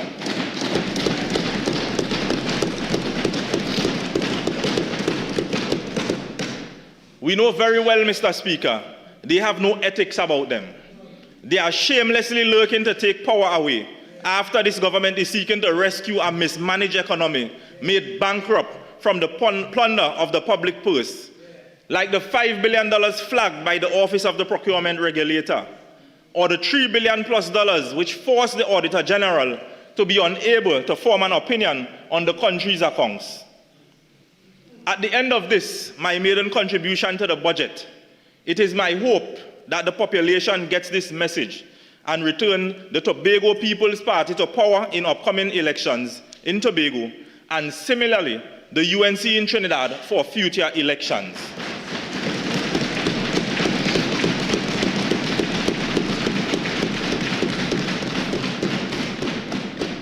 Tobago now gets to see that promises are kept by this government, and Tobago and the country at large stand to benefit.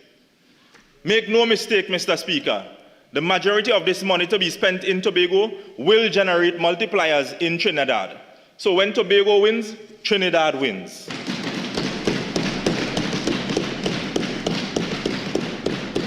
For this reason, Mr. Speaker, my budget response is aimed at breaking the chains of PNM propaganda and releasing Tobago from the captive mindset of an oppressive PNM. Tobago's development remained in the shadows of a bankrupt PNM ideology of developing Trinidad first and letting the crumbles trickle down to Tobago.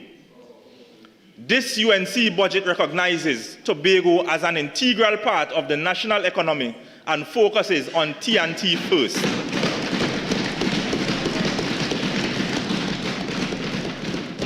If anyone cannot recall, the records of this Hansard will remind all and sundry today, Mr. Speaker. Mr. Speaker, it was the comrade, the Honorable Rafiq Shah in 1977 who reminded this House that the PNM had no development strategy for Tobago. The first PNM People's Charter boasted of, and I quote, "Trinidad's ability to develop Tobago will show the world vast superiority of nationalist government to colonial administration." This PNM paternalism relegated Tobago, a passive backwater on the altar of over-centralized political and administrative power in the PNM cabinet. Fast forward to 2024, and the official policy had not changed, Mr. Speaker. Let me prove this from the closing statements in the last two budgets read by the former Minister of Finance, and you be the judge. In 2024, the Finance Minister said, and I quote, "Madam Speaker, I expect that the broad economic and macroeconomic achievement in Trinidad will now assist an improving economy in Tobago." And to make it pellucidly clear, 69 years later, the same PNM doctrine was written in last year's budget. This was his comment on Tobago, and I quote, Madam Speaker, I anticipate that the strong economic and macroeconomic performance in Trinidad, characterized by the sustained GDP growth, high employment levels, low inflation, will contribute to an improved economy in Tobago. This is trickle-down economics, favoring big businesses and leaving it to benevolence that the wealthy ruling class will hand out a living to the poor and working class. This is a crowning indictment on the PNM and its inability to accord the basic rights to the people of Tobago and to invest in the revenue-earning capacity and the productivity on the island after more than 5 decades in charge of public policy. Mr. Speaker, this was the written text of the budget in fiscal 2022. Madam Speaker, it is well known that Trinidad and Tobago is a mature hydrocarbon province. And the text continues, we shall also examine the relevance of the existing suite of fiscal incentives, licensing regimes, and production sharing contracts, in terms of providing sufficient motivation for oil and gas companies to bid for blocks and engage in exploration and production, while at the same time ensuring that the citizens of Trinidad get their fair share of revenues from our natural resources.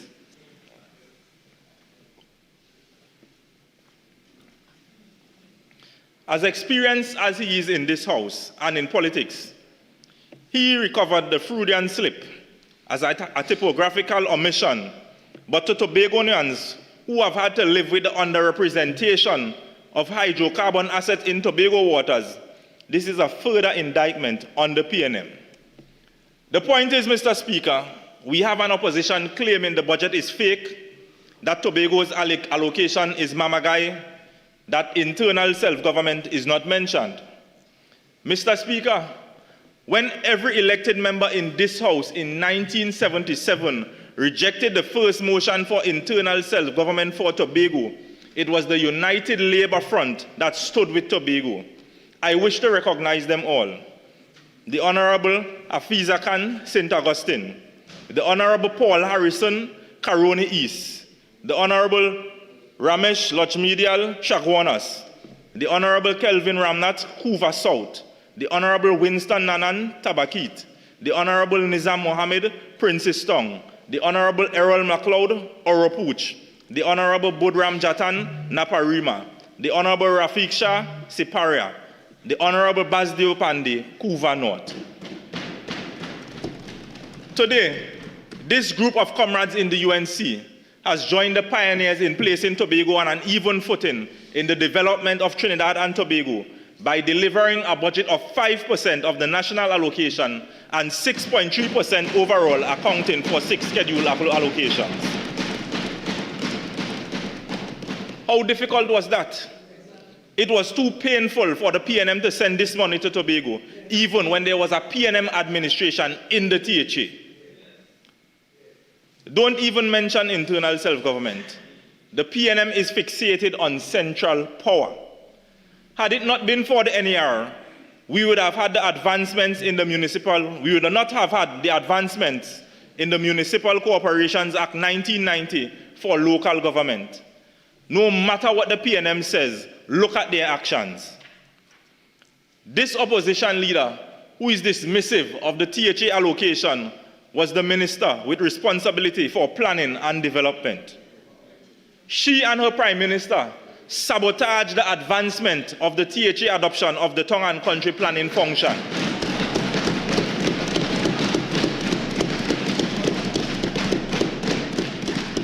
They muzzled all officials, and she wrote to the Chief Secretary to inform him that his function that she had in law, according to Tongue and Country Planning Act, was now to pass through the Prime Minister. Mr. Speaker, while that was happening, the Tobago region had the highest number of tongue and country planning refusals in the country, thus stymieing development and investment prospects. Moreover, they stopped the appeals panel from hearing appeals in Tobago until it came to a head at a town hall meeting in Bethel. Mr. Speaker, this former Minister of Planning, whilst was standing silently as Tobago was being oppressed by her leader, still came to Mount St. George to campaign against David Joseph Thomas in Tobago East. She campaigned with this $70,000 a month man to continue the oppression of the people of Tobago, and they still lost. That is broad Belgium. I must agree with Senator Anil Roberts. Somehow the Balize indoctrination includes surgical removal of shame, ethics, conscience, and good sense. Mr. Speaker, the PNM developed 2 iterations of the Comprehensive Economic Data Program in 2006 and 2012 to develop Tobago under the theme clean, green, safe, and serene. Most of the CDEP 1.0 remain unimplemented due to PNM negligence and mismanagement. The CDEP 2.0 also remained largely unimplemented, and it lapsed in 2017. There was no revival of a development strategy for Tobago for 3 years until we approached the 2020 election. This medium-term policy and planning framework did not cater for the social sector, the environment, or branding of Tobago as an environmentally dependent tourism economy. Meanwhile, back at the ranch, under the Tobago People's Party, led by the Honorable Farley Chavez Augustine, the Tobago Development Strategy, the greatest little island on the planet, was developed in the first term of office. The TPP-led administration moved a motion to adopt the strategy in May of 2024, fully aligning it with the United Nations Sustainable Development Goals and setting the stage for this year's THA budget titled Accelerating Growth, Anchoring Fiscal Stability. Mr. Speaker, we need a dictionary and encyclopedia to help us describe people who have selective and self-righteous outrage when any other government does anything far lesser in office. You will swear that the world is coming to an end. Email gate, Landate gate, Piaco Airport gate, FIFA gate, and the myriad of corruption and government missteps are described as the PNM is not perfect. We made a few mistakes. He spoke inelegantly. We did not listen to the population. Stick broke in our ears. Mr. Speaker, we have a saying in Tobago, if me know you are a thief, me nah give me post for hole. To translate, we know the PNM has a track record of bankrupting the country and weaponizing the treasury. We should not give them that opportunity again.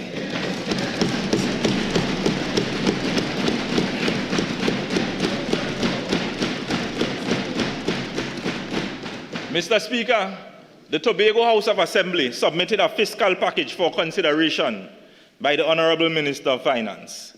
The recurrent request comprised personal expenditure of $787.3 million, of which we received $757.7 million, or 96.2%.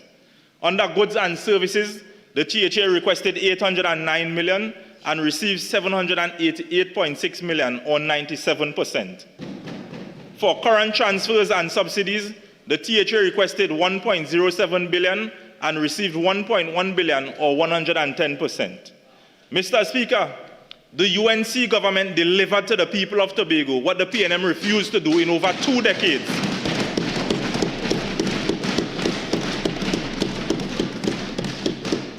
And they did this just within a few months in office. Mr. Speaker, the key areas highlighted by the THA as areas of priority include the following: tourism and the creative sector, agriculture, infrastructure, digital technologies, human capital development, education and training, and the micro, small and medium enterprises sector. The Division of Tourism requested $179.5 million and received $176.8 million, or 98.5%. Agriculture and Food Security requested $188.6 million and received $191.5 million, or 101%. Infrastructure requested $381.7 million and received $357.9 million, or 93.7%. Education requested $476.5 million and received $479 million, or 100.5%. In reflecting the national priorities, the government has made a historical allocation available to the THA to address the fiscal mayhem left by the PNM. Mr. Speaker, this government has been breaking chains of PNM bondage before the budget for the people and economy of Tobago. In 5 short but immense months, we have tangible improvements and progressive conversations as it relates to airbridge support and the increase in the number of flights between Tobago and Trinidad, which the PNM refused to do, citing high subsidy costs, technical support from IADB, midterm review support and a further $134 million for the THA, inclusive decision-making support, tongue and country planning, land law reform consultations with the Office of the Chief Secretary, the granting of blast and export license to Studley Park Quarries Limited, non-objection for the THA to borrow on its own creditworthiness, and now a budget of 5% allocation to the THA, which shatters all the old talk they were planning to make. The only thing left for them to do is to resort to the old playbook of race baiting and code words.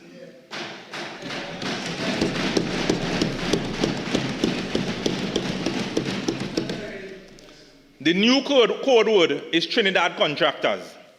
When Trinidad contractors linked to the PNM built a wing at Scarborough Secondary that could not be utilized, no problem. When Trinidad contractors that led to cost overruns in the Scarborough Library, the Shaw Park Complex, the Cove Eco Industrial Park, the Scarborough General Hospital, and the Lansfommy Link Road, no PNM in Tobago had a word to say. I am taking this opportunity to clear the air for the last time, Mr. Speaker. Mr. Speaker, there is no perfect budget. There is no perfect Minister of Finance, and there is no perfect Prime Minister. But this budget comes as close to perfection as we have ever seen in the history of the Tobago House of Assembly.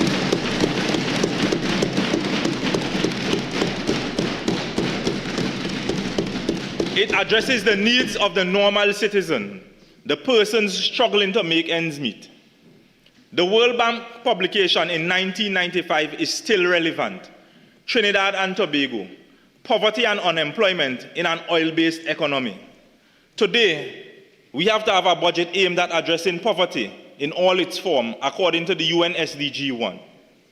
The population understands that poverty is hell, but the PNM has its people living in paradise, where the Porsche they did not transfer is nice and clean, and they are eating nice. Mr. Speaker, persistent poverty is still the largest obstacle to development in this country, and we welcome initiatives to address period poverty, education, and digitalization, and a refocus on the health of the population. It is a pity that once again, a level-headed and patriotic government now has to address poverty and inequality through a budget geared specifically to fairness and equity. Mr. Speaker, the comparison is glaring for all to see, to hear, and to feel the effects of a government of the people, for the people, and by the people. Mr. Speaker, I continue to urge the UNC government to collaborate with the Tobago House of Assembly. Be respectful to one another so that we can move mountains, because the Tobago House of Assembly have big dreams. We have dreams of becoming the greatest little island on the planet, and in order to achieve that, the support is necessary from the central government. Mr. Speaker, it gives me every ounce of satisfaction to stamp my approval and support for this budget on behalf of my constituents and every reasonable resident in Tobago. Mr. Speaker, I thank you.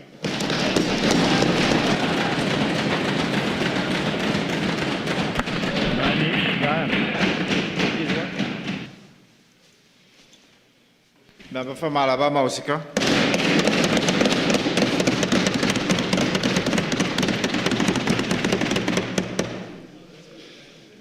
Thank you very much, Mr. Speaker, for the opportunity to contribute to this debate and to share a few thoughts, Mr. Speaker, on the theatrical production that we got on Monday entitled TNT First, Building Economic Fairness Through Accountable Fiscal Policies.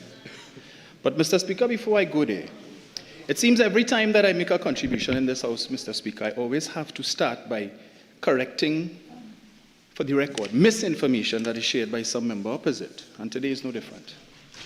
The member for Barataria San Juan, Mr. Speaker. It wasn't him, but he advised us in his contribution to stop going out and misleading the public with bogus information. Don't worry, this time it wasn't you.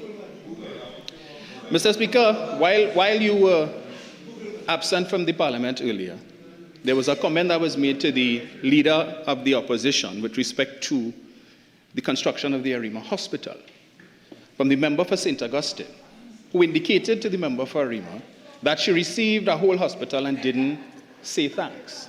Thanks to who? Mr. Speaker, permit me to read this article, Newsday, dated the 10th of June, 2020, entitled Arima Hospital 200 million under budget. Health Minister Terence Dayal Singh said the newly opened Mr. Speaker, please, I seek your protection. Yes. Health Minister Terence Dayal Singh said the newly opened Arima General Hospital was completed under budget to the tune of 200 million. He said there was no reduction in the square footage or number of beds from the original design. Oh, good grief. Anyway, Mr. Speaker, he said designs were substantially completed in January of 2016, Mr. Speaker. Who was in office? Who was in government January of 2016? Construction started in March of 2016. The chopping off ceremony for the roof took place on September 20th, 2017, and the project was handed over on June 4th, 2020, Mr. Speaker.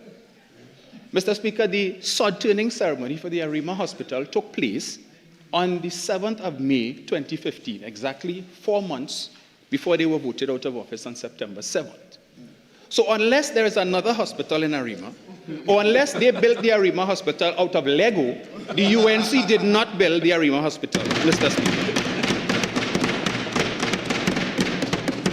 Similarly, Mr. Speaker, the Point Fortin Hospital, for the member for Point Fortin. Express article dated May 26, 2017. Where is the new hospital? Residents fed up with promises. For more than 50 years, the people of Point Fortin have been promised a proper hospital in their region, but despite plans and promises, government after government has failed to deliver, and Point Fortin residents have had to make do with a less than ideal facility, which they describe as no more than a health center. Hopes were raised in 2015 when just a few months before, the 21st of May 2015, Mr. Speaker, the People's Partnership would have turned the sod for the hospital. Now, exactly 2 years since the sod turning, there is little visible sign of progress at the site. And residents are beginning to wonder just when this new hospital will be delivered and if it will be in their lifetimes. The Sunday Express visited the site last week and spoke with people in the surrounding areas who were far more optimistic about the timely construction of the new hospital. So again, Mr. Speaker, the UNC did not build the Point Fortin Hospital. But I wouldn't be surprised, Mr. Speaker, if we hear a few months from now that they probably built the Eric Williams Hospital, Mr. Speaker, that they built the Central Block. But typical, Mr. Speaker. So I just wanted to correct that record. So let me get, Mr. Speaker, to the theatrical performance. But I just wanted to just touch briefly on the contribution of my friend from Tobago West. A good guy, Mr. Speaker. I always enjoy his contributions. But I think he was a bit unfair to the People's National Movement in terms of the contributions that they would have made to the Tobago economy over the last 4 years. And in the last occasion when he spoke, Mr. Speaker, and I spoke after him, and I made the point, Mr. Speaker, that Tobago's development would have been challenged over the last 4 years because of the relationship or the antagonistic relationship that existed between the current THA, Mr. Speaker, and the then central government. We know the battles between the Chief Secretary and the former Prime Minister. From day one, the PDP, then the PDP, then the TPP made it clear that the PNM was the enemy. And that was the way that they operated with the PNM. So the member would have said that the People's National Movement would have tried to destroy tourism in Tobago. But, Mr. Speaker, it was the last administration that purchased 3 brand new ferries for the Sea Bridge. After they inherited 2 ferries from the People's Partnership, which they inherited from the Manning administration. And both ferries, Mr. Speaker, one was in the ICU and the other one was in the HDU. And it took the PNM to spend money to repair one, and the other one, unfortunately, could not be salvaged. And when it is the former administration would have purchased those 3 new ferries, Mr. Speaker, there was no end of criticism from the other side. In fact, Mr. Duke would have claimed that the Galleon's Passage was an old boat that they buy from China. That's what they claimed, Mr. Speaker, but it improved the Sea Bridge, because I noticed in his contribution he didn't talk about the Sea Bridge. He spoke about the Air Bridge and how there have been improvements with the UNC. But just last night, Mr. Speaker, one of the 2 secretaries for tourism, so I don't know if it's Secretary Boris or the other secretary, yeah, who was lamenting the fact, Mr. Speaker, that Tobago Carnival is just around the corner. And despite discussions with authorities in Trinidad, they have not been able or have not been successful in getting additional flights, Mr. Speaker. But the member didn't make any mention of that. It was the last PNM administration, Mr. Speaker, that also spent $50 million in Tobago during COVID, providing funding for bed and breakfast and the hoteliers in Tobago to be able to upgrade their plant, Mr. Speaker, so that when the borders were reopened, Tobago would be able to welcome tourists in improved circumstances. And members opposite had a problem with it. They were saying the borders closed, no tourists come in, so why are they spending $50 million in Tobago, and that money could be better spent in Trinidad to provide food support, Mr. Speaker? So it is unfair to make that claim about the last administration when it was the last administration that brought sandals twice to Tobago, Mr. Speaker. And we still have, and now we saw recently where the second resort that Tobago was supposed to benefit from has now gone to St. Vincent and the Grenadines as well. Another opportunity for Prime Minister Raul Gonzalez to laugh at Tobago, Mr. Speaker. Yes, when he laughed the last time, and he made the point, he said what Tobago lost, we have gotten, and he has now gotten the second facility. And you have a senator, Mr. Speaker, on the other side, who would take to social media and again spread the propaganda and misinformation that they spread the last time, which caused citizens in Trinidad and Tobago to rally against the project, claiming that the government then was going to borrow $1 billion to build these two resorts when nothing could be further from the truth. The member for San Fernando East can back me up on this, Mr. Speaker, that the then administration was planning to use a public-private partnership model, where the former Prime Minister would have advised at a post-cabinet press briefing that letters would have been sent out to several private sector companies in Trinidad and Tobago, inviting them to partner with the government on that project. And the first company he mentioned, and I never forgot that press conference, he said Answer McCall declined.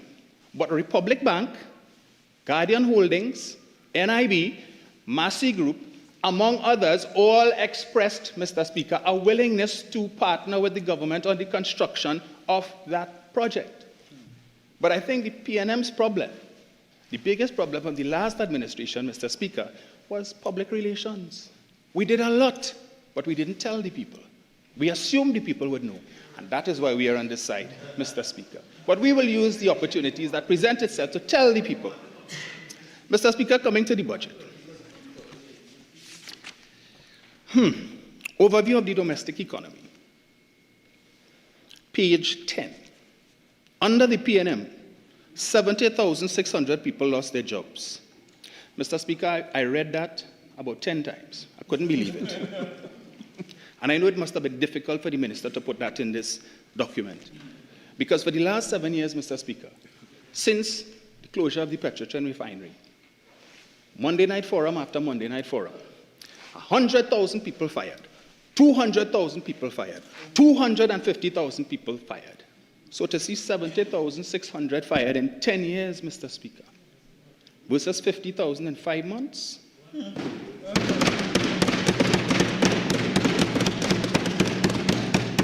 That's 10,000 a month under them, 500 a month under us, Mr. Speaker.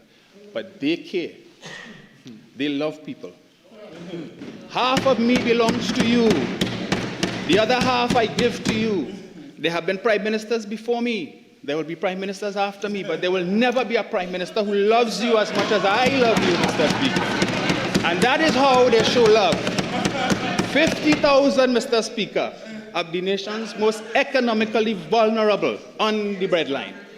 Mr. Speaker, I don't know if members opposite don't have constituency day, but I do, every week. And at the end of almost every constituency day, Mr. Speaker, I am physically, mentally, emotionally, and at times financially drained. Week after week, Mr. Speaker, people come to me, persons who, up until the 28th of April and a little after that, were employed. They could afford to pay their bills, put food on the table, send their children to school. Now, every week, Mr. Speaker, I feel like a psychologist. When I sit in my office and big men and women come to me, Mr. Speaker, in tears, because The landlord served them notice, Mr. Speaker. They don't have food. They don't know. They had to ask for help to get passage to come to my office, Mr. Speaker. They don't know where the next meal is coming from. Mr. Speaker, during the July-August vacation, many people were messaging me on Facebook, asking for help to buy school supplies, to buy school books, Mr. Speaker. Never ending. And up until yesterday was the same thing, Mr. Speaker. One young lady came, young mother of 2, renting a 2-bedroom apartment, rent $3,500 a month. Her salary is $3,900, Mr. Speaker. Were it not for the good graces of her mother assisting her, she doesn't know what she would have done. But she came, Mr. Speaker, hoping that I could help her to be able to get a HDC rent-to-own accommodation, because she says the $3,500 is just too much, and the landlord has given her notice that he is going to increase the rent because of the landlord's surcharge, Mr. Speaker. Property tax, by any other name, is still a tax. Mr. Speaker, let's look at our foreign reserves. At the end of calendar year 2014, Trinidad and Tobago's net official reserves stood at US $11.497 million, equivalent to 12.9 months of prospective import cover. I found it interesting that they chose financial year 2014 and not 2015, since the People's Partnership Administration was in office for most of 2015. So I decided to visit the Central Bank website, Mr. Speaker. And I found why they used that. Because just 1 year later, while they were still in office, that figure fell by almost $1 billion, Mr. Speaker. When they came in, Mr. Speaker, the 31st of May 2010, based on the Central Bank data, the country's foreign reserves stood at $10.477 billion. The 31st of August 2015, 1 week before they emitted office, it stood at $10.5395 billion, Mr. Speaker. So over 5 years, 3 months, and 14 days, it grew by just $95 million net, Mr. Speaker. So while for the last 10 years they've been beating their chests, patting themselves on the shoulder for how many billions they would have left in 2015, the majority of that is what they inherited from the Manning administration, Mr. Speaker, in 2010. Shame. Reduction in the price of super gas by $1. Mr. Speaker, I have 2 questions for the Minister of Finance. It's unfortunate he's left the chamber. The first question I want to ask him is, when did he come to the realization that the citizens were being overcharged unfairly, as he says on page 11, and I read, the previous PNM government has been unfairly overcharging citizens for super gasoline. The PNM demitted office on the 1st of May, Mr. Speaker. The minister sought to address this situation on Monday, the 13th of October, 5.5 months in office. This overcharging was so egregious, so wicked, so spiteful, but the minister had no problem, Mr. Speaker, in having citizens continue to pay this overcharge for another 5.5 months. Why didn't he bring this measure, Mr. Speaker, 4 months ago, back in June, when we had the mid-year review? Why didn't he bring it then, so that citizens could have enjoyed at least 4 months of the benefit of this measure, Mr. Speaker? Unlike now, where they've hardly been able to enjoy it for 2 days, Mr. Speaker. And we have all of these other measures announced, which has basically undermined the benefit to come from this. But it was a good initiative. We will admit that. We have no problems on this side admitting that, Mr. Speaker. Any initiative that could improve the lot of the citizens of this country, we will support, even if it comes from that side, Mr. Speaker. The second question I want to pose to the minister. Did that $1 reduction in the cost of super eliminate the entirety of the overcharge, the surplus, Mr. Speaker, such that the government is now paying a subsidy on super? Or is there a residual surplus, Mr. Speaker, which citizens are still paying, such that the minister could have afforded to reduce by $1? So are we still paying a surplus? I would like for him to tell the country that, Mr. Speaker. And if we are, it means that there was room for him to reduce it by even more, and he chose not to, but instead to maintain the surplus. Mr. Speaker, page 12, After years of underperformance, natural gas production is projected to recover from current levels of approximately 2.6 billion cubic feet per day to over 3.2 billion cubic feet per day by 2027. As new fields come online, the development of the Manatee field alone, with estimated reserves of over 2 trillion cubic feet of gas, will be groundbreaking for our economy. Mr. Speaker, thanks to the member for Port of Spain North, St. Anne's West.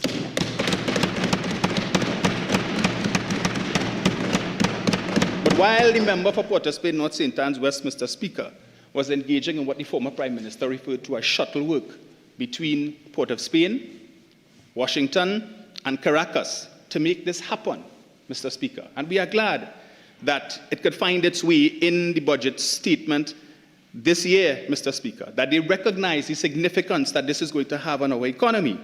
While the member was doing that shuttle work, Mr. Speaker, members opposite, while they were on this side, they were more concerned with how many times he went to Venezuela, who he met with, what they talk about, and how much taxpayers' money was spent on his travels, Mr. Speaker. That was their main focus, not how it could benefit the country.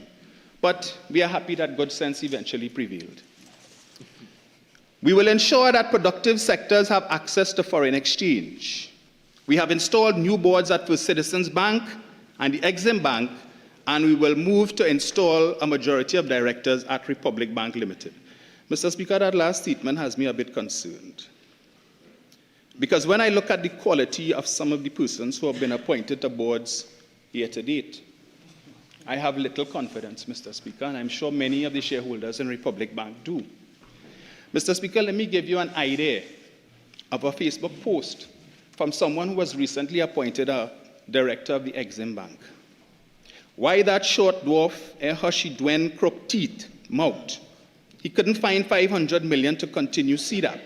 Where Dr. the Honorable Bodo find the money and expand the list to give better drugs to 300,000 citizens. It was under your ladder, nasty PNM.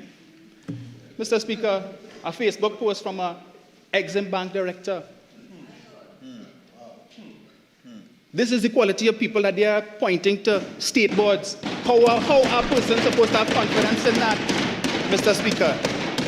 And it seems as if some of these directors fail to understand that the supporters of the PNM are citizens too. So when we see senators referring to PNM supporters as rabid dogs, flocks of kobo, yes, Mr. Speaker, but they love equity, fairness. All right. Mr. Speaker, under institutional strengthening, accountability, and renewal, the minister says, when I assumed office, I found state enterprises in a state of absolute decay, with multiple examples of corruption, abuse of office, lack of accountability, lack of transparency. This is confirmed by the last report of the procurement regulator, which stated that 5 billion in contracts were illegally awarded by ministries in one financial year. Mr. Speaker, it's unfortunate that the minister saw it fit to make reference to that and put it in the budget statement, because I think it's an unfair indictment on the many public servants, Mr. Speaker, who worked hard during that period to try and abide by the requirements of the procurement legislation. Mr. Speaker, at that time, I was a member of the board of the National Trust. And I could tell you the challenges that we faced as a board to be able to execute projects as a result of the implementation of the proclamation of the Procurement Act, Mr. Speaker. Because the reality is that when that proclamation took place, unfortunately, the infrastructure was not in place at several public bodies, Mr. Speaker, for an effective rollout. And so we found ourselves challenged where the Act required that contractors be registered with the OPR. But when we put out RFPs and we got tenders and we opened it and we did the checks, we realized, Mr. Speaker, that a lot of the contractors were not OPR registered, because the Office of the Procurement Regulator at that time was having challenges, Mr. Speaker, with respect to registration. They were doing the registrations and the pre-qualification. As late as I think it was maybe October, November of 2023, It was reported, Mr. Speaker, that the Office of the Procurement Regulator had almost 9,000 applications inside for registration and pre-qualification, and they had only covered less than 800. And so if, Mr. Speaker, we were to abide by the letter of the law with respect to the issuance of contracts for ongoing projects, then the public service would have ground to a halt.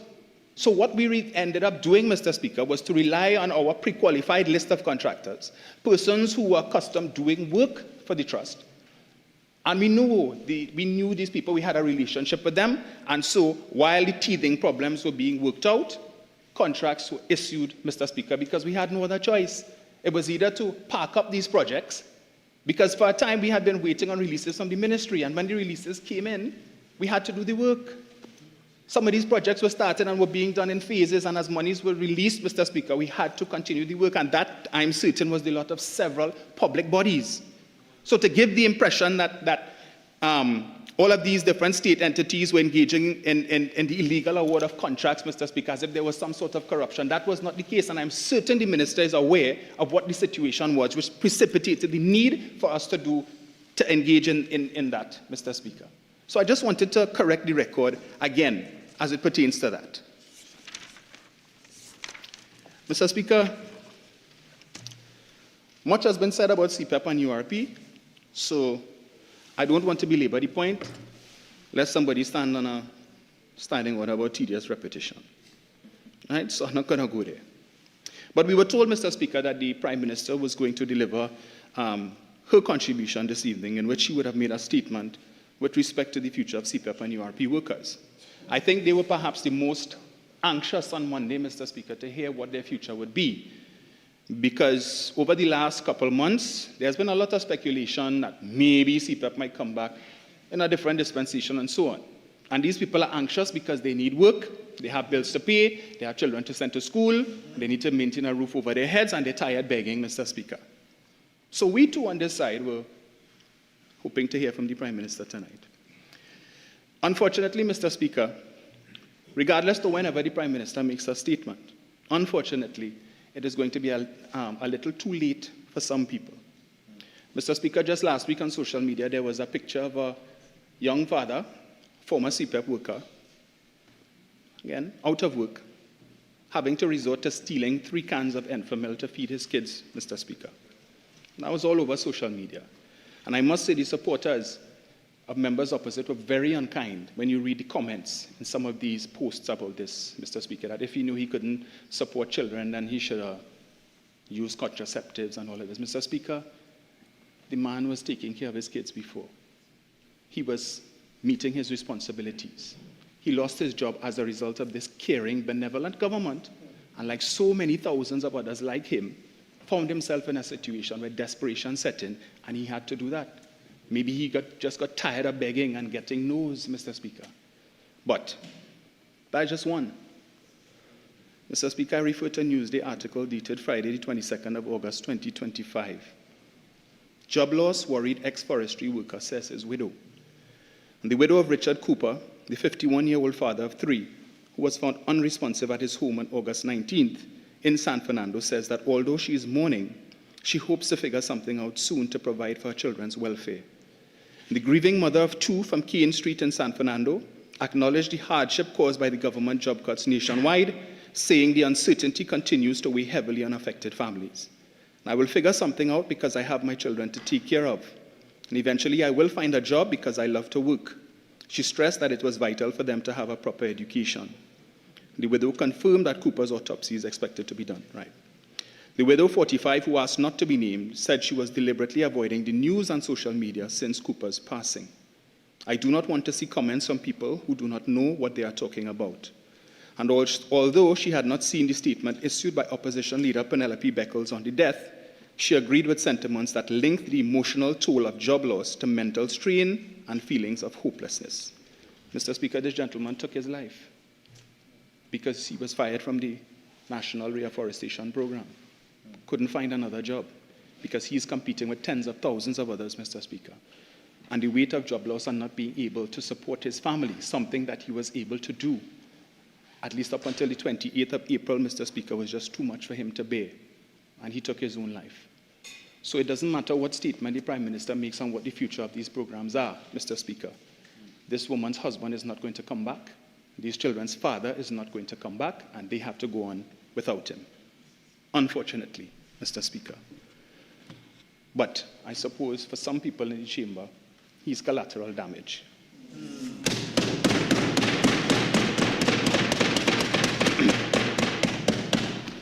Mr. Speaker, I move to wage negotiations and job evaluation exercise, page 27. After 9 long years of stagnation, we are committed to finally bringing all parties back to the bargaining table to address this long overdue injustice. On the completion of the bargaining process, we will work with Republic, First Citizens Bank, and the National Insurance Board to find a comprehensive solution to discharge this national obligation. So, Mr. Speaker, before the member for Labre in his contribution was telling us, well, all they want to know where the money, they can't find the money before you do the negotiations and so on. But, Mr. Speaker, I noticed they mentioned they would be working with the National Insurance Board. Sorry, Madam Deputy Speaker. The National Insurance Board, along with First Citizens and Republic Bank, I assume to find the funding to satisfy that commitment. Madam Deputy Speaker, are they talking about the same National Insurance Board reference in this document that almost broken, that has no money, that is on the brink of insolvency, and in a few years may not be able to pay pensions, but they're going to use the funds of that same National Insurance Board to pay back pay to public servants and to facilitate the recurrent expenditure of the new salaries? That maths and maths, Mr. Speaker, Madam Deputy Speaker. So I look forward to hearing more about that. Meanwhile, the same Republic and First Citizens Bank are now saddled with surcharge as well on their assets. So a chunk of money, they are now faced with an additional sum of money, large sum, as a matter of fact, that they will now have to pay to the state. But the state is going to be leaning on them to find the financing to satisfy their election promise of 10%. We wait to see how that pans out. Group health plan. I would like to share some additional policy decisions that this government will undertake to improve the lives of all public servants, teachers, and central government daily rated workers. Upon assuming office, I must say I was shocked to learn that our retirees in these groups are removed from the UNIMED group health plan precisely when medical issues are more likely to arise. The need for health insurance becomes more critical. Accordingly, I have instructed that an appropriate request for proposals be prepared and issued to seek proposals from the market for an option that allows our retirees and their families to retain membership in the public sector health plan. Madam Deputy Speaker, I want to tell the Minister that as an insurance industry practitioner, I'm also the president of the Trinidad and Tobago Association of Insurance and Financial Advisors. So I'm well familiar with this plan because I have a number of clients who are involved in this plan who, from time to time, would come to me, Madam Deputy Speaker, to tell me about the challenges that this plan presents. That some of them are still trying to get reimbursement claims from since 2023. A lot of them. We would have seen just 5 months ago, it was reported that this plan is some $80 million in deficit. And so the minister wants to put a further burden on this plan to provide health care, and a wonderful initiative. But clearly, it has not been thought out. And while they are going to invite proposals, I want to tell him that the insurance industry is already treating with that issue. Because a lot of persons, because of the challenges that they are experiencing with this UNIMED plan, have gone on to purchase their own personal insurance plans. And you have a lot of credit unions that are now also the distributors of health plans for several different insurance companies, group health plans, which these retirees have now subscribed to, and they are getting their reimbursements in time, and they don't have to wait 2 and 3 years to be able to do so. All right, so I just wanted to let the minister know that it is being dealt with. All right, so whatever proposals he may seek, don't put these senior citizens through that now, please. Fiscal and other measures. Levy on assets of commercial banks and insurance companies operating in Trinidad and Tobago.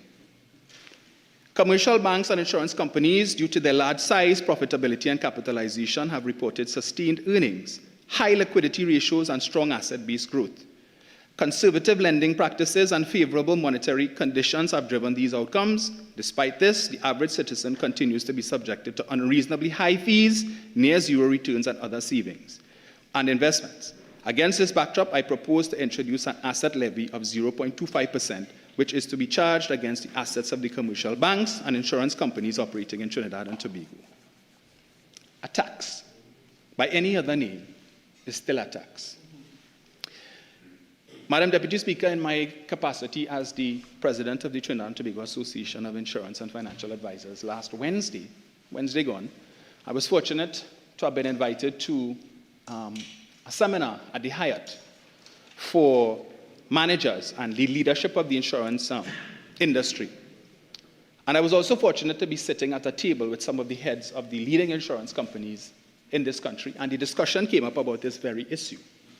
And I could tell you, Madam Deputy Speaker, based on what was said, the preliminary numbers have been crunched, the conversation is being had, and the increases are coming. It's just a matter of how much and when. So the policy fees will be going up.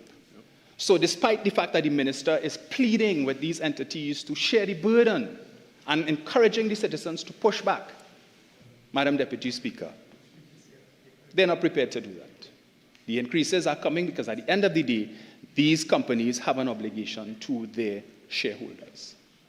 All right? And their shareholders is not just those who purchase their shares, but to their customers and clients as well, who are participating policies that depend on these companies making profits to build their cash value. So that when the government seeks to pick the pocket of these entities, Mr. Speaker, you are in fact robbing the citizens as well, Madam Deputy Speaker. Madam Deputy Speaker, Republic Bank has an asset base of $127 billion. In the space of 1 year, it went from 118 to 127. Madam Deputy Speaker, I see the conservative figure posted here by the minister that they expect that this is going to generate $575 million annually. Madam Deputy Speaker. Madam Deputy Speaker, the assets of these companies grow every year. And if you're going to charge them 0.25% on assets that grow every year, the figure could never be $575 million annually. Mr. Speaker, Madam Deputy Speaker, it's going to grow. Republic Bank alone, at $127 billion in assets, that works out to $317.5 million in 1 year. Madam Deputy Speaker, Republic Bank is one of the companies that is in the NIF. And the shares that were held by the government that are pledged to the NIF, Madam Deputy Speaker, and NIB, earns some of that profit. So that when the government chooses to implement this and you pick the pocket of the bank, Republic Bank, and you take $317 million out of their profits, you are robbing the shareholders of NIF. Because that money would have gone to them, or a portion of it. So these persons who would have invested the money, some of them senior citizens who are looking to get additional income to support their retirement expenses, Mr. Speaker, Madam Deputy Speaker, now find themselves in this situation. Never envisaged that when they chose to invest their money, despite the fact that they were told it's a Ponzi scheme and don't invest. They chose to disregard that advice, and today they are happy for the last 7 years. Every year they've been receiving their dividends twice per year, Madam Deputy Speaker. But the government, the minister, sought to paint a picture as if these banks are predatory and harsh and they don't give back. Madam Deputy Speaker, the Republic Bank, again, has a program called Youth Link. I was a beneficiary, a product of that, where they take school leavers. It's a 6-month apprenticeship program where you get paid a stipend every week, Madam Deputy Speaker, and you get trained in all different facets of banking. And at the end, you have a graduation. As a matter of fact, that program also has a component where you are required to start and manage a small business. And then they have a graduation ceremony at the end. And Madam Deputy Speaker, you're quite likely to get employed by the bank at the end of that exercise. I remained with the bank for about 7 years. Republic Bank has a program called the Power to Make a Difference, where for the last 20 years they invested over $300 million in community development. My alma mater and that of the member for Caroni East, St. Mary's College, is the beneficiary of that program, where they would have purchased a bus to be able to transport students to different sporting events, Madam Deputy Speaker. Republic Bank supports the Exodus Steel Band at a time when NGC just pulled sponsorship from 3 bands. Republic Bank maintains sponsorship of Exodus and probably, I'm sure, contributes to others as well. First Citizens Bank sponsors the Sports Foundation Awards every year, among other things. So the banks are giving back. They are engaging in corporate social responsibility. So to give the impressions that the bank are wicked and predatory, and they deserve this, Mr. Speaker, Madam Deputy Speaker, is completely and totally unfair and disingenuous on the part of the government. It's a convenient excuse for them to pick the pockets of the banks as well. And they are going to pass on the cost as well, Madam Deputy Speaker. So you're going to see it in increased banking fees, possibly increased loan rates, even though I saw the central bank governor recently announce that he intends to increase deposit rates. But as a former banker and a former minister of finance, he ought to know how that works. Or at least we would hope he does. Right? Because the money has to come from somewhere to pay these additional deposit rates. And more than likely, it's going to come from higher loan rates. The landlord business surcharge. Interesting one. Again, a tax by any other name is still a tax. Madam Deputy Speaker. Madam Deputy Speaker, I got a call yesterday morning from an 87-year-old woman from Tobago. I won't call her name because my colleagues opposite might probably know her. She asked me not to mention her name. 87 years old and she still drives. She made it a point to tell me that. And her car uses super. All right? Under the PNM's property tax regime, she has a property that she currently rents. And that property was assessed as having an annual rental value of $42,000, Madam Deputy Speaker. Under the PNM's property tax regime, the calculation is $42,000 minus 10%, for any monies that you would have spent to maintain and upgrade the property, because the government then recognized that. Because some of the money, that income that you're going to earn, will be put into that, so we give you back something for that. So that's $42,000 minus 10%, Madam Deputy Speaker, and then you apply the 2% charge. Her property tax was $756 for the year. Madam Deputy Speaker, under what the government now proposes, her property tax, her surcharge is $1,050. Oh, no. And she has to pay the $2,500 to register. So in the first year, she's going to pay over $3,500, Mr. Speaker, Madam Deputy Speaker. So what she's paying in 1 year under them, it would have taken her 5 years to pay that under the PNM's draconian, harsh, wicked, oppressive property tax. And I encourage every other landlord, do the math. Not that difficult. You know how much you paid in property tax last year. Do the math. It's very simple. There is no deduction. There is no consideration for what you would spend out of what you receive to improve the property for the year. So it's very simple. Just find 3.5% of what you would have gotten for the year, compare it against what you would have paid under the People's National Movement, and you will see who really cares about the people. Madam Deputy Speaker. Electricity surcharge.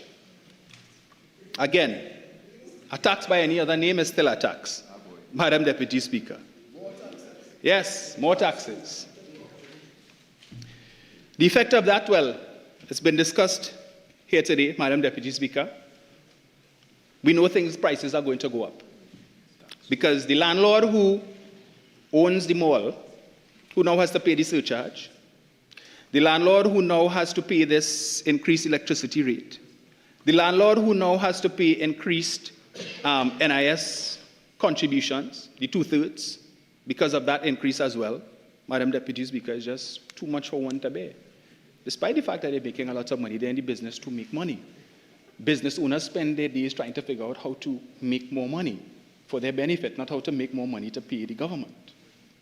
And therefore, if the government's policies impacts on their ability to earn more, well, you simply pass it on to your tenants. We've walked through the mall, I think all of us have, and you see these little kiosks where they sell these accessories for cell phones, and I often wonder how these people are making money. Because every time I pass there, Mr. Speaker, Madam Deputy Speaker, I never see anybody there. If they make 2-3 sales for the day, they're probably happy. Just enough to cover the rent and maybe pay some of their personal expenses. And now they are facing the possibility, the real possibility of their rent going up. So I wouldn't be surprised if in a month or so I walk through the mall and I see some of these kiosks no longer there, or they're empty. But that is the policy of the loving, caring, benevolent, generous government. Well, the increase on customs duties on luxury cars, so I will bypass that. Careless driving, penalties on offenses. Madam Deputy Speaker, this administration, when they were on this side, very critical of the demerit point system. It was wicked and oppressive. They felt everything the last administration did was wicked and oppressive.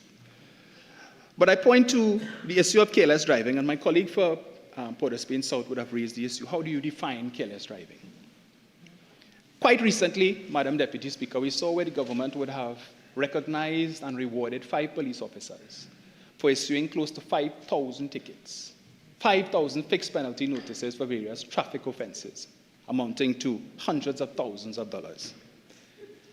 What message did that send to the police service? There is benefit in writing tickets. The more you write, you could get rewarded. Yeah?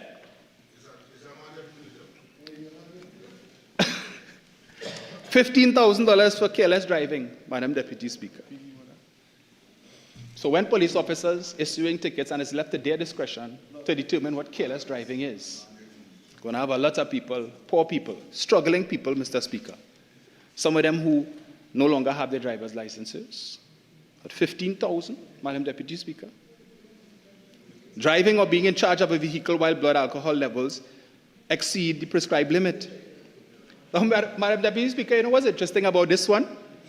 The Prime Minister would have indicated that their issue with the demerit point system was that it was unfair because you were charging the people a fine and issuing them demerit points. But if memory serves me correctly, driving under with high blood alcohol levels, that is one of the 6 charges that they left the demerit point system on. So if you are now charging people $15,000 and demerit points, doesn't that defeat what the Prime Minister was saying, the reason why they were against the demerit point system? Double jeopardy. Double jeopardy. The same thing they were complaining about. So you remove the demerit point system. Member, you Yes. have 2 more minutes of regular time. Would you like? Okay. Deputy Speaker.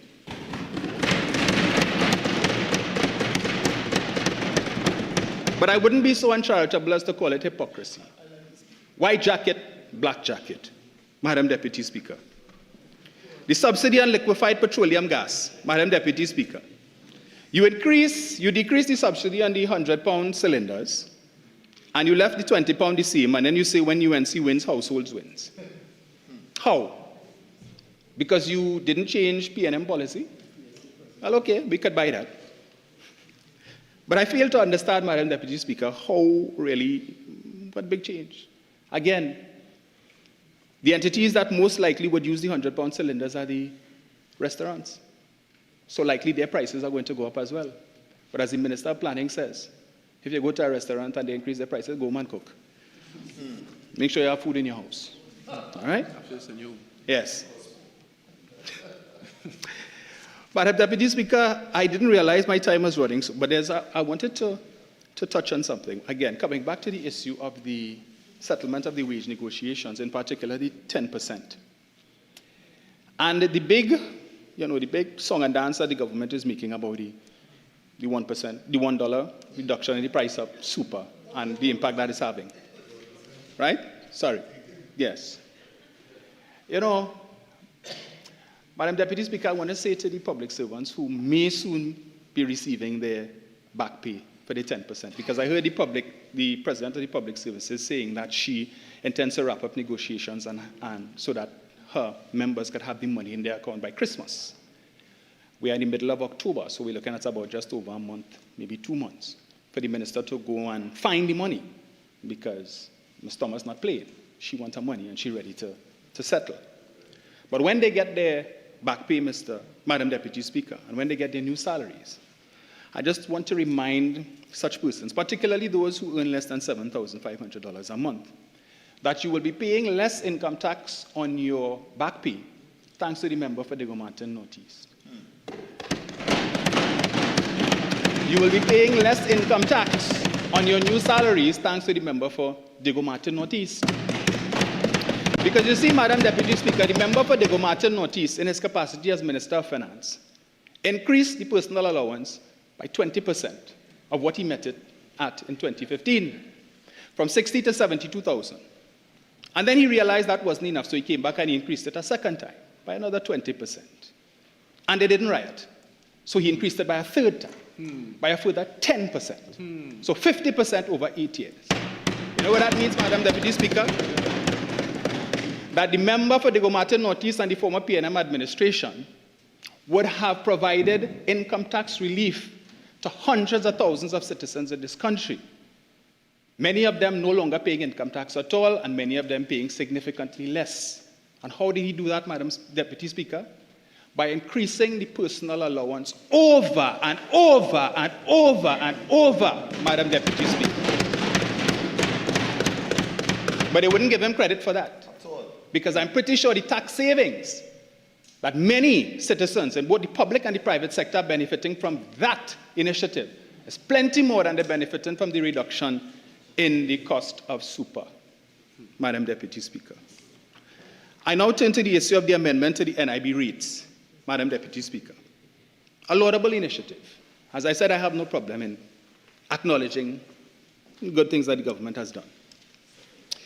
Unfortunately, the minister was very uncharitable, Madam Deputy Speaker, when he spoke about this issue and gave the impression, in fact, he said that the PNM was aware of this issue since 2020 and they did nothing about it. They kicked the can down the road and sat on their hands when nothing could be further from the truth, because evidence would show, Madam Deputy Speaker, that consultations were undertaken, which was one of the requirements and stipulations recommended in the 9th actuarial report, Madam Deputy Speaker. Right, because you needed to involve the people, and the Prime Minister, then Leader of the Opposition, also agreed with that. But Madam Deputy Speaker, it's interesting, I came across an article dated 29th of April 2022. Tanku, unwise to raise the retirement age. Increasing the minimum age from 60 to 65 would lead to an increase in the national insurance payment, claims Oropuch West MP Devinjana Tanku. Yes. Tanku noted that the NIB, he said that Imbert had said that the NIB, National Insurance Board, was not in crisis because it had enough money the last 22 years before being exhausted at its present rate. Yes. Speaking at a UNC virtual meeting, Tanku criticized Finance Minister Imbert for poor economic management of the country, resulting in the suffering of the people.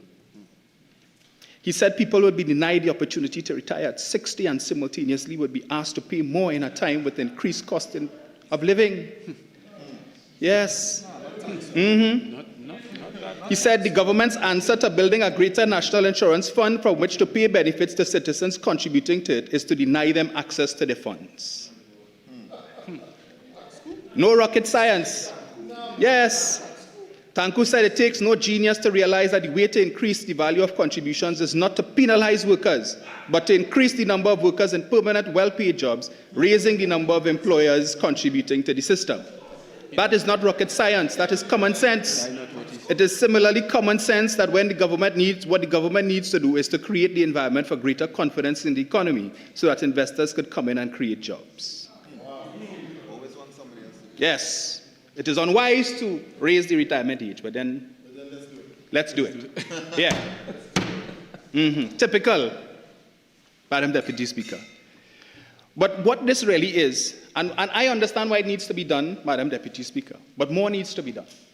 Again, as somebody who is a practitioner in the insurance industry, we advise clients every day on matters of retirement planning. In fact, we have an acronym we call BIG CRIMES.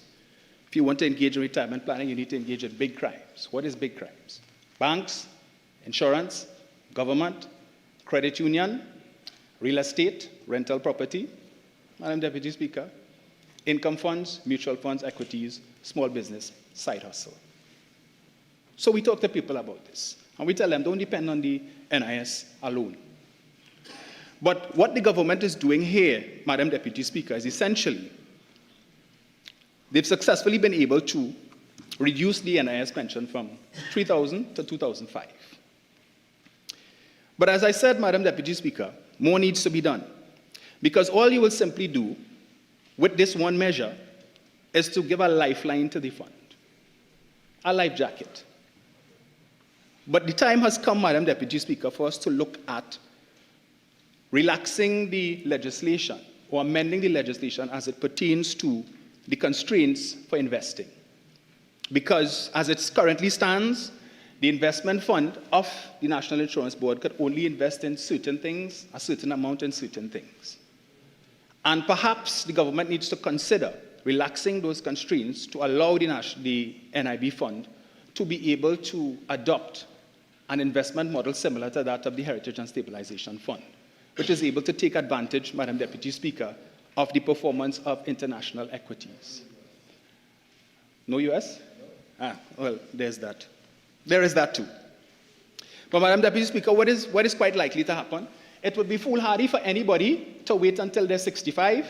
In 10 years' time, when this thing becomes fully rolled out, it would be foolhardy for anybody to wait until 65 to take a pension of $3,000. Why? Well, first of all, $3,000 in 2025 is not $3,000 in 2036. So far less than $2,500 in 2036. If you choose to wait until age 65 to get a pension of $3,000 a month, in that 5-year period that you are waiting, you receive nothing and you forfeit $162,000 in pension income. As opposed to, if you take the $2,500 at age 60, all you would lose in that 5-year period between age 60 and 65 is $30,000. It's a no-brainer. Yeah. So that is what is going to happen, Madam Deputy Speaker. Everybody is going to opt to take it at 60. And then what is the additional incentive? And I want to pose this question to the Minister. Because right now, what obtains, Madam Deputy Speaker, is that if you receive $3,000, and perhaps the member for Chaguanas East can assist me with this one. If you receive $3,000 from NIS, and that's your only income, if you can qualify and you apply for the Senior Citizens Grant, you can get the difference, I think, of up to $2,500 to take you to the income ceiling of $5,500 if you qualify. So then obviously people will think, well, if I take the $2,500, then I could apply to the Senior Citizens Grant and get $3,000. So I still get the $5,500 anyway, which just shifts the burden of that additional $500 from the NIS to the consolidated fund, which means the government is now going to have to find money to fund that additional. So perhaps the Minister could tell us in his wind-up if that is what is going to take place, if that is permissible, if you are going to increase the bracket in terms of the amount of money that a person could qualify for under the Senior Citizens Grant so that they don't lose. But as I said, oh Lord, my apologies for that. But we have discussed this, Madam Deputy Speaker, because clients have been calling me and asking me to explain. In fact, a lot of people were of the view that they had to wait till 65. They weren't aware that the option presented itself that you could take it at age 60, 61, 62. Madam Deputy Speaker, the one main benefit I see coming from this is that persons who, upon the attainment of age 60, who don't have the required number of contributions to qualify for a pension and otherwise have qualified for a lump sum, they now have a 5-year lifeline in which they could continue to work to be able to accumulate the necessary contributions so that they could qualify for the pension at age 65. So they are the ones who are more likely, Madam Deputy Speaker, to avail themselves of that option to wait till age 65. Madam Deputy Speaker, the period poverty intervention, again, excellent initiative on the part of the government. I say that, Madam Deputy Speaker, because quite recently, again, another CPEP worker would have visited me, former CPEP worker, and she would have been... Member, your time has ended. I will allow you 1 minute to wrap up. Thank you, Madam Deputy Speaker. Just one more thing, VAT on food items. I just wanted to indicate, Madam Deputy Speaker, a joke twice is never nice. The government tried that before. It did not work. Madam Deputy Speaker, in 2012 or thereabouts, they would have done that. And I just want to refer members to... Madam, to an article. Yeah, but you just take a few. Ease me up. Yeah. VAT on food flops. 7 months after government slashed value-added tax on 7,000 food items, President of the Supermarket Association, Vernon Prasad, has admitted that the benefits consumers enjoyed from this initiative have since been eroded, and the coordinator of NGOs, Hazel Brown, has Member, your time has ended. I thank you for your contribution.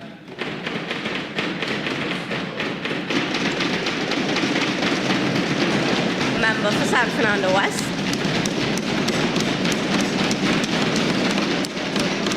Madam Deputy Speaker, I rise to congratulate you on making history today. On behalf of the government, I congratulate you on being the first hijab-wearing woman to sit in the Speaker's chair in this honorable House.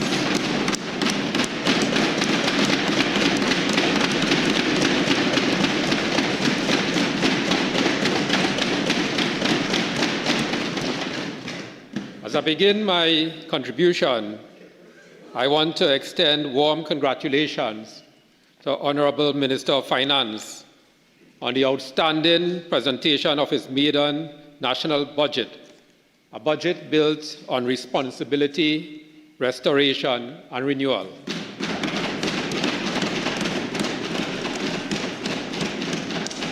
I also salute our Honorable Prime Minister, Kamla Persad-Bissessar, whose visionary leadership and unwavering commitment to integrity, inclusion, and innovation continue to guide this nation towards a brighter future.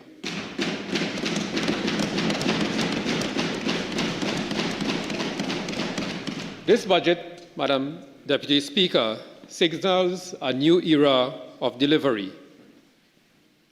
For too long, our children and teachers were forced to operate within a system weakened by neglect. Under this government, that neglect has ended. We are restoring what was broken, rebuilding what was abandoned, and renewing confidence in public education.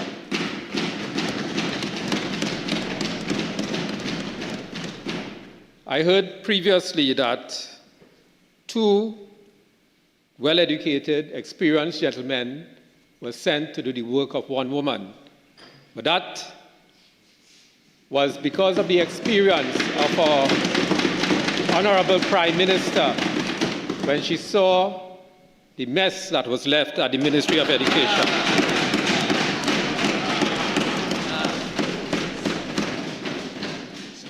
I also want to recognize the people of San Fernando West. Starting from Sunset Cove to Marabella West, I extend my heartfelt thanks for your steadfast support and confidence, your trust in me as your representative, for giving me the opportunity to stand here today, not only as your Member of Parliament, but also as Minister of Education, to ensure the priorities of our schools, teachers, and families are reflected in this national budget. While every community across Trinidad and Tobago will benefit from this transformation underway, it is your continued faith that strengthens my resolve to deliver on behalf of all of us. But tonight, I want to say, finally, education has woken up in this country from 9.5 years of slumber.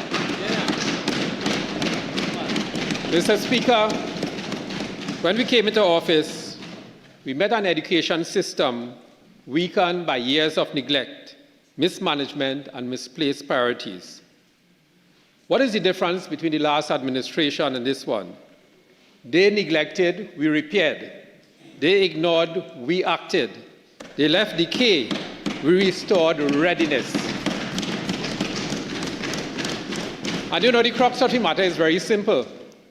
They cannot accept that every single primary and secondary school reopened on time, repaired, and ready.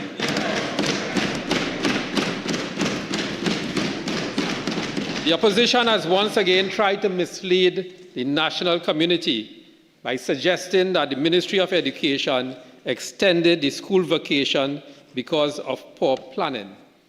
The truth is the complete opposite.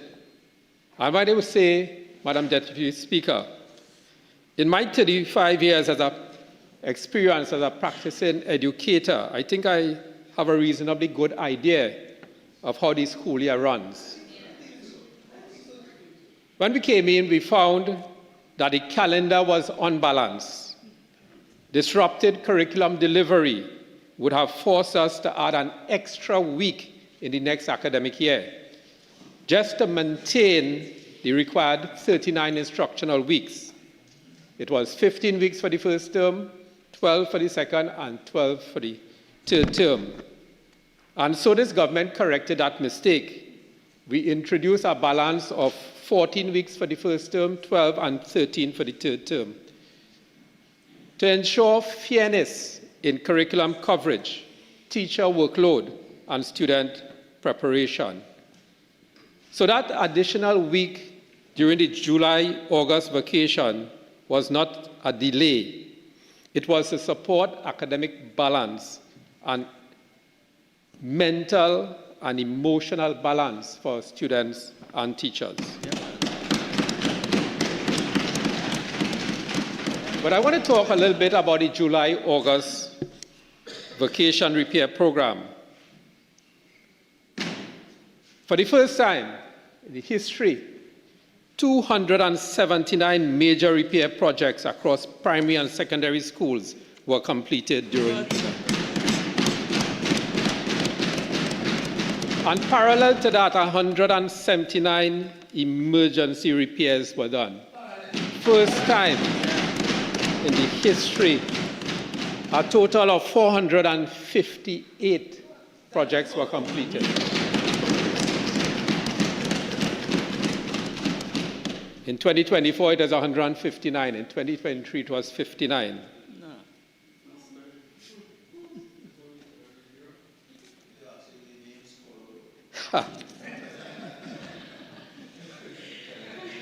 These works address leaking roofs, rewiring, sanitation, classroom restoration, ensuring that when September arrived, every primary and secondary school was open on time. Mr. Speaker, the opposition leader referred to a shortage of furniture, but conveniently ignored the real cause. For 9.5 years under their administration, not a single structured furniture procurement program was implemented. Not one, Madam Deputy Speaker.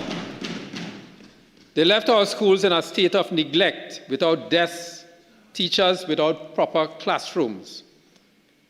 Madam Deputy Speaker, we acted immediately, launching emergency procurement to meet the urgent needs of our schools. While parallel to that, a large national furniture procurement exercise was already in progress with the NMTS. Our government does not make excuses, we deliver results.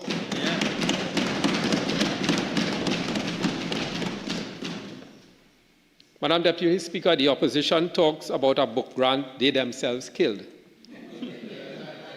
They had it in their budget, but made no allocation, whatever. No allocation at all, Madam Deputy Speaker. And it was our Honourable Prime Minister and this government that stepped in during the 2025 mid-year review and provided 20,000 book and supply grants to children in need. And that is the truth. While they talk, we act. While they neglected, we delivered. And now we are going even further, introducing free AI textbooks in mathematics and language arts to reduce costs for parents and modernizing learning for every child. Mr. Speaker, free AI books. They left empty promises. We are building an education revolution.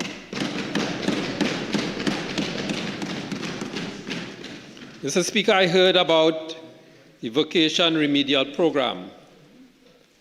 The opposition claims this government stopped their remedial program. This is false. What they left behind was not a coherent program at all. It was an overpriced, poorly managed patchwork called Re-engaging for Success. It was riddled with outstanding bills, no proper monitoring, and no measurable results. The report they themselves commissioned lays it bare, and these are the findings. Over 3.5 million in unpaid stipends to teachers, another 1.3 million owed for snacks, a further 10.5 million in pending costs, and still no verifiable impact data, no evaluation reports, and no clear project objectives. There are 4 missing reports, one from Student Support Services Division for that project, from guidance counselors, the second one, the third from school social workers, and the fourth from restorative practice facilitators. There was no framework for tracking whether the thousands of students reach improved levels in literacy or numeracy. Mr. Speaker, Madam Deputy Speaker, they spent millions, left the Treasury in arrears, and delivered no monitoring, no accountability, and no outcomes. That is not remediation, that is mismanagement.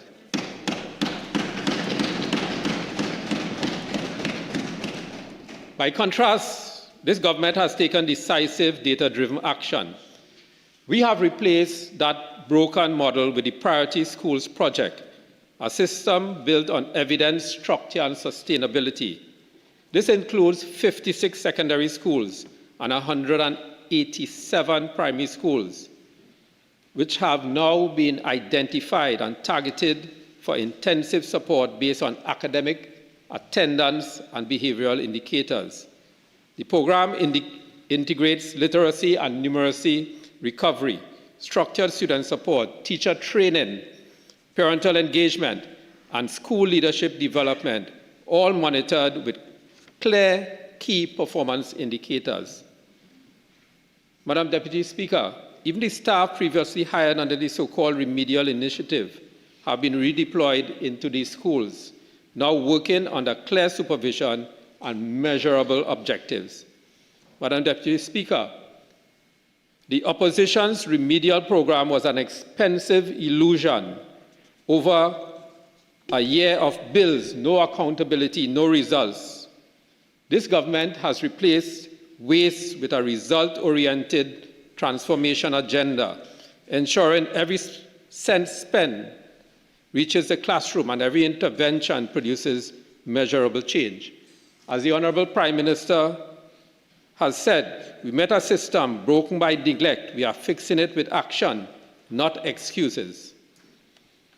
Madam Deputy Speaker, accountability is not a slogan for this government. It is a standard. At the Ministry of Education, we have developed a system of bi-weekly reporting to track major initiatives. There are 3 pillars to the priorities for our 2025 to 2030 strategic plan. The first is the child is first. The second is parent empowerment.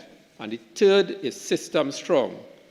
These 3 pillars drive the ministry's vision, mission, and every strategic action we must take to transform education in Trinidad and Tobago. And let's focus first on the children.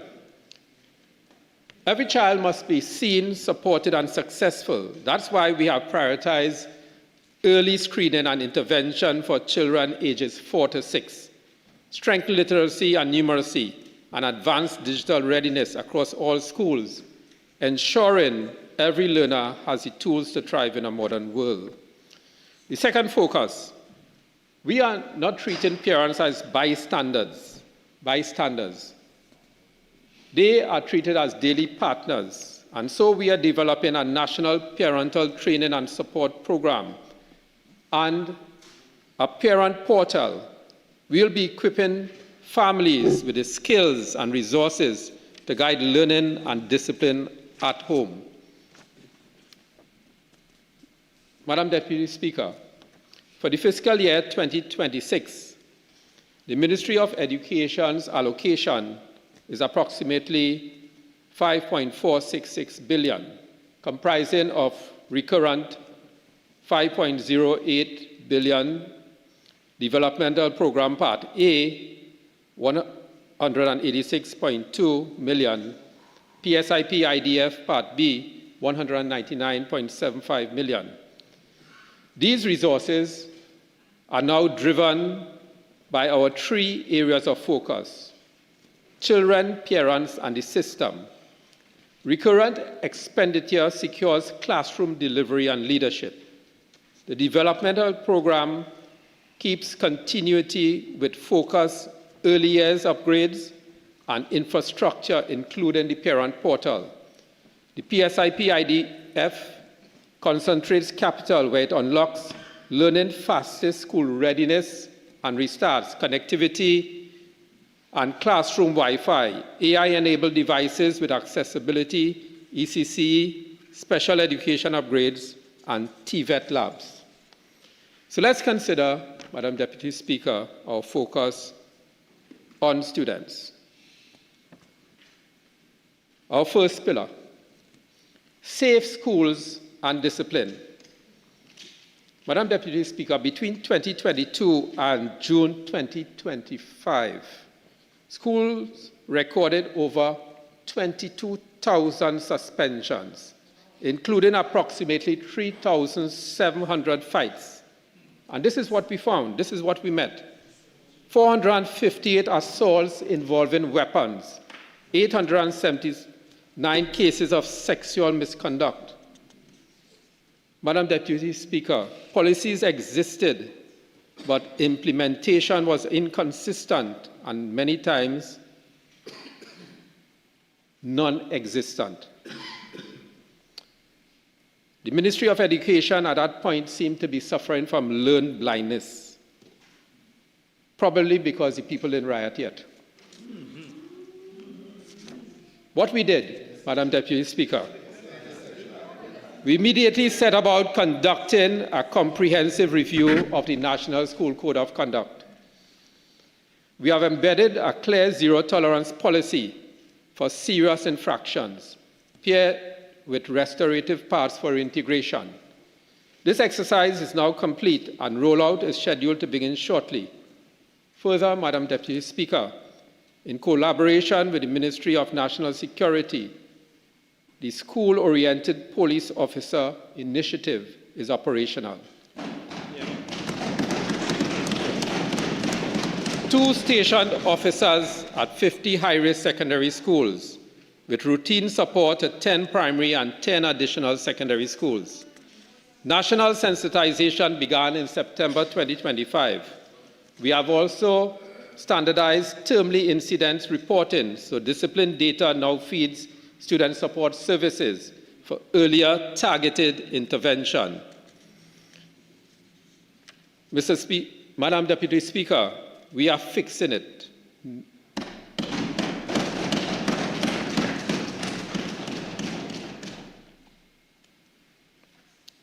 Madam Deputy Speaker, another initiative targeting our children directly is universal screening, founded on the principle that when students are assessed early, we are in a better position to address any challenges to their learning. What we found were many learning challenges with our learners, our students: vision, hearing, speech, language, growth, developmental. And when these are detected too late, they show up as weak literacy, numeracy, behavioral concerns, and poor school attendance. What are we doing about this? Universal screening of ages 4 to 6 is integrated across Ministry of Health, Ministry of Social Development, to create one pathway from screening to referrals to support. It's a multi-tiered system. And so student support and Ministry of Health referrals lead to a better diagnosis. In cases where screening identifies students who require in-class assistance, referrals will trigger review for the student aid program. Madam Deputy Speaker, we are prioritizing the prioritized needs include autism, ADHD, and neurodevelopmental challenges, speech language, and specific learning disorders, hearing and vision impairment, and where approved, student aides will be arranged. Student aides will be trained to support classroom routines and behavioral plans. Madam Deputy Speaker, we are fixing it. When UNC wins, everybody wins. Every child wins, whatever their disabilities. Another area of focus on our children is early childhood care and education. What we met were expired contracts, manual registration, gaps in child developmental data, and centers awaiting repairs or expansion. What we did, we renewed ECCE contracts for teachers, launched a national online registration portal, digitized child development assessment, rolled out parent transition programs, and coordinated with the Ministry of Health on wellness screening. Fixing it with actions, not excuses.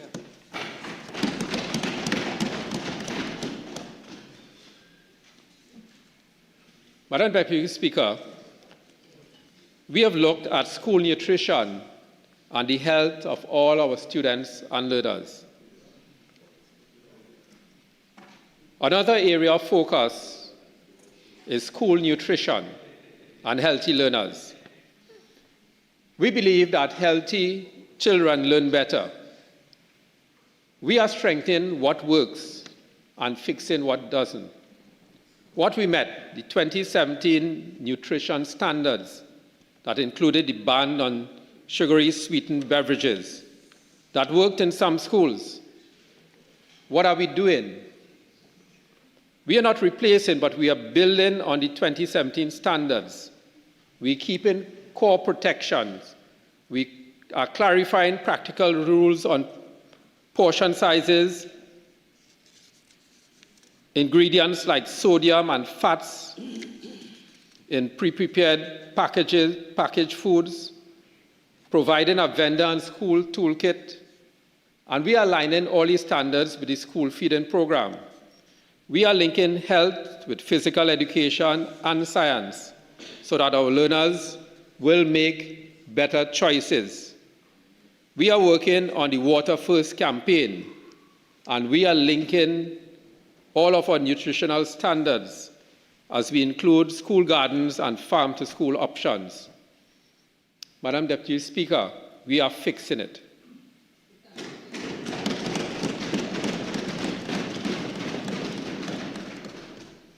Madam Deputy Speaker, I'm turning now to that hot topic of laptops in school, connectivity, AI, and digital skills. What have we met? Madam Deputy Speaker, the previous administration ended the secondary school laptop program, widening the digital divide at the point of entry to secondary schools. Connectivity and Wi-Fi performance we found were unsatisfactory. We did an audit of 130 secondary schools, and we found speeds of 172 megabytes per second download, 71 megabytes per second upload. 121 of these schools were below the ministry's, our target that we set of 500 download and 250 megabytes per second upload. Madam Deputy Speaker, what we met simply could not facilitate the rollout of the laptop program as we saw it. So what have we done? We have embarked on delivery of, for 130 schools, upgrade to 500, download 250 megabytes per second, internet, broadband.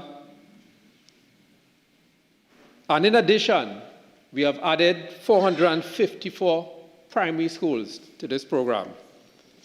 So, Madam Deputy Speaker, we are ensuring that we are providing the right conditions to facilitate the rollout of these 18,000 computers, laptops, by the end of this term. In addition, we have looked at accessibility for special needs students. And these include screen readers, magnifier zoom, dictation voice access, high contrast large cursor modes, where assessed students will receive assisted kits, for example, bone conduction headsets, portable speakers, braille display, book reader, note taker, high contrast large print keyboards. And this is to ensure equitable access to digital learning. Madam Deputy Speaker, we are delivering results, not just promises.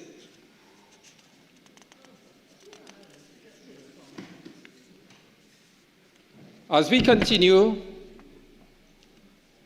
Madam Deputy Speaker, I want us to look at the implementation of AI and digital skills program in our schools. We are laying a strong digital foundation. AI literacy and respect for academic integrity, responsible digital citizenship, creative computing and basic data skills will be taught. All of these guided by teachers, not driven by machines. To date, 12,771 educators have been trained in AI-ready tools. Madam Deputy Speaker, we move on to the pillar of parents, parental involvement. We see parents as partners. We have initiated a national parental training and support program, turning parents into partners. We are reviewing existing programs, and we are developing a program to train our parents to work with their children to ensure that they can achieve their academic success. In addition, we are developing a digital parent portal. When we say we are focusing on the parents, we are giving families the tools to stay informed. When we have assumed office, parents face a maze of scattered information on registration, placement, attendance, behavior, support services, and learning resources. There was no single reliable source to turn to. So, Madam Deputy Speaker, we got to work, and we are designing that national parent portal to unify access to all information for parents.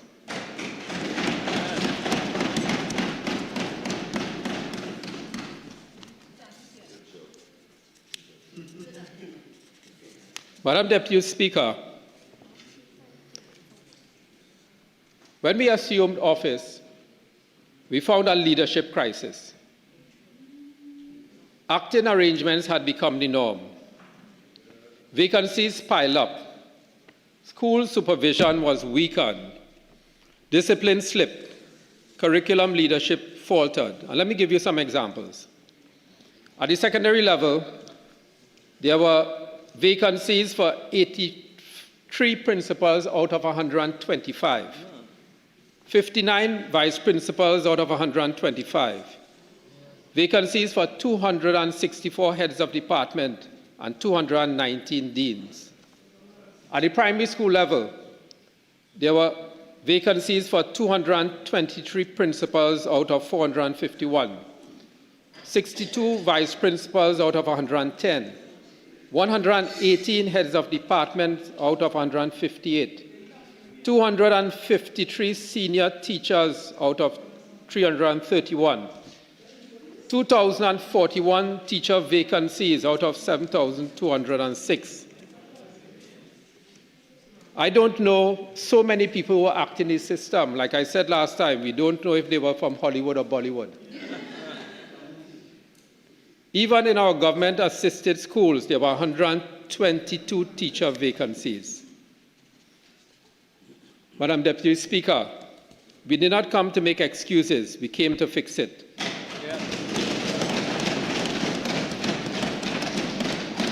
We began working closely with the Teaching Service Commission to prioritize administrative appointments and to reduce long-standing delays. We are strengthening our human resource renewal strategy to focus on workforce planning, vacancy tracking, and leadership development. To stabilize technical vocational education in our secondary schools, we created 165 contract TVET teacher positions, which are now deployed across secondary schools in the areas of electrical, mechanical, hospitality, agriculture, and building technology.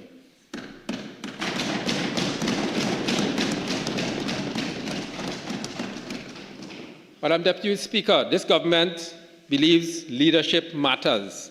That is why we are working on filling approximately 455 primary and 414 secondary posts. We found that leadership crisis and we are putting captains back on the bridge. When we focus on the education system, we focus on stability, accountability, and excellence in every school. As I conclude, Madam Deputy Speaker, I want to say that this government is a government that plans. Promises made, promises kept.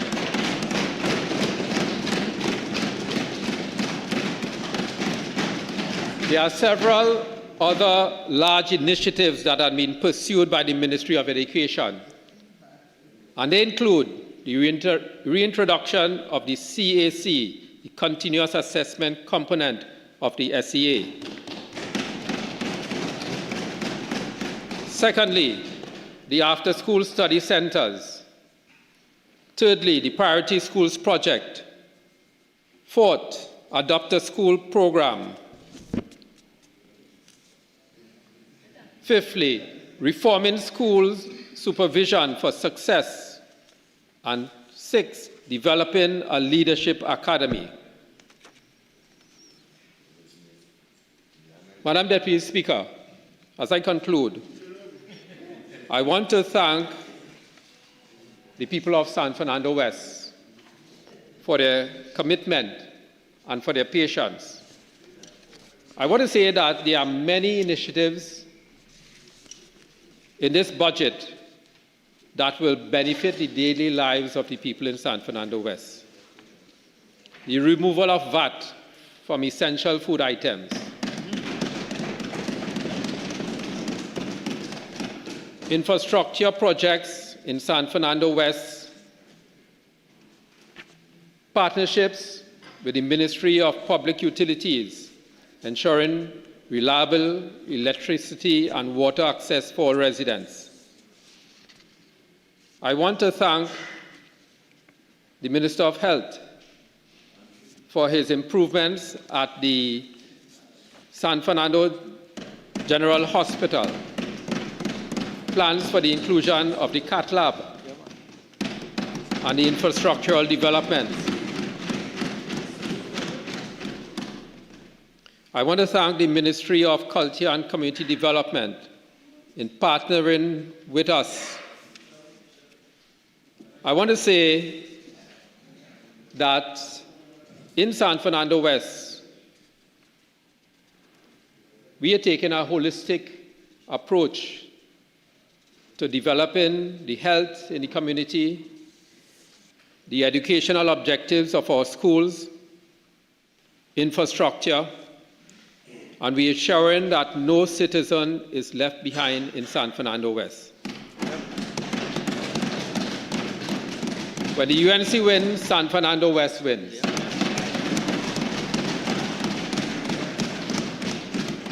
Madam Deputy Speaker, This budget is more than numbers. It's a declaration that education is the cornerstone of national transformation. We met a broken system. We are fixing it with action, not excuses. Promises made, promises kept. Madam Deputy Speaker, when the unity wins, everybody wins. I thank you.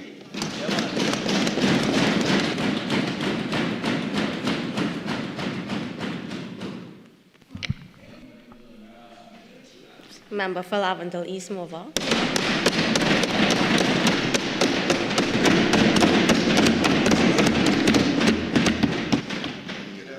Thank you, Madam Speaker.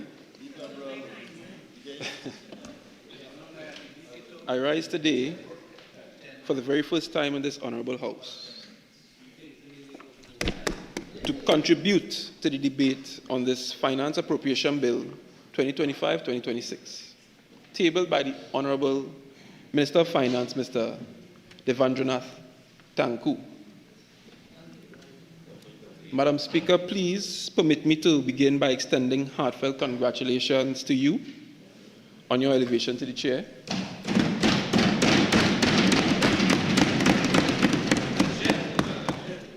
Along with the Speaker of the House. Now I know this is extremely late, better late than never. And I suspect a lot of my colleagues would agree that, the honeymoon has already passed, given the amount of exchanges we've had in this chamber. Very heated. But this moment is deeply personal to me. It marks my maiden contribution to this illustrious chamber.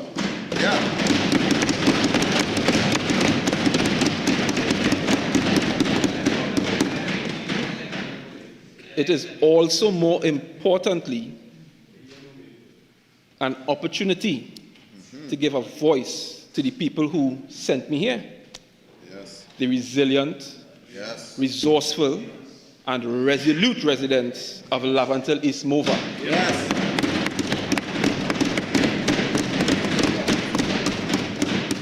To them I say, thank you for the honor and the trust you have placed in me. Your strength, your faith, and your unrelenting belief that better is possible. You continue to inspire me each and every single day.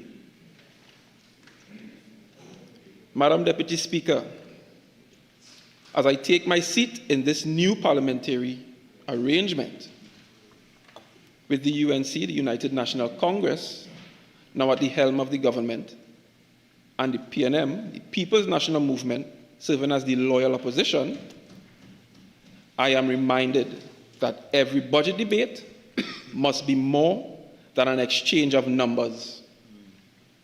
It must be, at its core, a conversation about fairness, opportunity, and national purpose. And so today, I seek not to quarrel, but to clarify, not to condemn, but to contribute. I don't seek to score political points, but to strengthen national understanding of what this appropriation bill means for the real people in real communities. Yeah.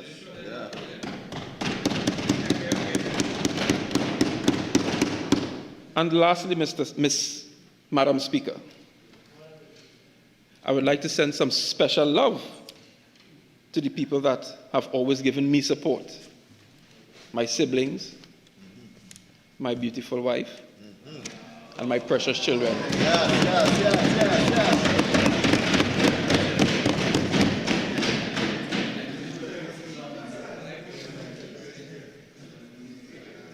She's always with me.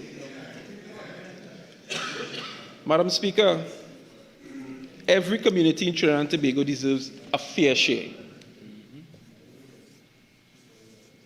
A fair share of investment, a fair share of opportunity, a fair share of dignity.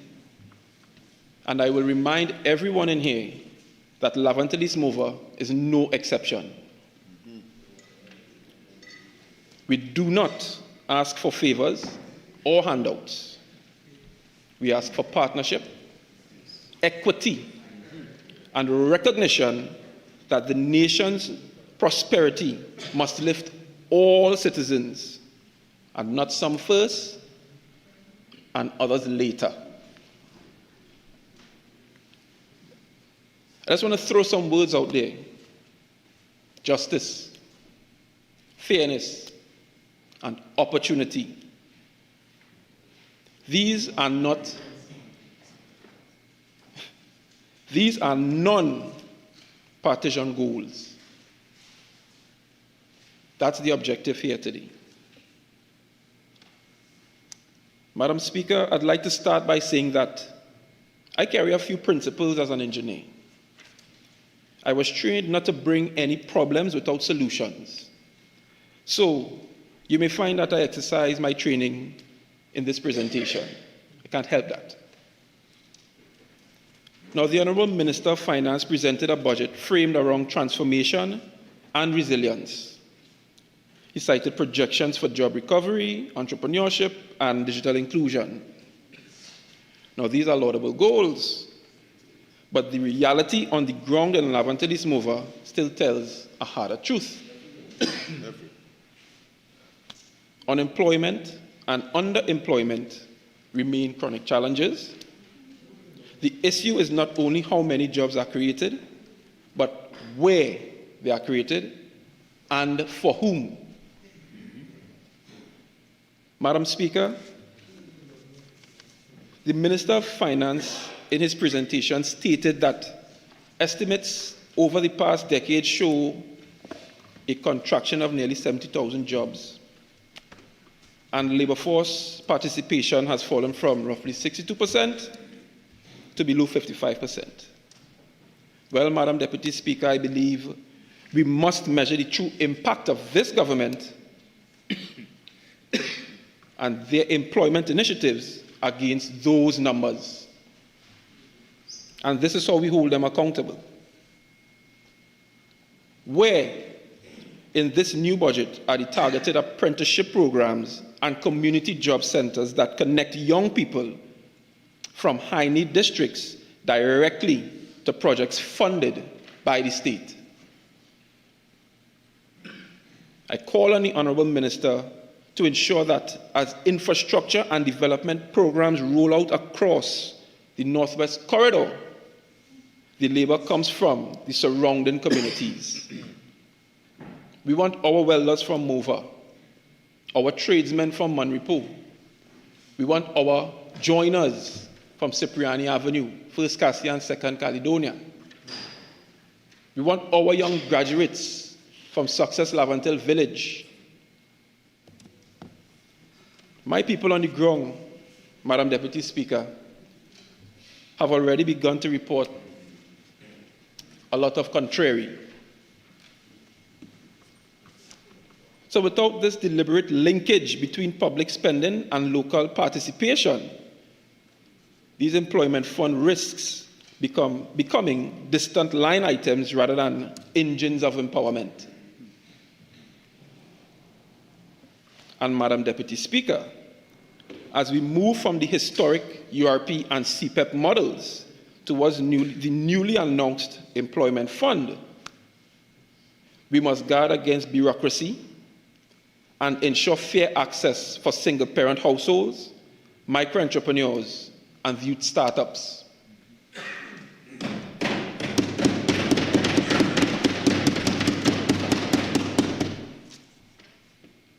Madam Deputy Speaker, the people of Laventadis Mover, we are patient people. We know what it is to wait. We know what it is to wait for a road to be repaired, for a bridge to be secured, a drain to be cleared.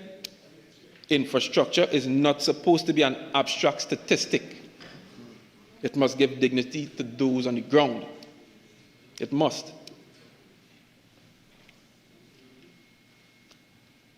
Unlike the opposition leader would have originally stated, where there is good legislation to be supported, we will do so. and we may acknowledge a few from time to time. So we acknowledge and appreciate the work completed in previous fiscal years, including projects like the Moverton Maritime Roundabout upgrade, the Diego Martin Exchange, the Curep Exchange, highway widenings and creations all over the country, the hospitals built et al. All championed under the former Minister of Works and Transport and completed under the PNM government. So while we do acknowledge these jobs, there's always more to be done. There are secondary roads in Caledonia 2, Botlali, Cassia 1, portions of Sawmill Avenue, 7th Avenue, 8th Avenue. Some of them are in need of rehabilitation. So tonight, I'm going to take the opportunity to call upon the ministers and the current administration to prioritize these projects within the new public sector investment programs. Furthermore, the 6th Avenue Malik Community Center, we insist that this must be added to the list of your priority bills among the 10 community centers mentioned in this year's budget. Our young people need safe, well-equipped spaces to learn, perform, and dream, much like many children in communities all across this beautiful country. Infrastructure, Madam Deputy Speaker, is not just concrete and steel. It is the confidence and safety. It is how a nation signals to its citizens that they matter. Madam Deputy Speaker, another issue that exists in my constituency and a lot of constituencies is the lack of pipe-borne water in sections of the community. Though we have seen steady and real progress in many pockets of various communities in Lavantelli-Smoova, that's under the leadership of former Minister Marvin Gonzalez, there are still some families that spend hours tracking water trucks or filling buckets, much like the member from Labrie expressed he did while he was growing up. It is my opinion that that time should be given to education, work, or even rest. We acknowledge that the Honourable Minister spoke of WASA reform and digitization, and we can admit that some of these measures may be necessary. Yet, technology is meaningless if the pipes themselves are non-functional or non-existent. Pockets in Coconut Drive, Madam Deputy Speaker. Second Caledonia, never dirty. We are patiently waiting to see if these words spoken earlier this week by the Honourable Minister remains on the Hansard for the rest of eternity, or will it be brought to life? We are waiting and we are watching. In light of the reversal of the earlier WASA transformation plan that brought relief to many, this House deserves some clarity on the government's short to medium-term strategies. And like I said earlier, you may see some shades of the engineer in me. We ask questions. Will there be replacement of aged main lines in high-low zones? Will there be community storage tanks or truck-borne water scheduled for the hard-hit areas? And is this government prepared to consider additional desalination capacity to secure long-term water independence for the capital region? Are you all prepared? Madam Deputy Speaker, these are the immediate tangibles, the immediate tangible realities of Lavantelli-Smoova. employment, infrastructure, water. They are not abstract policy issues. They are the daily test of whether this budget truly serves the people. In the next part of my contribution, Madam Deputy Speaker, I will turn to the national dimensions of this appropriation bill, from ministerial accountability and the unemployment fund to justice reform and environmental stewardship, all through the lens of equity and opportunity.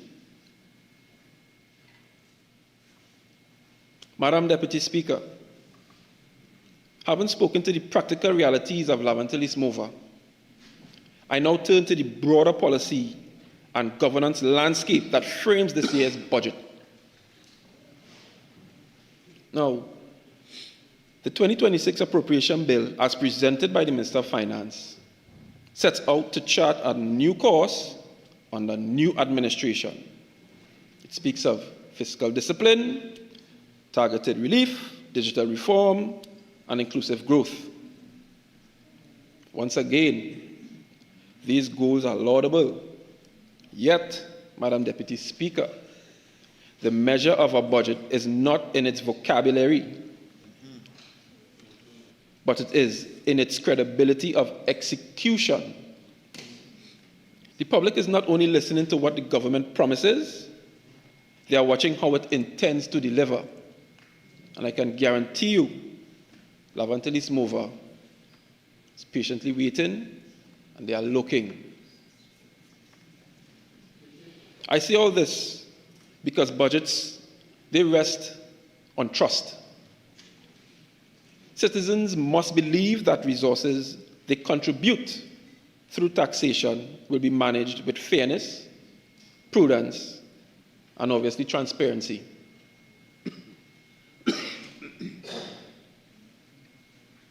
Our parliamentary democracy, much like the United Kingdom's, is built upon the doctrine of ministerial responsibility. Now, in the UK, this doctrine is codified and periodically reviewed under the ministerial code, grounded in 7 principles of public life: selflessness, integrity, objectivity, accountability, openness, honesty, and leadership. Here in Trinidad and Tobago, however, we have allowed this cornerstone of good governance to rest largely on political discretion. The UK recently empowered its independent advisor on ministerial standards to start inquiries without the Prime Minister's consent. Now, this simple reform enhanced public confidence and isolated the process from partisan interference.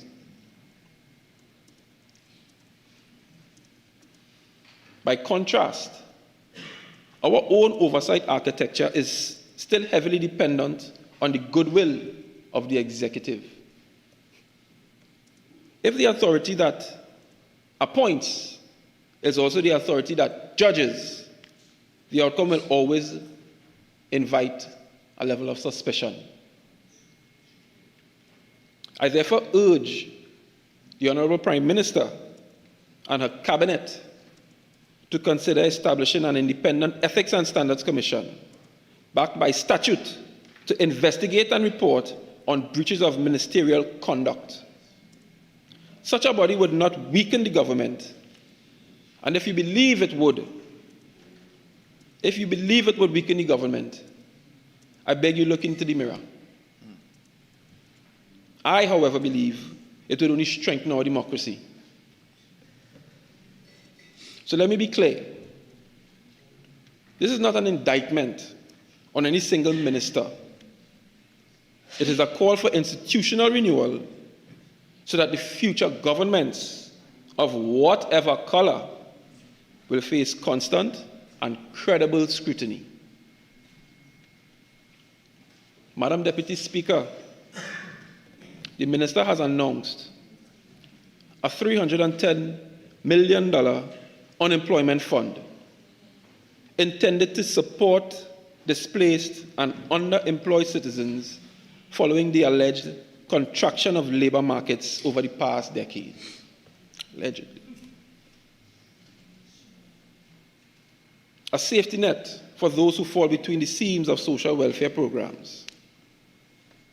But once again, the public deserves clarity on its operational design.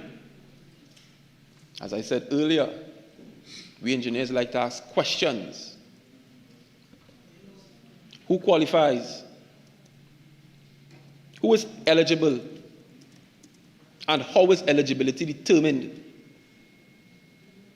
Will there be a means test that excludes the working poor? I've seen a lot of this in my constituency for the past 5.5 months. And I can say that boldly. This is why we ask questions.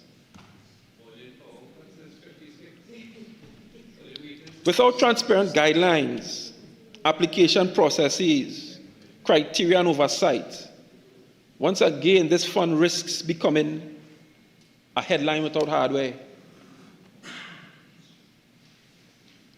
I also note that this fund follows the phasing out of the URP and CPEP programs. Those initiatives, whatever their flaws, they provided stability for thousands of households.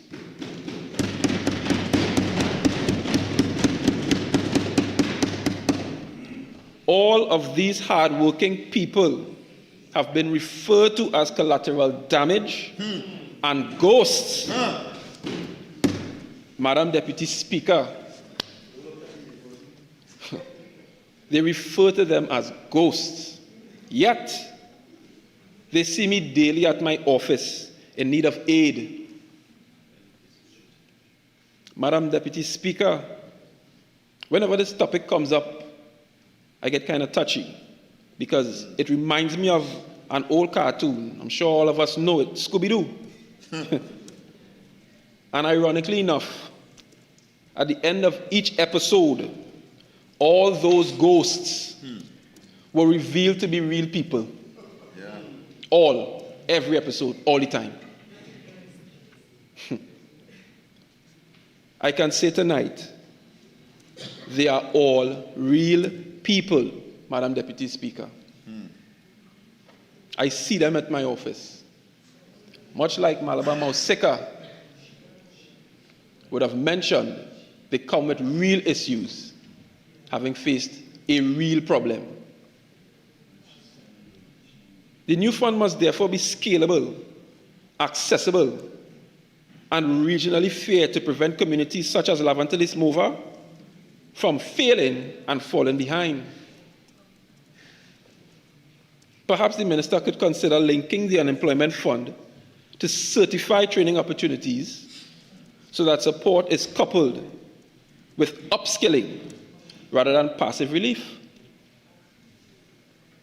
That is if that is what this government perceived it to be. That approach could convert temporary welfare into permanent empowerment. Like I said, we engineers come with problems, but we also come with solutions. That is how we are trained. So I ask the question again. Do you have the ability to do this? Are you even interested in doing this?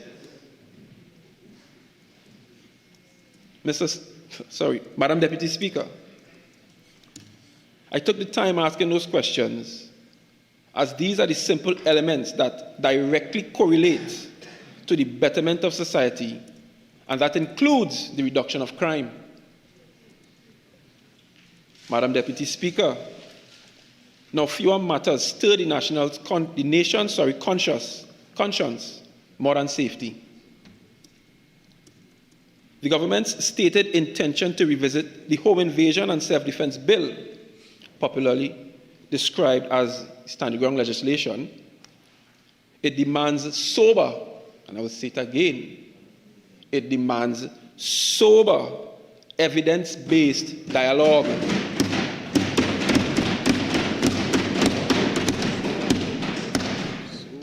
In a society where too many lives are lost to violent crime, the instinct to protect oneself and one's family is understandable and undeniable. But legislation must be balanced and not reactionary. Our legal tradition, inherited from English common law, already recognizes the castle doctrine. This is the right to defend one's home using reasonable force. The question before us is how to modernize that principle for today's realities without encouraging vigilantism or unequal protection. A comprehensive approach should connect these legal reforms to the budgetary allocations for policing, youth crime prevention, and judicial backlog reduction. To legislate self-defense without funding prevention is to treat symptoms and not the disease.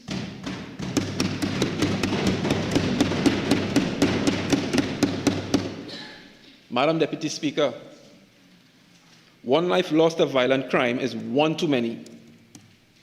On matters of national security, there must be no party politics. Only country first.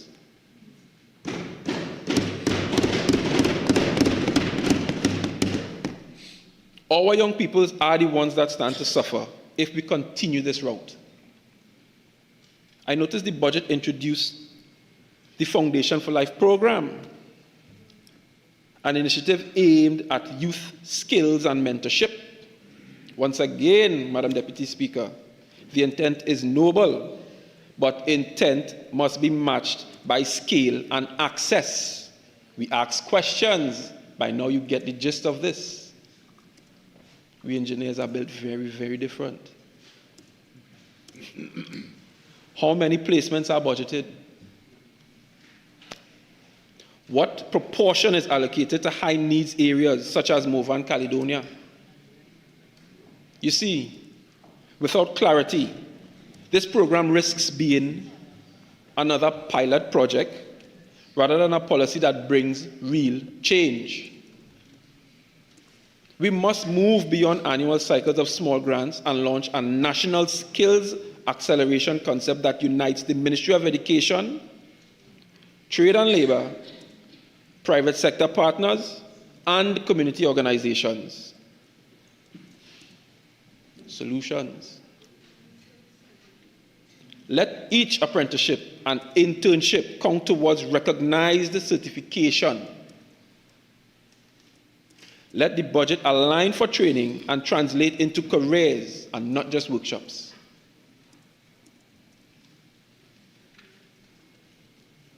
Madam Deputy Speaker,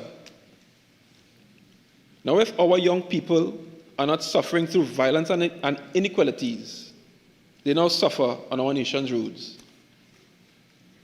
Road safety has become a public health issue all of a sudden. The planned activation of the demerit point system is a welcome step towards accountability, but its current design leans heavily on punishment rather than prevention. Under our scheme, accumulation of 10 to 14 points within 3 years triggered a 6-month suspension. 14 to 20 points leads to a 1-year suspension. Internationally, many districts combine such penalties with rehabilitation options, mandatory defensive driving, driver psychology courses that allow for point reduction. What's the theme of the offering today? Recommendations, questions, solutions. I therefore recommend to the Ministry of Transport explore partnerships with accredited training schools and insurance providers to subsidize these courses. The goal must be behavioral change and not just revenue collection. There has been upwards of 55 road-related deaths, Madam Deputy Speaker, immediately after the Prime Minister insinuated that there will be a scrapping of the demerit point system. There has been no cry for driver safety thus far, just new fines. Hopefully the government would pay close attention to road safety and advise many of their members to stop blogging while driving and pay closer attention to the roads. It's not that important. Madam Deputy Speaker, all citizens, after traversing safely home, they now face a landlord tax. The government has announced the reintroduction of the property tax, now rebranded as the landlord tax. Words may change, but execution matters. Any tax on property must be guided by a clear valuation methodology, fair categorization of property types, and an effective appeals process. Otherwise, we risk widening inequalities rather than closing them. It is commendable that the Minister has ring-fenced exemptions for low-income households, at least directly. However, we must ensure that medium-sized enterprises, retailers, service providers, and small manufacturers also pay their fair share so that the burden doesn't fall disproportionately on homeowners or small landlords. Finally, Madam Speaker, I turn to the issue of dumping and littering, which continues to scour our landscape and endanger public health. The budget refers to enforcement funding, but the real change must come from consistent public education and visible compliance mechanisms. We recall that past administration, from Basdeo Pandey's measure on derelict vehicles to earlier PNM initiatives on plastics, they made ambitious pronouncements. The missing link, implementation, and monitoring. This government has now opened the doors for aged vehicles to enter the country and further contribute to our CO2 emissions crisis. Once again, Madam Deputy Speaker, popularity does not equate to efficiency. It does not. Therefore, once again, engineers peeping out. I propose the creation of an environmental compliance unit within the EMA to coordinate data collection, enforcement, and citizens reporting. Use technology, mobile apps, geotagged evidence, AI analysis to bring environmental accountability into the modern age. I have a daughter that suffers with asthma. So, asthma and respiratory alignments are counting, these children are counting on us to make clear air a right. Clear and clean air a right, not a privilege. I do not believe these matters should be politicized, just sorted and executed. Madam Deputy Speaker, these are not partisan observations. I will repeat, they are not partisan observations. They are the building blocks of good governance. Whether it is accountability, employment, safety, or the environment, the central theme remains constant. Lavantil East, Mova, and indeed all of Trinidad and Tobago. We deserve our fair share.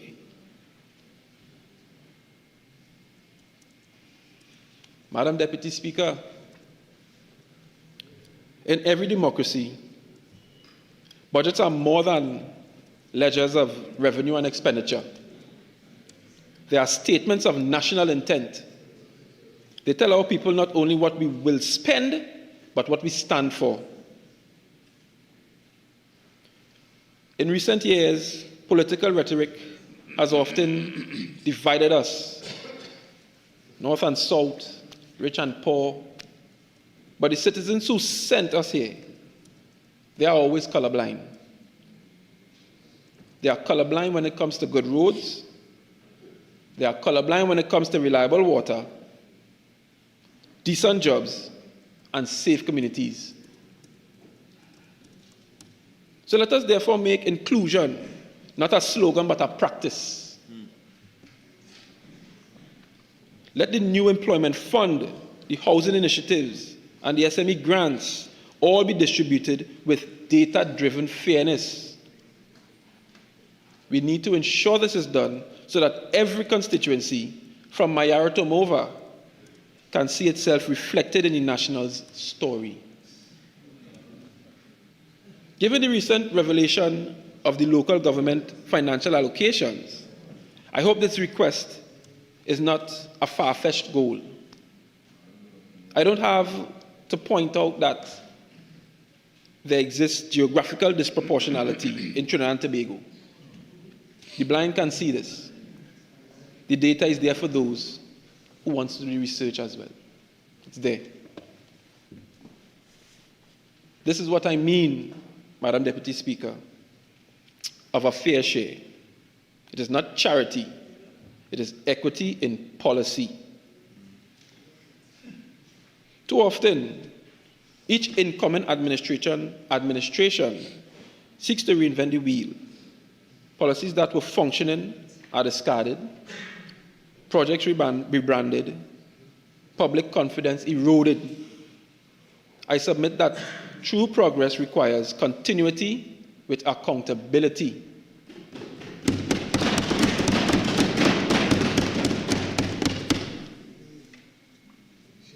So, for example, where the former Minister of Finance, Mr. Com Imbert, established sound fiscal framework, for example, the Heritage and Stabilization Fund rules, or digital procurement systems, let us preserve and improve them. Likewise, where the new minister introduces reform to employment, taxation, or social protection, as stated by the opposition leader, once it is good legislation, we will support. Once it serves the nation's interests. If it does not, this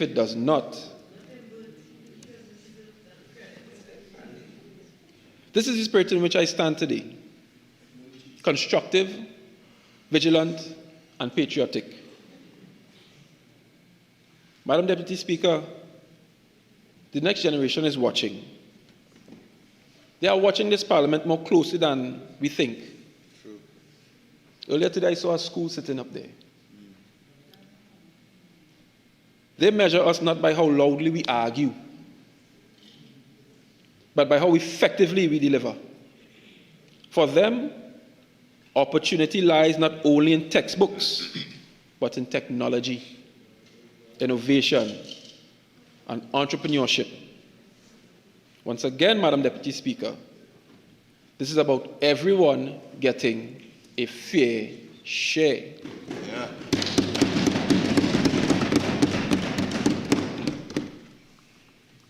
Madam Deputy Speaker, public service is not about position, it is about purpose. Whether on government benches or in opposition, our duty is to restore faith in governance itself. And that begins with how we speak to one another in the chamber.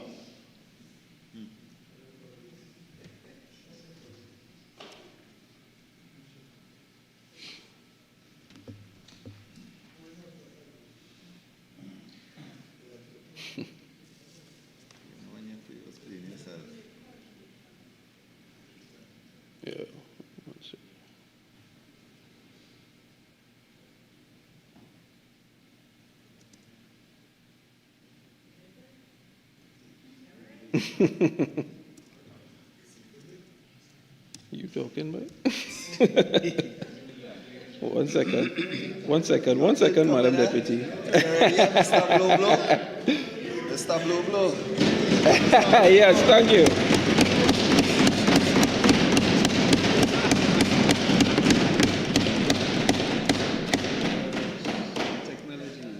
Technology. 1 second. I know you want more. Hold on 1 second. I know you want more. Hold on. Yeah. Hold on. Right. I therefore. Oh, you don't have a bag? You have a bag. And the grey matter that you left there. Don't worry. I therefore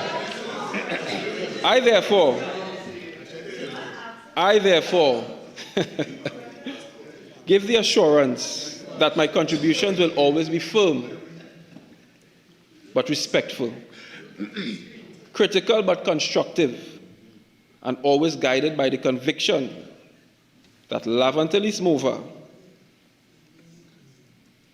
and their progress cannot be separated from Trinidad and Tobago's progress. Madam Deputy Speaker, as I close, allow me to return where I began, with gratitude to the people of Laventille's mover who lifted me from among them and sent me here. Thank you. To my colleagues on both sides of the House, I look forward to vigorous but respectful debate. To the Minister of Finance, I would hope that you seek to balance reform with restraint. And I recommend continued consultation with all stakeholders. You see, I advise this, Madam Deputy Speaker, as we in Laventille's mover, we understand clear that you require both sugar and salt to bake one cake.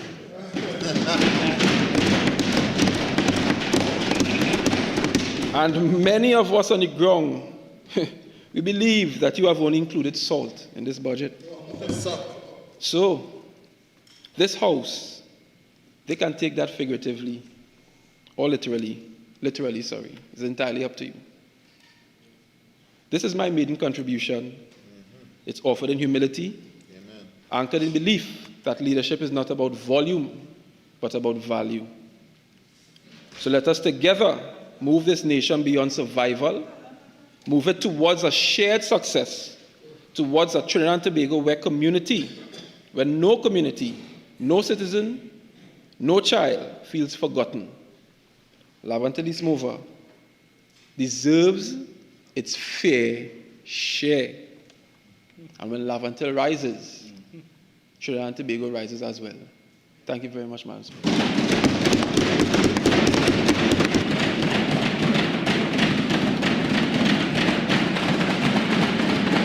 Member for Laventille East Morbar, I congratulate you on your maiden contribution.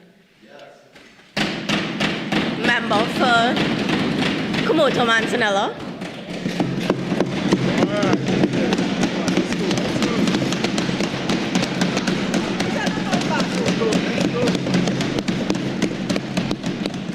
Madam Deputy Speaker, it is my esteemed privilege to rise today to deliver my inaugural contribution in this honorable House, and I do so with profound humility and a deep sense of responsibility. May I commence by extending my sincerest congratulations to you, Madam Deputy Speaker, as the first hijab-wearing woman of the Islamic faith to sit in the Speaker's chair. Your elevation marks a significant milestone, especially for women. Madam Deputy Speaker, with immense satisfaction and profound joy, I congratulate our Prime Minister, the Honourable Kamla Persad-Bissessar, SC, whose unwavering leadership, love, bold vision and policies has guided Trinidad and Tobago through both challenge and positive change. Also, to my colleagues on the government bench, your experience and commitment continue to inspire me as we work together to deliver meaningful change in our beloved Twin Island.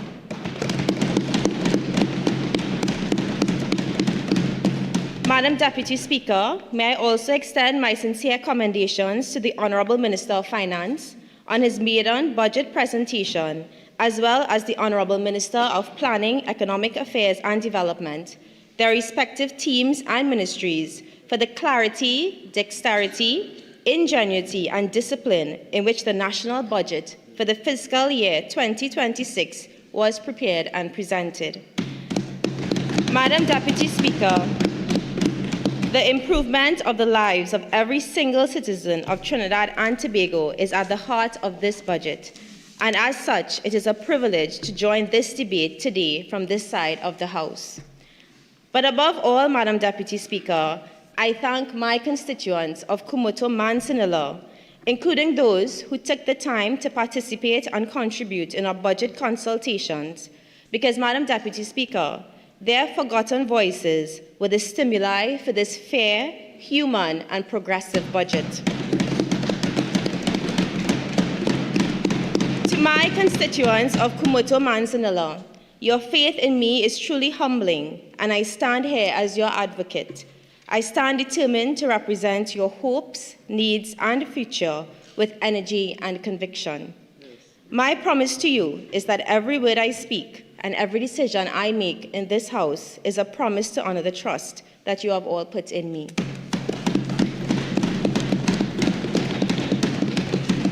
Madam Deputy Speaker, this budget themed Building Economic Fairness Through Accountable Fiscal Policies was truly one for the people, exemplified by transparency, commitment to promises, and empathy. This budget shows our government's moral commitment to inclusion, transparency, national renewal, and is entirely development-focused. Madam Deputy Speaker, let me be bold enough to say it is one that will undoubtedly be remembered. A fair budget that considers all of our citizens, but more importantly, Madam Deputy Speaker, a budget that was easy to comprehend, and I dare say appreciated by all, even the PNM supporters. Because, Madam Deputy Speaker, when the UNC wins, everybody wins.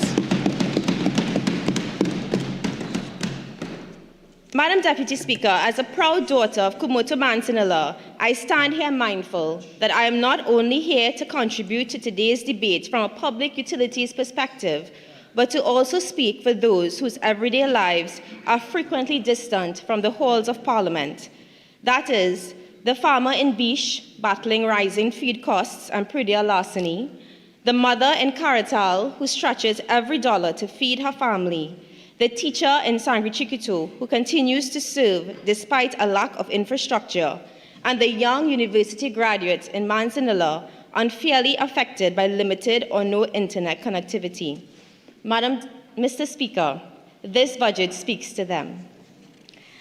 Mr. Speaker, this budget affirms that they too belong to the story of national progress. This fair budget is for the people, not just a particular class or group of persons, as was the case for the last 9.5 years under the PNM government, where only a select few benefited. Yes. But never again, and not under this government, because, Mr. Speaker, when UNC wins, everybody wins.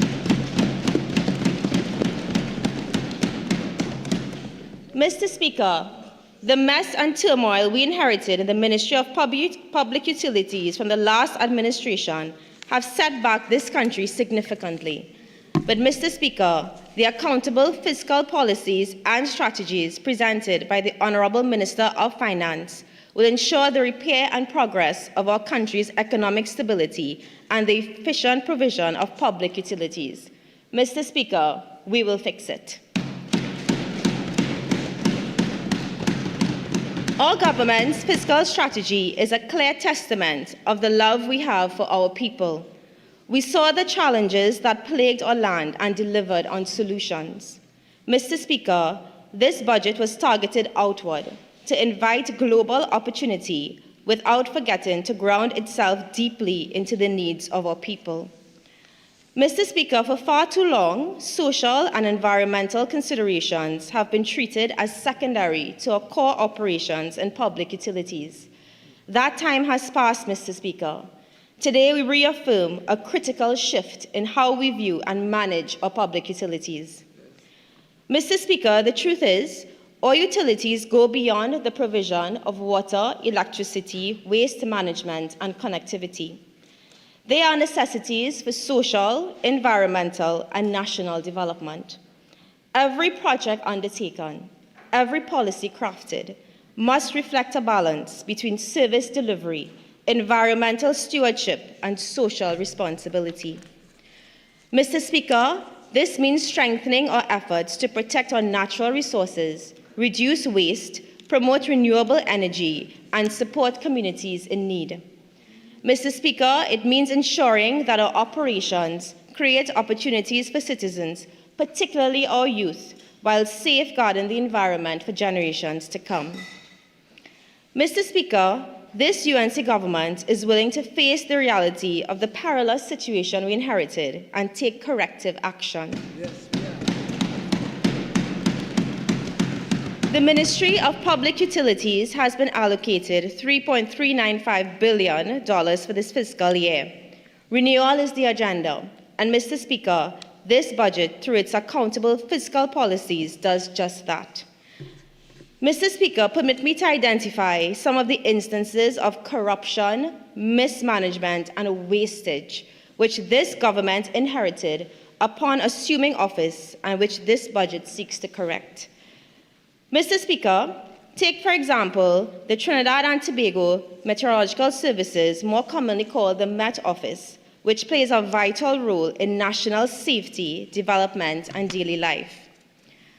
Within the 6 months that our administration has been in office, Mr. Speaker, several meetings and site visits have already been conducted with the Met Office, far more than was ever done within the last 10 years under the PNM government.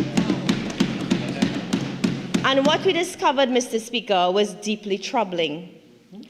Mr. Speaker, through the blatant mismanagement and neglect of the Met Office by the PNM, we are now required to take corrective action. For far too long, our Met Office has been left to take the blame for delays, outdated information, and insufficient warnings during critical weather events. They have been expected to protect lives, safeguard property, and guide national planning. Yet, for the past 9.5 years, they were provided with outdated equipment, insufficient resources, and minimal support.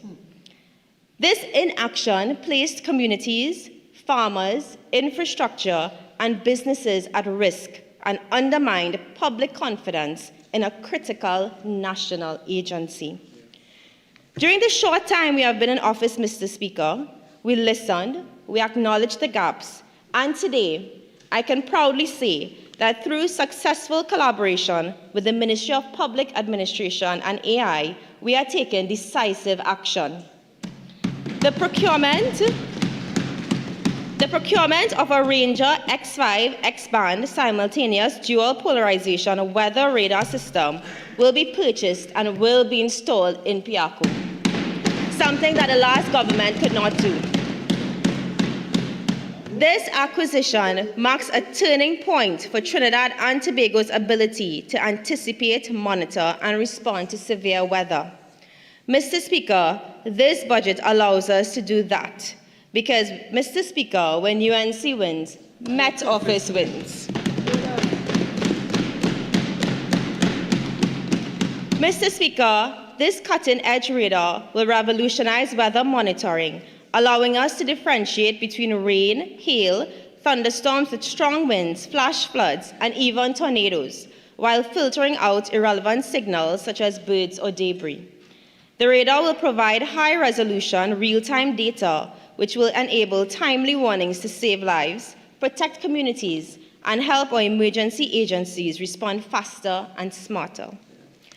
Mr. Speaker, the Ranger X5 will also integrate seamlessly with the TTMS app and social media platforms, providing citizens with live weather updates, interactive radar imagery, and instant alerts. For the first time, ordinary citizens, businesses, and critical sectors will have access to real-time actionable information. Mr. Speaker, this is not just a technological upgrade. It is a commitment to finally giving our Met Office the tools and support it deserves. Emergency responders, including the ODPM and local media, will now have access to accurate, up-to-the-minute weather data, improving coordination, disaster preparedness, and public safety across the nation. Mr. Speaker, for years the Met Office endured neglect. Today, and through this budget, we are giving them the resources, recognition, and authority to finally fulfill their mandate. This is how leadership works: listening, acting, and ensuring that the safety and well-being of citizens come first. Mr. Speaker, when we assumed office, one of the very first issues brought to our attention was the deplorable state of working conditions at the Met Office, particularly the fact that many of the air conditioning systems were not functioning. Air conditioning systems. Dedicated staff were expected to carry out their duties in unbearable heat, under conditions that were neither safe nor suitable for productive work. Mr. Speaker, we took immediate action. Working hand in hand with the team at the ministry, we resolved this issue swiftly. But this was about more than fixing air conditioning units. It was about restoring dignity, respect, and morale to the men and women who serve our country every single day. Because, Mr. Speaker, when UNC wins, workers win.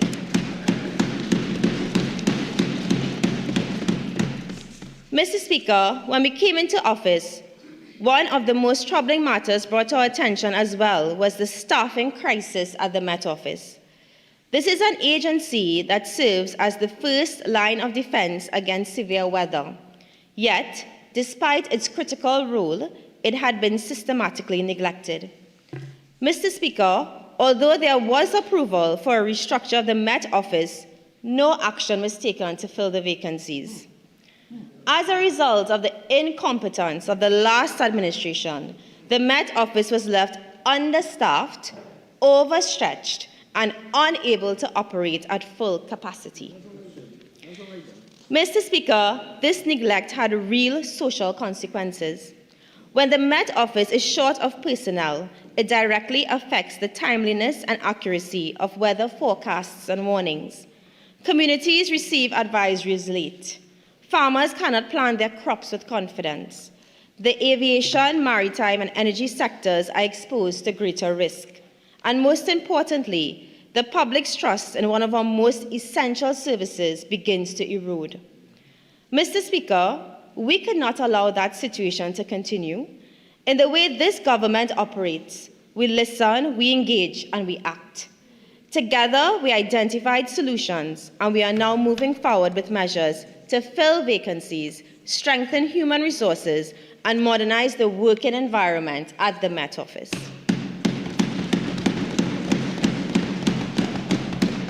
Mr. Speaker, our approach is simple. Respect the professionals who serve this nation and equip them to perform at their best. The Met Office deserves more than words of sympathy. It deserves action, support, and investment. And that is exactly what we are delivering through this budget. Mr. Speaker, I now turn to one of the most important structural reforms in our energy and utility landscape, the realignment of the Power Generation Company of Trinidad and Tobago, PowerGen, from the Ministry of Energy and Energy Industries to the Ministry of Public Utilities. Mr. Speaker, this strategic realignment is not just a bureaucratic change. It is a bold decision by this UNC-led government to take back control of our nation's power generation, to ensure that the people of Trinidad and Tobago have access to reliable and sustainable power to meet our growing domestic, commercial, and industrial demands. Mr. Speaker, it is a matter of legal accuracy, operational logic, and national interests. Mr. Speaker, let us be clear. The Trinidad and Tobago Electricity Commission, TNTEC, under the TNTEC Act, is the sole body legally empowered to manage generation, transmission, and distribution of electricity in our nation. PowerGen and Trinidad Generation Unlimited, TGU, are independent power producers that generate electricity for sale exclusively to TNTech under long-term power purchase agreements. In other words, TNTech is the single buyer, the sole system dispatcher, and the heartbeat of a national electricity grid. Given this structure, it is both logical and lawful that PowerGen and TGU fall under the same ministerial portfolio, the Ministry of Public Utilities, which holds oversight for TNTech. Mr. Speaker, in less than 1 month since the reassignment of PowerGen to the Ministry of Public Utilities, we have been inundated with calls about the challenges at PowerGen. Like any responsible government, we engaged the management of PowerGen with the view of establishing whether there was any truth in the issues being raised. Mr. Speaker, these issues range from a drain in our foreign exchange reserves, safety issues and contravention of the OSH Act, and employee stagnation. But, Mr. Speaker, we will fix it. And we at the Ministry of Public Utilities intend to work with the PowerGen team to fully examine the issues brought to our attention.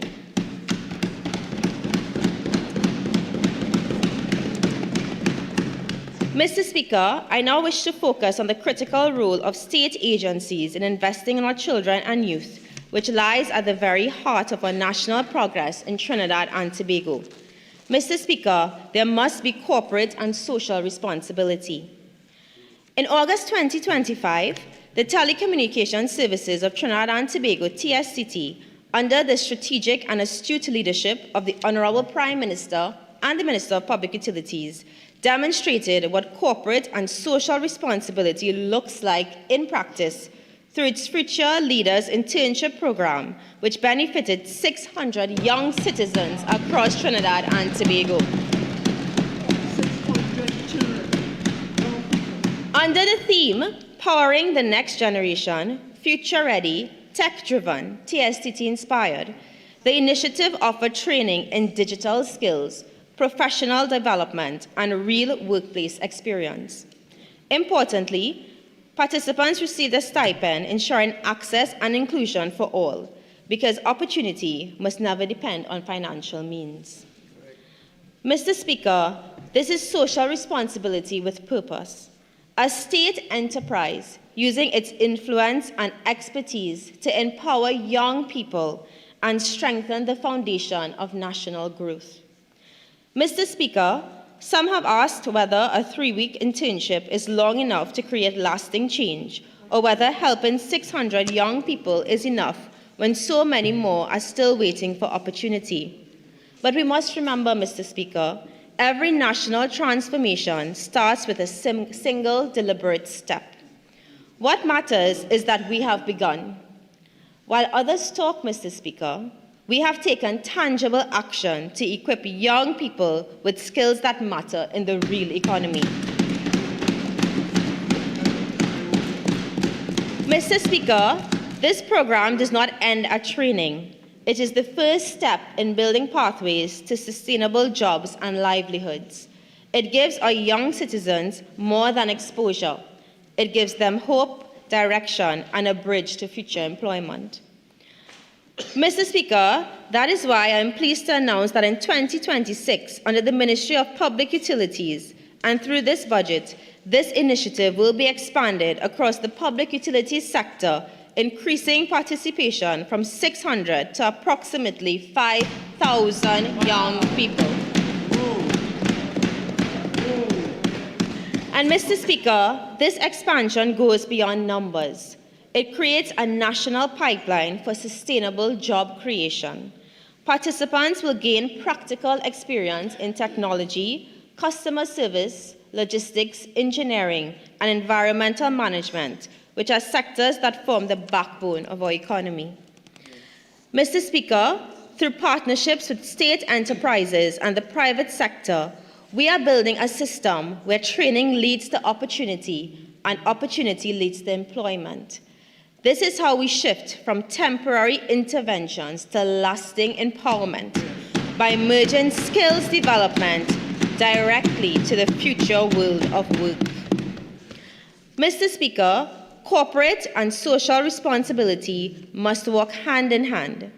Corporate responsibility cannot only focus on compliance. It must ensure that every dollar spent, every decision made, and every project undertaken reflects integrity, fairness, and transparency. Mr. Speaker, social responsibility, on the other hand, is about purpose and focuses on how our organizations give back to the communities they serve through inclusion, education, and empowerment. And Mr. Speaker, as we move forward, this government will be calling on all agencies and state enterprises to review and prioritize their corporate expenditure to ensure it directly aligns with the government's broader mandate of sustainable development and social upliftment. Corporate budgets drive national progress and support initiatives that strengthen communities, empower our youth, and create long-term value for our citizens. Because, Mr. Speaker, when UNC wins, youths win.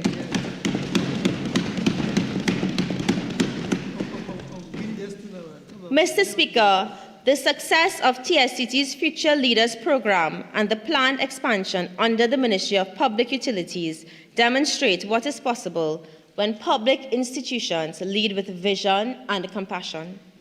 Mr. Speaker, our Honorable Prime Minister always reminds us that when we invest in our children, we are investing in sustainability, stability, and prosperity. And when we empower our young people, we secure the future of Trinidad and Tobago.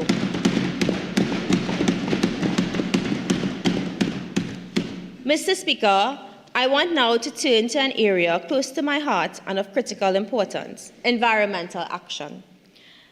Mr. Speaker, as we advance our fiscal and developmental agenda, this government remains deeply conscious that economic growth must go hand in hand with environmental sustainability.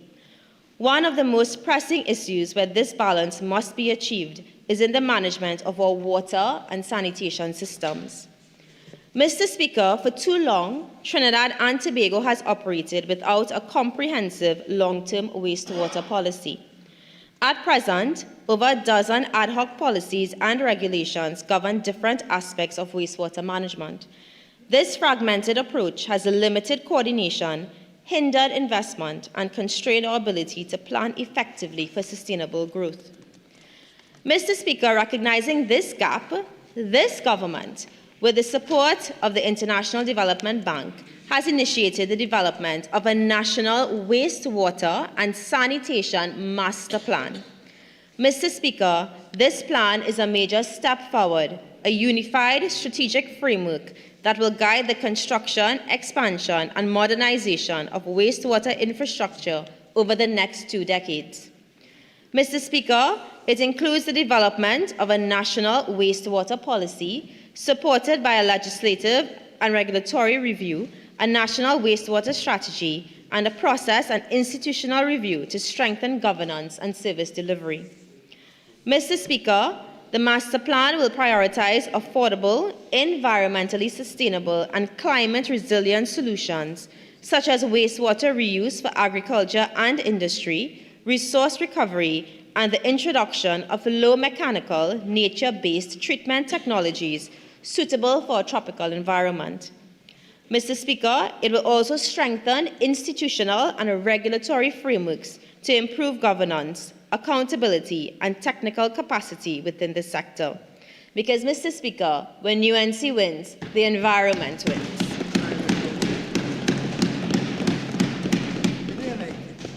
Mr. Speaker, this government considers wastewater management to be as crucial as access to potable water. Mr. Speaker, we cannot claim water security while untreated wastewater continues to threaten our environment, public health, and marine ecosystems. Mr. Speaker, through this master plan, we will expand sewerage coverage, rehabilitate outdated systems, and promote sustainable practices that protect both people and the planet. Mr. Speaker, this government adopts a holistic approach to solving the long-standing problems in waste and wastewater management. We recognize that these challenges, from outdated infrastructure and limited sewerage coverage to inefficient waste disposal and environmental degradation, are deeply interconnected. Mr. Speaker, together with commitment and collaboration, we will build a utility sector that not only meets the needs of today, but also safeguards the promise of tomorrow, a sector that is efficient, equitable, and environmentally responsible. Mr. Speaker, the allocation of $250 million for rural electrification and grid upgrades, including the installation of 8,000 LED streetlights, will illuminate communities that have been left in the dark, literally and figuratively. Meanwhile,